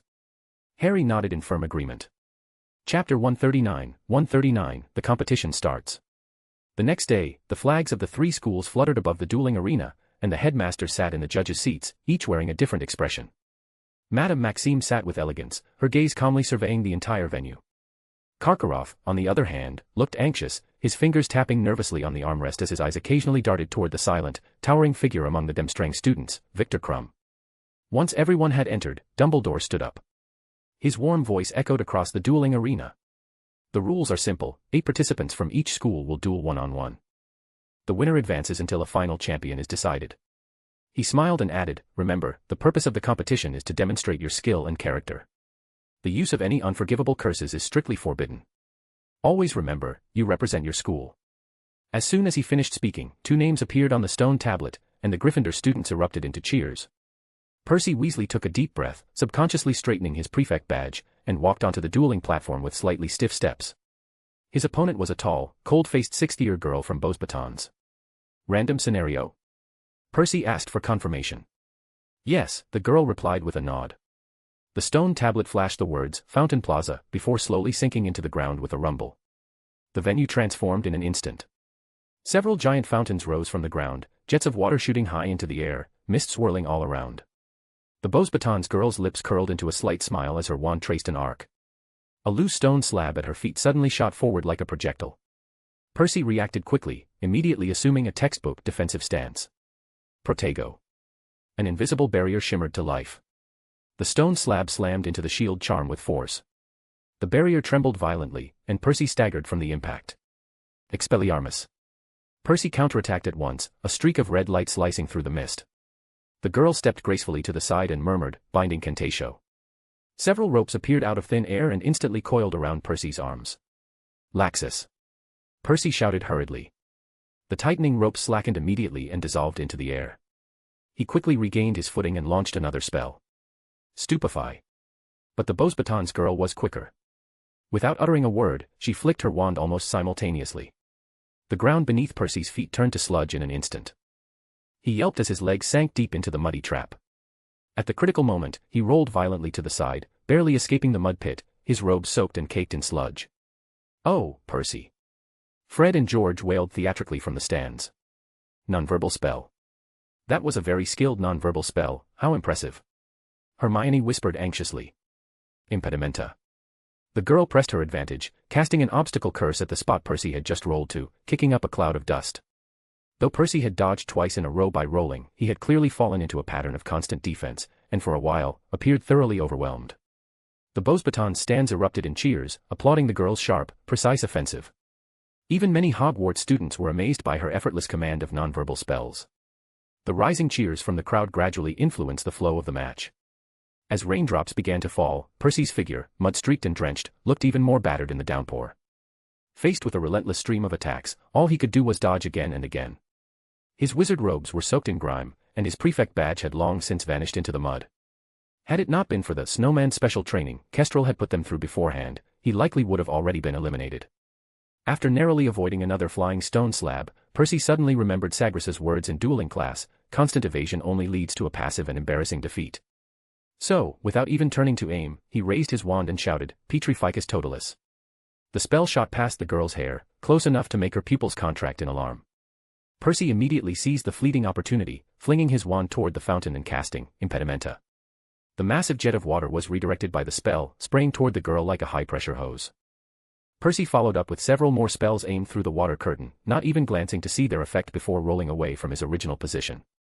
At that moment, the fountain abruptly ceased its spray, and the stone tablet in the center of the arena rose with a low rumble. As if to answer everyone's curiosity, the stone tablet projected a massive magical image. The screen replayed, in clear detail, Percy using the obstacle curse to divert the fountain's stream, then using the water curtain to obscure his opponent's vision. It showed the two spells he cast in succession, one of which, a Petrificus Totalis, pierced through the falling water and struck the girl precisely. The image froze at the moment Percy rolled away to safety. Percy Weasley wins. The Hogwarts crowd exploded into thunderous cheers, and even the Beauxbatons students responded with polite applause. Percy's eyes were bright with excitement, though he struggled to keep a straight face, making his expression appear slightly stiff. The Beauxbatons girl gave a respectful bow, then turned and exited the arena. Percy spotted his prefect badge lying in the mud, picked it up, gave a quick wave to the stands, and followed after her. Fred and George dramatically clapped him on the back, loudly congratulating him with exaggerated praise. Even the usually stern Professor McGonagall allowed herself a faint smile. The following duels were just as thrilling. A seventh-year Ravenclaw student demonstrated masterful transfiguration, turning his opponent's wand into a slippery eel. Hufflepuff Cedric Diggory showed remarkable composure and skill, flawlessly combining the obstacle curse and Expelliarmus to cleanly defeat a sixth-year Demstrang student, earning the loudest cheers of the day from the entire audience. Even Madame Maxime gave a slight nod after watching the match. She turned to Professor McGonagall and whispered, a very promising young man, quick-witted and graceful. Demstrang students generally displayed a rugged, aggressive style, with powerful spells and a distinct emphasis on real-world combat. The atmosphere reached its peak when Victor Crumb stepped into the arena. His opponent was Slytherin's former Seeker, Terence Higgs. It was a duel between Seekers. Higgs attempted to wear down his opponent through evasion, but Crumb's movements were swift and precise. A simple shield charm easily deflected Higgs's spell, and a silent Petrificus Totalis followed, causing Higgs to fall stiffly to the ground like a felled log. The entire match lasted only a few seconds. Crumb hadn't even moved his feet. The Demstrang stands immediately erupted with deafening cheers and synchronized stomping. The first round of the competition concluded quickly, with 12 students advancing. Hogwarts secured only 3 spots, Beauxbatons claimed 4, while Demstrang dominated with 5 qualifiers. This result came as no surprise. In recent years, Hogwarts' defense against the dark arts position had seen constant turnover, leading to inconsistent teaching and limited practical training. That 3 Hogwarts students advanced at all was largely due to Sagres's deliberate training efforts over the past 2 years. By contrast, Durmstrang's performance was significantly stronger. Although their professors might not be superior to those at Hogwarts, Durmstrang's long-standing tradition of emphasizing practical combat was deeply ingrained. Even their average students could display remarkable strength in the dueling arena. One could only say that this magic school, renowned for its dueling prowess, still had plenty of tricks up its sleeve. As the sun set, the first day of the competition officially came to an end.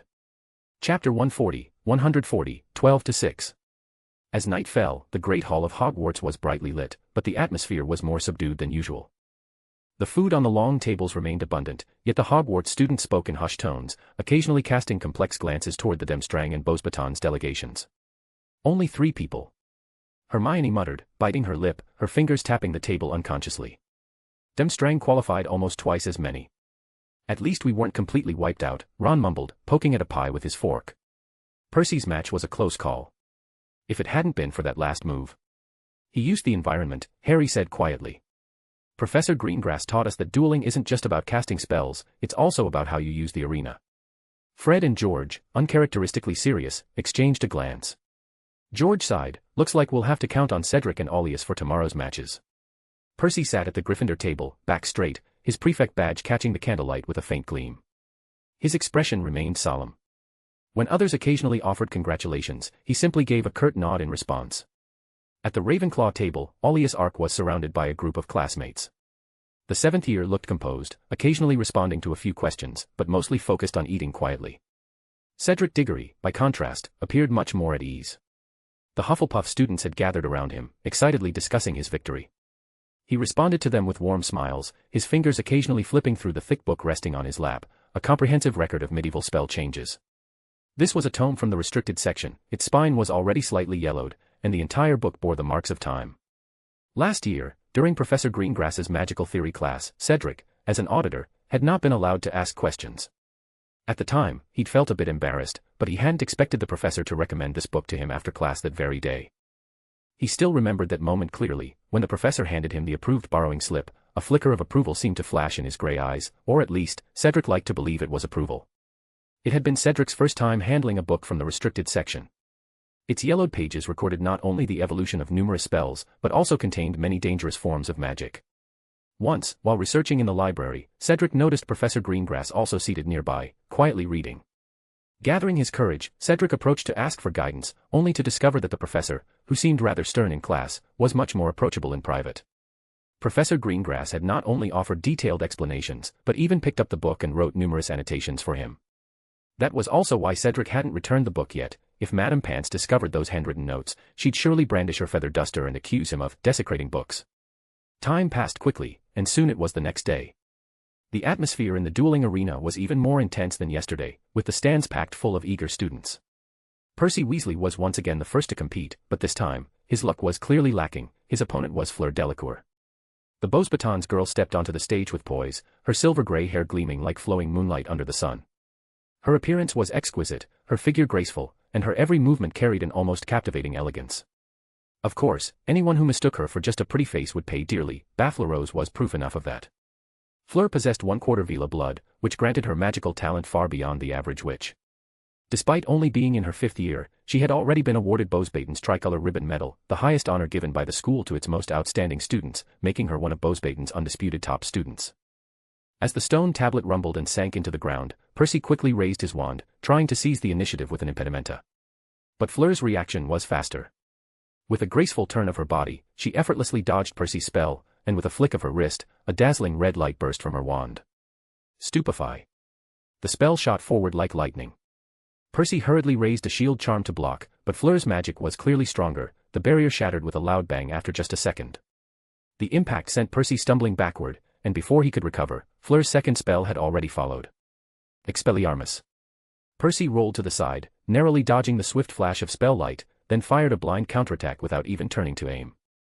The light of the Petrificus Totalis grazed Fleur's cheek, but she didn't even flinch. Instead, she responded with 3 silent spells aimed directly at Percy. First, a glissade spell struck the ground beneath Percy's feet, immediately followed by 2 ropes that appeared out of thin air, binding him tightly, then a scorching fireball slammed into his chest. A flash of white light signaled Percy's defeat. The entire Great Hall fell silent for a brief second before erupting into enthusiastic applause and exclamations.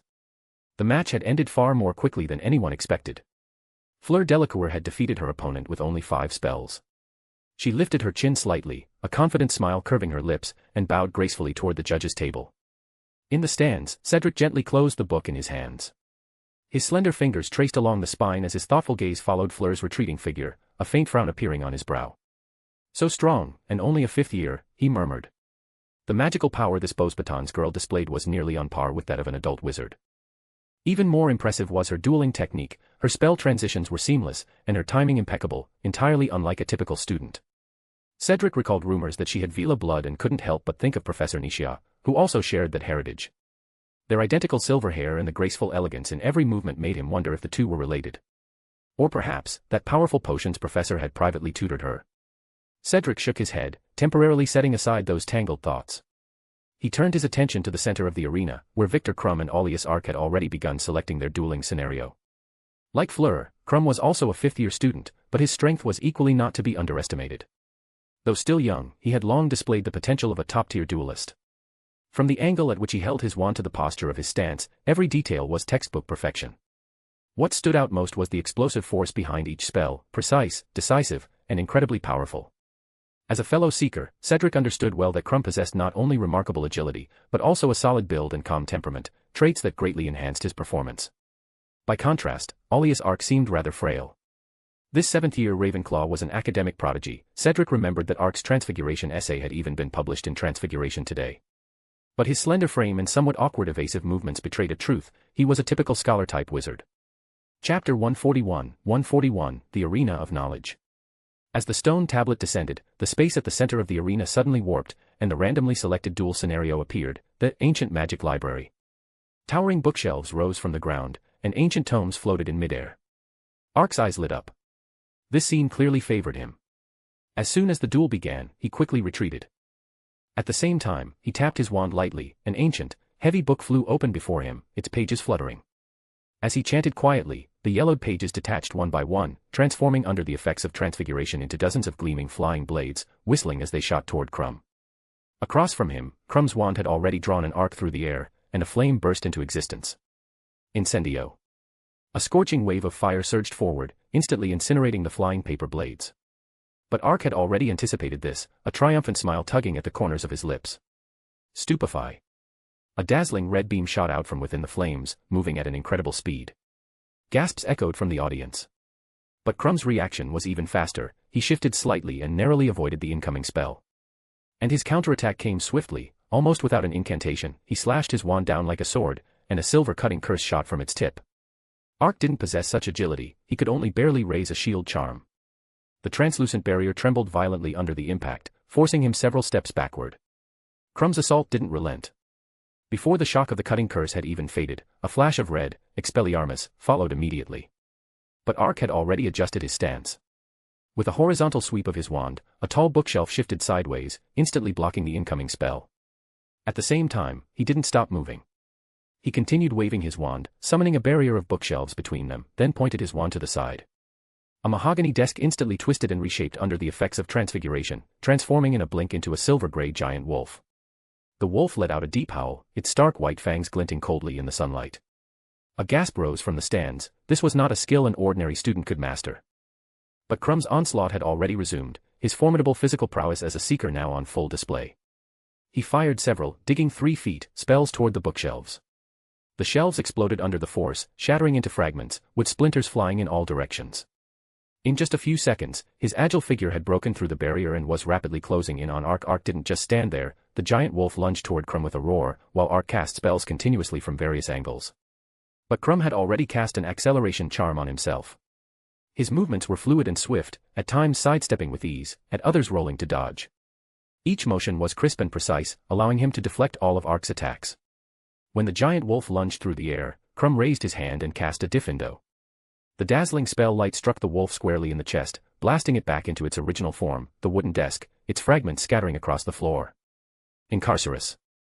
Several ropes shot out swiftly, seizing the opportunity, but Crumb didn't stop moving. He immediately fired a bombarda straight ahead.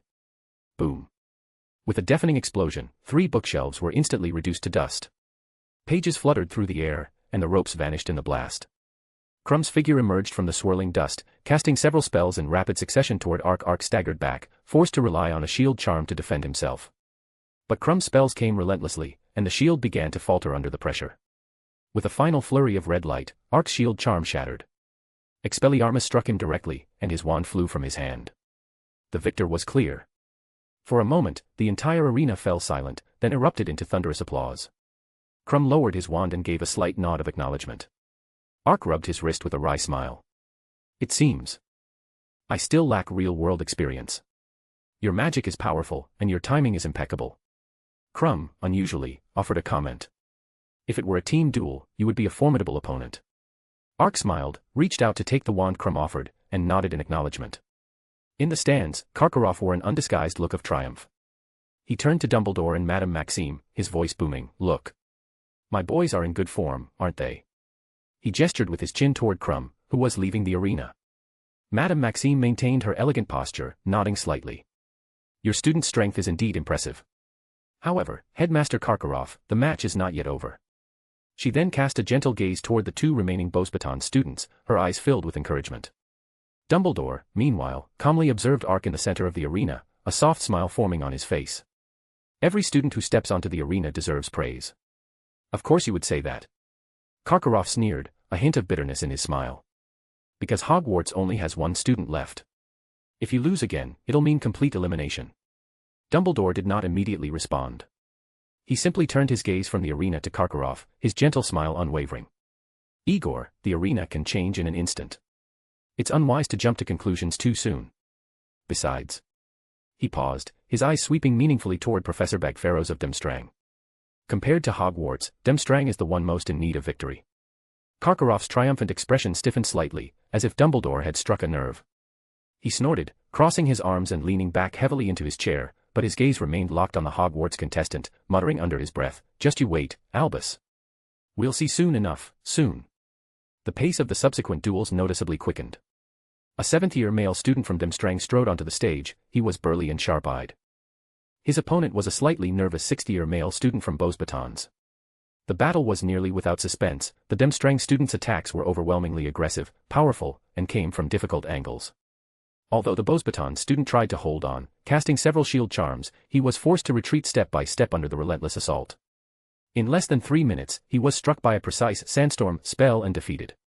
"The difference is too great." Kestrel shook her head, leaning toward Sagres and muttering softly, her gaze still fixed on the Demstrang student leaving the arena. "They all seem like seasoned veterans fresh out of a duel." Sagres's voice was steady, his gaze fixed straight ahead. "Due to their school culture, Demstrang students are always ruthless in their attacks. I heard that when you were there, you were the strongest." Kestrel's curiosity was piqued. She tilted her head to look at Sagres. "And your grades were top-notch too." "That's different." Sagres finally withdrew his gaze, looking at Kestrel with a calm, unreadable expression. "Just like you, graduating with full marks in all subjects, dazzlingly brilliant." "Ah, what do you mean?" Kestrel blinked in confusion, unable to follow the sudden shift in tone. "It means no matter how good your report card is," Sagres said flatly, "it won't stop you from getting beaten in a duel." Kestrel's face immediately fell, like a balloon punctured by a needle. "So, you mean, even with good grades, I might actually, be bad at dueling?" "No." A slight curve appeared at the corner of Sagres's mouth, his tone matter-of-fact. "What I mean is, even if I got a troll in every subject, it wouldn't stop me from securing the top dueling spot." "What? You said you got a troll in every subject?" "Not exactly," he said casually. "When I was studying, I always got full marks in all subjects." Kestrel opened her mouth, seemingly confused by Sagres's words. "So you mean?" "Exam results and dueling ability," Sagres said concisely, "are two different things." Kestrel wanted to retort, but the words caught in her throat.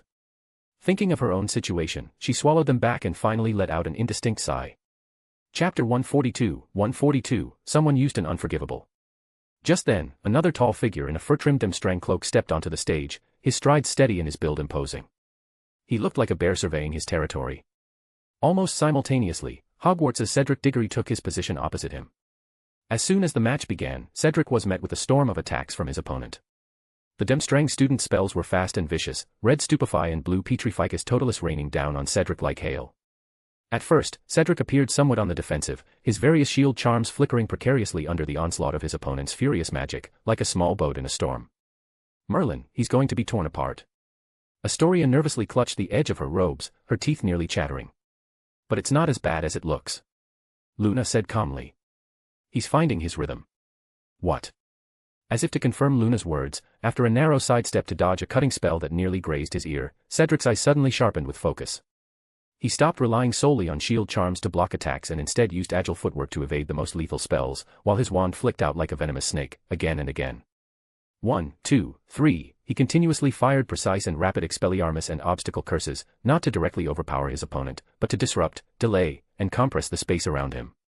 The Demstrang student's powerful spells began to miss or were deflected into the stage's protective barrier, sending up dazzling sparks. He was like a provoked but hobbled beast, full of power but with nowhere to vent it. Soon, his movements grew erratic, and the accuracy of his spells began to falter. Just then, Cedric completely abandoned his defensive stance and launched a full offensive, catching his opponent off guard. He seized a brief moment of stiffness, caused by the strain of overcasting, and sharply thrust his wand forward. A condensed red light shot out, precisely slipping past the edge of his opponent's hastily retracted shield charm, and struck him squarely in the chest. The fierce expression on the Demstrang student's face froze instantly, and his entire body toppled backward like a felled tree, landing with a dull thud against the stage. The young wizards of Hogwarts immediately erupted in cheers, and even Kestrel was so excited she nearly leapt from her seat. She turned to Sagres, who remained expressionless, only nodding ever so slightly, as if everything had gone exactly as expected. "A beautiful counterattack," he said softly. In the end, after a series of fierce duels, 6 qualifiers emerged. Hogwarts had only one representative, Cedric Diggory, advancing to the next round. Beauxbaton's Academy of Magic saw 2 witches qualify, while Demstrang claimed a full 3 spots. Time quickly brought them to the final day of the competition, the air thicker than ever with tension and anticipation. 6 highly anticipated duels were about to unfold in succession. The first 3 were intense 6-2-3 elimination matches, while the latter 3 would determine the final rankings of the top 3. This time, Fleur Delacour was once again the first to appear, facing a 6th-year student from Demstrang. Fleur's wand moved fluidly, her spells sharp and precise. After a few agile dodges, she caught a brief opening in her opponent's rhythm and fired a pinpoint Expelliarmus. The red light cut through the air, and her opponent's wand flew cleanly from his grasp. The victory was quick and decisive. The second match saw Victor Krum facing a 7th-year witch from Beauxbatons. As if to reclaim Durmstrang's pride after Beauxbaton's earlier wins, Krum immediately unleashed his signature, overwhelming fighting style. He wasted no time with testing maneuvers. His wand flashed rapidly, his spells fierce and direct, pressing forward with relentless force. Though the Beauxbatons which fought valiantly, casting several dazzling defensive spells, Krum's sheer magical pressure crushed her defenses layer by layer like brittle glass. At last, a powerful stupefy struck her squarely in the chest. She stumbled backward a few steps before collapsing to the ground. Krum's victory was swift and effortless. Then came the third match, the one most anticipated by the Hogwarts faculty and students. Cedric Diggory stepped onto the dueling stage, his opponent a 7th-year Demstrang student named Paro Karkaroff. Karkaroff was exceptionally burly, and though only 17, he already sported a thick beard. He looked at Cedric with scornful disdain, as if evaluating an insect that had mistakenly wandered onto the dueling stage. "Random scenario?" Karkaroff asked with a sneer. Cedric nodded. At that moment, Karkaroff suddenly raised his wand. Stupefy. A blinding red light shot straight at Cedric's head. It was only through instinct, honed on the Quidditch pitch, that Cedric barely managed to turn his head in time, narrowly dodging the vicious sneak attack. The red beam whistled past his ear and slammed into the protective barrier, emitting a sharp, crackling hiss. "Coward!" Ron bellowed. He fouled.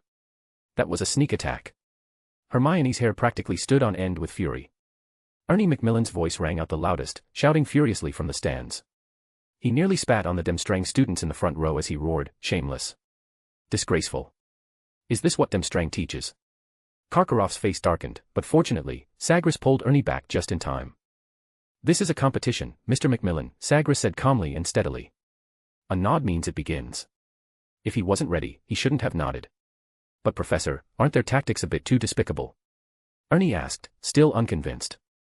"Morality is for self-discipline," Sagres replied without turning his head. "You cannot place your hopes on the moral standards of your opponent." "Professor Greengrass, do you mean we should do the same?" Hermione asked in disbelief.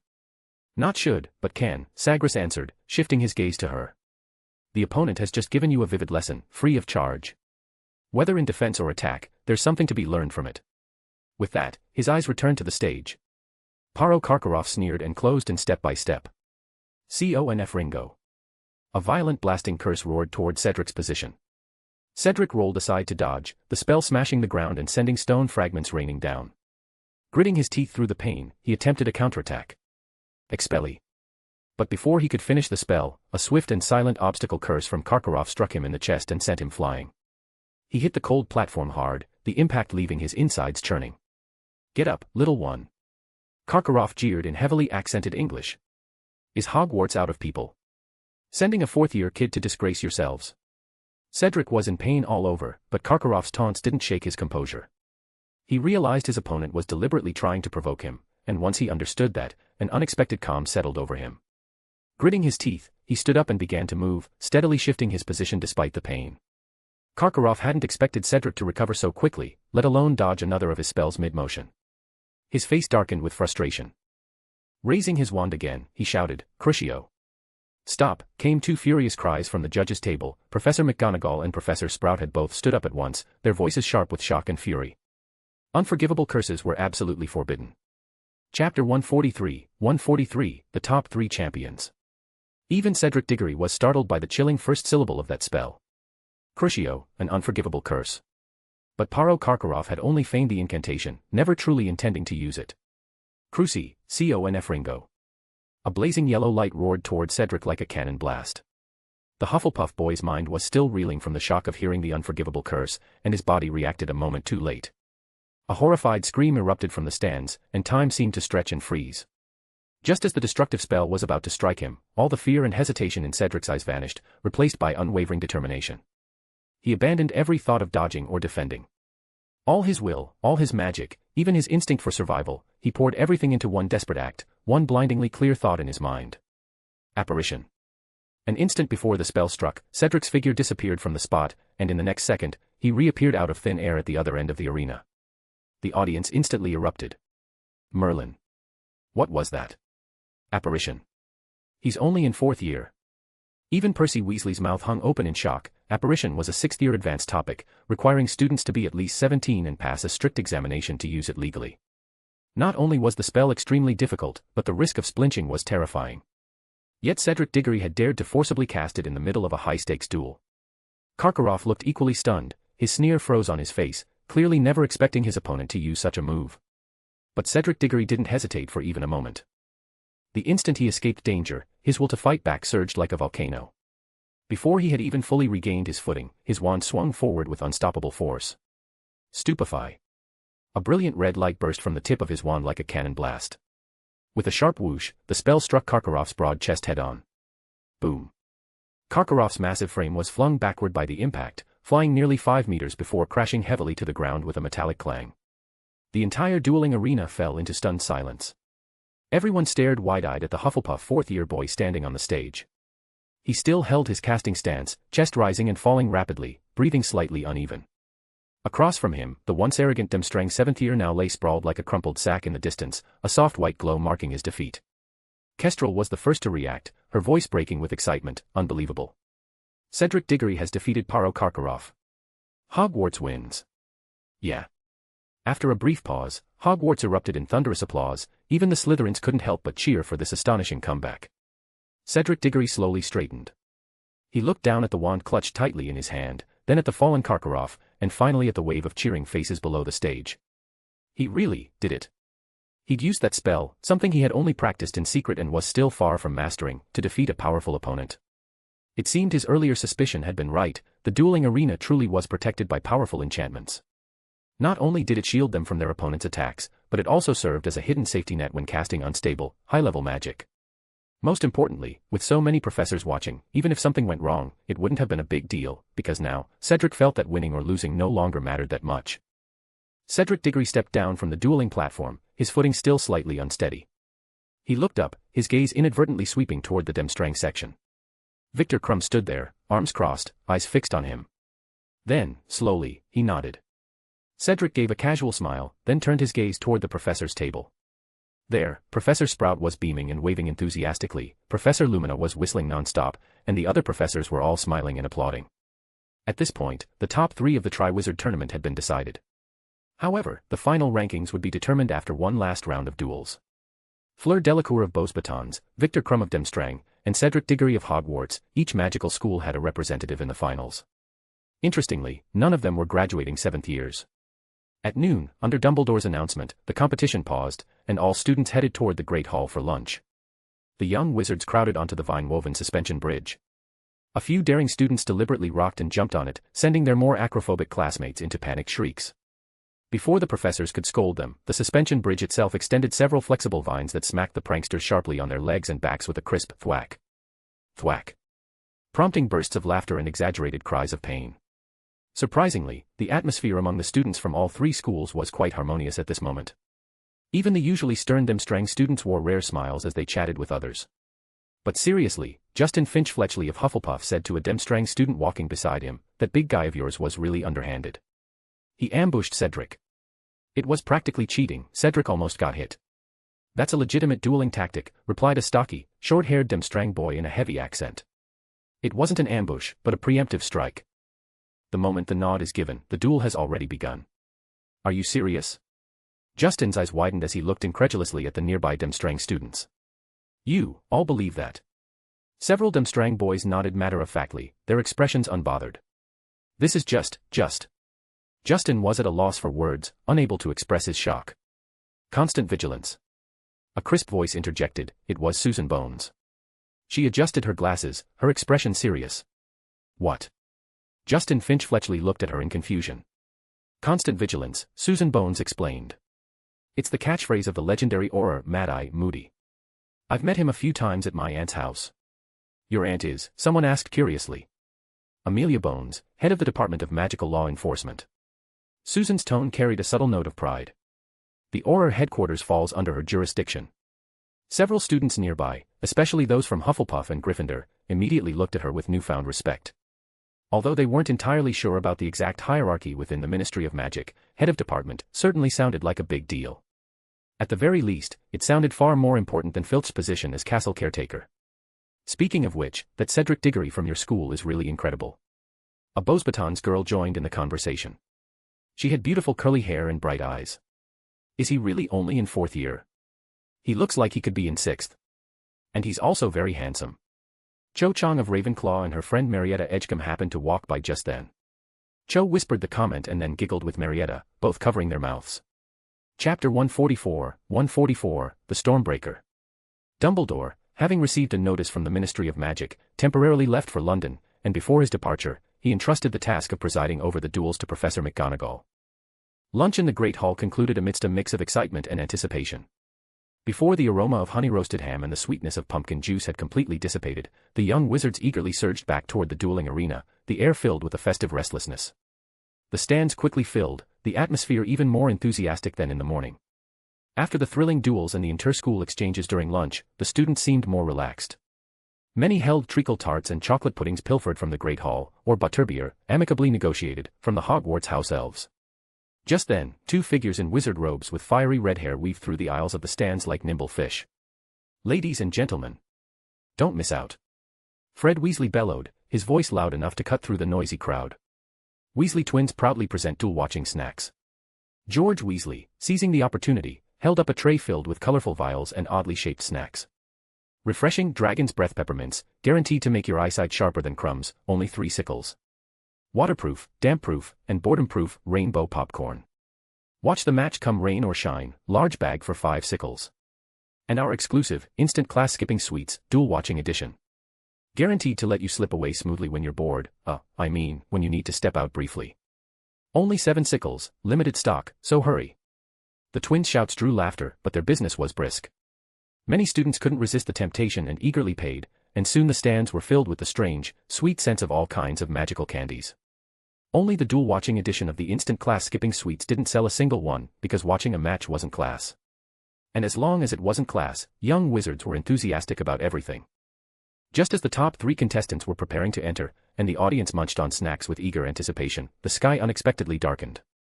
Several heavy clouds, as if forcibly dragged in by an invisible hand, quickly gathered over the dueling arena. Moments later, cold raindrops began pelting the roof of the stands and the faces of the front-row spectators. "Oh no," someone wailed. "My new robes," some girls cried out. "Damn it, rainbow popcorn can't actually withstand a downpour." George's face twisted in dismay as he looked at the dampening product packaging. "Don't worry, old chap," Fred said, clumsily applying a waterproof charm to the tray, a mischievous grin on his face. "The instructions don't say it's stormproof, and our verbal claim of rain or shine, that's just artistic exaggeration, you know." Legally, it's not a fake or shoddy product. Merlin help you convince Madame Pomfrey with that twisted logic. If anyone gets an upset stomach from eating soggy popcorn, George grumbled, beginning to cast spells. Complaints rose one after another. The rain gradually intensified, turning from scattered drops into a torrential downpour. Cold rainwater poured down, pounding the protective shield and the roofs of the stands with loud splashes. Small puddles quickly formed in the center of the arena. Fleur frowned slightly, brushing droplets from her shoulder. Crumb remained expressionless, though a flicker of displeasure passed through his eyes. Cedric, however, was thoroughly soaked, wiping his face vigorously as rain dripped continuously from his chin. The audience descended into chaos, students huddled up, shrinking their necks, using their robes as makeshift umbrellas or squeezing toward the back rows. Snack wrappers were soaked and crumpled, littering the stands. The twins cursed the awful weather for ruining their business as they frantically cast waterproof charms over their goods. At this time of year, the thick ice on the Black Lake had only recently melted, and the air still carried a chill.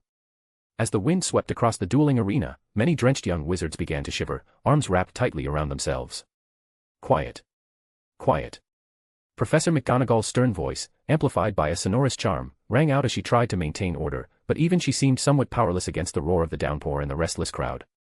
It was amidst this chaos and widespread complaints that Sagres finally set down his teacup. He didn't stand up, he simply drew his wand from an inner pocket of his robes and casually pointed it into the air toward the noisy audience. Silence.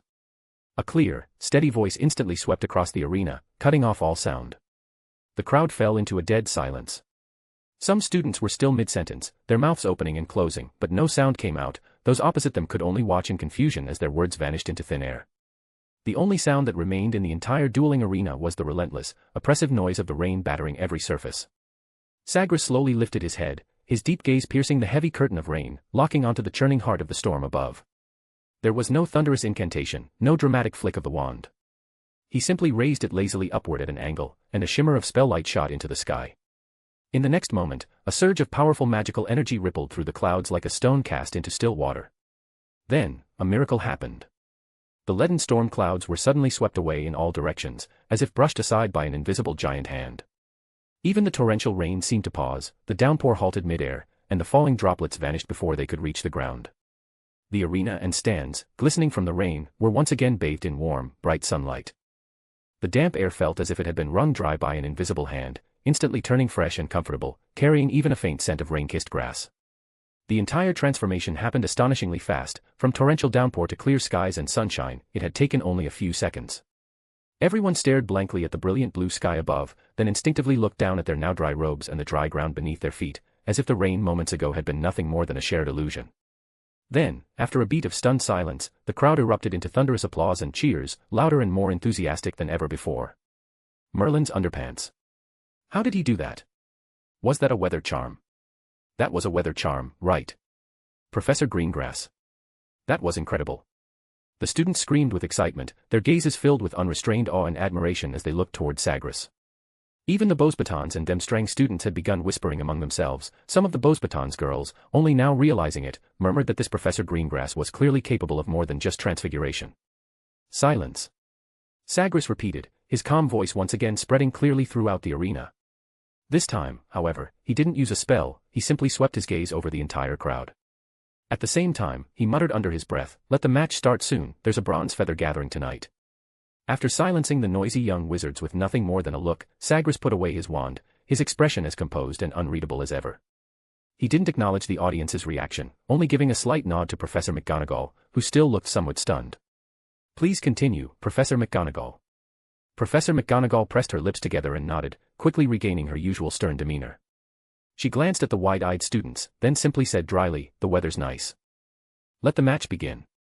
As soon as she spoke, the names Fleur and Crumb appeared on the stone tablet, and the two stepped onto the stage to the sound of renewed applause and cheers.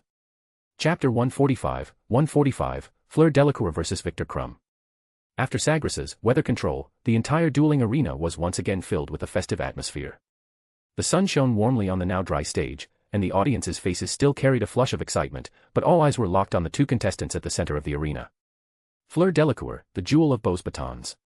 She stood tall, her silver hair gleaming in the sunlight, her elegant wand hanging gracefully at her side, her gaze sharp and composed.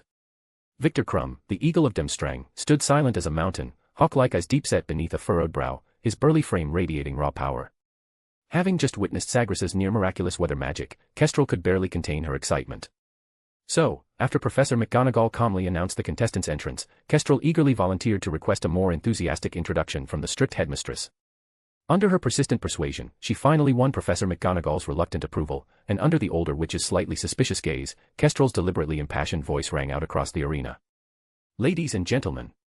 The final round of the Triwizard Dueling Tournament, Match 1. Fleur Delacour of Beauxbatons versus Victor Crumb of Demstrang. Crumb and Fleur stood before the dueling stone tablet, and once both sides confirmed, the scenario was randomly set, a magnificent great hall. Massive crystal chandeliers shimmered from the dome, and several sturdy stone pillars rose in the center of the arena. The rumble of the stone tablet settling had barely faded when Crumb struck first without hesitation. No probing, no showmanship. Crumb's wand lashed out like a venomous snake, so fast it left only an afterimage. Stupefy. A dazzling red beam tore through the air, flying straight at Fleur without hesitation. The power and speed of this spell far surpassed any he had previously cast. Clearly, he wasn't holding back. Fleur's pupils contracted slightly, but she gracefully leapt to her back left. She chose not to confront the attack head-on. The elegance of Beauxbatons manifested in her as extraordinary agility. The red light narrowly skimmed her flowing silver hair, crashing into the protective barrier at the edge of the arena and sending out violent ripples. So fast! Hermione exclaimed. Fleur landed lightly, her wand tracing a delicate arc through the air as she chanted Latin incantations in a rhythm unique to her. Her voice was clear and melodious, yet carried a strange enchantment. No spell beam shot from her wand tip, rather, a flurry of shimmering pink butterflies emerged, swiftly and softly enveloping Crumb. Several Beauxbatons students immediately lit up with excitement. Crumb's vision wavered, the world around him distorted. Fleur's figure blurred, becoming ethereal and impossibly alluring, like the most precious treasure imaginable. He even felt a sudden urge to lower his wand. Will-interfering magic. Percy folded his arms grimly. If you haven't properly studied occlumency, encountering that is extremely dangerous. But Crumb on the stage merely grunted, and a fierce light instantly flared in his deep-set eyes. He abruptly bit the tip of his tongue, and the sharp pain, along with a powerful, almost instinctive resistance, immediately dispelled the enchantment's haze. The confusion vanished from his eyes in an instant, replaced by an even more intense ferocity. Protego. Crumb roared, and a solid silver shield appeared before him. Almost the moment the spell took shape, Fleur's second wave of attacks arrived. Several blazing fireballs smashed into Crumb's shield, but were swiftly extinguished, vanishing into sparks. But it wasn't over. Multiple ice blue beams, radiating an intense chill, curved around the edges of Crumb's thick shield, striking precisely at the ground beneath his feet. Crack! The stone slab beneath Crumb was instantly coated in a smooth, glass-like layer of ice, radiating a biting cold, as though the air itself had frozen. Crumb's footing suddenly slipped. Even with his solid stance, his balance was instantly lost, and he staggered backward uncontrollably. Good opportunity. Cedric exclaimed from the stands, unable to hold back. He knew all too well how strong Crumb was, any chance to disrupt him was invaluable. A glint of triumph flashed in Fleur's eyes. Her wand didn't hesitate for a moment, aiming directly at the off-balance Crumb. Stoop. However, the last syllable had not yet left her lips. Just as Crumb lost control of his footing, he finally revealed the terrifying physical coordination that marked him as a world-class seeker. Instead of trying to regain his balance, he used the momentum of his fall to roll sideways in an awkward yet lightning-fast motion. At the same time, his wand flicked upward at an impossible angle. Conf Ringo. But his target wasn't Fleur, it was a nearby stone pillar supporting the illusion of the Great Hall. Boom. The pillar exploded. Massive chunks of stone, carried by the shockwave, blasted toward Fleur like a storm of shrapnel. This was a completely unorthodox dueling tactic. Crumb had used the environment to unleash a violent barrage of debris. Snape, seated among the professors, narrowed his eyes. A flicker of admiration flashed across his face. Crumb's maneuver mirrored the same move Snape himself had executed during the exhibition match. Watch out. The Beauxbatons stands erupted in alarm. Fleur's expression turned grave as she quickly aborted her stupefy. She flicked her wand sharply. Impedimenta. A translucent barrier instantly materialized in front of her. Bang. Bang. Bang. The debris slammed into the impediment charm with force. Though it failed to break through, the violent impact made the barrier tremble, and Fleur staggered back 2 steps as her focused magic was disrupted. Crumb, meanwhile, had used the moment to regain his footing. The ice beneath him had been shattered by his own Conf Ringo, eliminating the hazard. Without pause, he raised his wand high and pointed it toward the sky, Bombarda Maxima. His target was the enormous magical ice crystal chandelier suspended in the Great Hall illusion, used for lighting and decoration. A thick yellow beam struck the chandelier's base. Boom, crack. The massive ice crystal structure shattered and collapsed, sending countless glittering shards crashing down over the center of the arena, covering nearly half the space. The fragments refracted brilliant light in the sun, like a deadly rain of ice. Oh my goodness. The audience let out a collective gasp. This move bordered on suicidal. Fleur's face turned pale. She immediately understood Crumb's intention, to use a wide-range, indiscriminate falling attack to force her into a dilemma, either endure the hit or expend a large amount of magic for wide-area defense or evasion, exposing a fatal weakness in the process. On the Quidditch pitch, Crumb was famous for these precise and ruthless, destructive tactics. He wasn't just skilled at finding the golden snitch, he excelled at forcing opponents to self-destruct using blood jars and the quaffle. At this critical moment, Fleur demonstrated the exceptional skills that had earned her the role of Bowsbaton's representative. She didn't attempt to defend against the massive chandelier as a whole. Instead, her wand tapped rapidly in front of her, casting spells in quick succession like a machine gun. Wingardium Leviosa. Incarcerus. Glacius. The levitation charm acted on the sharp ice shards hurtling toward her, slowing and redirecting them. Incarcerus became several bands of glowing rope, snaring the larger chandelier fragments and the metal frame, forcibly altering their trajectory. Meanwhile, the Glacius spell landed precisely where she predicted Crumb might charge, instantly forming an even slicker and more treacherous patch of ice. The entire sequence of spells was executed fluidly, completed in a blink. The massive main body of the chandelier crashed down just behind her, its fall redirected by the magical ropes, while the most dangerous shards aimed at her had already been cleverly neutralized. But just as she finished this high-risk, bomb disposal operation, Crumb moved. He was completely unfazed by the deadly hail of ice that had been unleashed. Amid the crashing noise and the flying shards, he charged forward like a long-dormant leopard, completely ignoring the ice trap Fleur had conjured. His powerful body burst forth with incredible speed, skating across the slick surface with the agility of a world-class seeker, his balance maintained by sheer core strength and muscle control. The ice beneath him cracked and shattered under the force of his momentum. In the blink of an eye, the distance between them vanished. From the corner of her eye, Fleur spotted Crumb hurtling toward her like a mad bull, and alarm bells blared in her mind. She had just enough time to fire off a hasty banishing charm. The small ice shards, still held aloft by her levitation charm, shot forward under the spell's propulsion, but Crumb didn't slow in the slightest. He raised one arm to shield his face, allowing the razor-sharp fragments to slice his skin and draw blood. Immediately after. Expelliarmus. Crumb's cold voice rang out, and a concentrated red light burst from the tip of his wand. Bang. The spell slammed into Fleur's hastily formed magical barrier, shattering it like fragile glass. The force of the impact didn't just destroy the shield, it also knocked the wand from her hand. Her elegant wand, inlaid with a pearl at the tip, spun high into the air before landing among the scattered debris at the edge of the arena. Fleur Delacour remained standing, breathing lightly. She looked at her now empty right hand, then at Crumb, who still had his wand trained steadily on her. A flicker of unwillingness appeared in her striking blue eyes, but after a moment, she bowed her head in surrender. Crumb slowly lowered his wand, his chest rising and falling. He showed no joy in victory, just a small nod, and in his deep, slightly raspy voice, he said simply, "You lost." Wooha! After a brief stunned silence, the Demstrang section erupted in thunderous applause and cheers. Kestrel's excited voice cracked again, incredible.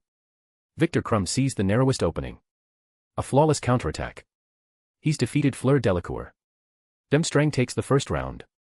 The Beauxbatons students, meanwhile, were filled with sighs of regret. Karkaroff wore a satisfied smile, and Madame Maxime shook her head slightly, though her gaze toward Crumb carried a touch of approval. Fleur took a deep breath, trying to calm her turbulent emotions. She offered a flawless Beauxbatons curtsy, her voice calm, though tinged with a barely noticeable tremor. "Brilliant tactics, Mr. Crumb. I underestimated your ability to create chaos and seize the moment."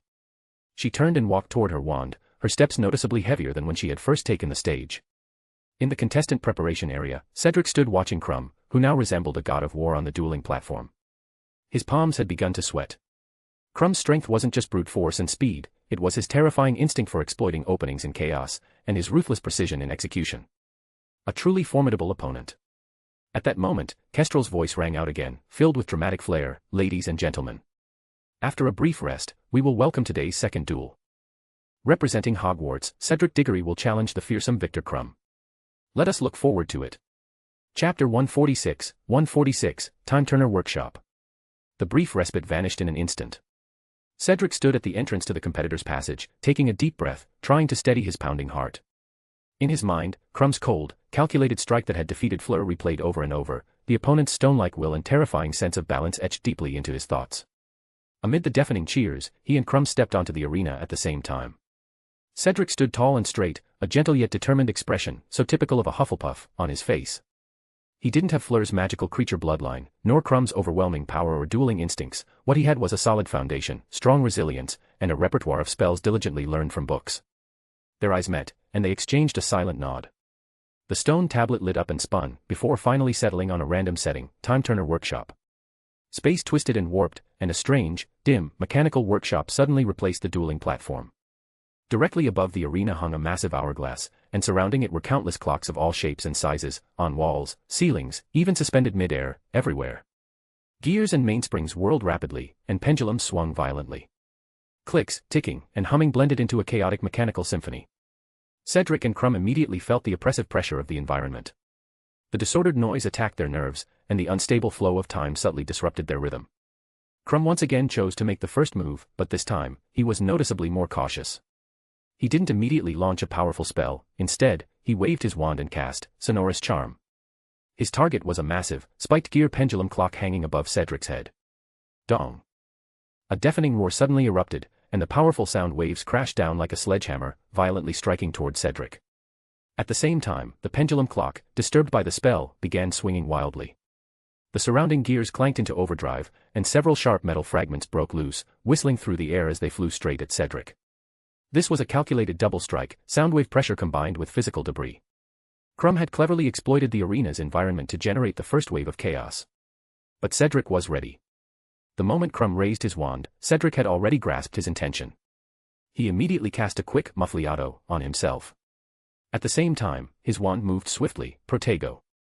A silver shield shimmered into existence in front of him. However, the unstable time flow delayed the fragments in midair by half a beat. Cedric was momentarily startled, but then made a calm decision. He dismissed the shield and took several quick steps back. The deadly shards of metal whooshed past him, missing by inches. Crumb reverted to his tried-and-true strategy, maintaining pressure. His wand snapped up like lightning, Stupefy. The red light howled through the air, but once again, Cedric dodged it with ease. Under the influence of the hourglass, even the speed of spellfire was gradually slowing. Time had become the greatest variable in the arena, but neither of them relented in trying to throw the other off balance. As fellow seekers, their instincts aligned in surprising ways. Both were now unconsciously closing the distance between them. Petrificus totalis. Impedimenta. Incarcerus. A barrage of spell light flashed from both wands, but affected by the warped flow of time, the spells moved slower and slower, allowing each wizard to dodge them with relative ease. Crumb's large frame moved deftly through the chaotic forest of clocks. His wand suddenly pointed at a rapidly spinning grandfather clock to Cedric's right, Reducto. Boom. The grandfather clock exploded on contact. Fragments of gears and twisted mainsprings flew out in a deadly arc, forming a steel storm that rained down on Cedric, cutting off nearly all escape routes. But Cedric wouldn't back down. He swiftly aimed his wand at the suspended clock above Crumb's head, Descendo. Clang. The giant wall clock detached from its hook and plummeted toward Crumb. But both the whistling shrapnel and the falling clock visibly slowed, and then, bizarrely, froze midair. Neither wizard paid the looming threats any mind. They didn't even flinch, continuing to cast spells without interruption. Then, dong. A deafening boom shook the entire workshop. The massive hourglass above suddenly flipped, and before either could react, the flow of time abruptly surged forward. The fragments of the grandfather clock, previously suspended in stillness, turned into a violent torrent, rocketing toward Cedric. Simultaneously, the massive wall clock above Crumb crashed down with immense force. Both were caught off guard. Everything happened so fast that there was no time to dodge. In that split second, Cedric and Crumb's eyes locked. Without hesitation, both made the same decision. Their wands shot up in perfect sync, pointing directly at each other. Deflectora Incantationum. Deflectora Incantationum. Two flashes of spell light zipped through the air, crossing paths in a streak and striking their respective targets precisely. Bang. Both were struck hard by the other's spell, their bodies flung backward uncontrollably. Cedric's backward trajectory let the deadly storm of fragments whistle past his chest. Crumb, thrown back as well, narrowly avoided the massive wall clock crashing to the ground. Beautiful. In the stands, countless spectators finally exhaled, their tense nerves relaxing as cheers erupted. Both hit the ground heavily, but neither had time to catch their breath. Crumb, relying on his strong physique, was the first to get up. In his haste, he managed only a single banishing charm, sending a pendulum clock hurtling through the air toward Cedric. Cedric had just managed to stand, still gritting his teeth through the pain, when the head-sized pendulum clock came whistling toward him. Diffindo. Crack. The pendulum clock shattered into fragments under Cedric's severing charm. But before the debris could hit the ground, he flicked his wand upward. Multi-acid incantators. The fragments instantly transformed into a deadly metallic torrent, whistling through the air at incredible speed. Crumb roared, and the silver glow of the shield charm instantly flared to life in front of him. A dense barrage of impacts pounded against it like a storm. But Cedric, now holding the upper hand, unleashed a relentless wave of spells at Crumb. Stupefy. Expelliarmus. Reducto. Under the influence of the hourglass, the 3 beams of spell light shot out so fast they appeared as mere afterimages. Crumb had no time to roll away, he could only grit his teeth and maintain his shield charm to absorb the blows. Cedric's eyes gleamed sharply, and he quickly turned his wand toward either side. Pincer impetum. The clock suspended on both sides of Crumb suddenly accelerated, as if seized by an invisible giant hand, and smashed inward with tremendous force. Crumb bent backward to the limit, and the heavy clocks collided violently, grazing his sides and bursting into fragments. Just as he prepared to use those shards to launch a counterattack, Cedric's next icy blue spell light struck, fast, fierce, and merciless. Bombarda Maxima. Crumb's heart sank. A bright yellow beam struck the falling debris in front of him, and a deafening explosion followed. Although he managed to summon enough magic to maintain his shield charm at the last moment, the overwhelming impact still sent him flying, crashing hard to the ground. Cedric. The Hogwarts students erupted in cheers, but the duel wasn't over yet. Dong. Another thunderous boom echoed as the giant hourglass flipped once more. Time slowed again, and Cedric's follow-up spell lights visibly lost speed. Seeing Crumb, seriously injured and sprawled on the ground, about to catch a brief moment of reprieve, Cedric made a bold and unexpected move. Apparition. Snap. His figure disappeared from his original spot. In the next instant, he reappeared beside the fallen Crumb, wand extended. Red light glowed at its tip. Bombarda Maxima. But this was Crumb's voice. Cedric's expression shifted dramatically, but the attack was too close to dodge. Although the spell missed its mark thanks to his desperate evasive maneuver, it still struck the ground between them with tremendous force. Boom. A blast even more powerful than before erupted at close range, and the shockwave hurled both of them into the air. Crumb, however, had already been lying on the ground, so he wasn't thrown far. Gritting through the pain, he stood up, raised his wand toward the hourglass overhead, and cast an exploding charm. Crash. The giant glass casing shattered, and heavy sand poured down, instantly dissolving the chaotic time field that had enveloped the entire workshop. Then, drawing on sheer willpower, Crumb turned his wand toward Cedric, who had also been blown away. Stupefy. The stunning spell hit Cedric squarely. The wand slipped from Cedric's hand with a soft clink as it landed on the oil-slicked floor. His body, which he had been trying to hold upright, swayed, and then collapsed forward, limp as if all the bones had been taken from him. A soft white light appeared just in time, catching his falling body. The stone tablet rose from the ground, and the surroundings returned to their original state. Crumb walked over to Cedric, slowly bent down, and silently picked up the wand that had slipped from Cedric's hand. When Cedric gradually regained consciousness under the effect of the protective magic, his eyes still slightly unfocused, Crumb was already holding out his wand to him. "You are tenacious," Crumb said simply in his deep, hoarse voice. It was the longest sentence he had spoken all day. Cedric took the wand, feeling its lingering coldness, and looked at his formidable opponent, managing a weary smile. "You are very strong. Congratulations, Crumb." His voice was faint but sincere. Crumb nodded without saying more. He turned to face the roaring Demstrang stands and raised his wand. Victor. Victor. Victor. Crumb.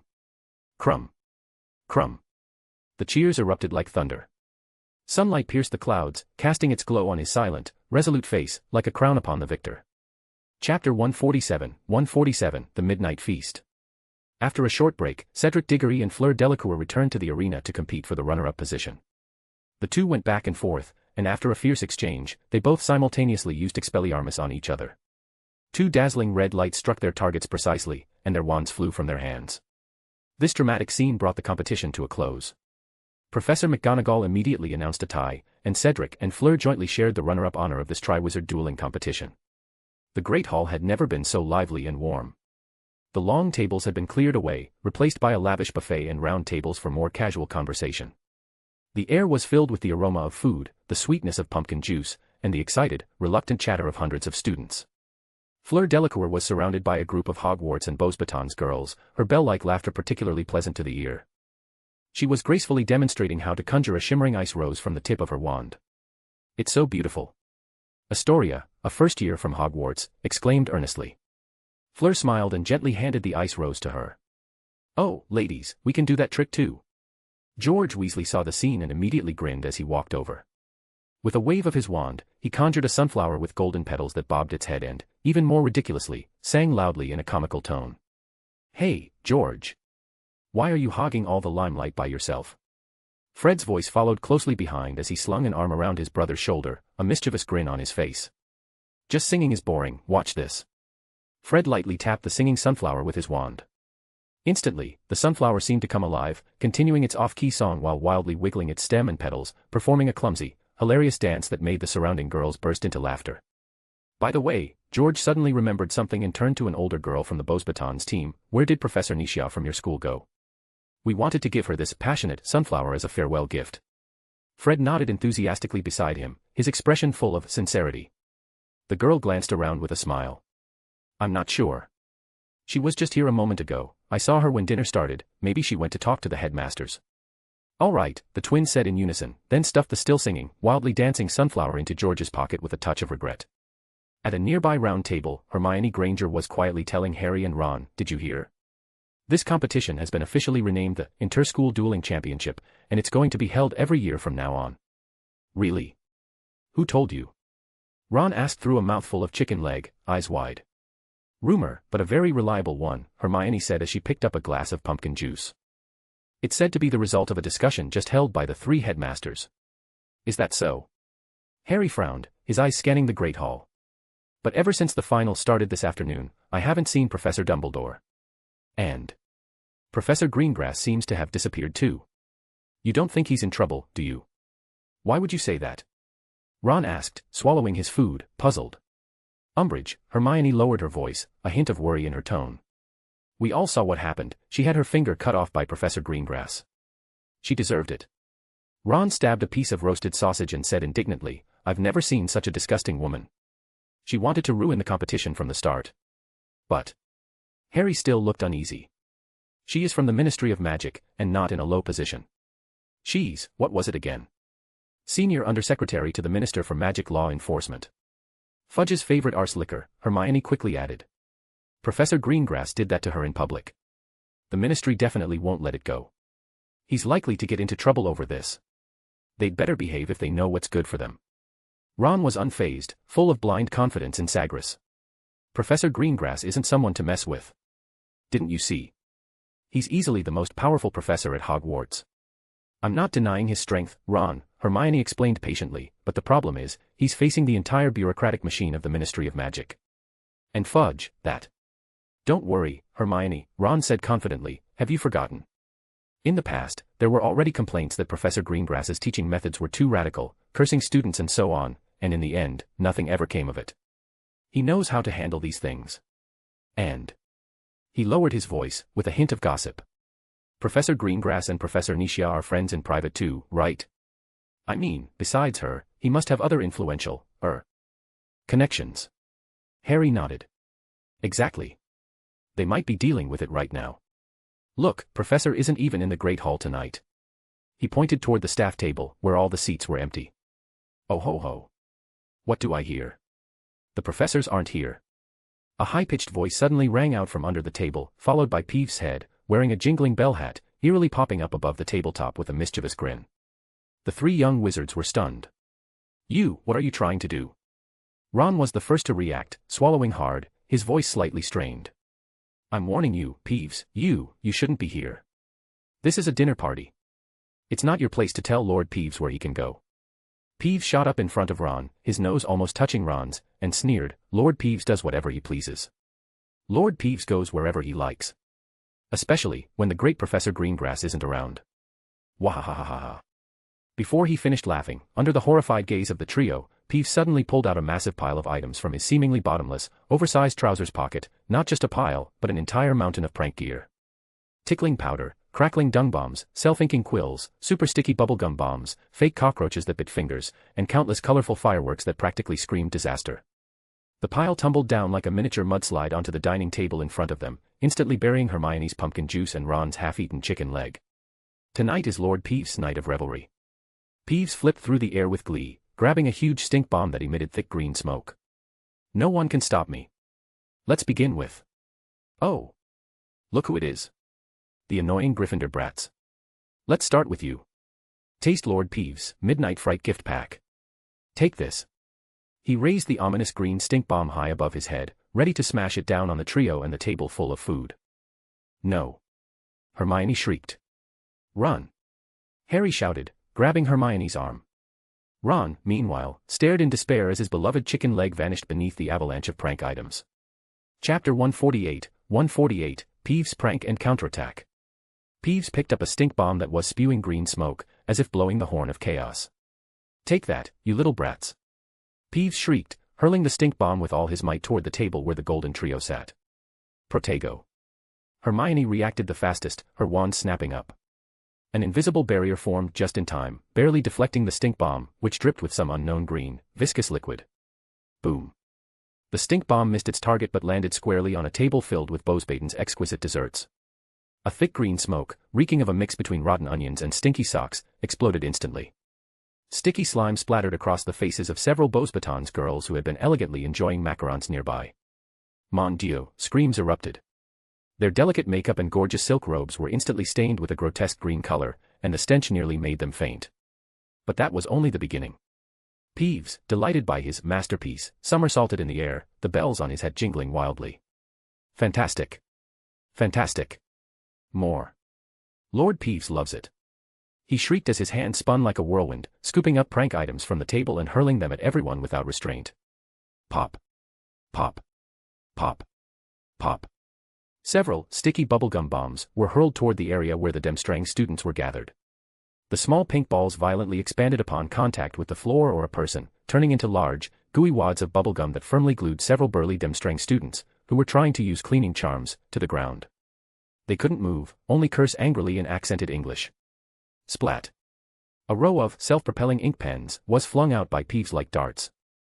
They landed precisely in the back collars of Hogwarts robes and the carefully styled hair buns of Bosbaton's girls, then began spraying thick black ink in every direction. In an instant, the great hall was raining ink, with screams and angry shouts echoing throughout the space. Buzz buzz buzz. A swarm of biting fake cockroaches was released, flapping their noisy wings and diving straight for students' exposed wrists and ankles. Though not painful, the ticklish sensation and sudden fright triggered a wave of startled screams across the great hall. Crackle. Pop. Colorful fireworks ignited by Peeves zipped through the air at low altitude, flying around like out-of-control firecrackers.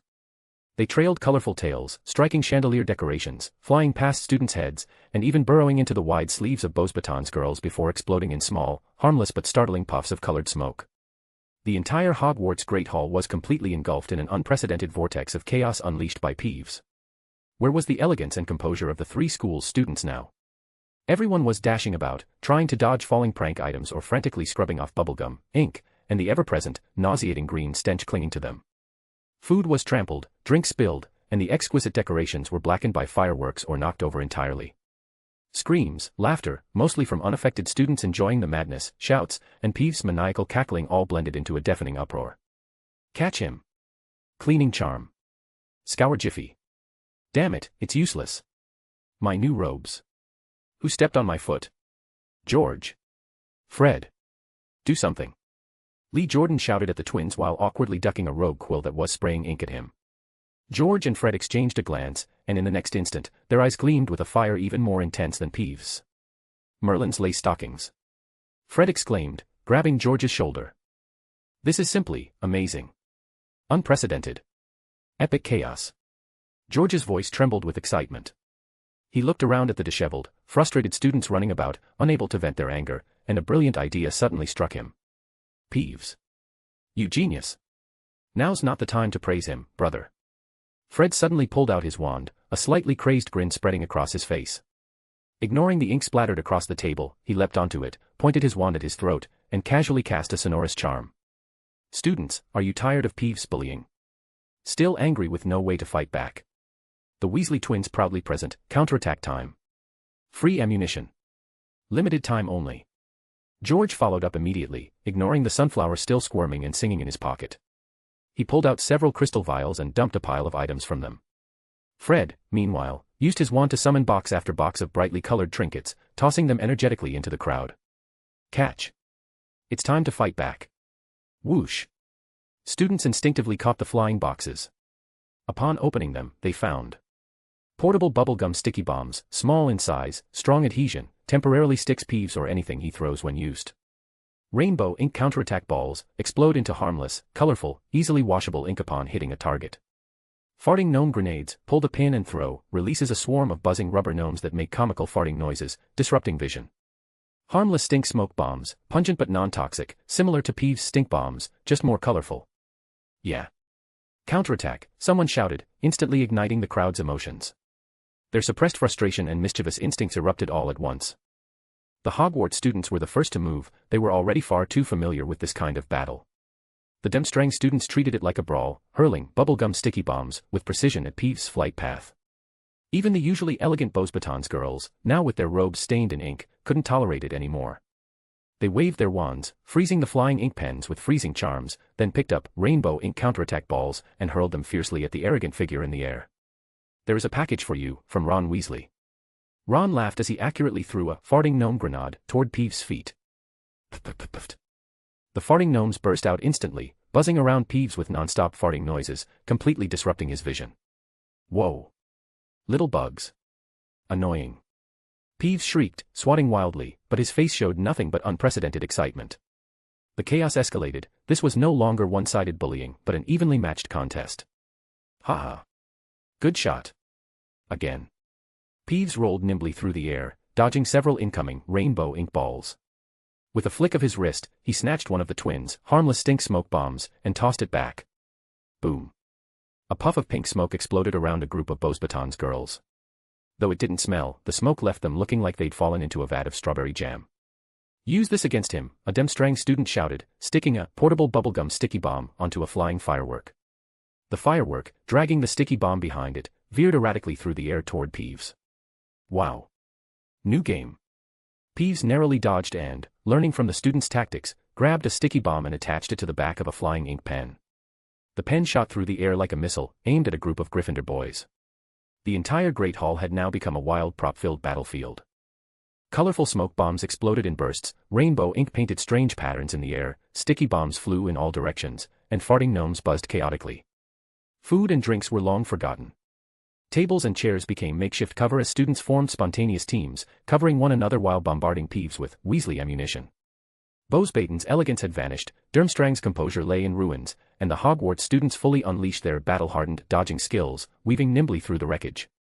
Just as the chaos reached its peak, with the battle between both sides at its most intense and countless props flying crisscross through the air. Creak. The heavy doors of the Great Hall swung open without warning. A farting gnome grenade, just thrown by Malfoy and wrapped in thick layers of bubblegum sticky bombs, veered wildly off course due to excessive force. It shot straight toward the entrance, precisely where the 4 heads of house and 2 headmasters had just stepped into the hall.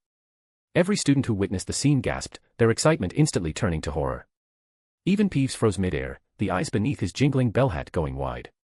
The farting gnome grenade, sticky bombs and all, completed a dramatic arc through the air, and landed directly, and perfectly, in Snape's outstretched hand.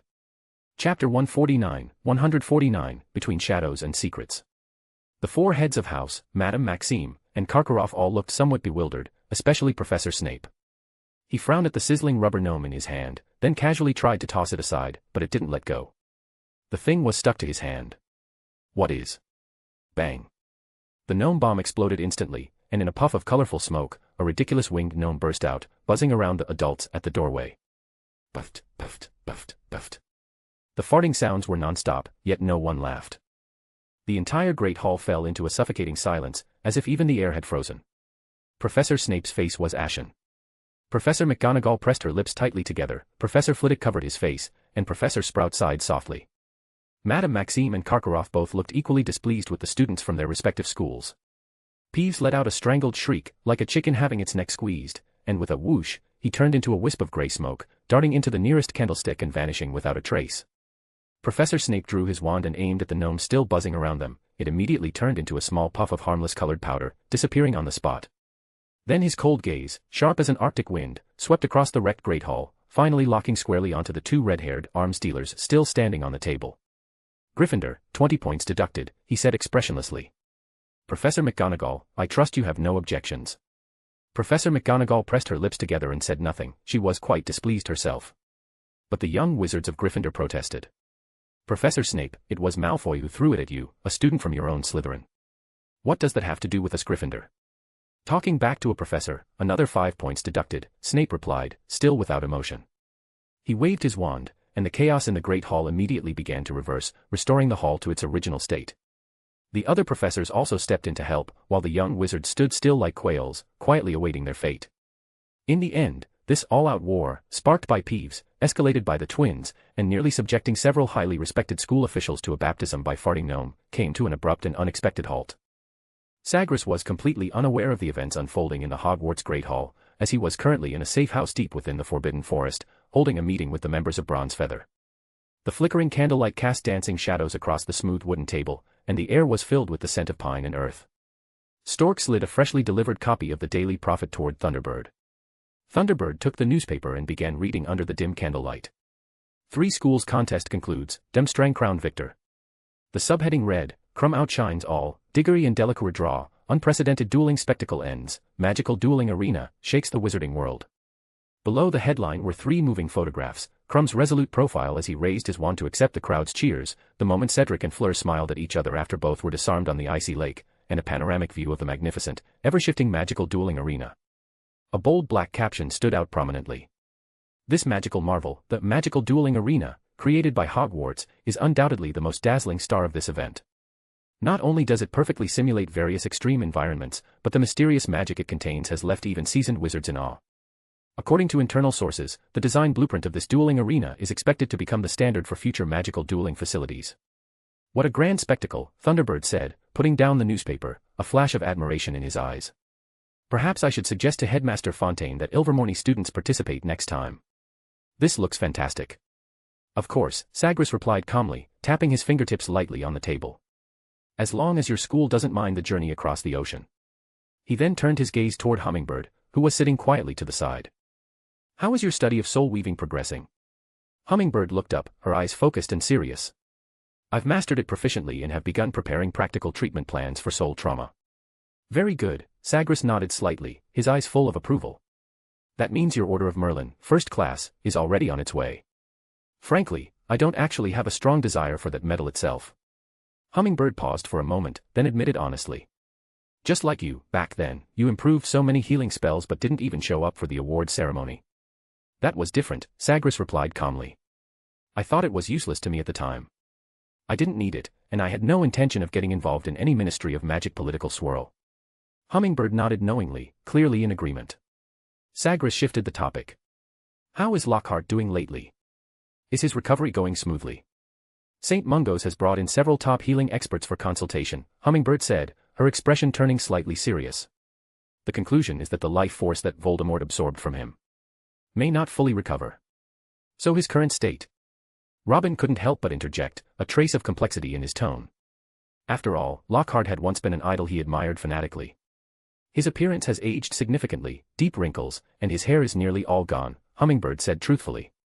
However, his external injuries and magical imbalance have more or less stabilized. She paused, then added, interestingly, he doesn't seem in a hurry to be discharged. According to his primary healers, Mr. Lockhart plans to finish 2 new books, returning to Hogwarts as a professor and dueling the Basilisk, right from the intensive care unit. Dueling the Basilisk. Sagres raised an eyebrow slightly, repeating the title in a bewildered tone. Yes, Hummingbird confirmed. The overwhelming coverage of the dueling events at Hogwarts has clearly reignited his creative passion. His hospital room is practically flooded with related newspapers now. Sagres's lips curved into a faint smile, but it vanished in an instant. All right. Let him be for now. It's not yet time to send him to Azkaban. He paused, his gaze returning to Hummingbird. Oh, by the way, how are your studies in memory magic coming along? Me. Hummingbird thought for a moment. Memory restoration spells are pretty solid, but other aspects of memory magic. I'd say I'm still at an average level. Sagres nodded slowly, his calm gaze carrying a hint of suggestion. Then it would be best for you to focus on deepening your study of memory recall during this period. Although Veritaserum can be used to force a confession, the most reliable method is to precisely extract the names of the real victims, those whose lives he stole, from the depths of his chaotic memory. That's the only way to make sure nothing goes wrong. Hummingbird nodded solemnly, committing the task to heart. Aside from that, Sagres's voice rang out again, steady and composed, breaking the brief silence. Is there any other magic you all want to learn this time? Me. Kestrel immediately raised her hand high, like an eager student in class, her excitement obvious. I want to learn that weather magic you used today. The one that controls clouds and rain. What do you want to learn that for? Nightingale tilted her head and looked at her curiously, a hint of teasing in her voice. Planning to become a mobile weather station? No way. Kestrel's face flushed slightly as she quickly came up with a more practical excuse. I often camp outside, and when it rains or snows, it gets cold and wet, it's just such a pain. If I could just wave my hand and clear the sky or stop the rain, how convenient would that be? Didn't I give you a magical tent? Sagres asked with a trace of confusion. It's temperature and humidity controlled inside. Even if it hails, you won't get wet, let alone from rain. Please, I'm a witch. Kestrel waved her arms dramatically. And a tent is nowhere near as useful as magic. Just a flick of the finger, summoning wind and rain, that's the real wizarding style. Sagres looked at the eagerness in her eyes, shook his head helplessly, but didn't say no. Chapter 150, A Quintate and Snowy Owl's Embarrassment.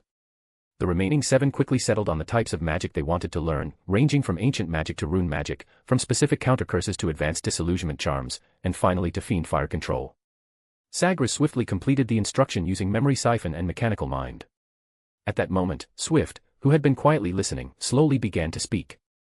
Gringotts has discovered a new magical ruin on the seabed near Delia Island. It's worth noting that several wizard eyewitnesses have claimed to have seen a quintaped on that island. A quintaped? Is the information reliable? Everyone instantly perked up. IMG. Quintapes were extremely rare, and none of them had ever seen one in person. Records of wizards surviving an encounter with a quintaped were nearly non-existent, so research on the creature was scarce, limited almost entirely to ancient legends and confidential archives of the Ministry of Magic. Highly credible, Swift said with a firm nod. 3 muggles died because of it.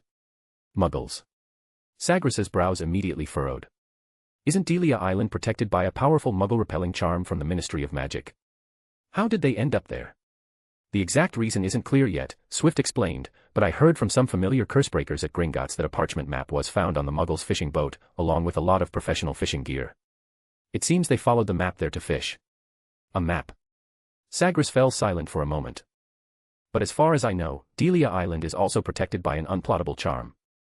It shouldn't appear on any map at all. The others frowned at this, expressions turning grim. Only Kestrel and Robin looked confused, the name quintaped clearly unfamiliar. The two exchanged puzzled glances. Quintaped? What's that? A 5-legged troll. Kestrel couldn't help but ask.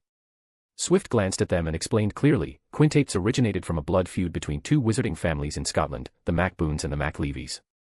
The patriarch of the Macleavy family used magic to transform the entire Macboon family into 5-legged monsters. The transformed Macboons massacred the Macleavy family, but their intelligence regressed, and they were unable to return to human form. Their descendants have remained quintapes ever since. This thing, is it very dangerous? Robin asked, swallowing hard. Extremely dangerous, Swift said firmly. It's officially classified as a Class 5X magical creature by the Ministry of Magic's Department for the Regulation and Control of Magical Creatures and is a high-priority monitoring target. Though they're incredibly rare, every sighting has ended in bloodshed. Does the Ministry of Magic know about this? Thunderbird asked in a low voice. As of now, it appears no official report has been filed, Swift said thoughtfully. But even if they were aware, the Ministry would most likely avoid direct involvement. As long as no one else stumbles upon Delia Island, they'll probably handle it passively.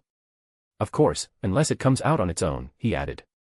Could there be more fishermen like those 3 muggles who end up finding Delia Island? Stork asked with concern. Unlikely, Swift reasoned. Those 3 found it because they had that parchment map of unknown origin. Without that map as a guide, the muggle-repelling charm and the island's natural concealment should be enough to keep others away. Sagres had been listening silently, and now he spoke slowly. Swift, the magical ruin you mentioned earlier, does Gringotts have any detailed information about it? Its age, its nature. Gringotts hasn't carried out any real development yet, Swift replied, shaking his head. Delia Island itself is very sensitive. With the newly discovered ruin and the rumors of a quintaped, the Ministry of Magic surveillance of the area is now very strict. Why? Are you interested in that ruin? He had keenly picked up on the key point of Sagres's question. Sagres tapped his fingertips lightly on the wooden table. I just feel. Gringotts was responsible for so many Muggle deaths due to a so-called development accident, but in the end, it was brushed off, no proper investigation, no accountability. That makes me want to do something. So, should we? Miss Snowy Owl's eyes lit up with an inquiring look. No, Sagres shook his head firmly, reining in his emotions immediately. Let's let things unfold naturally for now. The ruin is there, and the quintape is there. The Ministry of Magic and Gringotts will take action sooner or later. We'll wait and see. Are the three of you still at Hogwarts lately? Miss Snowy Owl asked, her gaze sweeping over Kestrel, Nightingale, and Robin, the question seemingly casual. Kestrel and Nightingale both nodded. I'll be heading back to Beauxbatons tomorrow, Nightingale added. Oh. Miss Snowy Owl responded, her fingers unconsciously tracing the rim of her teacup, seeming hesitant to speak. Is there a problem? Sagres caught her hesitation immediately and pressed calmly. Ah, no, Miss Snowy Owl quickly waved her hands, trying to brush it off. It's just. I heard a rumor from the Merchant Guild that Professor Ketlaban from Hogwarts will be joining our Magical Creatures Merchant Guild as a special consultant after he retires next year. So. Sagres remained unmoved, waiting for her to continue. Well, you see. Miss Snowy Owl chose her words carefully, her eyes darting slightly. Professor Ketlaban has always been the Care of Magical Creatures professor at Hogwarts, hasn't he? If he doesn't teach next year and someone new takes over, there's a good chance the textbooks will change, right? I was wondering if the guild might have a chance to secure the supply contract for the new textbooks. Her voice grew softer and softer, tinged with the usual calculating guilt of a merchant. Sagres looked at her evasive expression, remained silent for a moment, then suddenly asked a question that made everyone instantly perk up. So, Snowy Owl, why exactly were you placed on the British Ministry of Magic's prohibited entry blacklist back then? That question landed like a silent spell, instantly freezing the entire safe house.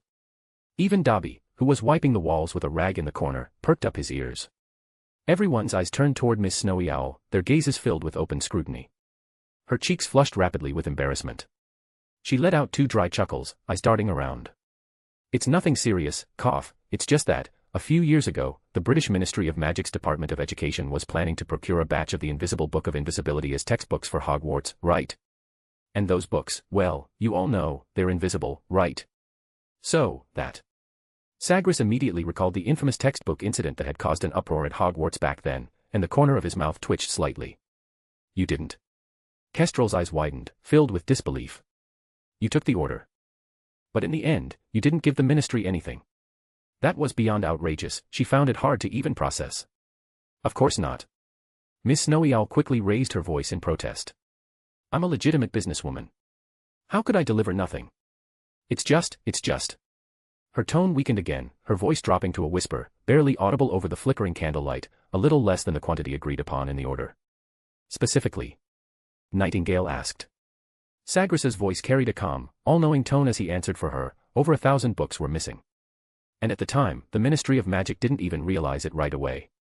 Most importantly, that batch of books was urgently needed by Hogwarts students that year. He recalled the chaos from that time. Because of your little bit of a shortage, the book shot up to over 100 galleons per copy on the second-hand market. For the entire term, half the school went mad trying to find a book they could actually see. Miss Snowy Owl let out an extremely dry, embarrassed laugh, wishing she could disappear into the floor. Yes, but I was punished afterward. I was fined a large sum of money, a very large sum. She added in a tiny voice, drawing a sheepish line under that rather inglorious chapter of her past, at least, from her point of view. Chapter 151, merely stating facts. I was too young and too foolish back then, Miss Snowy Owl said, her voice filled with regret. Later, when the British Ministry of Magic's Aurors began their investigation, I was terrified of being exposed, so I panicked, and tried to bribe the official with the Invisible Book of Invisibility. You know, back then it was a rare commodity, and invisible, so it seemed perfect for a little gift. And what happened then? Even Thunderbird, usually the composed elder, couldn't help but press. I ran into a one-eyed Auror, she lowered her gaze, shoulders slightly hunched. His magical eye was unbelievably powerful, it could see through all invisibility. So? Robin asked, intrigued. Got caught red-handed. With solid evidence, attempted bribery, disruption of ministry order, and the earlier supply fraud. She forced the words out. Multiple charges stacked together. The massive fine was the least of it. The key issue was that the British ministry concluded I wasn't just a shady merchant, but someone who dared to insult their intelligence with invisible stolen goods. And so, I was, gloriously, placed on the entry-prohibited blacklist. Sagres didn't respond right away. He simply stared at Miss Snowy Owl, his deep gaze calm and unwavering, so intense it made her feel like she was sitting on pins and needles, her breath nearly caught in her throat. Just as she thought she couldn't bear the silence any longer, Sagres finally spoke. A very large fine, and being permanently banned by the British Ministry of Magic from all commercial activity within the country, that's what you call punishment. He paused, his tone turning a shade colder. So, Miss Snowy Owl, regarding the Hogwarts new textbook supply order. I suggest you. Suggest what? Miss Snowy Owl pressed immediately. I suggest you change your identity, Sagres said softly, with a trace of imperceptible regret. I do believe you've reformed. But in the British Ministry of Magic's Department of Education records, your name is probably still right at the top of the blacklist, marked with a bold, untrustworthy. Actually, this piece of cake is insignificant to you now, isn't it? Stork interjected. It is insignificant. Miss Snowy Owl looked up, but her shoulders quickly slumped again, her voice tinged with frustration and disappointment. But if I could reopen the doors to Hogwarts, even just to supply a small portion, it would be like tearing apart that damned prohibition. It's not just about an order, it's a pass, a way to publicly wipe away my disgrace. Sagres's gaze lingered on her face for a moment. As a merchant who had built a global business empire, Miss Snowy Owl was clearly still deeply affected by this matter. It wasn't about profit, it was a thorn lodged in her heart. And for that, she hadn't hesitated to lay bare her reckless past. From the look of regret on her face, she had clearly come to understand the weight of her mistakes. At last, Sagres let out a faint sigh, lowering his chin slightly, as if making a reluctant concession. I can try to mediate for you, he said calmly. See if we can bypass the Ministry of Magic's Department of Education's standard procedures to complete the transaction. The disappointment in Miss Snowy Owl's eyes instantly turned into overwhelming joy. She nearly sprang from her chair. You mean, you're really willing? Her voice trembled slightly with excitement. No guarantees, madam, Sagres said at once, raising his hand to gently quell her enthusiasm. It's just an attempt. The Department of Education isn't a monolith, there are always cracks to be found. Hogwarts itself, especially the current headmaster and certain senior professors, have considerable influence over textbook selection. Robin added, the Ministry of Magic's bureaucracy is bloated and sprawling. It's not uncommon for people lower down the ladder to act first and file the paperwork later. By the time the meeting ended, night had fallen completely. Sagres, Nightingale, and Kestrel walked back together toward Hogwarts Castle. The damp night air carried the scent of earth and leaves, occasionally lifting the hems of their wizard robes. From somewhere in the distance came a rustling, as though a creature was moving through the underbrush. As they walked through the forbidden forest, the conversation naturally turned to the dangerous and rare magical creatures that lived within it. As a potion master with a relentless pursuit of rare ingredients, Nightingale broke the silence.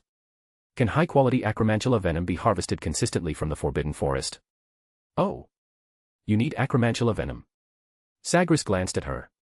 Yes, Nightingale nodded, sounding a little exasperated. The venom available on the market either has too many impurities or lacks potency, it's not suitable for high-precision potions. If you need it, you can go get some fresh venom now, Sagres said calmly, as if he were talking about picking mushrooms.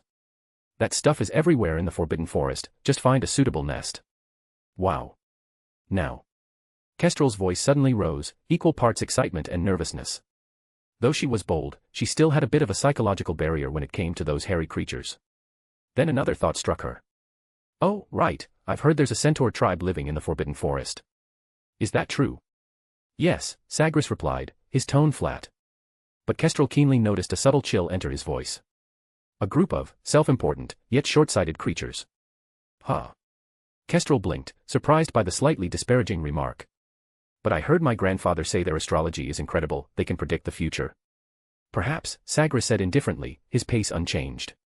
But sometimes, the ability to foresee the future doesn't help them see farther. It only makes them more foolish. He glanced at the trees around them, his voice tinged with irony. They're forever gazing at the stars, yet blind to the thorns beneath their feet. Nightingale nodded quietly and added, sometimes, over-reliance on prophecy can blind one to the dangers right in front of them, and invite disaster instead. Sagres said nothing more, simply turning his gaze toward the towering trees ahead. The three of them fell into a brief silence, broken only by the sound of their boots brushing through fallen leaves and soft earth. Just then, in the clearing ahead, three tall figures silently emerged. They had the upper bodies of humans and the lower bodies of powerful horses, their muscles smoothly outlined in the moonlight, manes and tails swaying gently in the night breeze. At the front stood a particularly burly male centaur, gripping a spear, his sharp gaze fixed intently on the three of them, especially on Sagres, who had just made the remark. Kestrel instinctively held her breath, while Nightingale's hand had already moved quietly to rest on the wand at her waist. The centaurs stood in silence, like three statues carved in moonlight, exuding unmistakable displeasure. The dark brown centaur in the lead stepped forward slowly, his hooves leaving deep imprints in the damp earth. Human wizards, the night wind carries whispers of disrespect. Are you mocking the wisdom of the centaurs? Sagres stopped walking and met the centaur's gaze head-on, his expression completely unreadable. Merely stating facts. Not an insult, now was it? Chapter 152, regrettably, it's me again. The young centaur behind the dark brown one immediately let out a disgruntled snort, his hooves pawing the ground restlessly. Their eyes sharpened, glinting with a hint of offended anger. Arrogant. The leading centaur raised his spear at once. The mysteries of the stars are not for short-sighted wizards like you to comprehend. Carrion was right. An older centaur with a grizzled mane stepped forward, striking the earth heavily with the spear in his hand. You humans are short-lived and short-sighted, how dare you judge our race's great covenant with the stars with your shallow understanding? He took another step forward, his broad chest rising and falling in the moonlight, exuding a heavy sense of pressure. The starry sky is the loom of destiny, the compass of all things. We interpret it, we listen to it, and we follow the path it lays before us. As for your so-called thorns beneath your feet. He scoffed shortly, as if he'd just heard the most ridiculous joke. That is nothing more than dust stirred up by your own ignorance and recklessness. The stars have long since revealed the trajectory of fate, but tragically, you foolish creatures can see neither the revelations above your heads nor the traps at your feet. In the end, you will only march step by step toward your own destruction. His voice rose higher and higher, until even the leaves around them trembled. The other two centaurs responded with deep snorts, hooves stamping against the earth, and angry white mist spraying from their nostrils. As for your talk of relying on prophecy. The dark brown centaur swept a cold gaze over Nightingale, his eyes flashing with disdain. That is not reliance, but compliance. The guidance of the stars is like the flow of a river, only the wise move with it, while the foolish struggle against it. He turned his gaze back to Sagres, eyes narrowing. Now, answer me, wizard. Who gave you the audacity to trespass into the forbidden forest, land guarded by centaurs for generations, and even dare to profane our faith and wisdom with your tongue stained by worldly arrogance? Sagres faced the centaur's aggressive words without a flicker of fear. Instead, he raised an eyebrow slightly. Finish talking. He met their furious, self-righteous stares with a calm gaze, a faint trace of mockery tugging at the corner of his lips. Tisk a group of creatures who claim nobility, yet resort to stalking and eavesdropping. His voice slowed deliberately, eyes sweeping over the self-important centaurs. I merely tossed out bait, and you actually dared to bite. He raised his hand and snapped his fingers.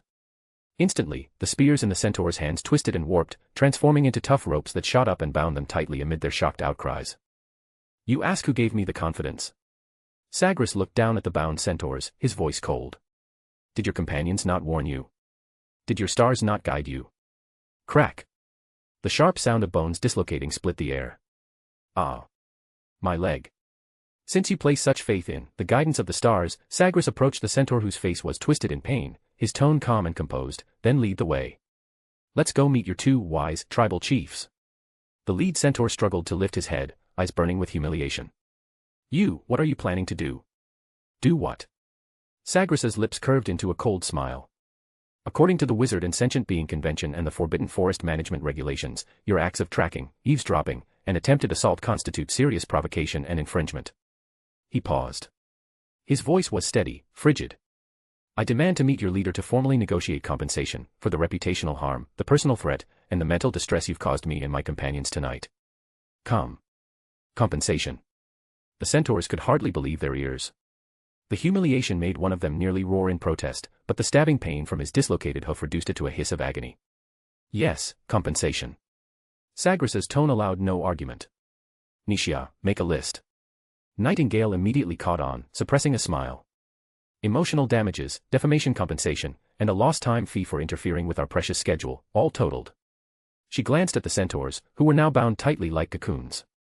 1,500 galleons. Kestrel, listening beside her, was stunned.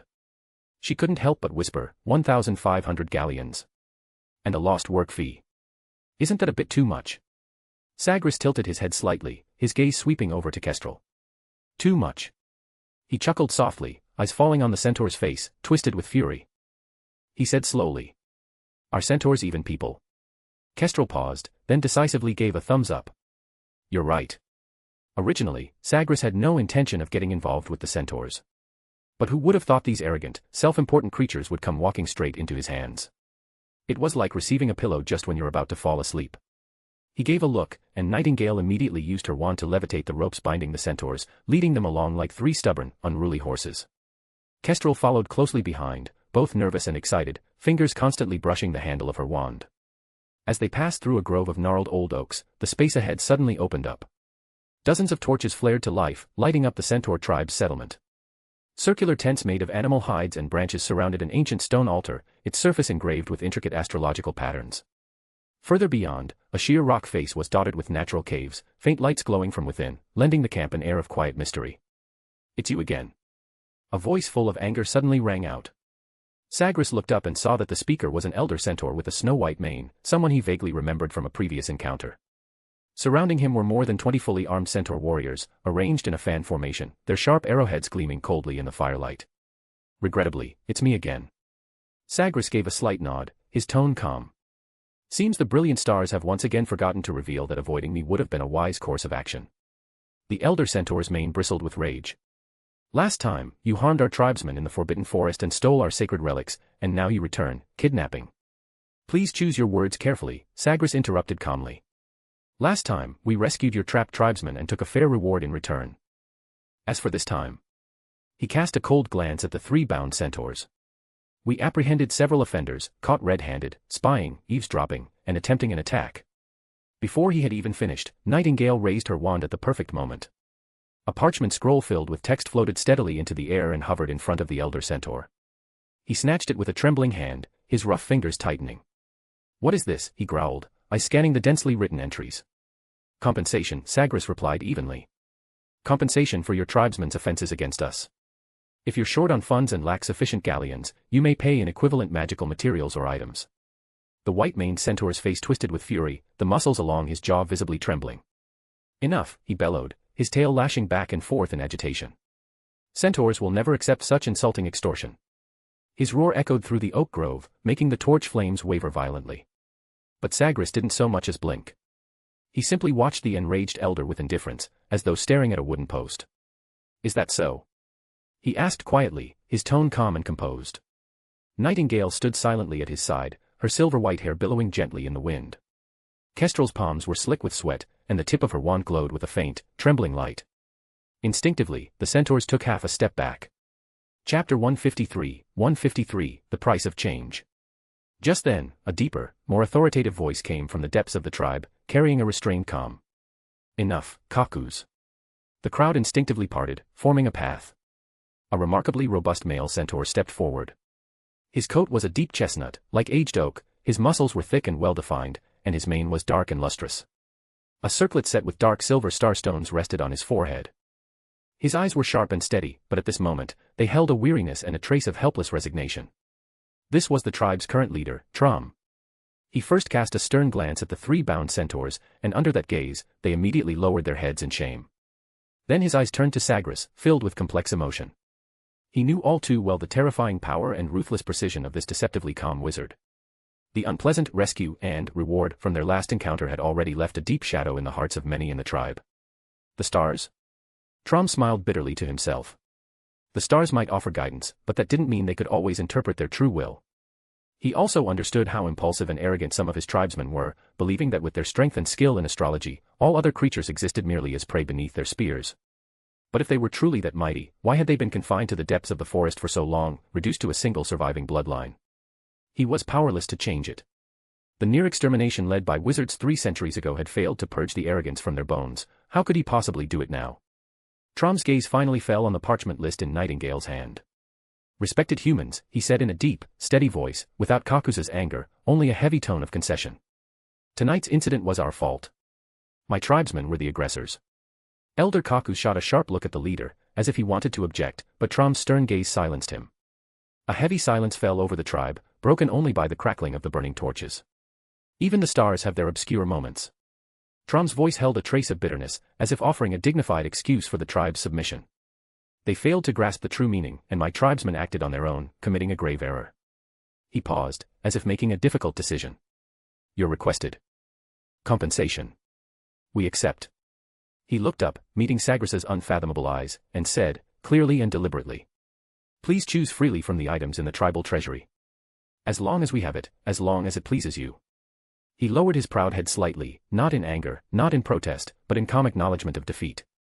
Sagres looked at him without expression, showing neither the satisfaction of victory nor the slightest hint of pity. After a moment, he spoke slowly, his voice still even, a very wise choice. He turned to Nightingale. Velis, go and select what you need. Then, almost as an afterthought, he added, as for the acromantula venom, we'll gather fresh ones later. Nightingale nodded, holstered her wand, and walked toward the inner area of the centaur settlement. Kestrel followed, full of curiosity. Sagres turned his gaze back to Trum, his deep eyes seeming to pierce through the centaur's powerful frame and look directly into his soul. Trum straightened his back, enduring the silent scrutiny. The weariness in his eyes nearly spilled over, but it was forcefully restrained by the weight of leadership. Trum, Sagres said, breaking the silence. His voice carried a touch less detachment than usual. You're a smart man. Smarter than most proud centaurs confined to the forest. You understand how to face reality, and how to weigh the pros and cons. Trum's gaze flickered slightly, neither confirming nor denying the statement. But Sagres's words cut cleanly, like a cold blade, precisely exposing the tribe's predicament. Clinging to isolation, relying on hunting and vague starlight for guidance, it's not a long-term strategy.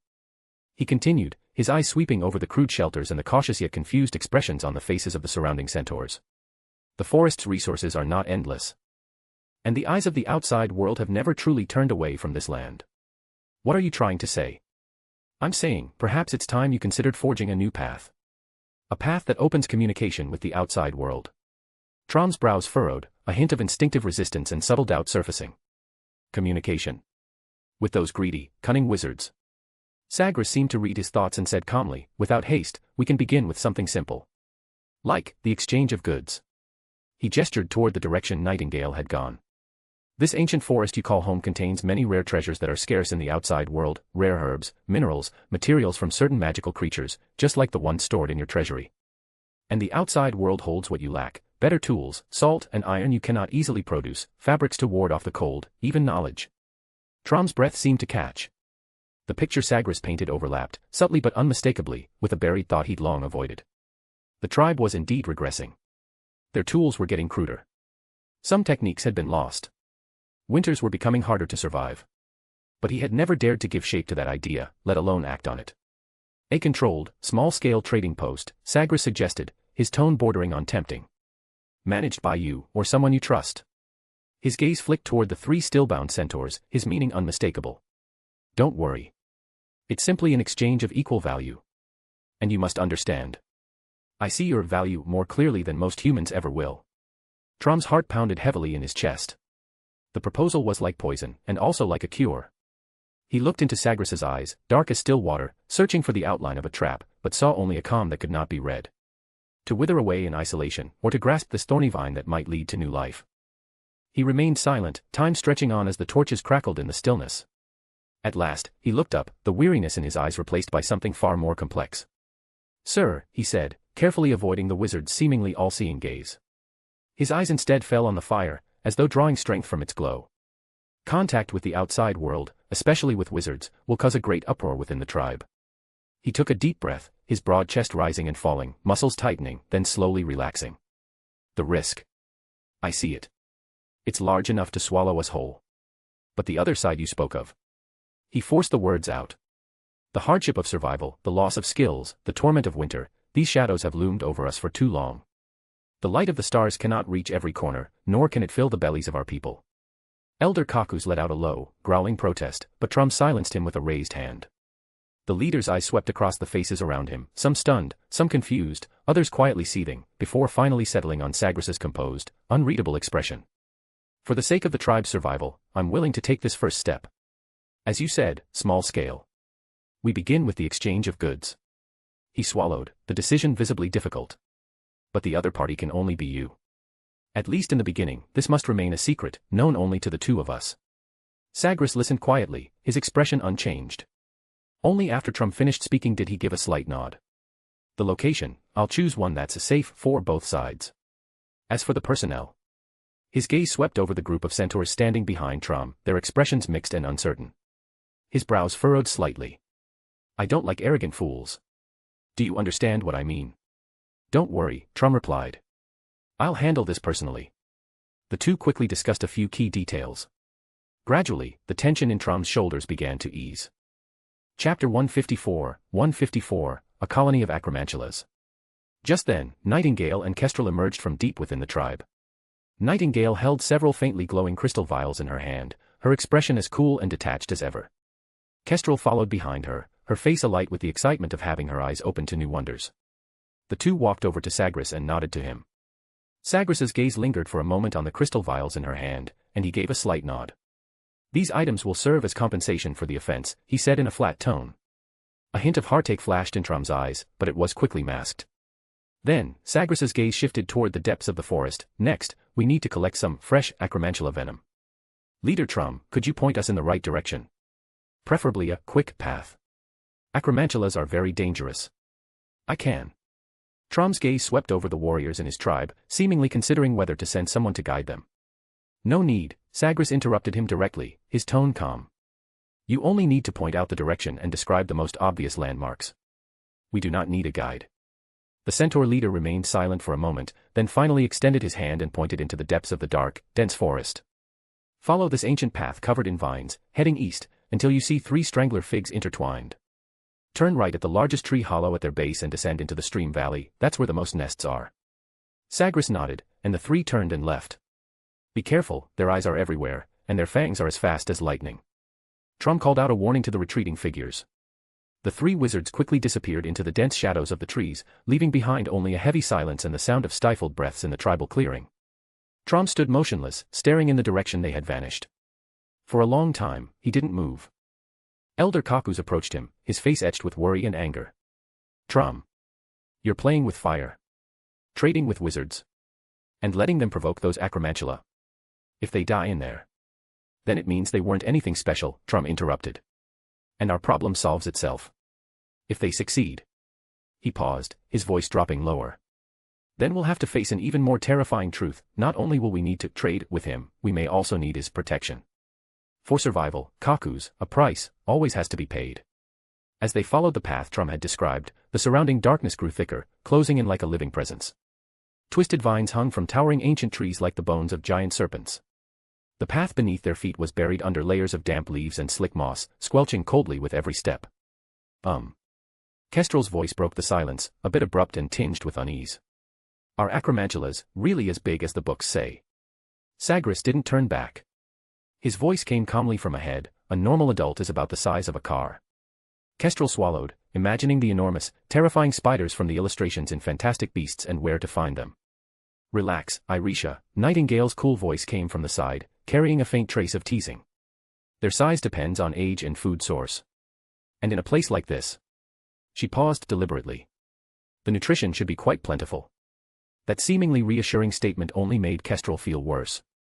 "Big Sis Nightingale," Kestrel couldn't help but ask again, "have you collected acromantula venom many times?" "A few times," Nightingale replied tersely. "Most of the time I just bought it. This stuff isn't commonly found elsewhere.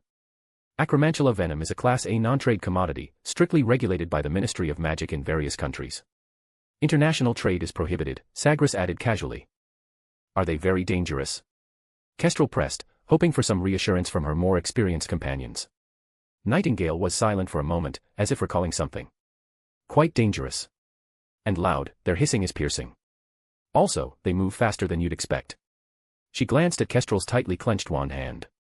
"They're carnivorous, and actively hunt large creatures, including humans. They're also intelligent, capable of understanding and executing complex commands, and even working together to hunt." "That powerful?" Kestrel's eyes widened, a chill creeping up her spine. "After all, they are XXXXX-rated magical creatures, the highest danger classification," Sagres added without turning. "They pose an extreme threat to a wizard's life and cannot be domesticated or safely controlled." They carefully avoided the spider webs hanging from the branches and continued deeper. The air grew damp and cold, thick with a cloying, rotten, fishy stench. The ground beneath their feet began to slope downward, and the surrounding trees became increasingly twisted and grotesque. Their bark was covered in thick, grayish-white, fuzzy fungi, the source of the miasma Trom had mentioned. Nightingale suddenly stopped and pointed her wand forward. "Strangler figs." 3 enormous ancient trees were intertwined in a bizarre formation, their massive buttress roots exposed, forming a deep, dark hollow, like a giant maw yawning open in the earth. At the edge of the hollow hung several tattered, dust-covered cobwebs. Right turn, downwards, Sagres confirmed, his voice still steady. He led the way into the tree hollow, the light from the tip of his wand pushing back a small circle of darkness at the entrance, revealing a steep slope slick with roots and moss. The scene at the bottom of the stream valley was even more horrifying. Grayish-white miasma drifted like a thin veil around their ankles, severely limiting visibility. Countless layers of fine, net-like spider webs hung between the dead giant trees, forming enormous curtains. The sickly sweet, rotten, fishy odor in the air was so thick it made them feel nauseated. In the silence, a rustling sound, like something crawling through slime, came from all directions, setting everyone's nerves on edge. Kestrel felt a chill creep up her spine. She couldn't tell if it was fear or if something had actually touched her. All three wand lights extinguished at once, and darkness surged in like a tide, instantly engulfing them. Kestrel's heart pounded wildly, threatening to burst from her chest. She struggled to adapt to the absolute darkness, relying only on the faintest movements and sounds from Sagres and Nightingale to orient herself. Eyes. Nightingale's voice whispered into her ear, barely audible. They're everywhere. Kestrel forced her eyes wide open, and by the faintest sliver of natural light filtering through the towering canopy above, she finally saw it. Behind the massive curtains of spiderwebs, in the cracks of twisted roots, in the shadows of the branches overhead, countless eerie green glints shimmered. They were the eyes of acromantulas. Thousands upon thousands of cold, hungry eyes silently watched the intruders in the dark. The glowing dots flickered as the creatures moved, as if the entire forest were breathing. Merlin's beard. Kestrel gasped, her voice trembling, nearly incoherent. She felt as though she had fallen into a jar full of spiders. Calm down. Sagres's cold voice carried an unquestionable authority, and a silencing charm instantly enveloped Kestrel. Her mouth opened, but no sound came out. He cast her a calm, icy glance, his gaze like a cold tide. Kestrel immediately froze, as quiet as a cicada in winter. She knew that look all too well. If she made too much of a mess, Sagres wouldn't hesitate to deal with her afterward. Without sparing her another glance, Sagres turned to Nightingale. What kind of target do you need? Not newly molted, and not juveniles, Nightingale replied, her wand glowing faintly in the dark. Preferably healthy adult individuals. The older, the better. Then we'll need to go deeper, Sagres said. The outer areas are mostly juveniles or newly matured ones. Chapter 155, Wait. Wizard. Don't hurt. Sagres pointed toward the area where the miasma was thickest and the spiderwebs were densest. There, faintly visible, was the entrance to a massive, raised nest, formed from earth, dead branches, and thick spider silk, like a tumor crouched in the darkness.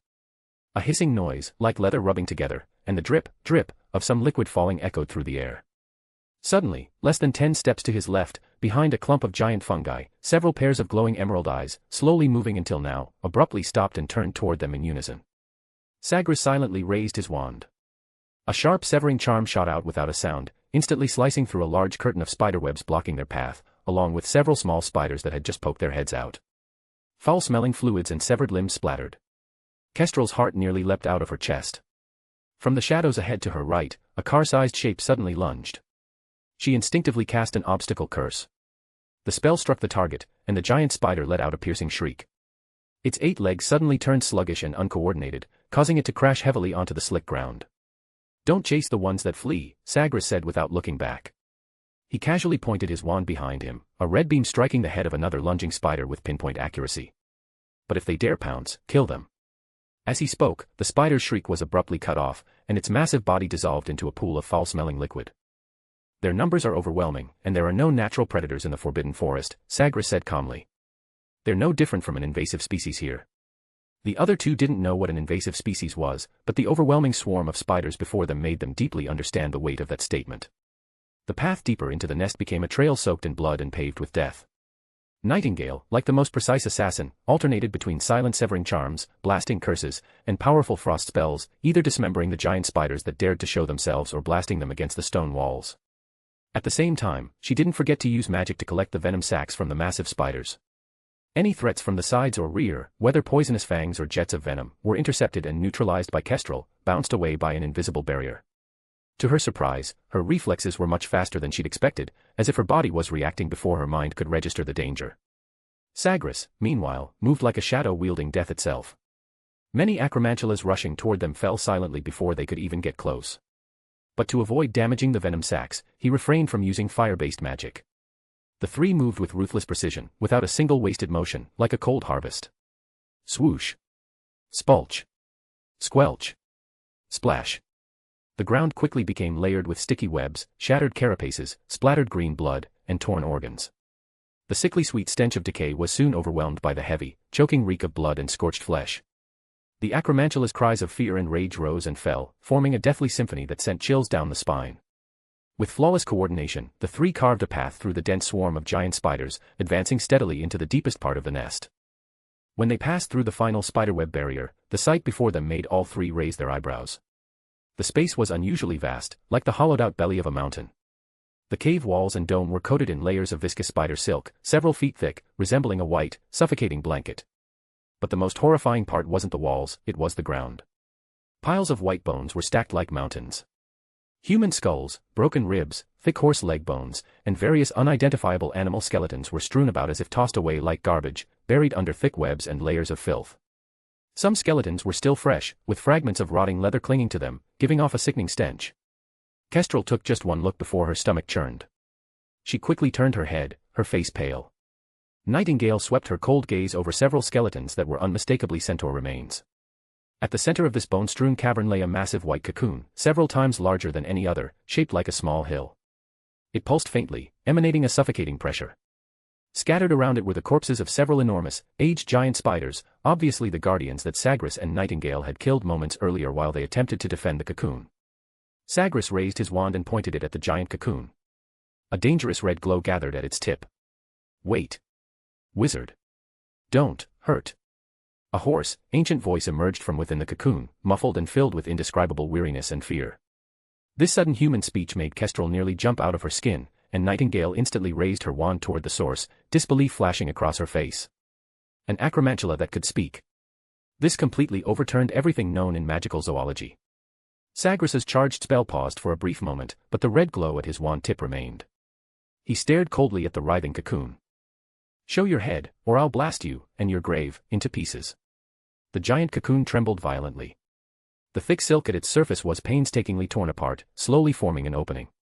First to emerge were a pair of massive, grotesque chelicerae, covered in grayish-white fur and riddled with scars. Then came an ancient, bloated spider head, larger than a dilapidated truck, crawling forward. Its compound eyes no longer gleamed with vitality, instead, they were clouded with a gray-white film, and all eight were dulled and murky. Its carapace was etched with deep marks of time and the scars of countless battles. This was the king of the nest, Aragog. Aragog's enormous body slowly crept out of the cocoon, every movement labored and sluggish. His ancient exoskeleton creaked under its own weight, and his 8 long legs quivered as they strained to support his bloated frame. When he was fully illuminated by the wan light, the signs of extreme old age became obvious. His shell was cracked and weathered, his fur almost entirely shed, and even his once lethal venom sacs appeared dull and weakened. The enormous spider glanced warily at the dangerous red glow on Sagres's wand, then swept his compound eyes over the corpses of his guards and the mountain of bones, before finally fixing his clouded gaze on Sagres. The fear in those eyes was so palpable that Kestrel felt a twinge of discomfort. Powerful wizard. Aragog's voice rasped like dry leaves scraping together, each word punctuated by labored breaths. Please, please spare me. Its abdomen heaved with effort, revealing a swollen venom sac at its rear that glowed with a sickly, eerie sheen. I know why you've come. The venom. I can give it to you. I only ask that you spare me and my remaining offspring. Its pleading gaze shifted toward the edge of the cave, where several pairs of trembling emerald green eyes were faintly visible in the shadows. It can really speak. Nightingale's voice wavered for the first time as she tightened her grip on her wand.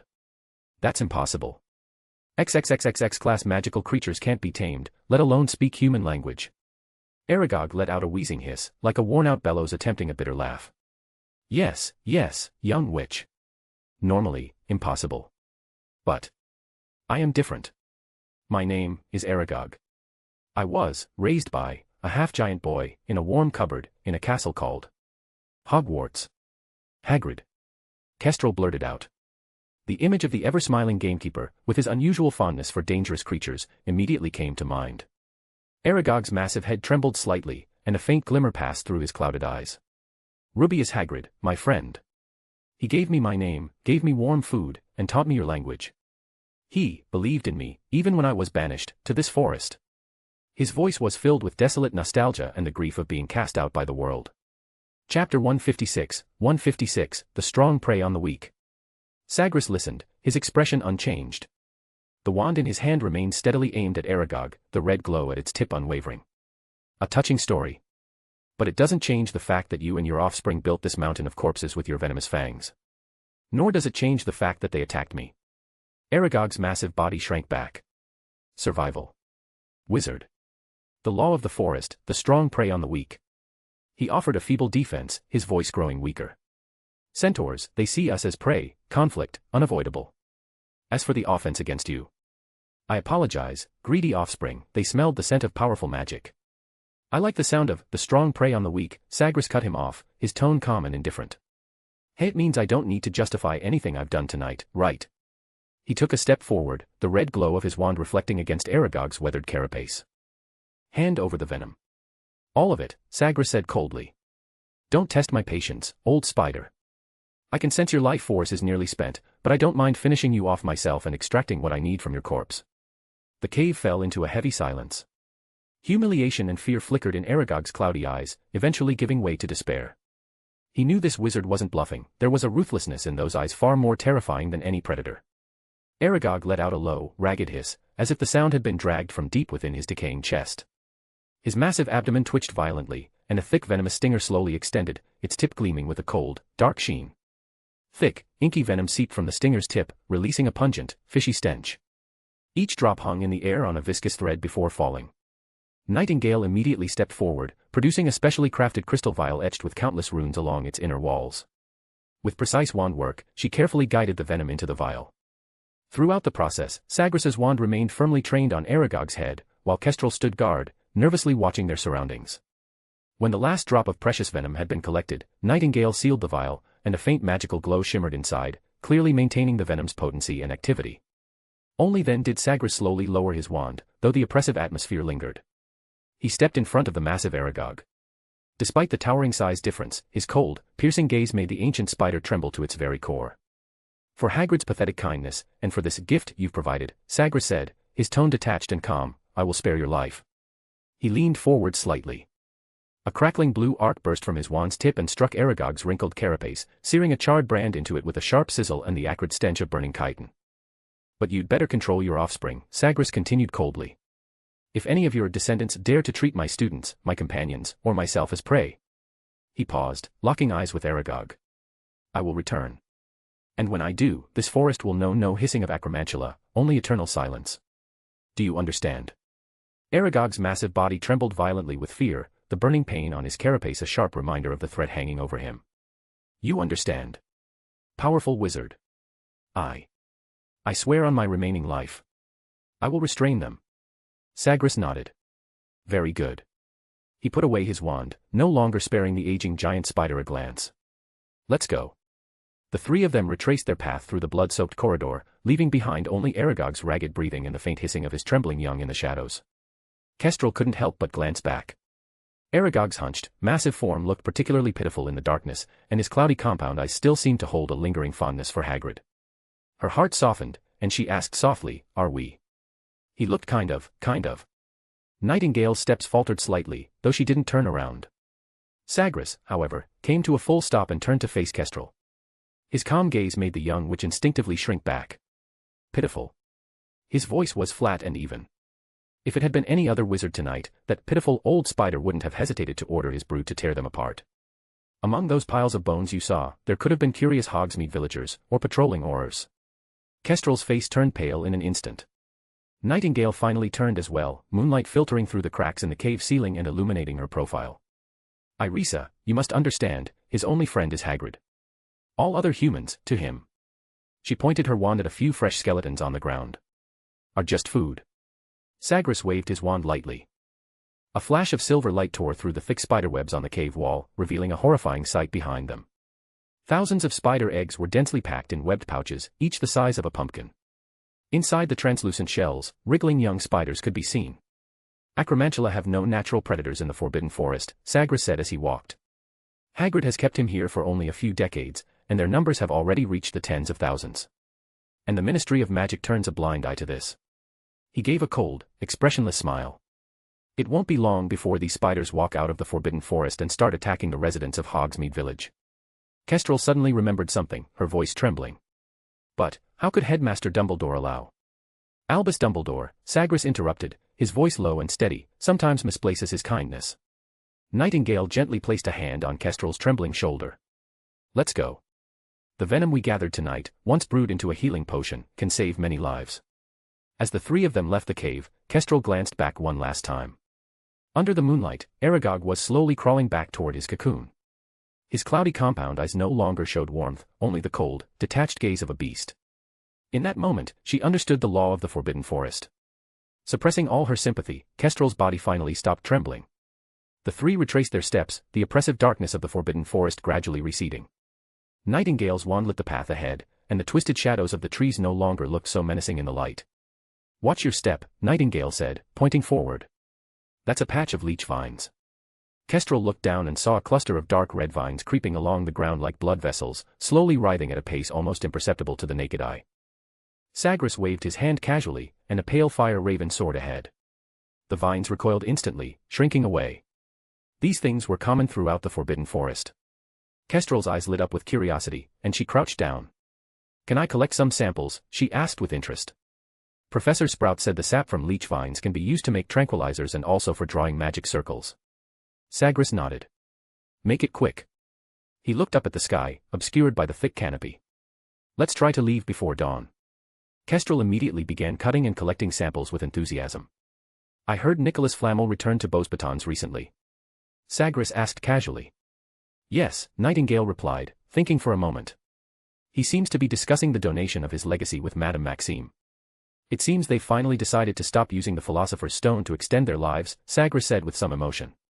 After more than 600 years, even a long life must eventually come to an end.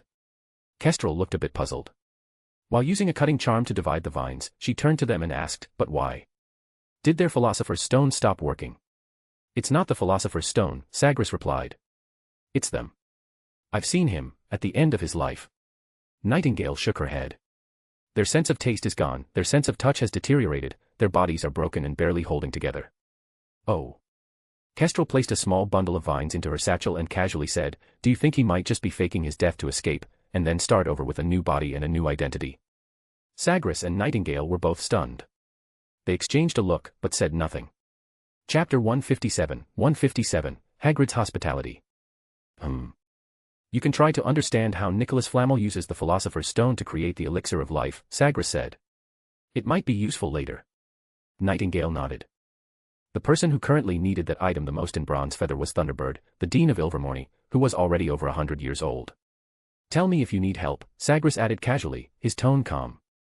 There are probably quite a few people coveting his inheritance. Do we need to get involved in this matter too?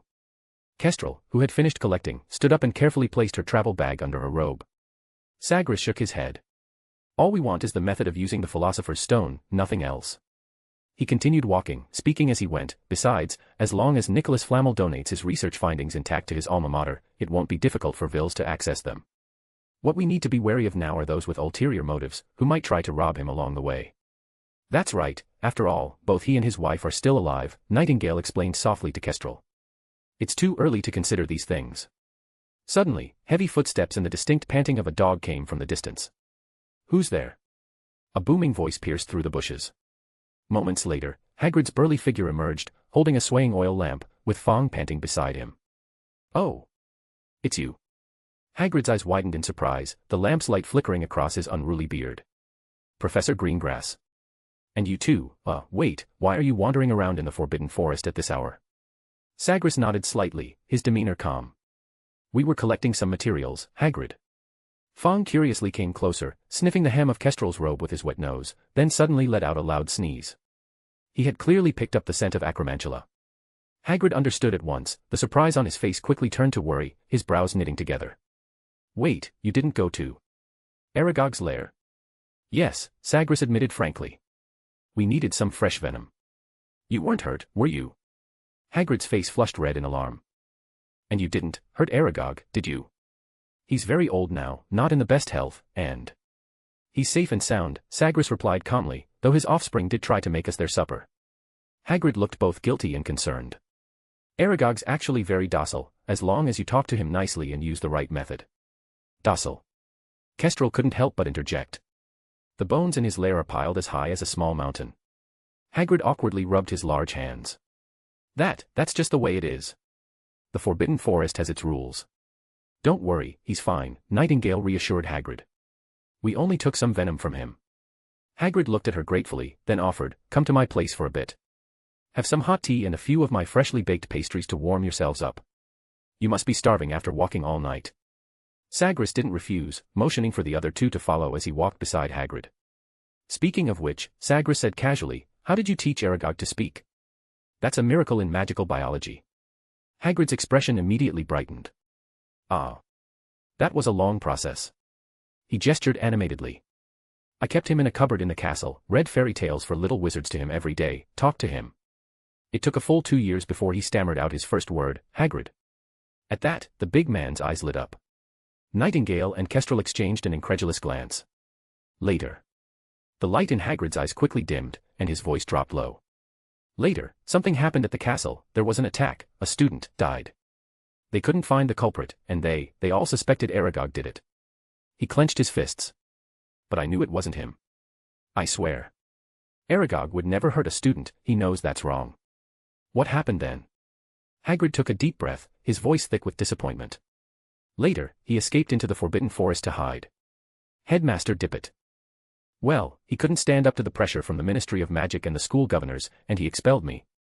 Hagrid's voice was heavy with helplessness. Fong seemed to sense his master's mood, gently rubbing his head against Hagrid's leg. Hagrid calmed himself and continued, a note of fondness in his tone. Then, I couldn't bear to leave him all alone, so I spent several months searching through the forests of Albania and finally found a female acromantula, Mozag. Then I brought her to the Forbidden Forest to keep Aragog company. Sagres gently shook his head. In a way, you could be considered exceptionally gifted. His tone carried a hint of something hard to define. You successfully turned a XXXXX-rated dangerous creature into a talking XXXXX-rated dangerous creature. Hagrid quickly defended himself. But he's never intentionally harmed a Hogwarts student. Who knows? Sagres replied calmly. In his lair, there are at least several human skeletons in varying states of freshness. Hagrid looked as if he'd been jabbed in a sore spot. He lowered his gaze to his boots. I'll go talk to Aragog. Fong, sensing the tension, let out a few uneasy whines, his tail drooping. I think that's unnecessary, Sagres said evenly. We've already come to an agreement with him. As he finished speaking, Hagrid's crooked little wooden house came into view. The Beauxbatons Abraxan horses were tethered beside the hut, and barrels of fire whiskey were stacked nearby. The 4 people and 1 dog walked straight into the cabin, the warmth of the fireplace and the familiar mixture of odd smells welcomed them inside. Hagrid clumsily took a sizzling copper kettle from the fire and poured each person a cup of hot, strong tea. The coarse ceramic mugs looked tiny in his massive hands. Professor, Hagrid said cautiously, holding his own cup, about that Umbridge matter. Don't worry, Sagres replied calmly. If the Ministry of Magic has any sense, they'll stay quiet. At those words, Hagrid's face broke into a wide, hearty smile. I knew you'd be fine, Hermione was just talking about it with me yesterday. He pulled out some freshly baked cauldron cakes and offered them to the group. As they chatted, the topic gradually shifted to the dueling tournament. The dueling arena you created is probably the best thing someone has come up with in the past few years, Hagrid said. Students are bound to learn a lot, much better than just reading from books. Its function is similar to Quidditch, Sagres said, taking a sip of tea. Even if they don't learn much, it gives energetic young wizards a safe and legal outlet. You're absolutely right. Hagrid nodded vigorously. Then, with a rare, bashful expression, he rubbed his large, fan-like hands together awkwardly. Professor, can I apply for a dueling badge too? He asked shyly, like a big child asking for sweets. No problem, Sagres nodded calmly. Headmaster Dumbledore and many professors have already applied. Though later on, we may need a few small prizes to reward the winners. Leave it to me. Hagrid beamed, thumping his chest enthusiastically. Anything I've got here, just say the word. Nightingale's gaze happened to sweep across the hut, noting the various rare magical materials casually stacked in the corner. Are those dried glow-in-the-dark hallucinogenic mushrooms? Nightingale asked, pointing to a pile of purplish-black dried mushrooms. What? Oh, you mean those? Hagrid glanced at the mushrooms. They glow at night, very pretty, but hallucinations. No. They just make you sleepy when you eat them, and you sleep especially well. The group's expressions shifted subtly. It seemed Hagrid's powerful half-giant bloodline made him nearly immune to substances that were highly toxic and dangerous to ordinary wizards. Oh, asterisk greater than over equal to less than over equal to. Dizzy read up to 12 plus chapters in advance on P@Trian/Dark Devil 1 backhand index pointing right. Chapter 158, The Delicate Art of Courtship. Could you give me some? Nightingale asked. I can exchange it for a good potion of insight. Hey. What exchange are you talking about? Hagrid immediately waved his hand and strode over. You're Professor Greengrass's friend, and you saved my life in the Forbidden Forest last year. He casually pulled over a thick cloth bag, poured the entire pile of purplish-black dried mushrooms into it, and handed it to Nightingale. Take it all. If it's not enough, I'll go pick some more.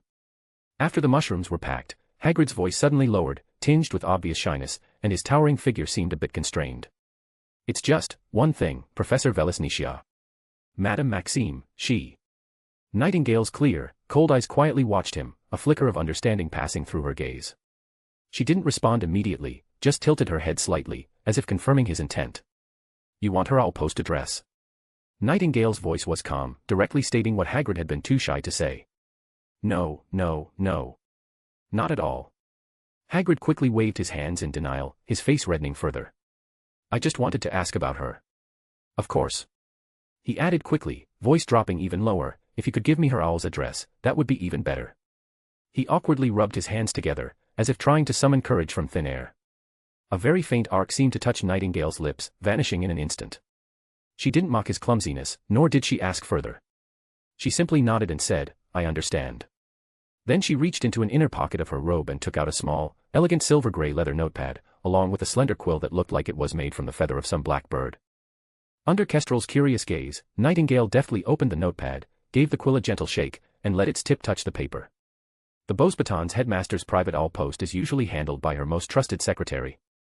The address is, Pyrenees Mountains, Beauxbatons Academy of Magic, Headmaster's Office. Remember to write, for the personal attention of Madame Olympe Maxime. The owl's name is Silverfrost. When sending the letter, it's best to include please forward in French. As she spoke, the quill quickly jotted it all down in the notebook. Then, she neatly tore out the page, folded it into a delicate triangle, and handed it to Hagrid, who was still frozen in a mix of surprise and nervousness. Here you go, Mr. Hagrid. Nightingale's voice remained clear and composed, but it now carried a touch of warmth. Madame Maxime's address. I wish you pleasant correspondence. Hagrid held his breath and carefully pinched the small slip of paper between two thick fingers. A beaming smile lit up his face, his eyes squinting into slits with joy. Thank you so much. Professor Nisha, you are truly wonderful. He was flustered, his huge frame trembling slightly with excitement. Kestrel, standing off to the side, tried hard to suppress her laughter, her shoulders gently shaking. Sagres set down his teacup and straightened his robes. Hagrid, about this matter, just so you don't mess it up, I think I can give you some advice. Hagrid carefully tucked the note away and looked at Sagres with eager surprise. Really, Professor Greengrass? Sagres nodded. First, a few core principles. Number 1, sincerity is your greatest strength, but your delivery needs polishing. You have to express your feelings in a way that Madame Maxime can accept. Hagrid nodded vigorously, repeating in a low voice, sincerity, packaged expression. The second point, understanding is more important than expressing, Sagres said calmly. Don't go on about how much I like you or how similar we are. Instead, observe what she needs and what she cares about. Okay, don't say, like, observe more. Hagrid repeated like a student taking notes. The third point, Sagres continued, his expression more serious, you must absolutely respect her boundaries and pride. Madame Maxime values dignity and composure very highly. You must uphold her pride at all times, especially in public. Understood. Respect her, uphold her decorum. Hagrid nodded even more earnestly. The fourth point, patience is a virtue, Sagres went on. Madame Maxime won't be easily moved. You need to show consistent, long-term respect and attention, not a sudden, intense show of emotion. I understand that. I'm very patient, Hagrid assured him. And lastly, Sagres's gaze swept over Hagrid's distinctive furry coat, you need to improve your appearance appropriately. It's not about pretending to be someone else, but about paying attention to cleanliness and dressing properly for the occasion. That, in itself, is a form of respect for her. Wear nice clothes. Are my moleskin coat and furry suit okay? Hagrid asked hopefully. Not quite, Sagres said calmly but firmly. I suggest you go to Madame Malkin's robes for all occasions or Twilfit and Tatting's wizarding tailors in Diagon Alley to have 2 well-fitting suits and formal wizard robes custom-made. Oh, all right.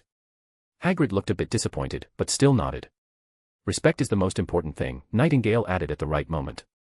Madame Maxime has spent her life overcoming prejudice and proving her worth as a witch and headmaster. Any behavior that could make her feel crude or inferior is absolutely taboo. Sagres is right, she continued. So in any public setting, and even in private interactions before you've built deep trust, you must never use terms like giant or half-blood. That's a red line. Remember, any time, any place. The smile froze on Hagrid's face. He opened his mouth as if to say something, but ultimately just gave a heavy nod. His expression turned incredibly serious, even a bit tense. I understand. Red line. Absolutely no mention. Not a single word.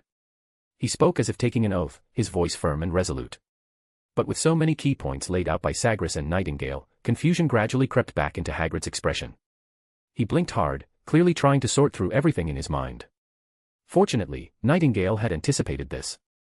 She stopped her swiftly moving quill, tore off a page filled with neat handwriting, and handed it to Hagrid. In the end, just remember this, Nightingale said calmly, approach her like you would the most delicate unicorn, with gentleness, respect, and the right amount of distance. Like taking care of a unicorn. Hagrid murmured, repeating the vivid metaphor. The confusion on his face faded, replaced by a look of deep understanding. I understand. Hagrid said solemnly, taking the paper with a grateful smile. All right, we've had tea and everything's settled. It's time to head back to the castle, I still have class this morning, Sagres said, his gaze passing over Hagrid, who was still lost in his excitement. Then he stood up and prepared to leave. He pushed open the wooden door and stepped out of the warm little cabin. The cool morning air greeted him, carrying the fresh scent of earth and grass. He took a deep breath. The morning sun had already risen fully above the horizon, casting golden light across the ancient towers of Hogwarts, gilding their edges in brilliance. From the cabin behind them, Hagrid's excited voice and Fong's joyful barks could still be faintly heard. Oh, * greater than over equal to less than over equal to, Dizzy read up to 12 plus chapters in advance on Patreon/Dark Devil. Chapter 159, A Winter's Gambit. The Triwizard Dueling Tournament had concluded, and the 3 ancient schools of magic had all achieved their objectives. After discussions among the headmasters, they decided to make the United Dueling Championship a permanent annual event. While many young wizards at Hogwarts were still asleep, the guests from Beauxbatons and Demstrang had already packed their belongings and quietly departed in the morning light, under the watchful eyes of their professors and headmaster. The castle finally returned to its usual tranquility. Sagres's teaching continued in an orderly manner, while the students, in their spare time, poured their excess energy into dueling. They began earning points through duels, improving their rankings on the dueling leaderboard. Professor McGonagall was rather displeased with this, as she noticed a significant drop in the students' Quidditch training time. The weather gradually warmed, green grass quietly sprouted from the ground, and the Forbidden Forest was once again covered in fresh greenery. Kestrel's once popular Snowman Battle Royale also came to an end as the snow melted. However, she did not remain idle.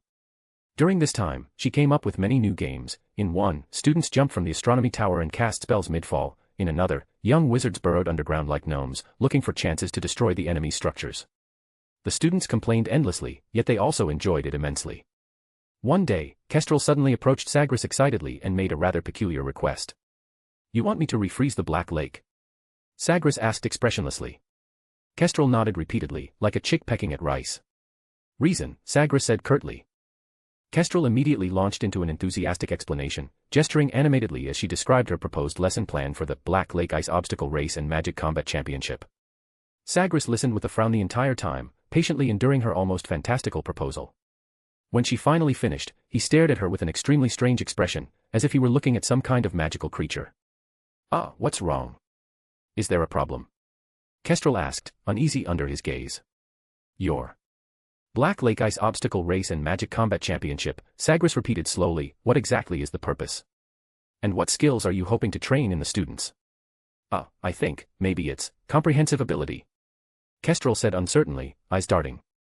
Adaptability, precise spellcasting, creating chaos, problem-solving. Sagres listened and found that, despite sounding ridiculous, it wasn't entirely far-fetched, especially considering that her previous seemingly whimsical lessons had yielded unexpected results. At the very least, the young wizards had learned some practical skills. After a moment of thought, he finally nodded reluctantly. At noon the next day, Sagres and Kestrel stood by the Black Lake.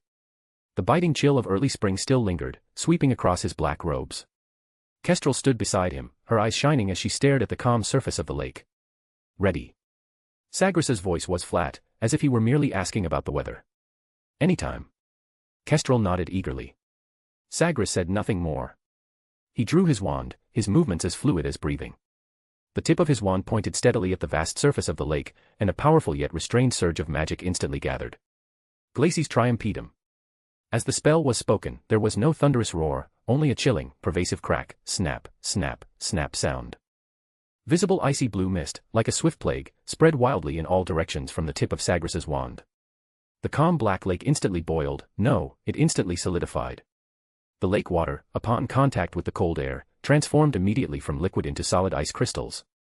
The ice didn't spread gradually, instead, it was as if an invisible giant hand had hit the pause button on time itself, pushing the freeze line forward in a frenzy.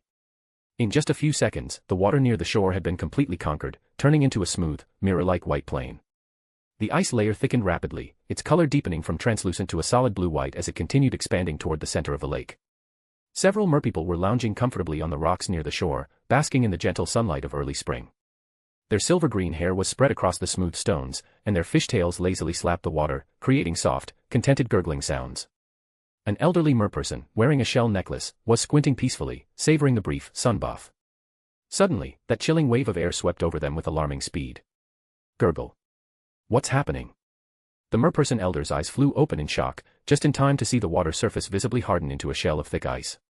She instinctively tried to dive back into the water, but the freezing spread too fast, and she slammed directly into the now solid ice. Cree. Ha. She let out a sharp, piercing shriek. The other merpeople met with the same fate. They flailed helplessly on the rocks, emitting frantic and angry bubbling noises. Their silver tails were fully exposed to the cold air as the icy blue light swept across the lake, freezing the surface entirely. Gurgle. Winter again. We can't go back. What should we do? Who will help us? The merperson elder cried out in panic. They lay sprawled across the lake's surface, helplessly slapping at the hardened ice. On the shore, the Hogwarts students watched the unbelievable scene, eyes wide with shock. Huh. A third-year Hufflepuff rubbed his eyes. Did I see that right? How did the Black Lake freeze again? It's spring. Professor Greengrass did it, by himself. A Ravenclaw student pointed at the tall figure standing by the lakeshore, where a steady stream of icy air flowed from the tip of his wand. That's incredible. Wicked, the Weasley twins from Gryffindor whistled excitedly. Look at those merpeople. They were sunbathing on the rocks and now they're trapped, huh? What sort of nonsense is Professor Lumina planning this time? Hermione Granger tightened her wizard's robes around her and frowned as she looked at Kestrel, who was animatedly gesturing beside Sagres. This is absolutely mad, she muttered with a shake of her head. Just then, Ron stumbled out of the castle gates, clearly drawn by the commotion outside. He grumbled while adjusting the stack of homework in his arms. What's with all the noise? His eyes casually swept across the lake, then froze. His jaw dropped wide enough to fit a dragon egg. What? Ron's voice cracked. He rubbed his eyes hard, then pinched his arm sharply. Ow, ouch. Not dreaming. He stared at the vast sheet of ice, glinting blindingly under the sun, his voice filled with utter confusion and dread. Can someone please tell me whether I've got amnesia or if I accidentally slept through to next winter? The lake was water yesterday. Harry, Hermione, did you see it? He turned helplessly to a similarly stunned Harry beside him, his expression practically shouting, something's seriously wrong with this world. Hermione let out a long-suffering sigh and rolled her eyes. Wake up, Ron. It was Professor Greengrass. He froze the lake at Professor Lumina's request, for her ice skating obstacle course, or whatever she's calling it. Oh. A new game. Ron's eyes lit up, until Hermione shot him a sharp look. Right, this is wrong, Ron said immediately, his smile vanishing into solemnity. Harry, meanwhile, was staring at the merpeople on the rocks, angrily slapping the ice with their tails. Whatever the reason, this sight is amazing, I fucking love magic. He murmured. Sagres paid no attention to the noise from the shore. His wand remained pointed steadily at the lake center. At last, the final section of the water yielded to the spell. The entire Black Lake had turned into a vast field of white ice, gleaming with cold brilliance beneath the morning sun. Sagres slowly lowered his wand, and the overwhelming chill withdrew in an instant. He tilted his head slightly toward Kestrel, who looked as though she might start jumping from excitement. His tone remained flat. There. Your ice rink. With that, he holstered his wand and turned to leave. Oh, greater than over equal to less than over equal to. Dizzy read up to 12 plus chapters in advance on Patreon/Dark Devil. Chapter 160, Ice Mario Kart. Kestrel gazed at the vast expanse of ice and snow before her, and at the merpeople huffing on the reef, a brilliant smile spreading across her face. Fantastic. Without hesitation, she drew her wand and pointed it at the ground. 2 ice skates instantly materialized on the soles of her shoes. Cheering, Kestrel glided swiftly toward the reefs. "Don't worry, I'm here to help you," she called out loudly, aiming her wand at the lake. A burst of magic surged forth like a spinning drill, boring a large hole in the ice. "Go back in," she said with a smile. Several frightened merpeople hurriedly slipped into the opening, the last of them, a merperson elder, even poking her head back out to glance at Kestrel. Kestrel remained completely unfazed by the surrounding astonishment and questioning. Her mind was fully absorbed in building the ice track. Her wand danced through the air like a conductor's baton leading an invisible orchestra. With crisp incantations and flashes of magical light, a winding and mischievous track quickly formed across the vast frozen lake. The course began at the shore near the castle, snaked and twisted, and finally vanished into the distance near several large bubbles trapped beneath the ice. The track was lined with little surprises, all carefully designed by Kestrel.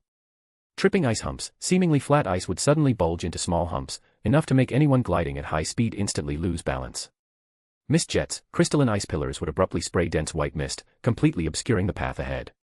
Slippery traps, specific areas were enchanted with a slippery charm, making them feel like buttered floors, extremely difficult to maintain direction. Bottomless ice holes, disguised patches of ice would suddenly crack open into holes just wide enough for one person to fall through, harmless, of course, but enough to get them soaked and disheveled. Swinging ice bridges, the only way across some ravines was via narrow ice bridges, which gently swayed to test balance. The rules were simple: glide through the entire course and reach the finish line. But the real challenge, and fun, lay in the fact that students were encouraged to use magic to alter the course. Competitors could wave their wands mid-glide, casting spells to either help themselves or sabotage others. Ice Rise raised a slope in the path ahead, creating a chance to speed up. Smooth Track flattened any tripping ice humps or bumps on the route, making the glide smoother. Bridge Generation instantly conjured a sturdy, though possibly slippery, ice bridge over gaps or shortcuts, perfect for bold racers. Lubricate Ice/Roughen Ice, the trickster's move: cast Lubricate behind you to send pursuers tumbling, or Roughen in front of opponents to create a jagged, unstable path. The ultimate challenge: Stop and Stand Still. The student's final objective was to successfully cast Stop and Stand Still skill or impedimenta before crossing the track boundary, using the immense magical friction to perform a safe, perhaps even stylish, emergency stop. "Professor Lumina, what is this for?" More and more curious students gathered at the edge of the Black Lake, craning their necks to watch Kestrel busily working on the ice, her wand constantly waving. They couldn't help but ask. "Ha!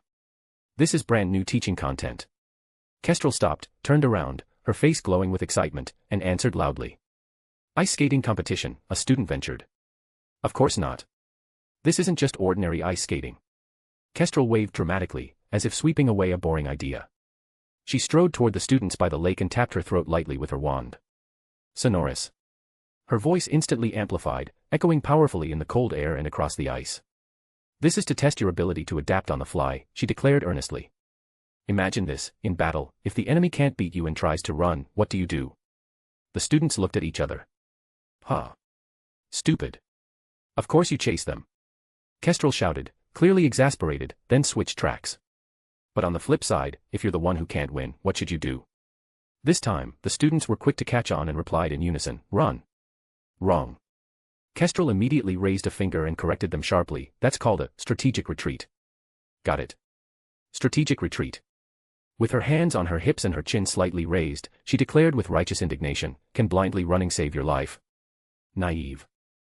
The essence of strategic retreat, is learning to change the terrain beneath your feet."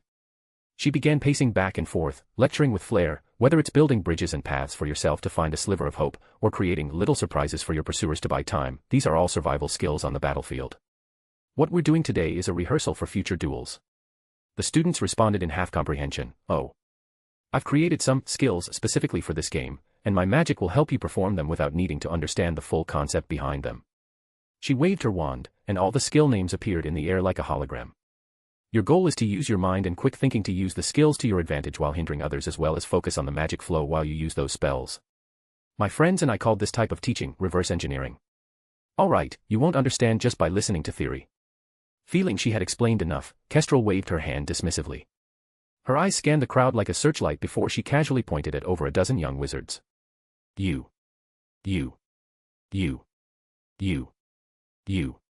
And you few, yes, you. Don't try to hide, I mean you. She precisely picked out Hermione, who had been dragged over by Harry and Ron to watch the fun. Don't just stand there, you dummy, go try the track. Practice makes perfect. Hermione looked bewildered but had no choice. Slowly and reluctantly, she stepped up to the starting line with the other unfortunate students who had been called out. Kestrel quickly and concisely explained the key rules. Only after confirming everyone understood did she draw her wand again. Now, the starting method is a little special. Kestrel smiled mischievously. I'll give you all a little push.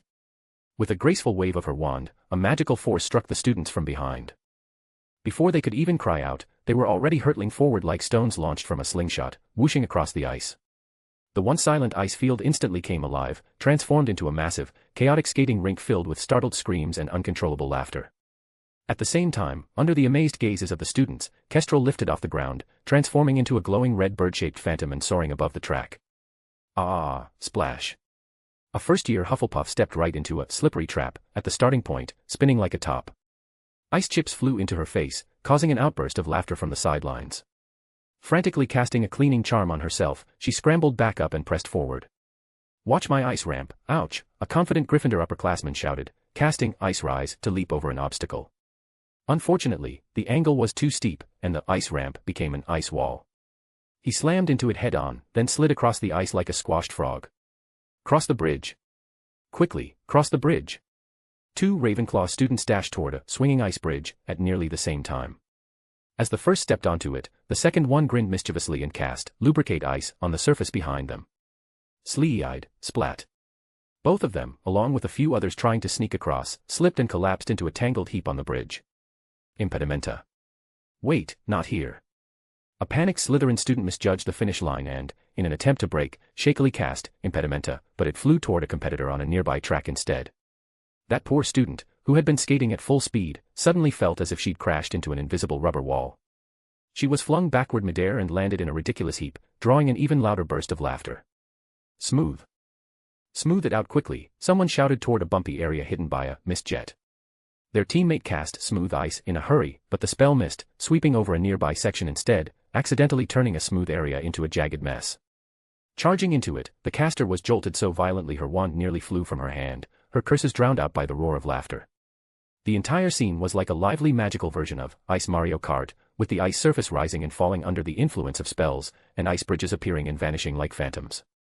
Competitors screamed as they sped across the ice, struggling to stay upright while frantically waving their wands like duelists, modifying their path, setting traps for others, or saving themselves from imminent disaster. Above all the chaos, Kestrel, transformed into a swift, dark silhouette, circled low over the rink, observing the battle. In one hand, she held a gleaming stopwatch, in the other, a scoreboard that updated in real time with a string of hilarious penalties: hit ice hump -1, friendly fire -2, spectacular fall +1. One moment, she blew a sharp whistle for a student who barely avoided falling into a bottomless ice hole, and the next, she was mercilessly mocking some poor soul who face-planted thanks to their own misfired spell.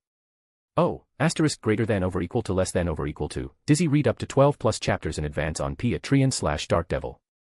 Chapter 161, Wickety Cool Granger. She's definitely going to be the first one to fall out. Before the competition began, Ron, gnawing on a chicken pot pie he'd snuck from the kitchen, made a muffled prediction. Hermione can't even ride a broomstick properly, let alone Merlin's jizzy socks. Harry followed Ron's suddenly wide eyes and saw that the moment Hermione was magically pushed forward, her wand had already flicked out swiftly. She hovered slightly like a nimble bird, and as her robes fluttered, she landed steadily on the ice, while 5 or 6 students around her had already fallen into a heap. Levitation charm. Harry exclaimed, nudging Ron's arm. She used the spell on the soles of her shoes. Ron's pie froze in his mouth. Did she plan this from the very beginning? Harry suddenly pointed at the rink. Look. She's about to go through the misty zone. While other contestants were bumping around in the fog like headless chickens, Hermione suddenly lowered her body. A burst of spell light shot from the tip of her wand, and the ice in front of her instantly became as smooth as a mirror. She's not going to. Before Ron could finish, Hermione had already used the momentum to slide. Her entire body was nearly parallel to the ground, her chestnut curls skimming the ice, as she shot through the narrow gap beneath the mist with a whoosh. The crowd instantly erupted in cheers. Merlin's beard. Ron gasped. I think I've seen that move in a Quidditch match. Immediately after passing through the mist, there was a fork in the path. To the left was a straight route filled with tripping ice bumps, while to the right lay a not-so-narrow ice crack, with only a narrow, swinging ice bridge spanning it. A Slytherin student was trying to rush onto the ice bridge. Hermione didn't hesitate. She quickly pointed her wand at the edge of the crack. Ice bridge creation. A new ice bridge, closer to her side, instantly formed. She didn't even wait for the bridge to fully stabilize, using the inertia from her high-speed slide to make a light leap, landing steadily at the center of the bridge and sliding across. Meanwhile, the Slytherin student lost his balance on the shaking bridge and fell into the crack with a plop, drawing a round of laughter. Harry suddenly grabbed Ron's shoulder. "Watch out. Someone's trying to cheat." They saw a Ravenclaw boy secretly pointing his wand at the ice in front of Hermione. Just as Harry shouted a warning, Hermione seemed to have eyes in the back of her head. She cast a counterspell in advance. The boy's feet slipped, and he landed headfirst into a snowdrift. "Beautiful," Ron exclaimed, punching the railing, completely forgetting his pie. "When did she learn that move?" "She's barely rested lately," Harry grinned. "She's been practicing every day."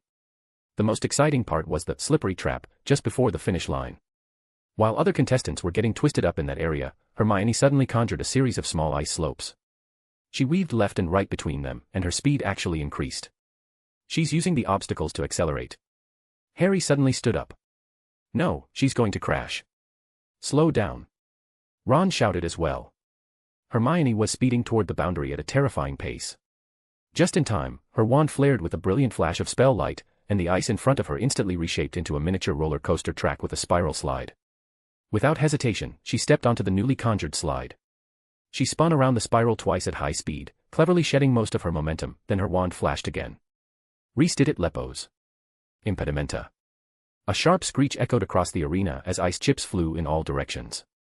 Hermione carved two long white lines into the ice before coming to a stop, just an inch from the boundary line, her robes billowing high from the sudden deceleration. The arena fell completely silent. Hermione calmly pointed her wand at her robes. "Scour Jiffy." All the scattered ice chips vanished instantly. Then the lakeshore erupted into thunderous applause. Every student who had witnessed the scene broke into wild cheering and clapping. When did Hermione become so wickedy cool? Exactly. Perfect execution. Textbook level. Kestrel swooped down like lightning, landing in front of Hermione. She patted her shoulder enthusiastically, her face glowing with admiration and excitement. "That was splendid, Miss Granger, first place. Gryffindor earns 20 points. The Gryffindor students erupted in cheers again, while Hermione, now feeling a bit embarrassed, quietly hugged her scattered books to her chest. Taking advantage of the crowd's distraction, she slipped away from the chaos and ran off. "Hey! The champion's running away!" Seamus shouted, pointing at Hermione's retreating back. Harry and Ron exchanged glances and wordlessly took off after her. The field test was over, and a few more scratched and bruised young wizards had ended up in the infirmary. When another group of laughing and joking students burst through the door, Madame Pomfrey's hand, mid-pour with a potion bottle, visibly trembled. Seeing this group of injured yet cheerful students, an ominous feeling welled up inside her. Was it Professor Lumina's defense against the dark arts class again? Several students immediately nodded. She sighed, and with a flick of her wand, a row of small bottles filled with purple potion flew onto the table and neatly lined up. Several seventh-year medical volunteers immediately sprang into action, skillfully distributing the potions. "It was an ice event this time, madam," said a Gryffindor student, his face dusted with ice chips, excitedly. "It was way more fun than last time's tunnel warfare. At least you don't get covered in mud." Madame Pomfrey snorted and turned to Alaric, who was organizing the bandages. "Would you mind fetching more Dittany from the storage room, and tell Dumbledore that if next month's budget happens to go over," she paused meaningfully, "he knows exactly who's to blame." Ever since Professor Lumina arrived at Hogwarts, Madame Pomfrey had been forced into regular bouts of overtime due to the professor's lessons. Thankfully, she had a few senior students to help, or she'd have been completely swamped. In the castle corridor, Hermione, clutching her books, was caught up to by Harry and Ron. "Why are you running?" Ron asked breathlessly as he stopped her. "You're the champion. They're even talking about throwing a little celebration for you in the common room." Hermione hugged her books tighter, her ears turning red. "That's too much. It was just a temporary track test." "Too much." Harry raised an eyebrow. "You conjured a spiral roller coaster on ice, and no one could touch you." "It's not as impressive as it sounds," Hermione said as she walked. "I just learned some basic skating at a Muggle ice rink when I was little." "Seriously," Ron added, leaning in with genuine admiration, "I think you could make the Quidditch team now." Hermione shook her head repeatedly, a few curls bouncing slightly. That's completely different. Today, I studied the track layout beforehand and had a plan. Quidditch requires real improvisation, dealing with blood jares and mid-air collisions.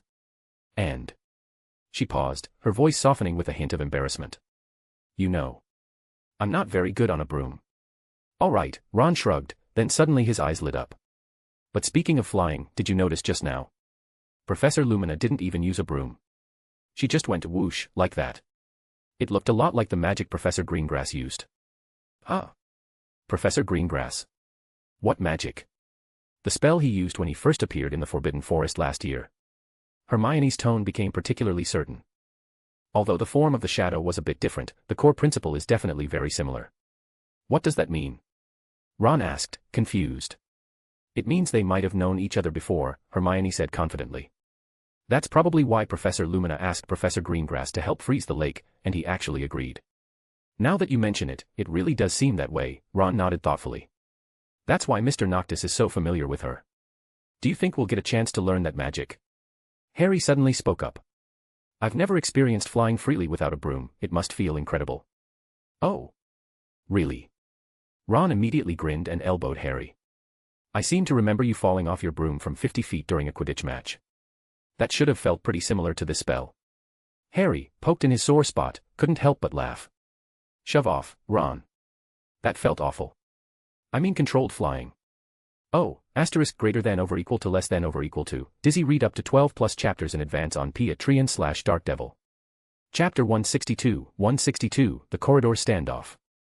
But seriously, Hermione, Harry said, his smile fading, eyes full of anticipation, do you think we have a chance to learn that magic? Hermione slipped the thick book into a small bottle, her expression turning serious. That seems like incredibly advanced magic. It might even be unique to the professor. I doubt he'd teach it easily. So. No chance at all, huh? Ron asked. What about Professor Lumina? Maybe she'd be willing to teach us. Hermione glanced at the two of them, both faces brimming with hope. I don't think it's very likely, but you can always try. Listen to that. Such lofty ambitions. A cold, mocking voice cut through the corridor from the shadows of a nearby archway. Pansy Parkinson emerged, arms crossed, followed by a group of Slytherins. Blaise Zabini leaned lazily against the stone wall, while Crabbe, as bulky as ever, blocked half the hallway. Someone who barely won by cramming and pulling muggle stunts actually thinks she can master the professor's magic. Exactly, Zabini added lazily, a smirk tugging at his lips. Granger, your little tricks are just for show. What, hoping that slipping around on ice will get the professor's attention? Harry immediately stepped in front of Hermione. Why don't you mind your own business? Instead of hanging around and bothering us, maybe go practice a few spells, if you still remember how. Showing off again, Potter. The 6 Slytherins now turned their attention to Harry. You just love butting in, don't you? Hermione's face was slightly pale, but she stood tall, meeting Pansy's gaze without flinching. How I perform is for the professor to judge. As for what I choose to learn, that's my own business, it has nothing to do with you. Oh, listen to her. Nothing to do with us, she says. Pansy dramatically clutched her chest, and the Slytherins around her burst into laughter. Has Miss Know-It-All forgotten even basic manners now? Shut up. Ron's face turned crimson as he stepped forward to shield Hermione. Hermione relies on her own ability, and everyone at Hogwarts knows that. Stay away from me, poor Weasley, Pansy sneered, taking a step back with exaggerated disgust. Trying to act like Potter now. Showing off, are you? You, go buy proper first-hand cloths first. The 6 Slytherins laughed even louder, and Ron's ears flushed red with anger. He surged forward, but Harry and Hermione quickly grabbed his arms, holding him back. Calm down, Ron. Let me hit her, Ron growled, furious. I don't care if I don't use a wand, I'll beat her to death with my bare hands. Beat who to death? Me. Pansy said mockingly, turning to the others behind her. Did you all hear that? Weasley just said he was going to beat me to death. Ha ha. Crabbe and the others roared with laughter again. But Ron gradually cooled down when Harry quietly slipped his dueling badge into his hand, helping him regain control. What do you want? A duel. Harry said coldly, staring at the group across from them. Then you'd better hurry up and apply to the professor, after all, the 3 of us aren't allowed to attack anyone ranked below us. What did you say? Crabbe took a heavy step forward, his thick knuckles cracking. Say it again. What, want to fight? Harry raised his chin at Crabbe. Anytime. But let me ask, do the 6 of you, combined, even have half our dueling points? I doubt it. Ron added, drawing his wand as he spoke. Just as the tension peaked between the two groups, Hermione reached out and tugged Harry and Ron back. Her voice was calm but firm. Let's go. They're all talk. They don't dare fight. She had already seen through their intent to provoke them into breaking the rules and getting themselves punished. The Slytherins' expressions turned sour, and sure enough, not one of them was willing to issue a formal challenge. Harry and Ron both wore mocking smirks. The three of them turned to leave, but the Slytherins refused to step aside. Find another path. This one's blocked, Pansy taunted, stepping forward. The air around them seemed to chill. Especially unwelcome are the people like you, you filthy mudball. Pansy. Zabini suddenly barked, his voice laced with warning, abruptly cutting her off. Crabbe's grin also faded. But it was already too late. Ron's wand instantly snapped up, its tip trembling with rage. Harry's hand clenched his wand tightly, knuckles white, eyes burning with fury. Hermione bit her lip hard, but didn't move at first. She simply stared at Pansy with a terrifyingly cold gaze. Say it, she whispered. Then, brushing past Harry and Ron and ignoring the towering crab, she walked straight up to Pansy. Say it. Hermione stared her down. Let me see what happens to you. Pansy Parkinson's expression shifted, as if she suddenly recalled Malfoy, who had been confined for a month and returned a completely different person. In the end, she just snorted and turned her face away. We'll see about this, the Slytherins muttered resentfully, backing off. But Hermione moved faster. With a flick of her wand, she pointed sharply at the two suits of armor flanking the corridor. The armors instantly stepped forward, blocking the path of the 6 students. What are you doing? Pansy spun around and shrieked, trying to sound bold. Apologize, Hermione said, her voice like ice. Or I'll make sure you regret it. Regret? From you. Pansy sneered, forcing a mocking smile. Hermione didn't reply. She simply raised her wand and pointed it at Pansy. Her lips moved rapidly, forming a silent incantation. Pansy flinched back in alarm. You, what did you do to me? You'll find out soon enough, Hermione said coldly. Without sparing them another glance, she grabbed Harry and Ron by the arms and marched straight through the 6 frozen Slytherins. What did you do to her? After walking a few steps, Ron couldn't help but glance back and ask in a low voice. Sleep deprivation, Hermione whispered. Ah. The 2 boys' jaws dropped, then suddenly burst into laughter. You're brilliant, Hermione. Both gave the little witch a thumbs up. Let her see what it feels like not being able to shut her eyes for 10 days to half a month. Hermione lifted her chin and pulled them along as they quickly disappeared around the corridor corner. Last time, Hermione had carelessly used sleep deprivation on the 3 of them without knowing the counterspell, wakeful reprieve. As a result, after just 3 days, all 3 were like hollowed-out ghosts, bloodshot eyes, explosive tempers. Ron had blown a hole in Neville's cauldron during potions just because Neville brushed his sleeve. Harry had lost his temper at a bludger during Quidditch practice and nearly threw Fred's bat out of the stadium. Even the usually composed Hermione had shouted at Madame Pants in the library, scaring a bunch of first-years out of their wits. In the end, it was Hermione, dragging her exhausted self, who had gone to Professor Greengrass for help to fix it. Not long after, she finally mastered wakeful reprieve. That was also when the 3 of them truly began their intense study routine. Of course, Harry and Ron still sneaked in naps occasionally, but Hermione, aside from essential rest, refused to let herself slack off even for a moment. Oh, greater than over equal to less than over equal to, Dizzy read up to 12 plus chapters in advance on Patreon/Dark Devil. Chapter 163, When in doubt, contain it. Sagres was hurrying to class, clutching a thick copy of Introduction to Magic. But as he turned a dark, armor-lined corner, he froze at the bizarre sight before him. This already dimly lit corridor of Hogwarts Castle had become the stage for a disastrous cleaning performance. Filch's prized automatic mop, rumored to have been magically enhanced by Kestrel, was diligently performing its duties. The metal joint connecting the wooden handle and mop head gave off faint creaking sounds as it moved back and forth across the ancient stone floor with almost mechanical enthusiasm. Yet its efforts were achieving the opposite of cleanliness. Instead of water, each swipe left behind a thick, winding trail of pitch-black ink. These ink trails, like grotesque, living vines, spread wildly across the gray-white stone bricks, turning the once solemn corridor into a sprawling, crude abstract painting. The air reeked with the acrid stench of fresh ink. This is... Sagres narrowed his eyes. Instinctively, he looked around for the ever-gloomy Argus Filch. By now, the men usually would have rushed in like a hound catching a scent of blood. Oddly, the corridor was completely empty, with only the overly diligent mop continuing its chaotic task. Sagres's gaze swept over the scene. Experience told him that this level of masterpiece wasn't accidental, it was most likely another prank by the castle's usual troublemakers. Sure enough, he quickly found the culprit. Just above the automatic mop, hidden in the shadows near the arched ceiling, Peeves was clutching his stomach, a triumphant grin plastered across his face. He was still holding an empty ink bottle, with a few drops of dark liquid slowly dripping from its mouth, landing perfectly into the old iron bucket next to the mop. Clearly, this not-so-bright magical mop hadn't noticed when the water in the bucket had been replaced with ink. It was simply fulfilling its wet, mop routine faithfully, entirely unaware that it was now Peeves' best accomplice in vandalism. Sagres rubbed his forehead. That familiar setup, that familiar scent.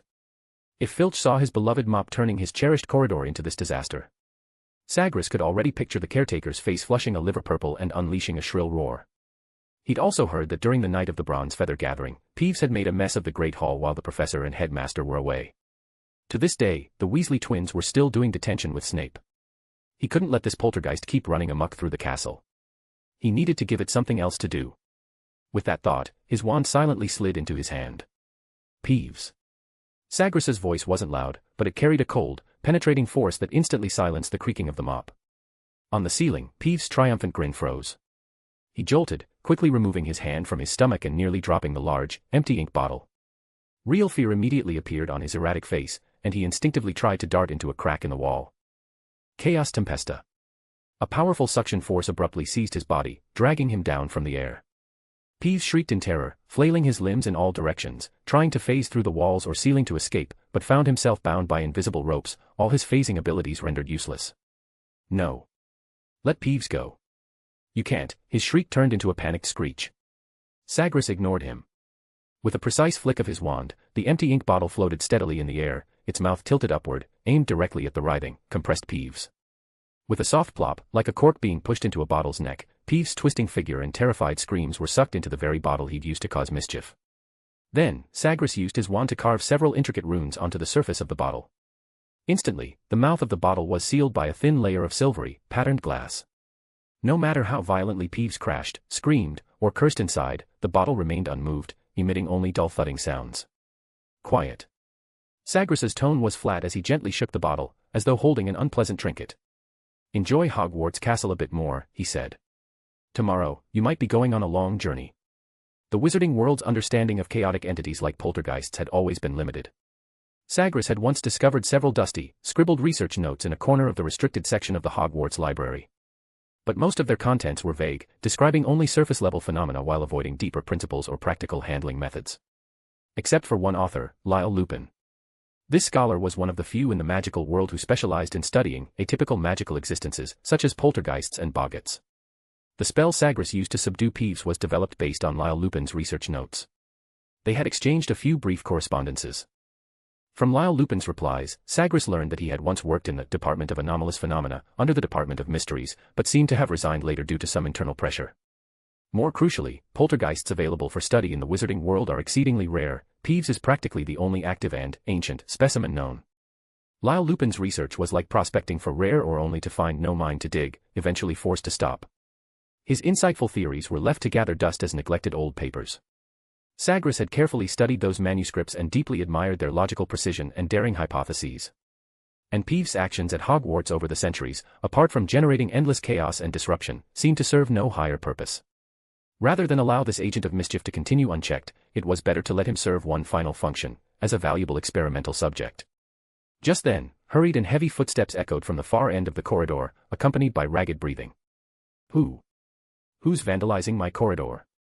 Argus Filch's deeply lined face appeared around the corner, worn down by years of gloom. His bulbous eyes locked on the twisting trail of ink defacing the stone floor, then snapped toward the automatic mop still tirelessly spreading more. My mop. My corridor. Filch's complexion changed from sallow to a terrifying shade of purplish-brown. His scrawny chest heaved violently as he prepared to erupt. But the roar caught in his throat. Because he saw the young professor standing calmly in the middle of the ink-stained chaos, holding an ink bottle with Peeves sealed inside. Filch's gaze shifted repeatedly between Sagres, the ink bottle, the mop, and the ink-smeared floor. The fury on his face gave way to a complex, indescribable expression. He likely understood what had happened, but Sagres's calm, composed demeanor struck him as condescending, an invisible reminder of his squib status. Greengrass. Professor. Filch rasped. What's going on? Did Peeves do this? Or? Evidently. Sagres's tone was flat. He raised the ink bottle slightly, where Peeves was frantically banging his head against the glass. Peeves gave your capable assistant a small functional upgrade. Filch looked between Sagres's unruffled expression and his own beloved mop, then at the corridor now desecrated with ink. A surge of anger boiled up inside him. He hated Sagres's detached attitude. My corridor. My mop. Filch pointed at the still spreading ink on the floor, his voice rising in outrage. Look at this. How long will it take to clean this up? Peeves. Peeves, he. His eyes locked onto the bottle in Sagres's hand, as if he wanted to snatch it and punish Peeves himself, but the presence of Sagres held him back. Oh, * greater than over equal to less than over equal to. Dizzy read up to 12 plus chapters in advance on Trian/Dark Devil. Chapter 164, Healer Mirabella Rolson's Achievement. Purgato Leporem Maxima. Sagres waved his wand, and a soft blue light flashed, instantly restoring the grimy corridor to a spotless state. Even the thick ink clinging to the mop head vanished, leaving behind only the worn, but now clean, cloth strips. The mop seemed to hesitate, as if puzzled by the sudden disappearance of its water, but then instinctively attempted to dip itself into the ink-filled iron bucket again. I suggest you check your mop, Mr. Filch. Its magical sensing appears to be completely malfunctioning. Professor Lumina's modifications are clearly flawed. His tone was terse, offering no repair advice. I'll deal with this blasted mop. Filch ground out the words between clenched teeth, his voice laced with suppressed rage, and kicked the still creaking automatic mop. The mop toppled over with a metallic groan and finally fell silent. Sagres remained impassive, as though Filch's reaction had unfolded exactly as expected. He gave a slight nod, his movements elegant and detached. Then I'll be going, Mr. Filch. I have class. When Sagres stepped into the classroom, books tucked neatly under his arm, the room was already full. Since that duel, his classes had become increasingly popular, with many students requesting permission from their heads of house to audit. Sagres himself remained completely indifferent to this. So when the heads of house handed him the long list of applications, he approved them all without even glancing at it. Sagres simply didn't care whether these young wizards were genuinely eager to learn or merely wanted to join the excitement. After all, it made no difference whether he was herding one sheep or two. Besides, he never assigned homework, so there was no additional burden, it didn't matter either way. He scanned the new faces in the classroom, Ginny Weasley and Sigh. Her close friend Astoria Greengrass, Luna Lovegood from first year, Neville Longbottom from second year, even Draco Malfoy sat up straight, with his sidekick Goyle squeezed into the back row.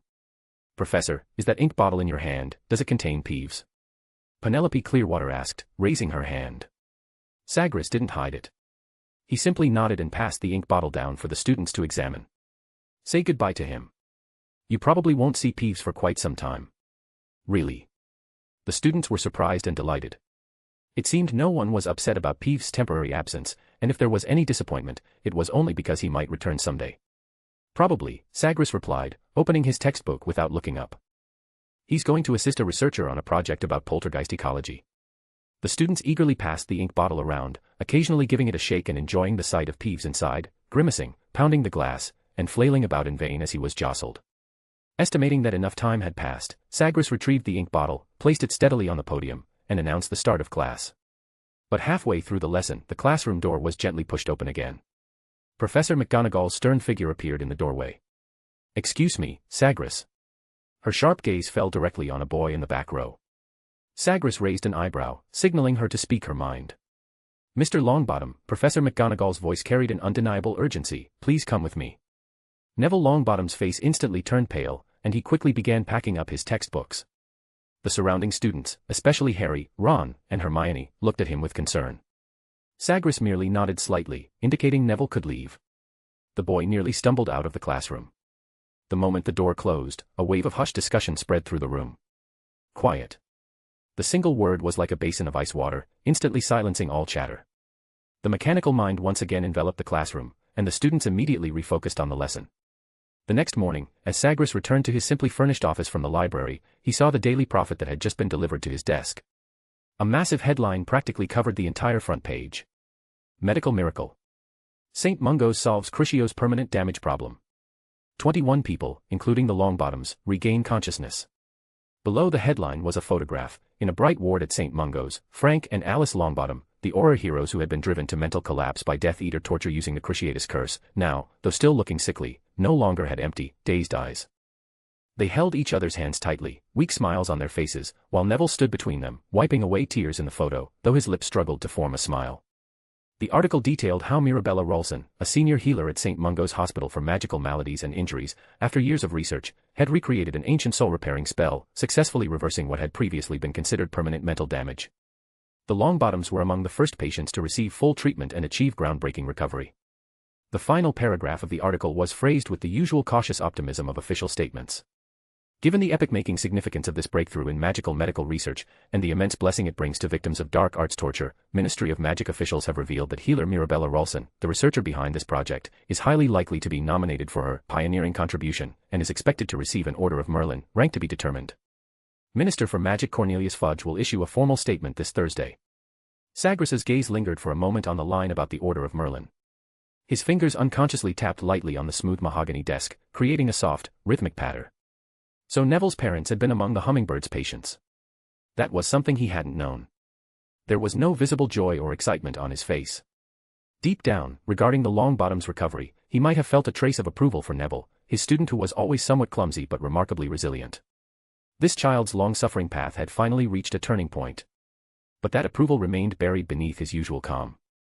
As for the Order of Merlin, so heavily emphasized and hyped by the Daily Prophet. Sagres picked up the cup of now-cold tea from the desk and took a sip. A bitter taste spread across his tongue. A medal. An honor. A faint curve tugged at the corner of his mouth, tinged with a knowing irony. Neville's parents were back. That was good. A broken family restored. St. Mungo's breakthrough. Worth recognition. Order of Merlin. A grand performance was about to begin. He casually pushed the Daily Prophet, with its headlines on medical miracles and metal speculation, to the corner of the desk and picked up a blank piece of parchment to begin writing a letter. Sagres folded the letter neatly, placed it along with the ink bottle into a secure package, and then summoned Noctis. After sending off the Raven, he prepared to visit Professor McGonagall. The deputy headmistress had witnessed him imprisoning Peeves in an ink bottle the day before. He felt it necessary to inform her, as she oversaw all of Hogwarts' financial expenditures. After all, Peeves was technically considered part of the school's property, wasn't he? Oh, asterisk greater than over equal to less than over equal to. Dizzy read up to 12 plus chapters in advance on P@Trian/Dark Devil. Chapter 165, Am I? Aren't you? Deputy Headmistress's office.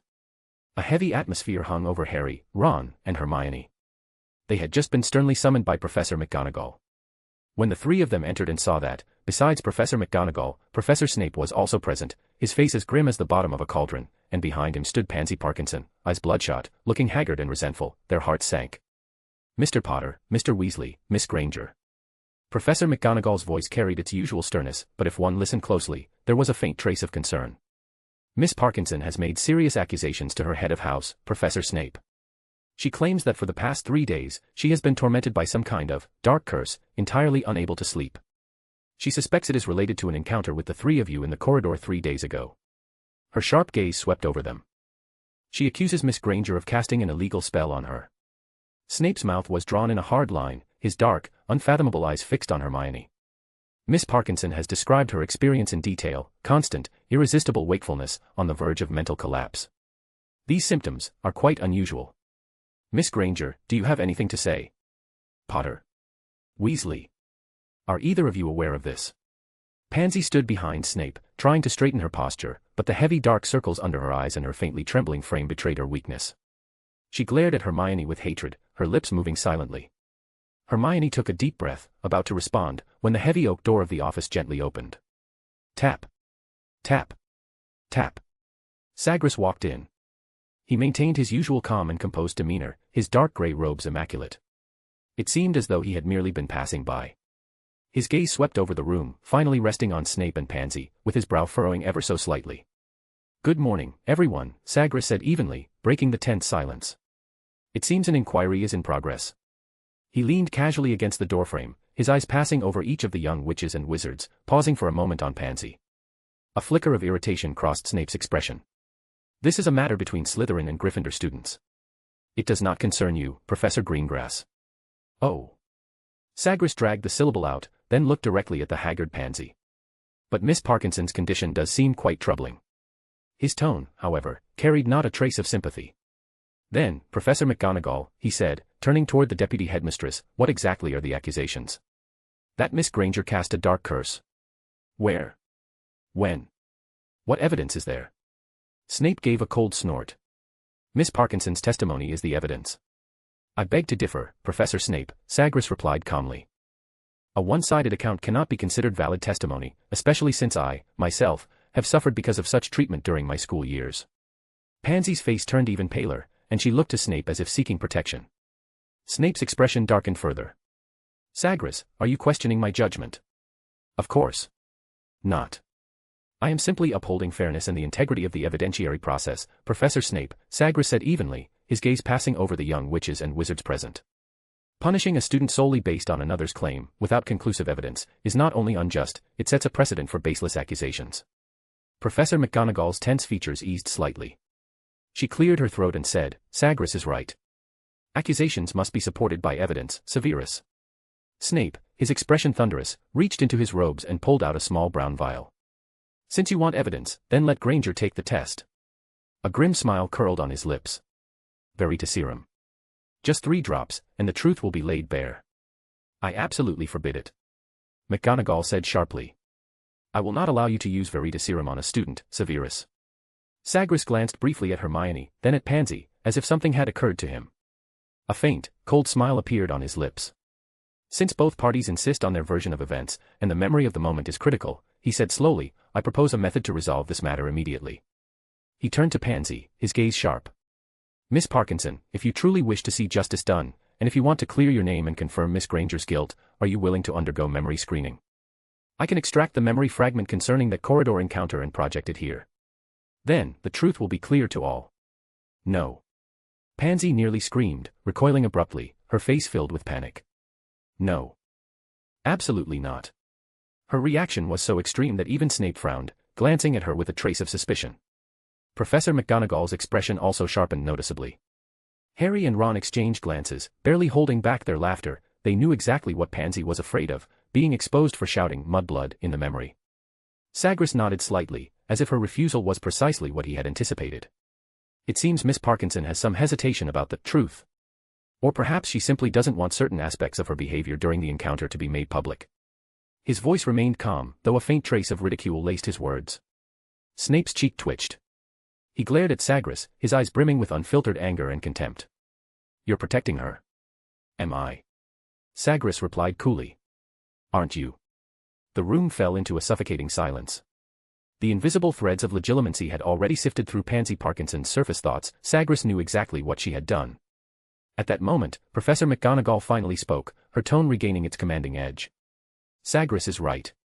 Without clear, conclusive evidence, we cannot punish a student based solely on an accusation.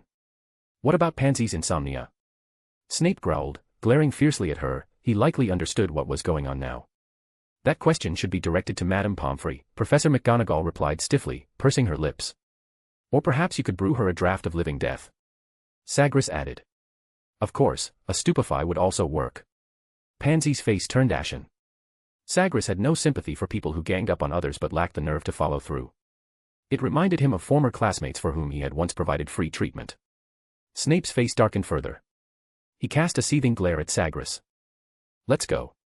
Pansy stared at him in disbelief, then turned to McGonagall, and finally cast a resentful glance at the 3 students, her eyes settling on Sagres's impassive face. Something on my face, Miss Parkinson. And no, sir. Despair, anger, and exhaustion nearly made her collapse, but in the end, she could only grit her teeth and follow Snape out. Very well. This matter is concluded, Professor McGonagall announced. Potter, Weasley, Granger, you may leave. But I expect you to remain vigilant and avoid further conflict. Her final words carried a note of warning. Harry, Ron, and Hermione, as if granted a reprieve, quickly nodded. But before they could leave, the office door opened once more. Neville entered, accompanied by his grandmother, Augusta Longbottom. She was a rather formidable-looking old witch, dressed in a green robe with a stuffed vulture perched on her pointed hat. Tall and imposing, she exuded an air of authority. Madame Longbottom, Neville, Professor McGonagall greeted with a nod, please come in. Harry, Ron, and Hermione beamed when they saw Neville. Neville, we all read the newspaper. How are your parents now? Are these your friends, Neville? His grandmother asked kindly. Neville, a little embarrassed, lowered his head. Oh, asterisk greater than over equal to less than over equal to. Dizzy read up to 12 plus chapters in advance on Patreon/Dark Devil. Chapter 166, Self-Abasing Neville. Neville told me about you all. You've helped him through many difficulties, you're all good children. The three of them smiled sheepishly. Minerva, Madame Longbottom turned to Professor McGonagall, speaking loudly, I've brought Neville back. Thanks to those amazing healers at St. Mungo's, Frank and Alice have finally regained their senses. When she mentioned her son and daughter-in-law, a rare, almost imperceptible tremor touched her booming voice, quickly replaced by pride. Professor McGonagall's face showed genuine relief.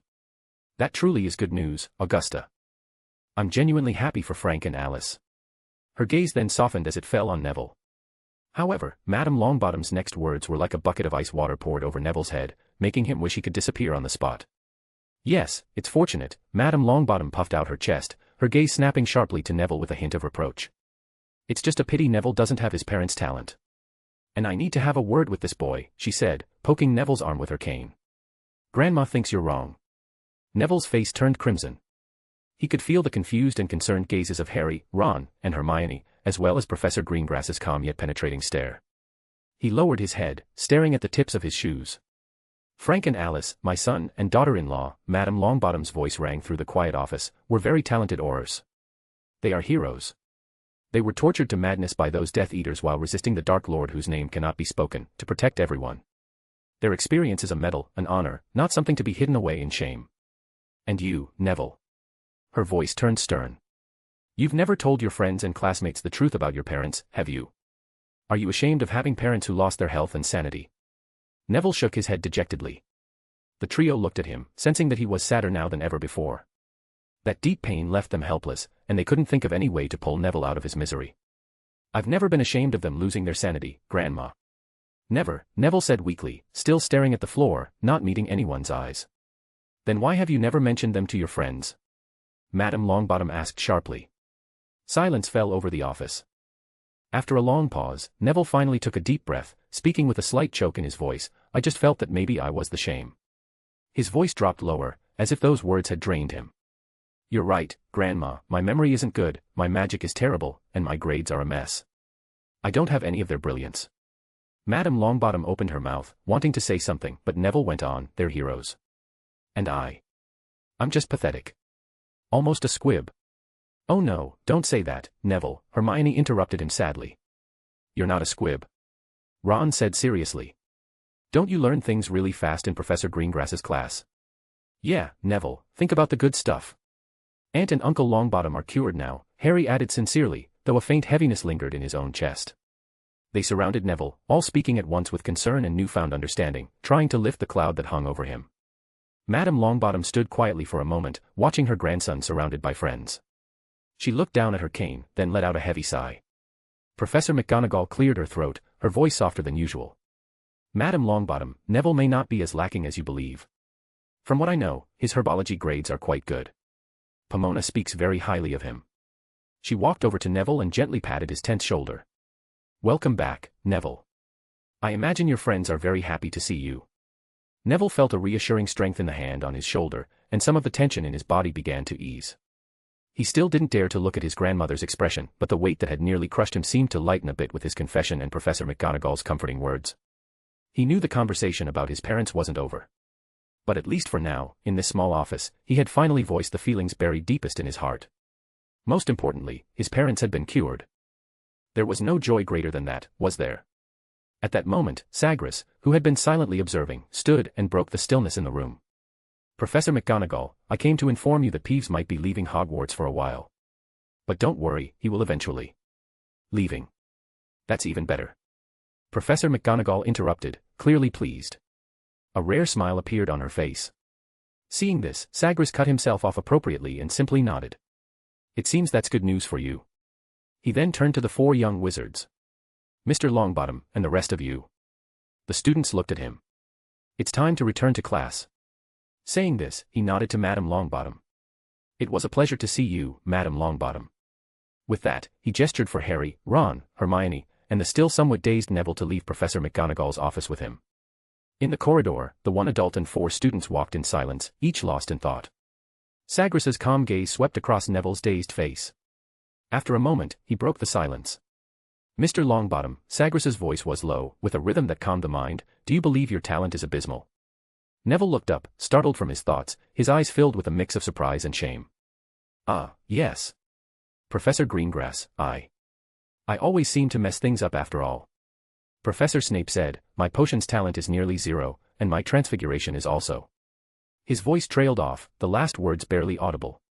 Sagres nodded slightly. His slender fingers gently tapped Neville's wand pouch, and the wand flew into his hand. Talent.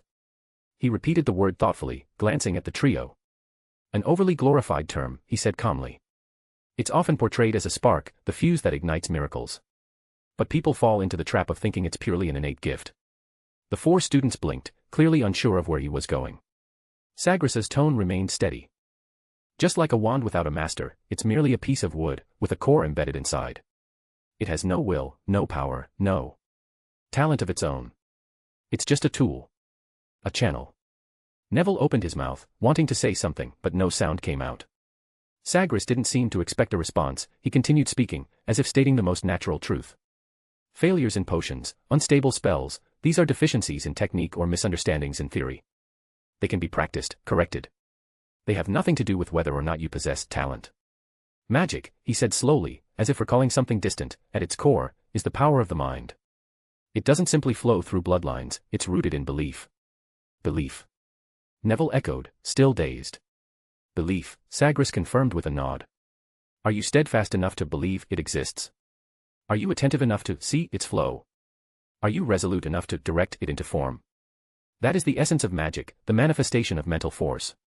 He slowly opened his palm, as if holding something unseen. So, Mr. Longbottom, talent is a hollow metric. Rather than worrying whether you possess it, reflect on your heart. At that, he glanced at the wand in his hand and calmly returned it to Neville. Get a new wand. Unicorn hair wands only wish to serve one master. Keeping this will only hinder you. His eyes swept over the group again. There was no warmth in his gaze, only a cool clarity, like moonlight cutting through fog, quietly illuminating the tangled thoughts of the young wizards. Neville stared blankly at his retreating back, then lowered his head to look at the wand in his hand. Oh, * greater than over equal to less than over equal to. Dizzy read up to 12+ chapters in advance on Patreon/Dark Devil.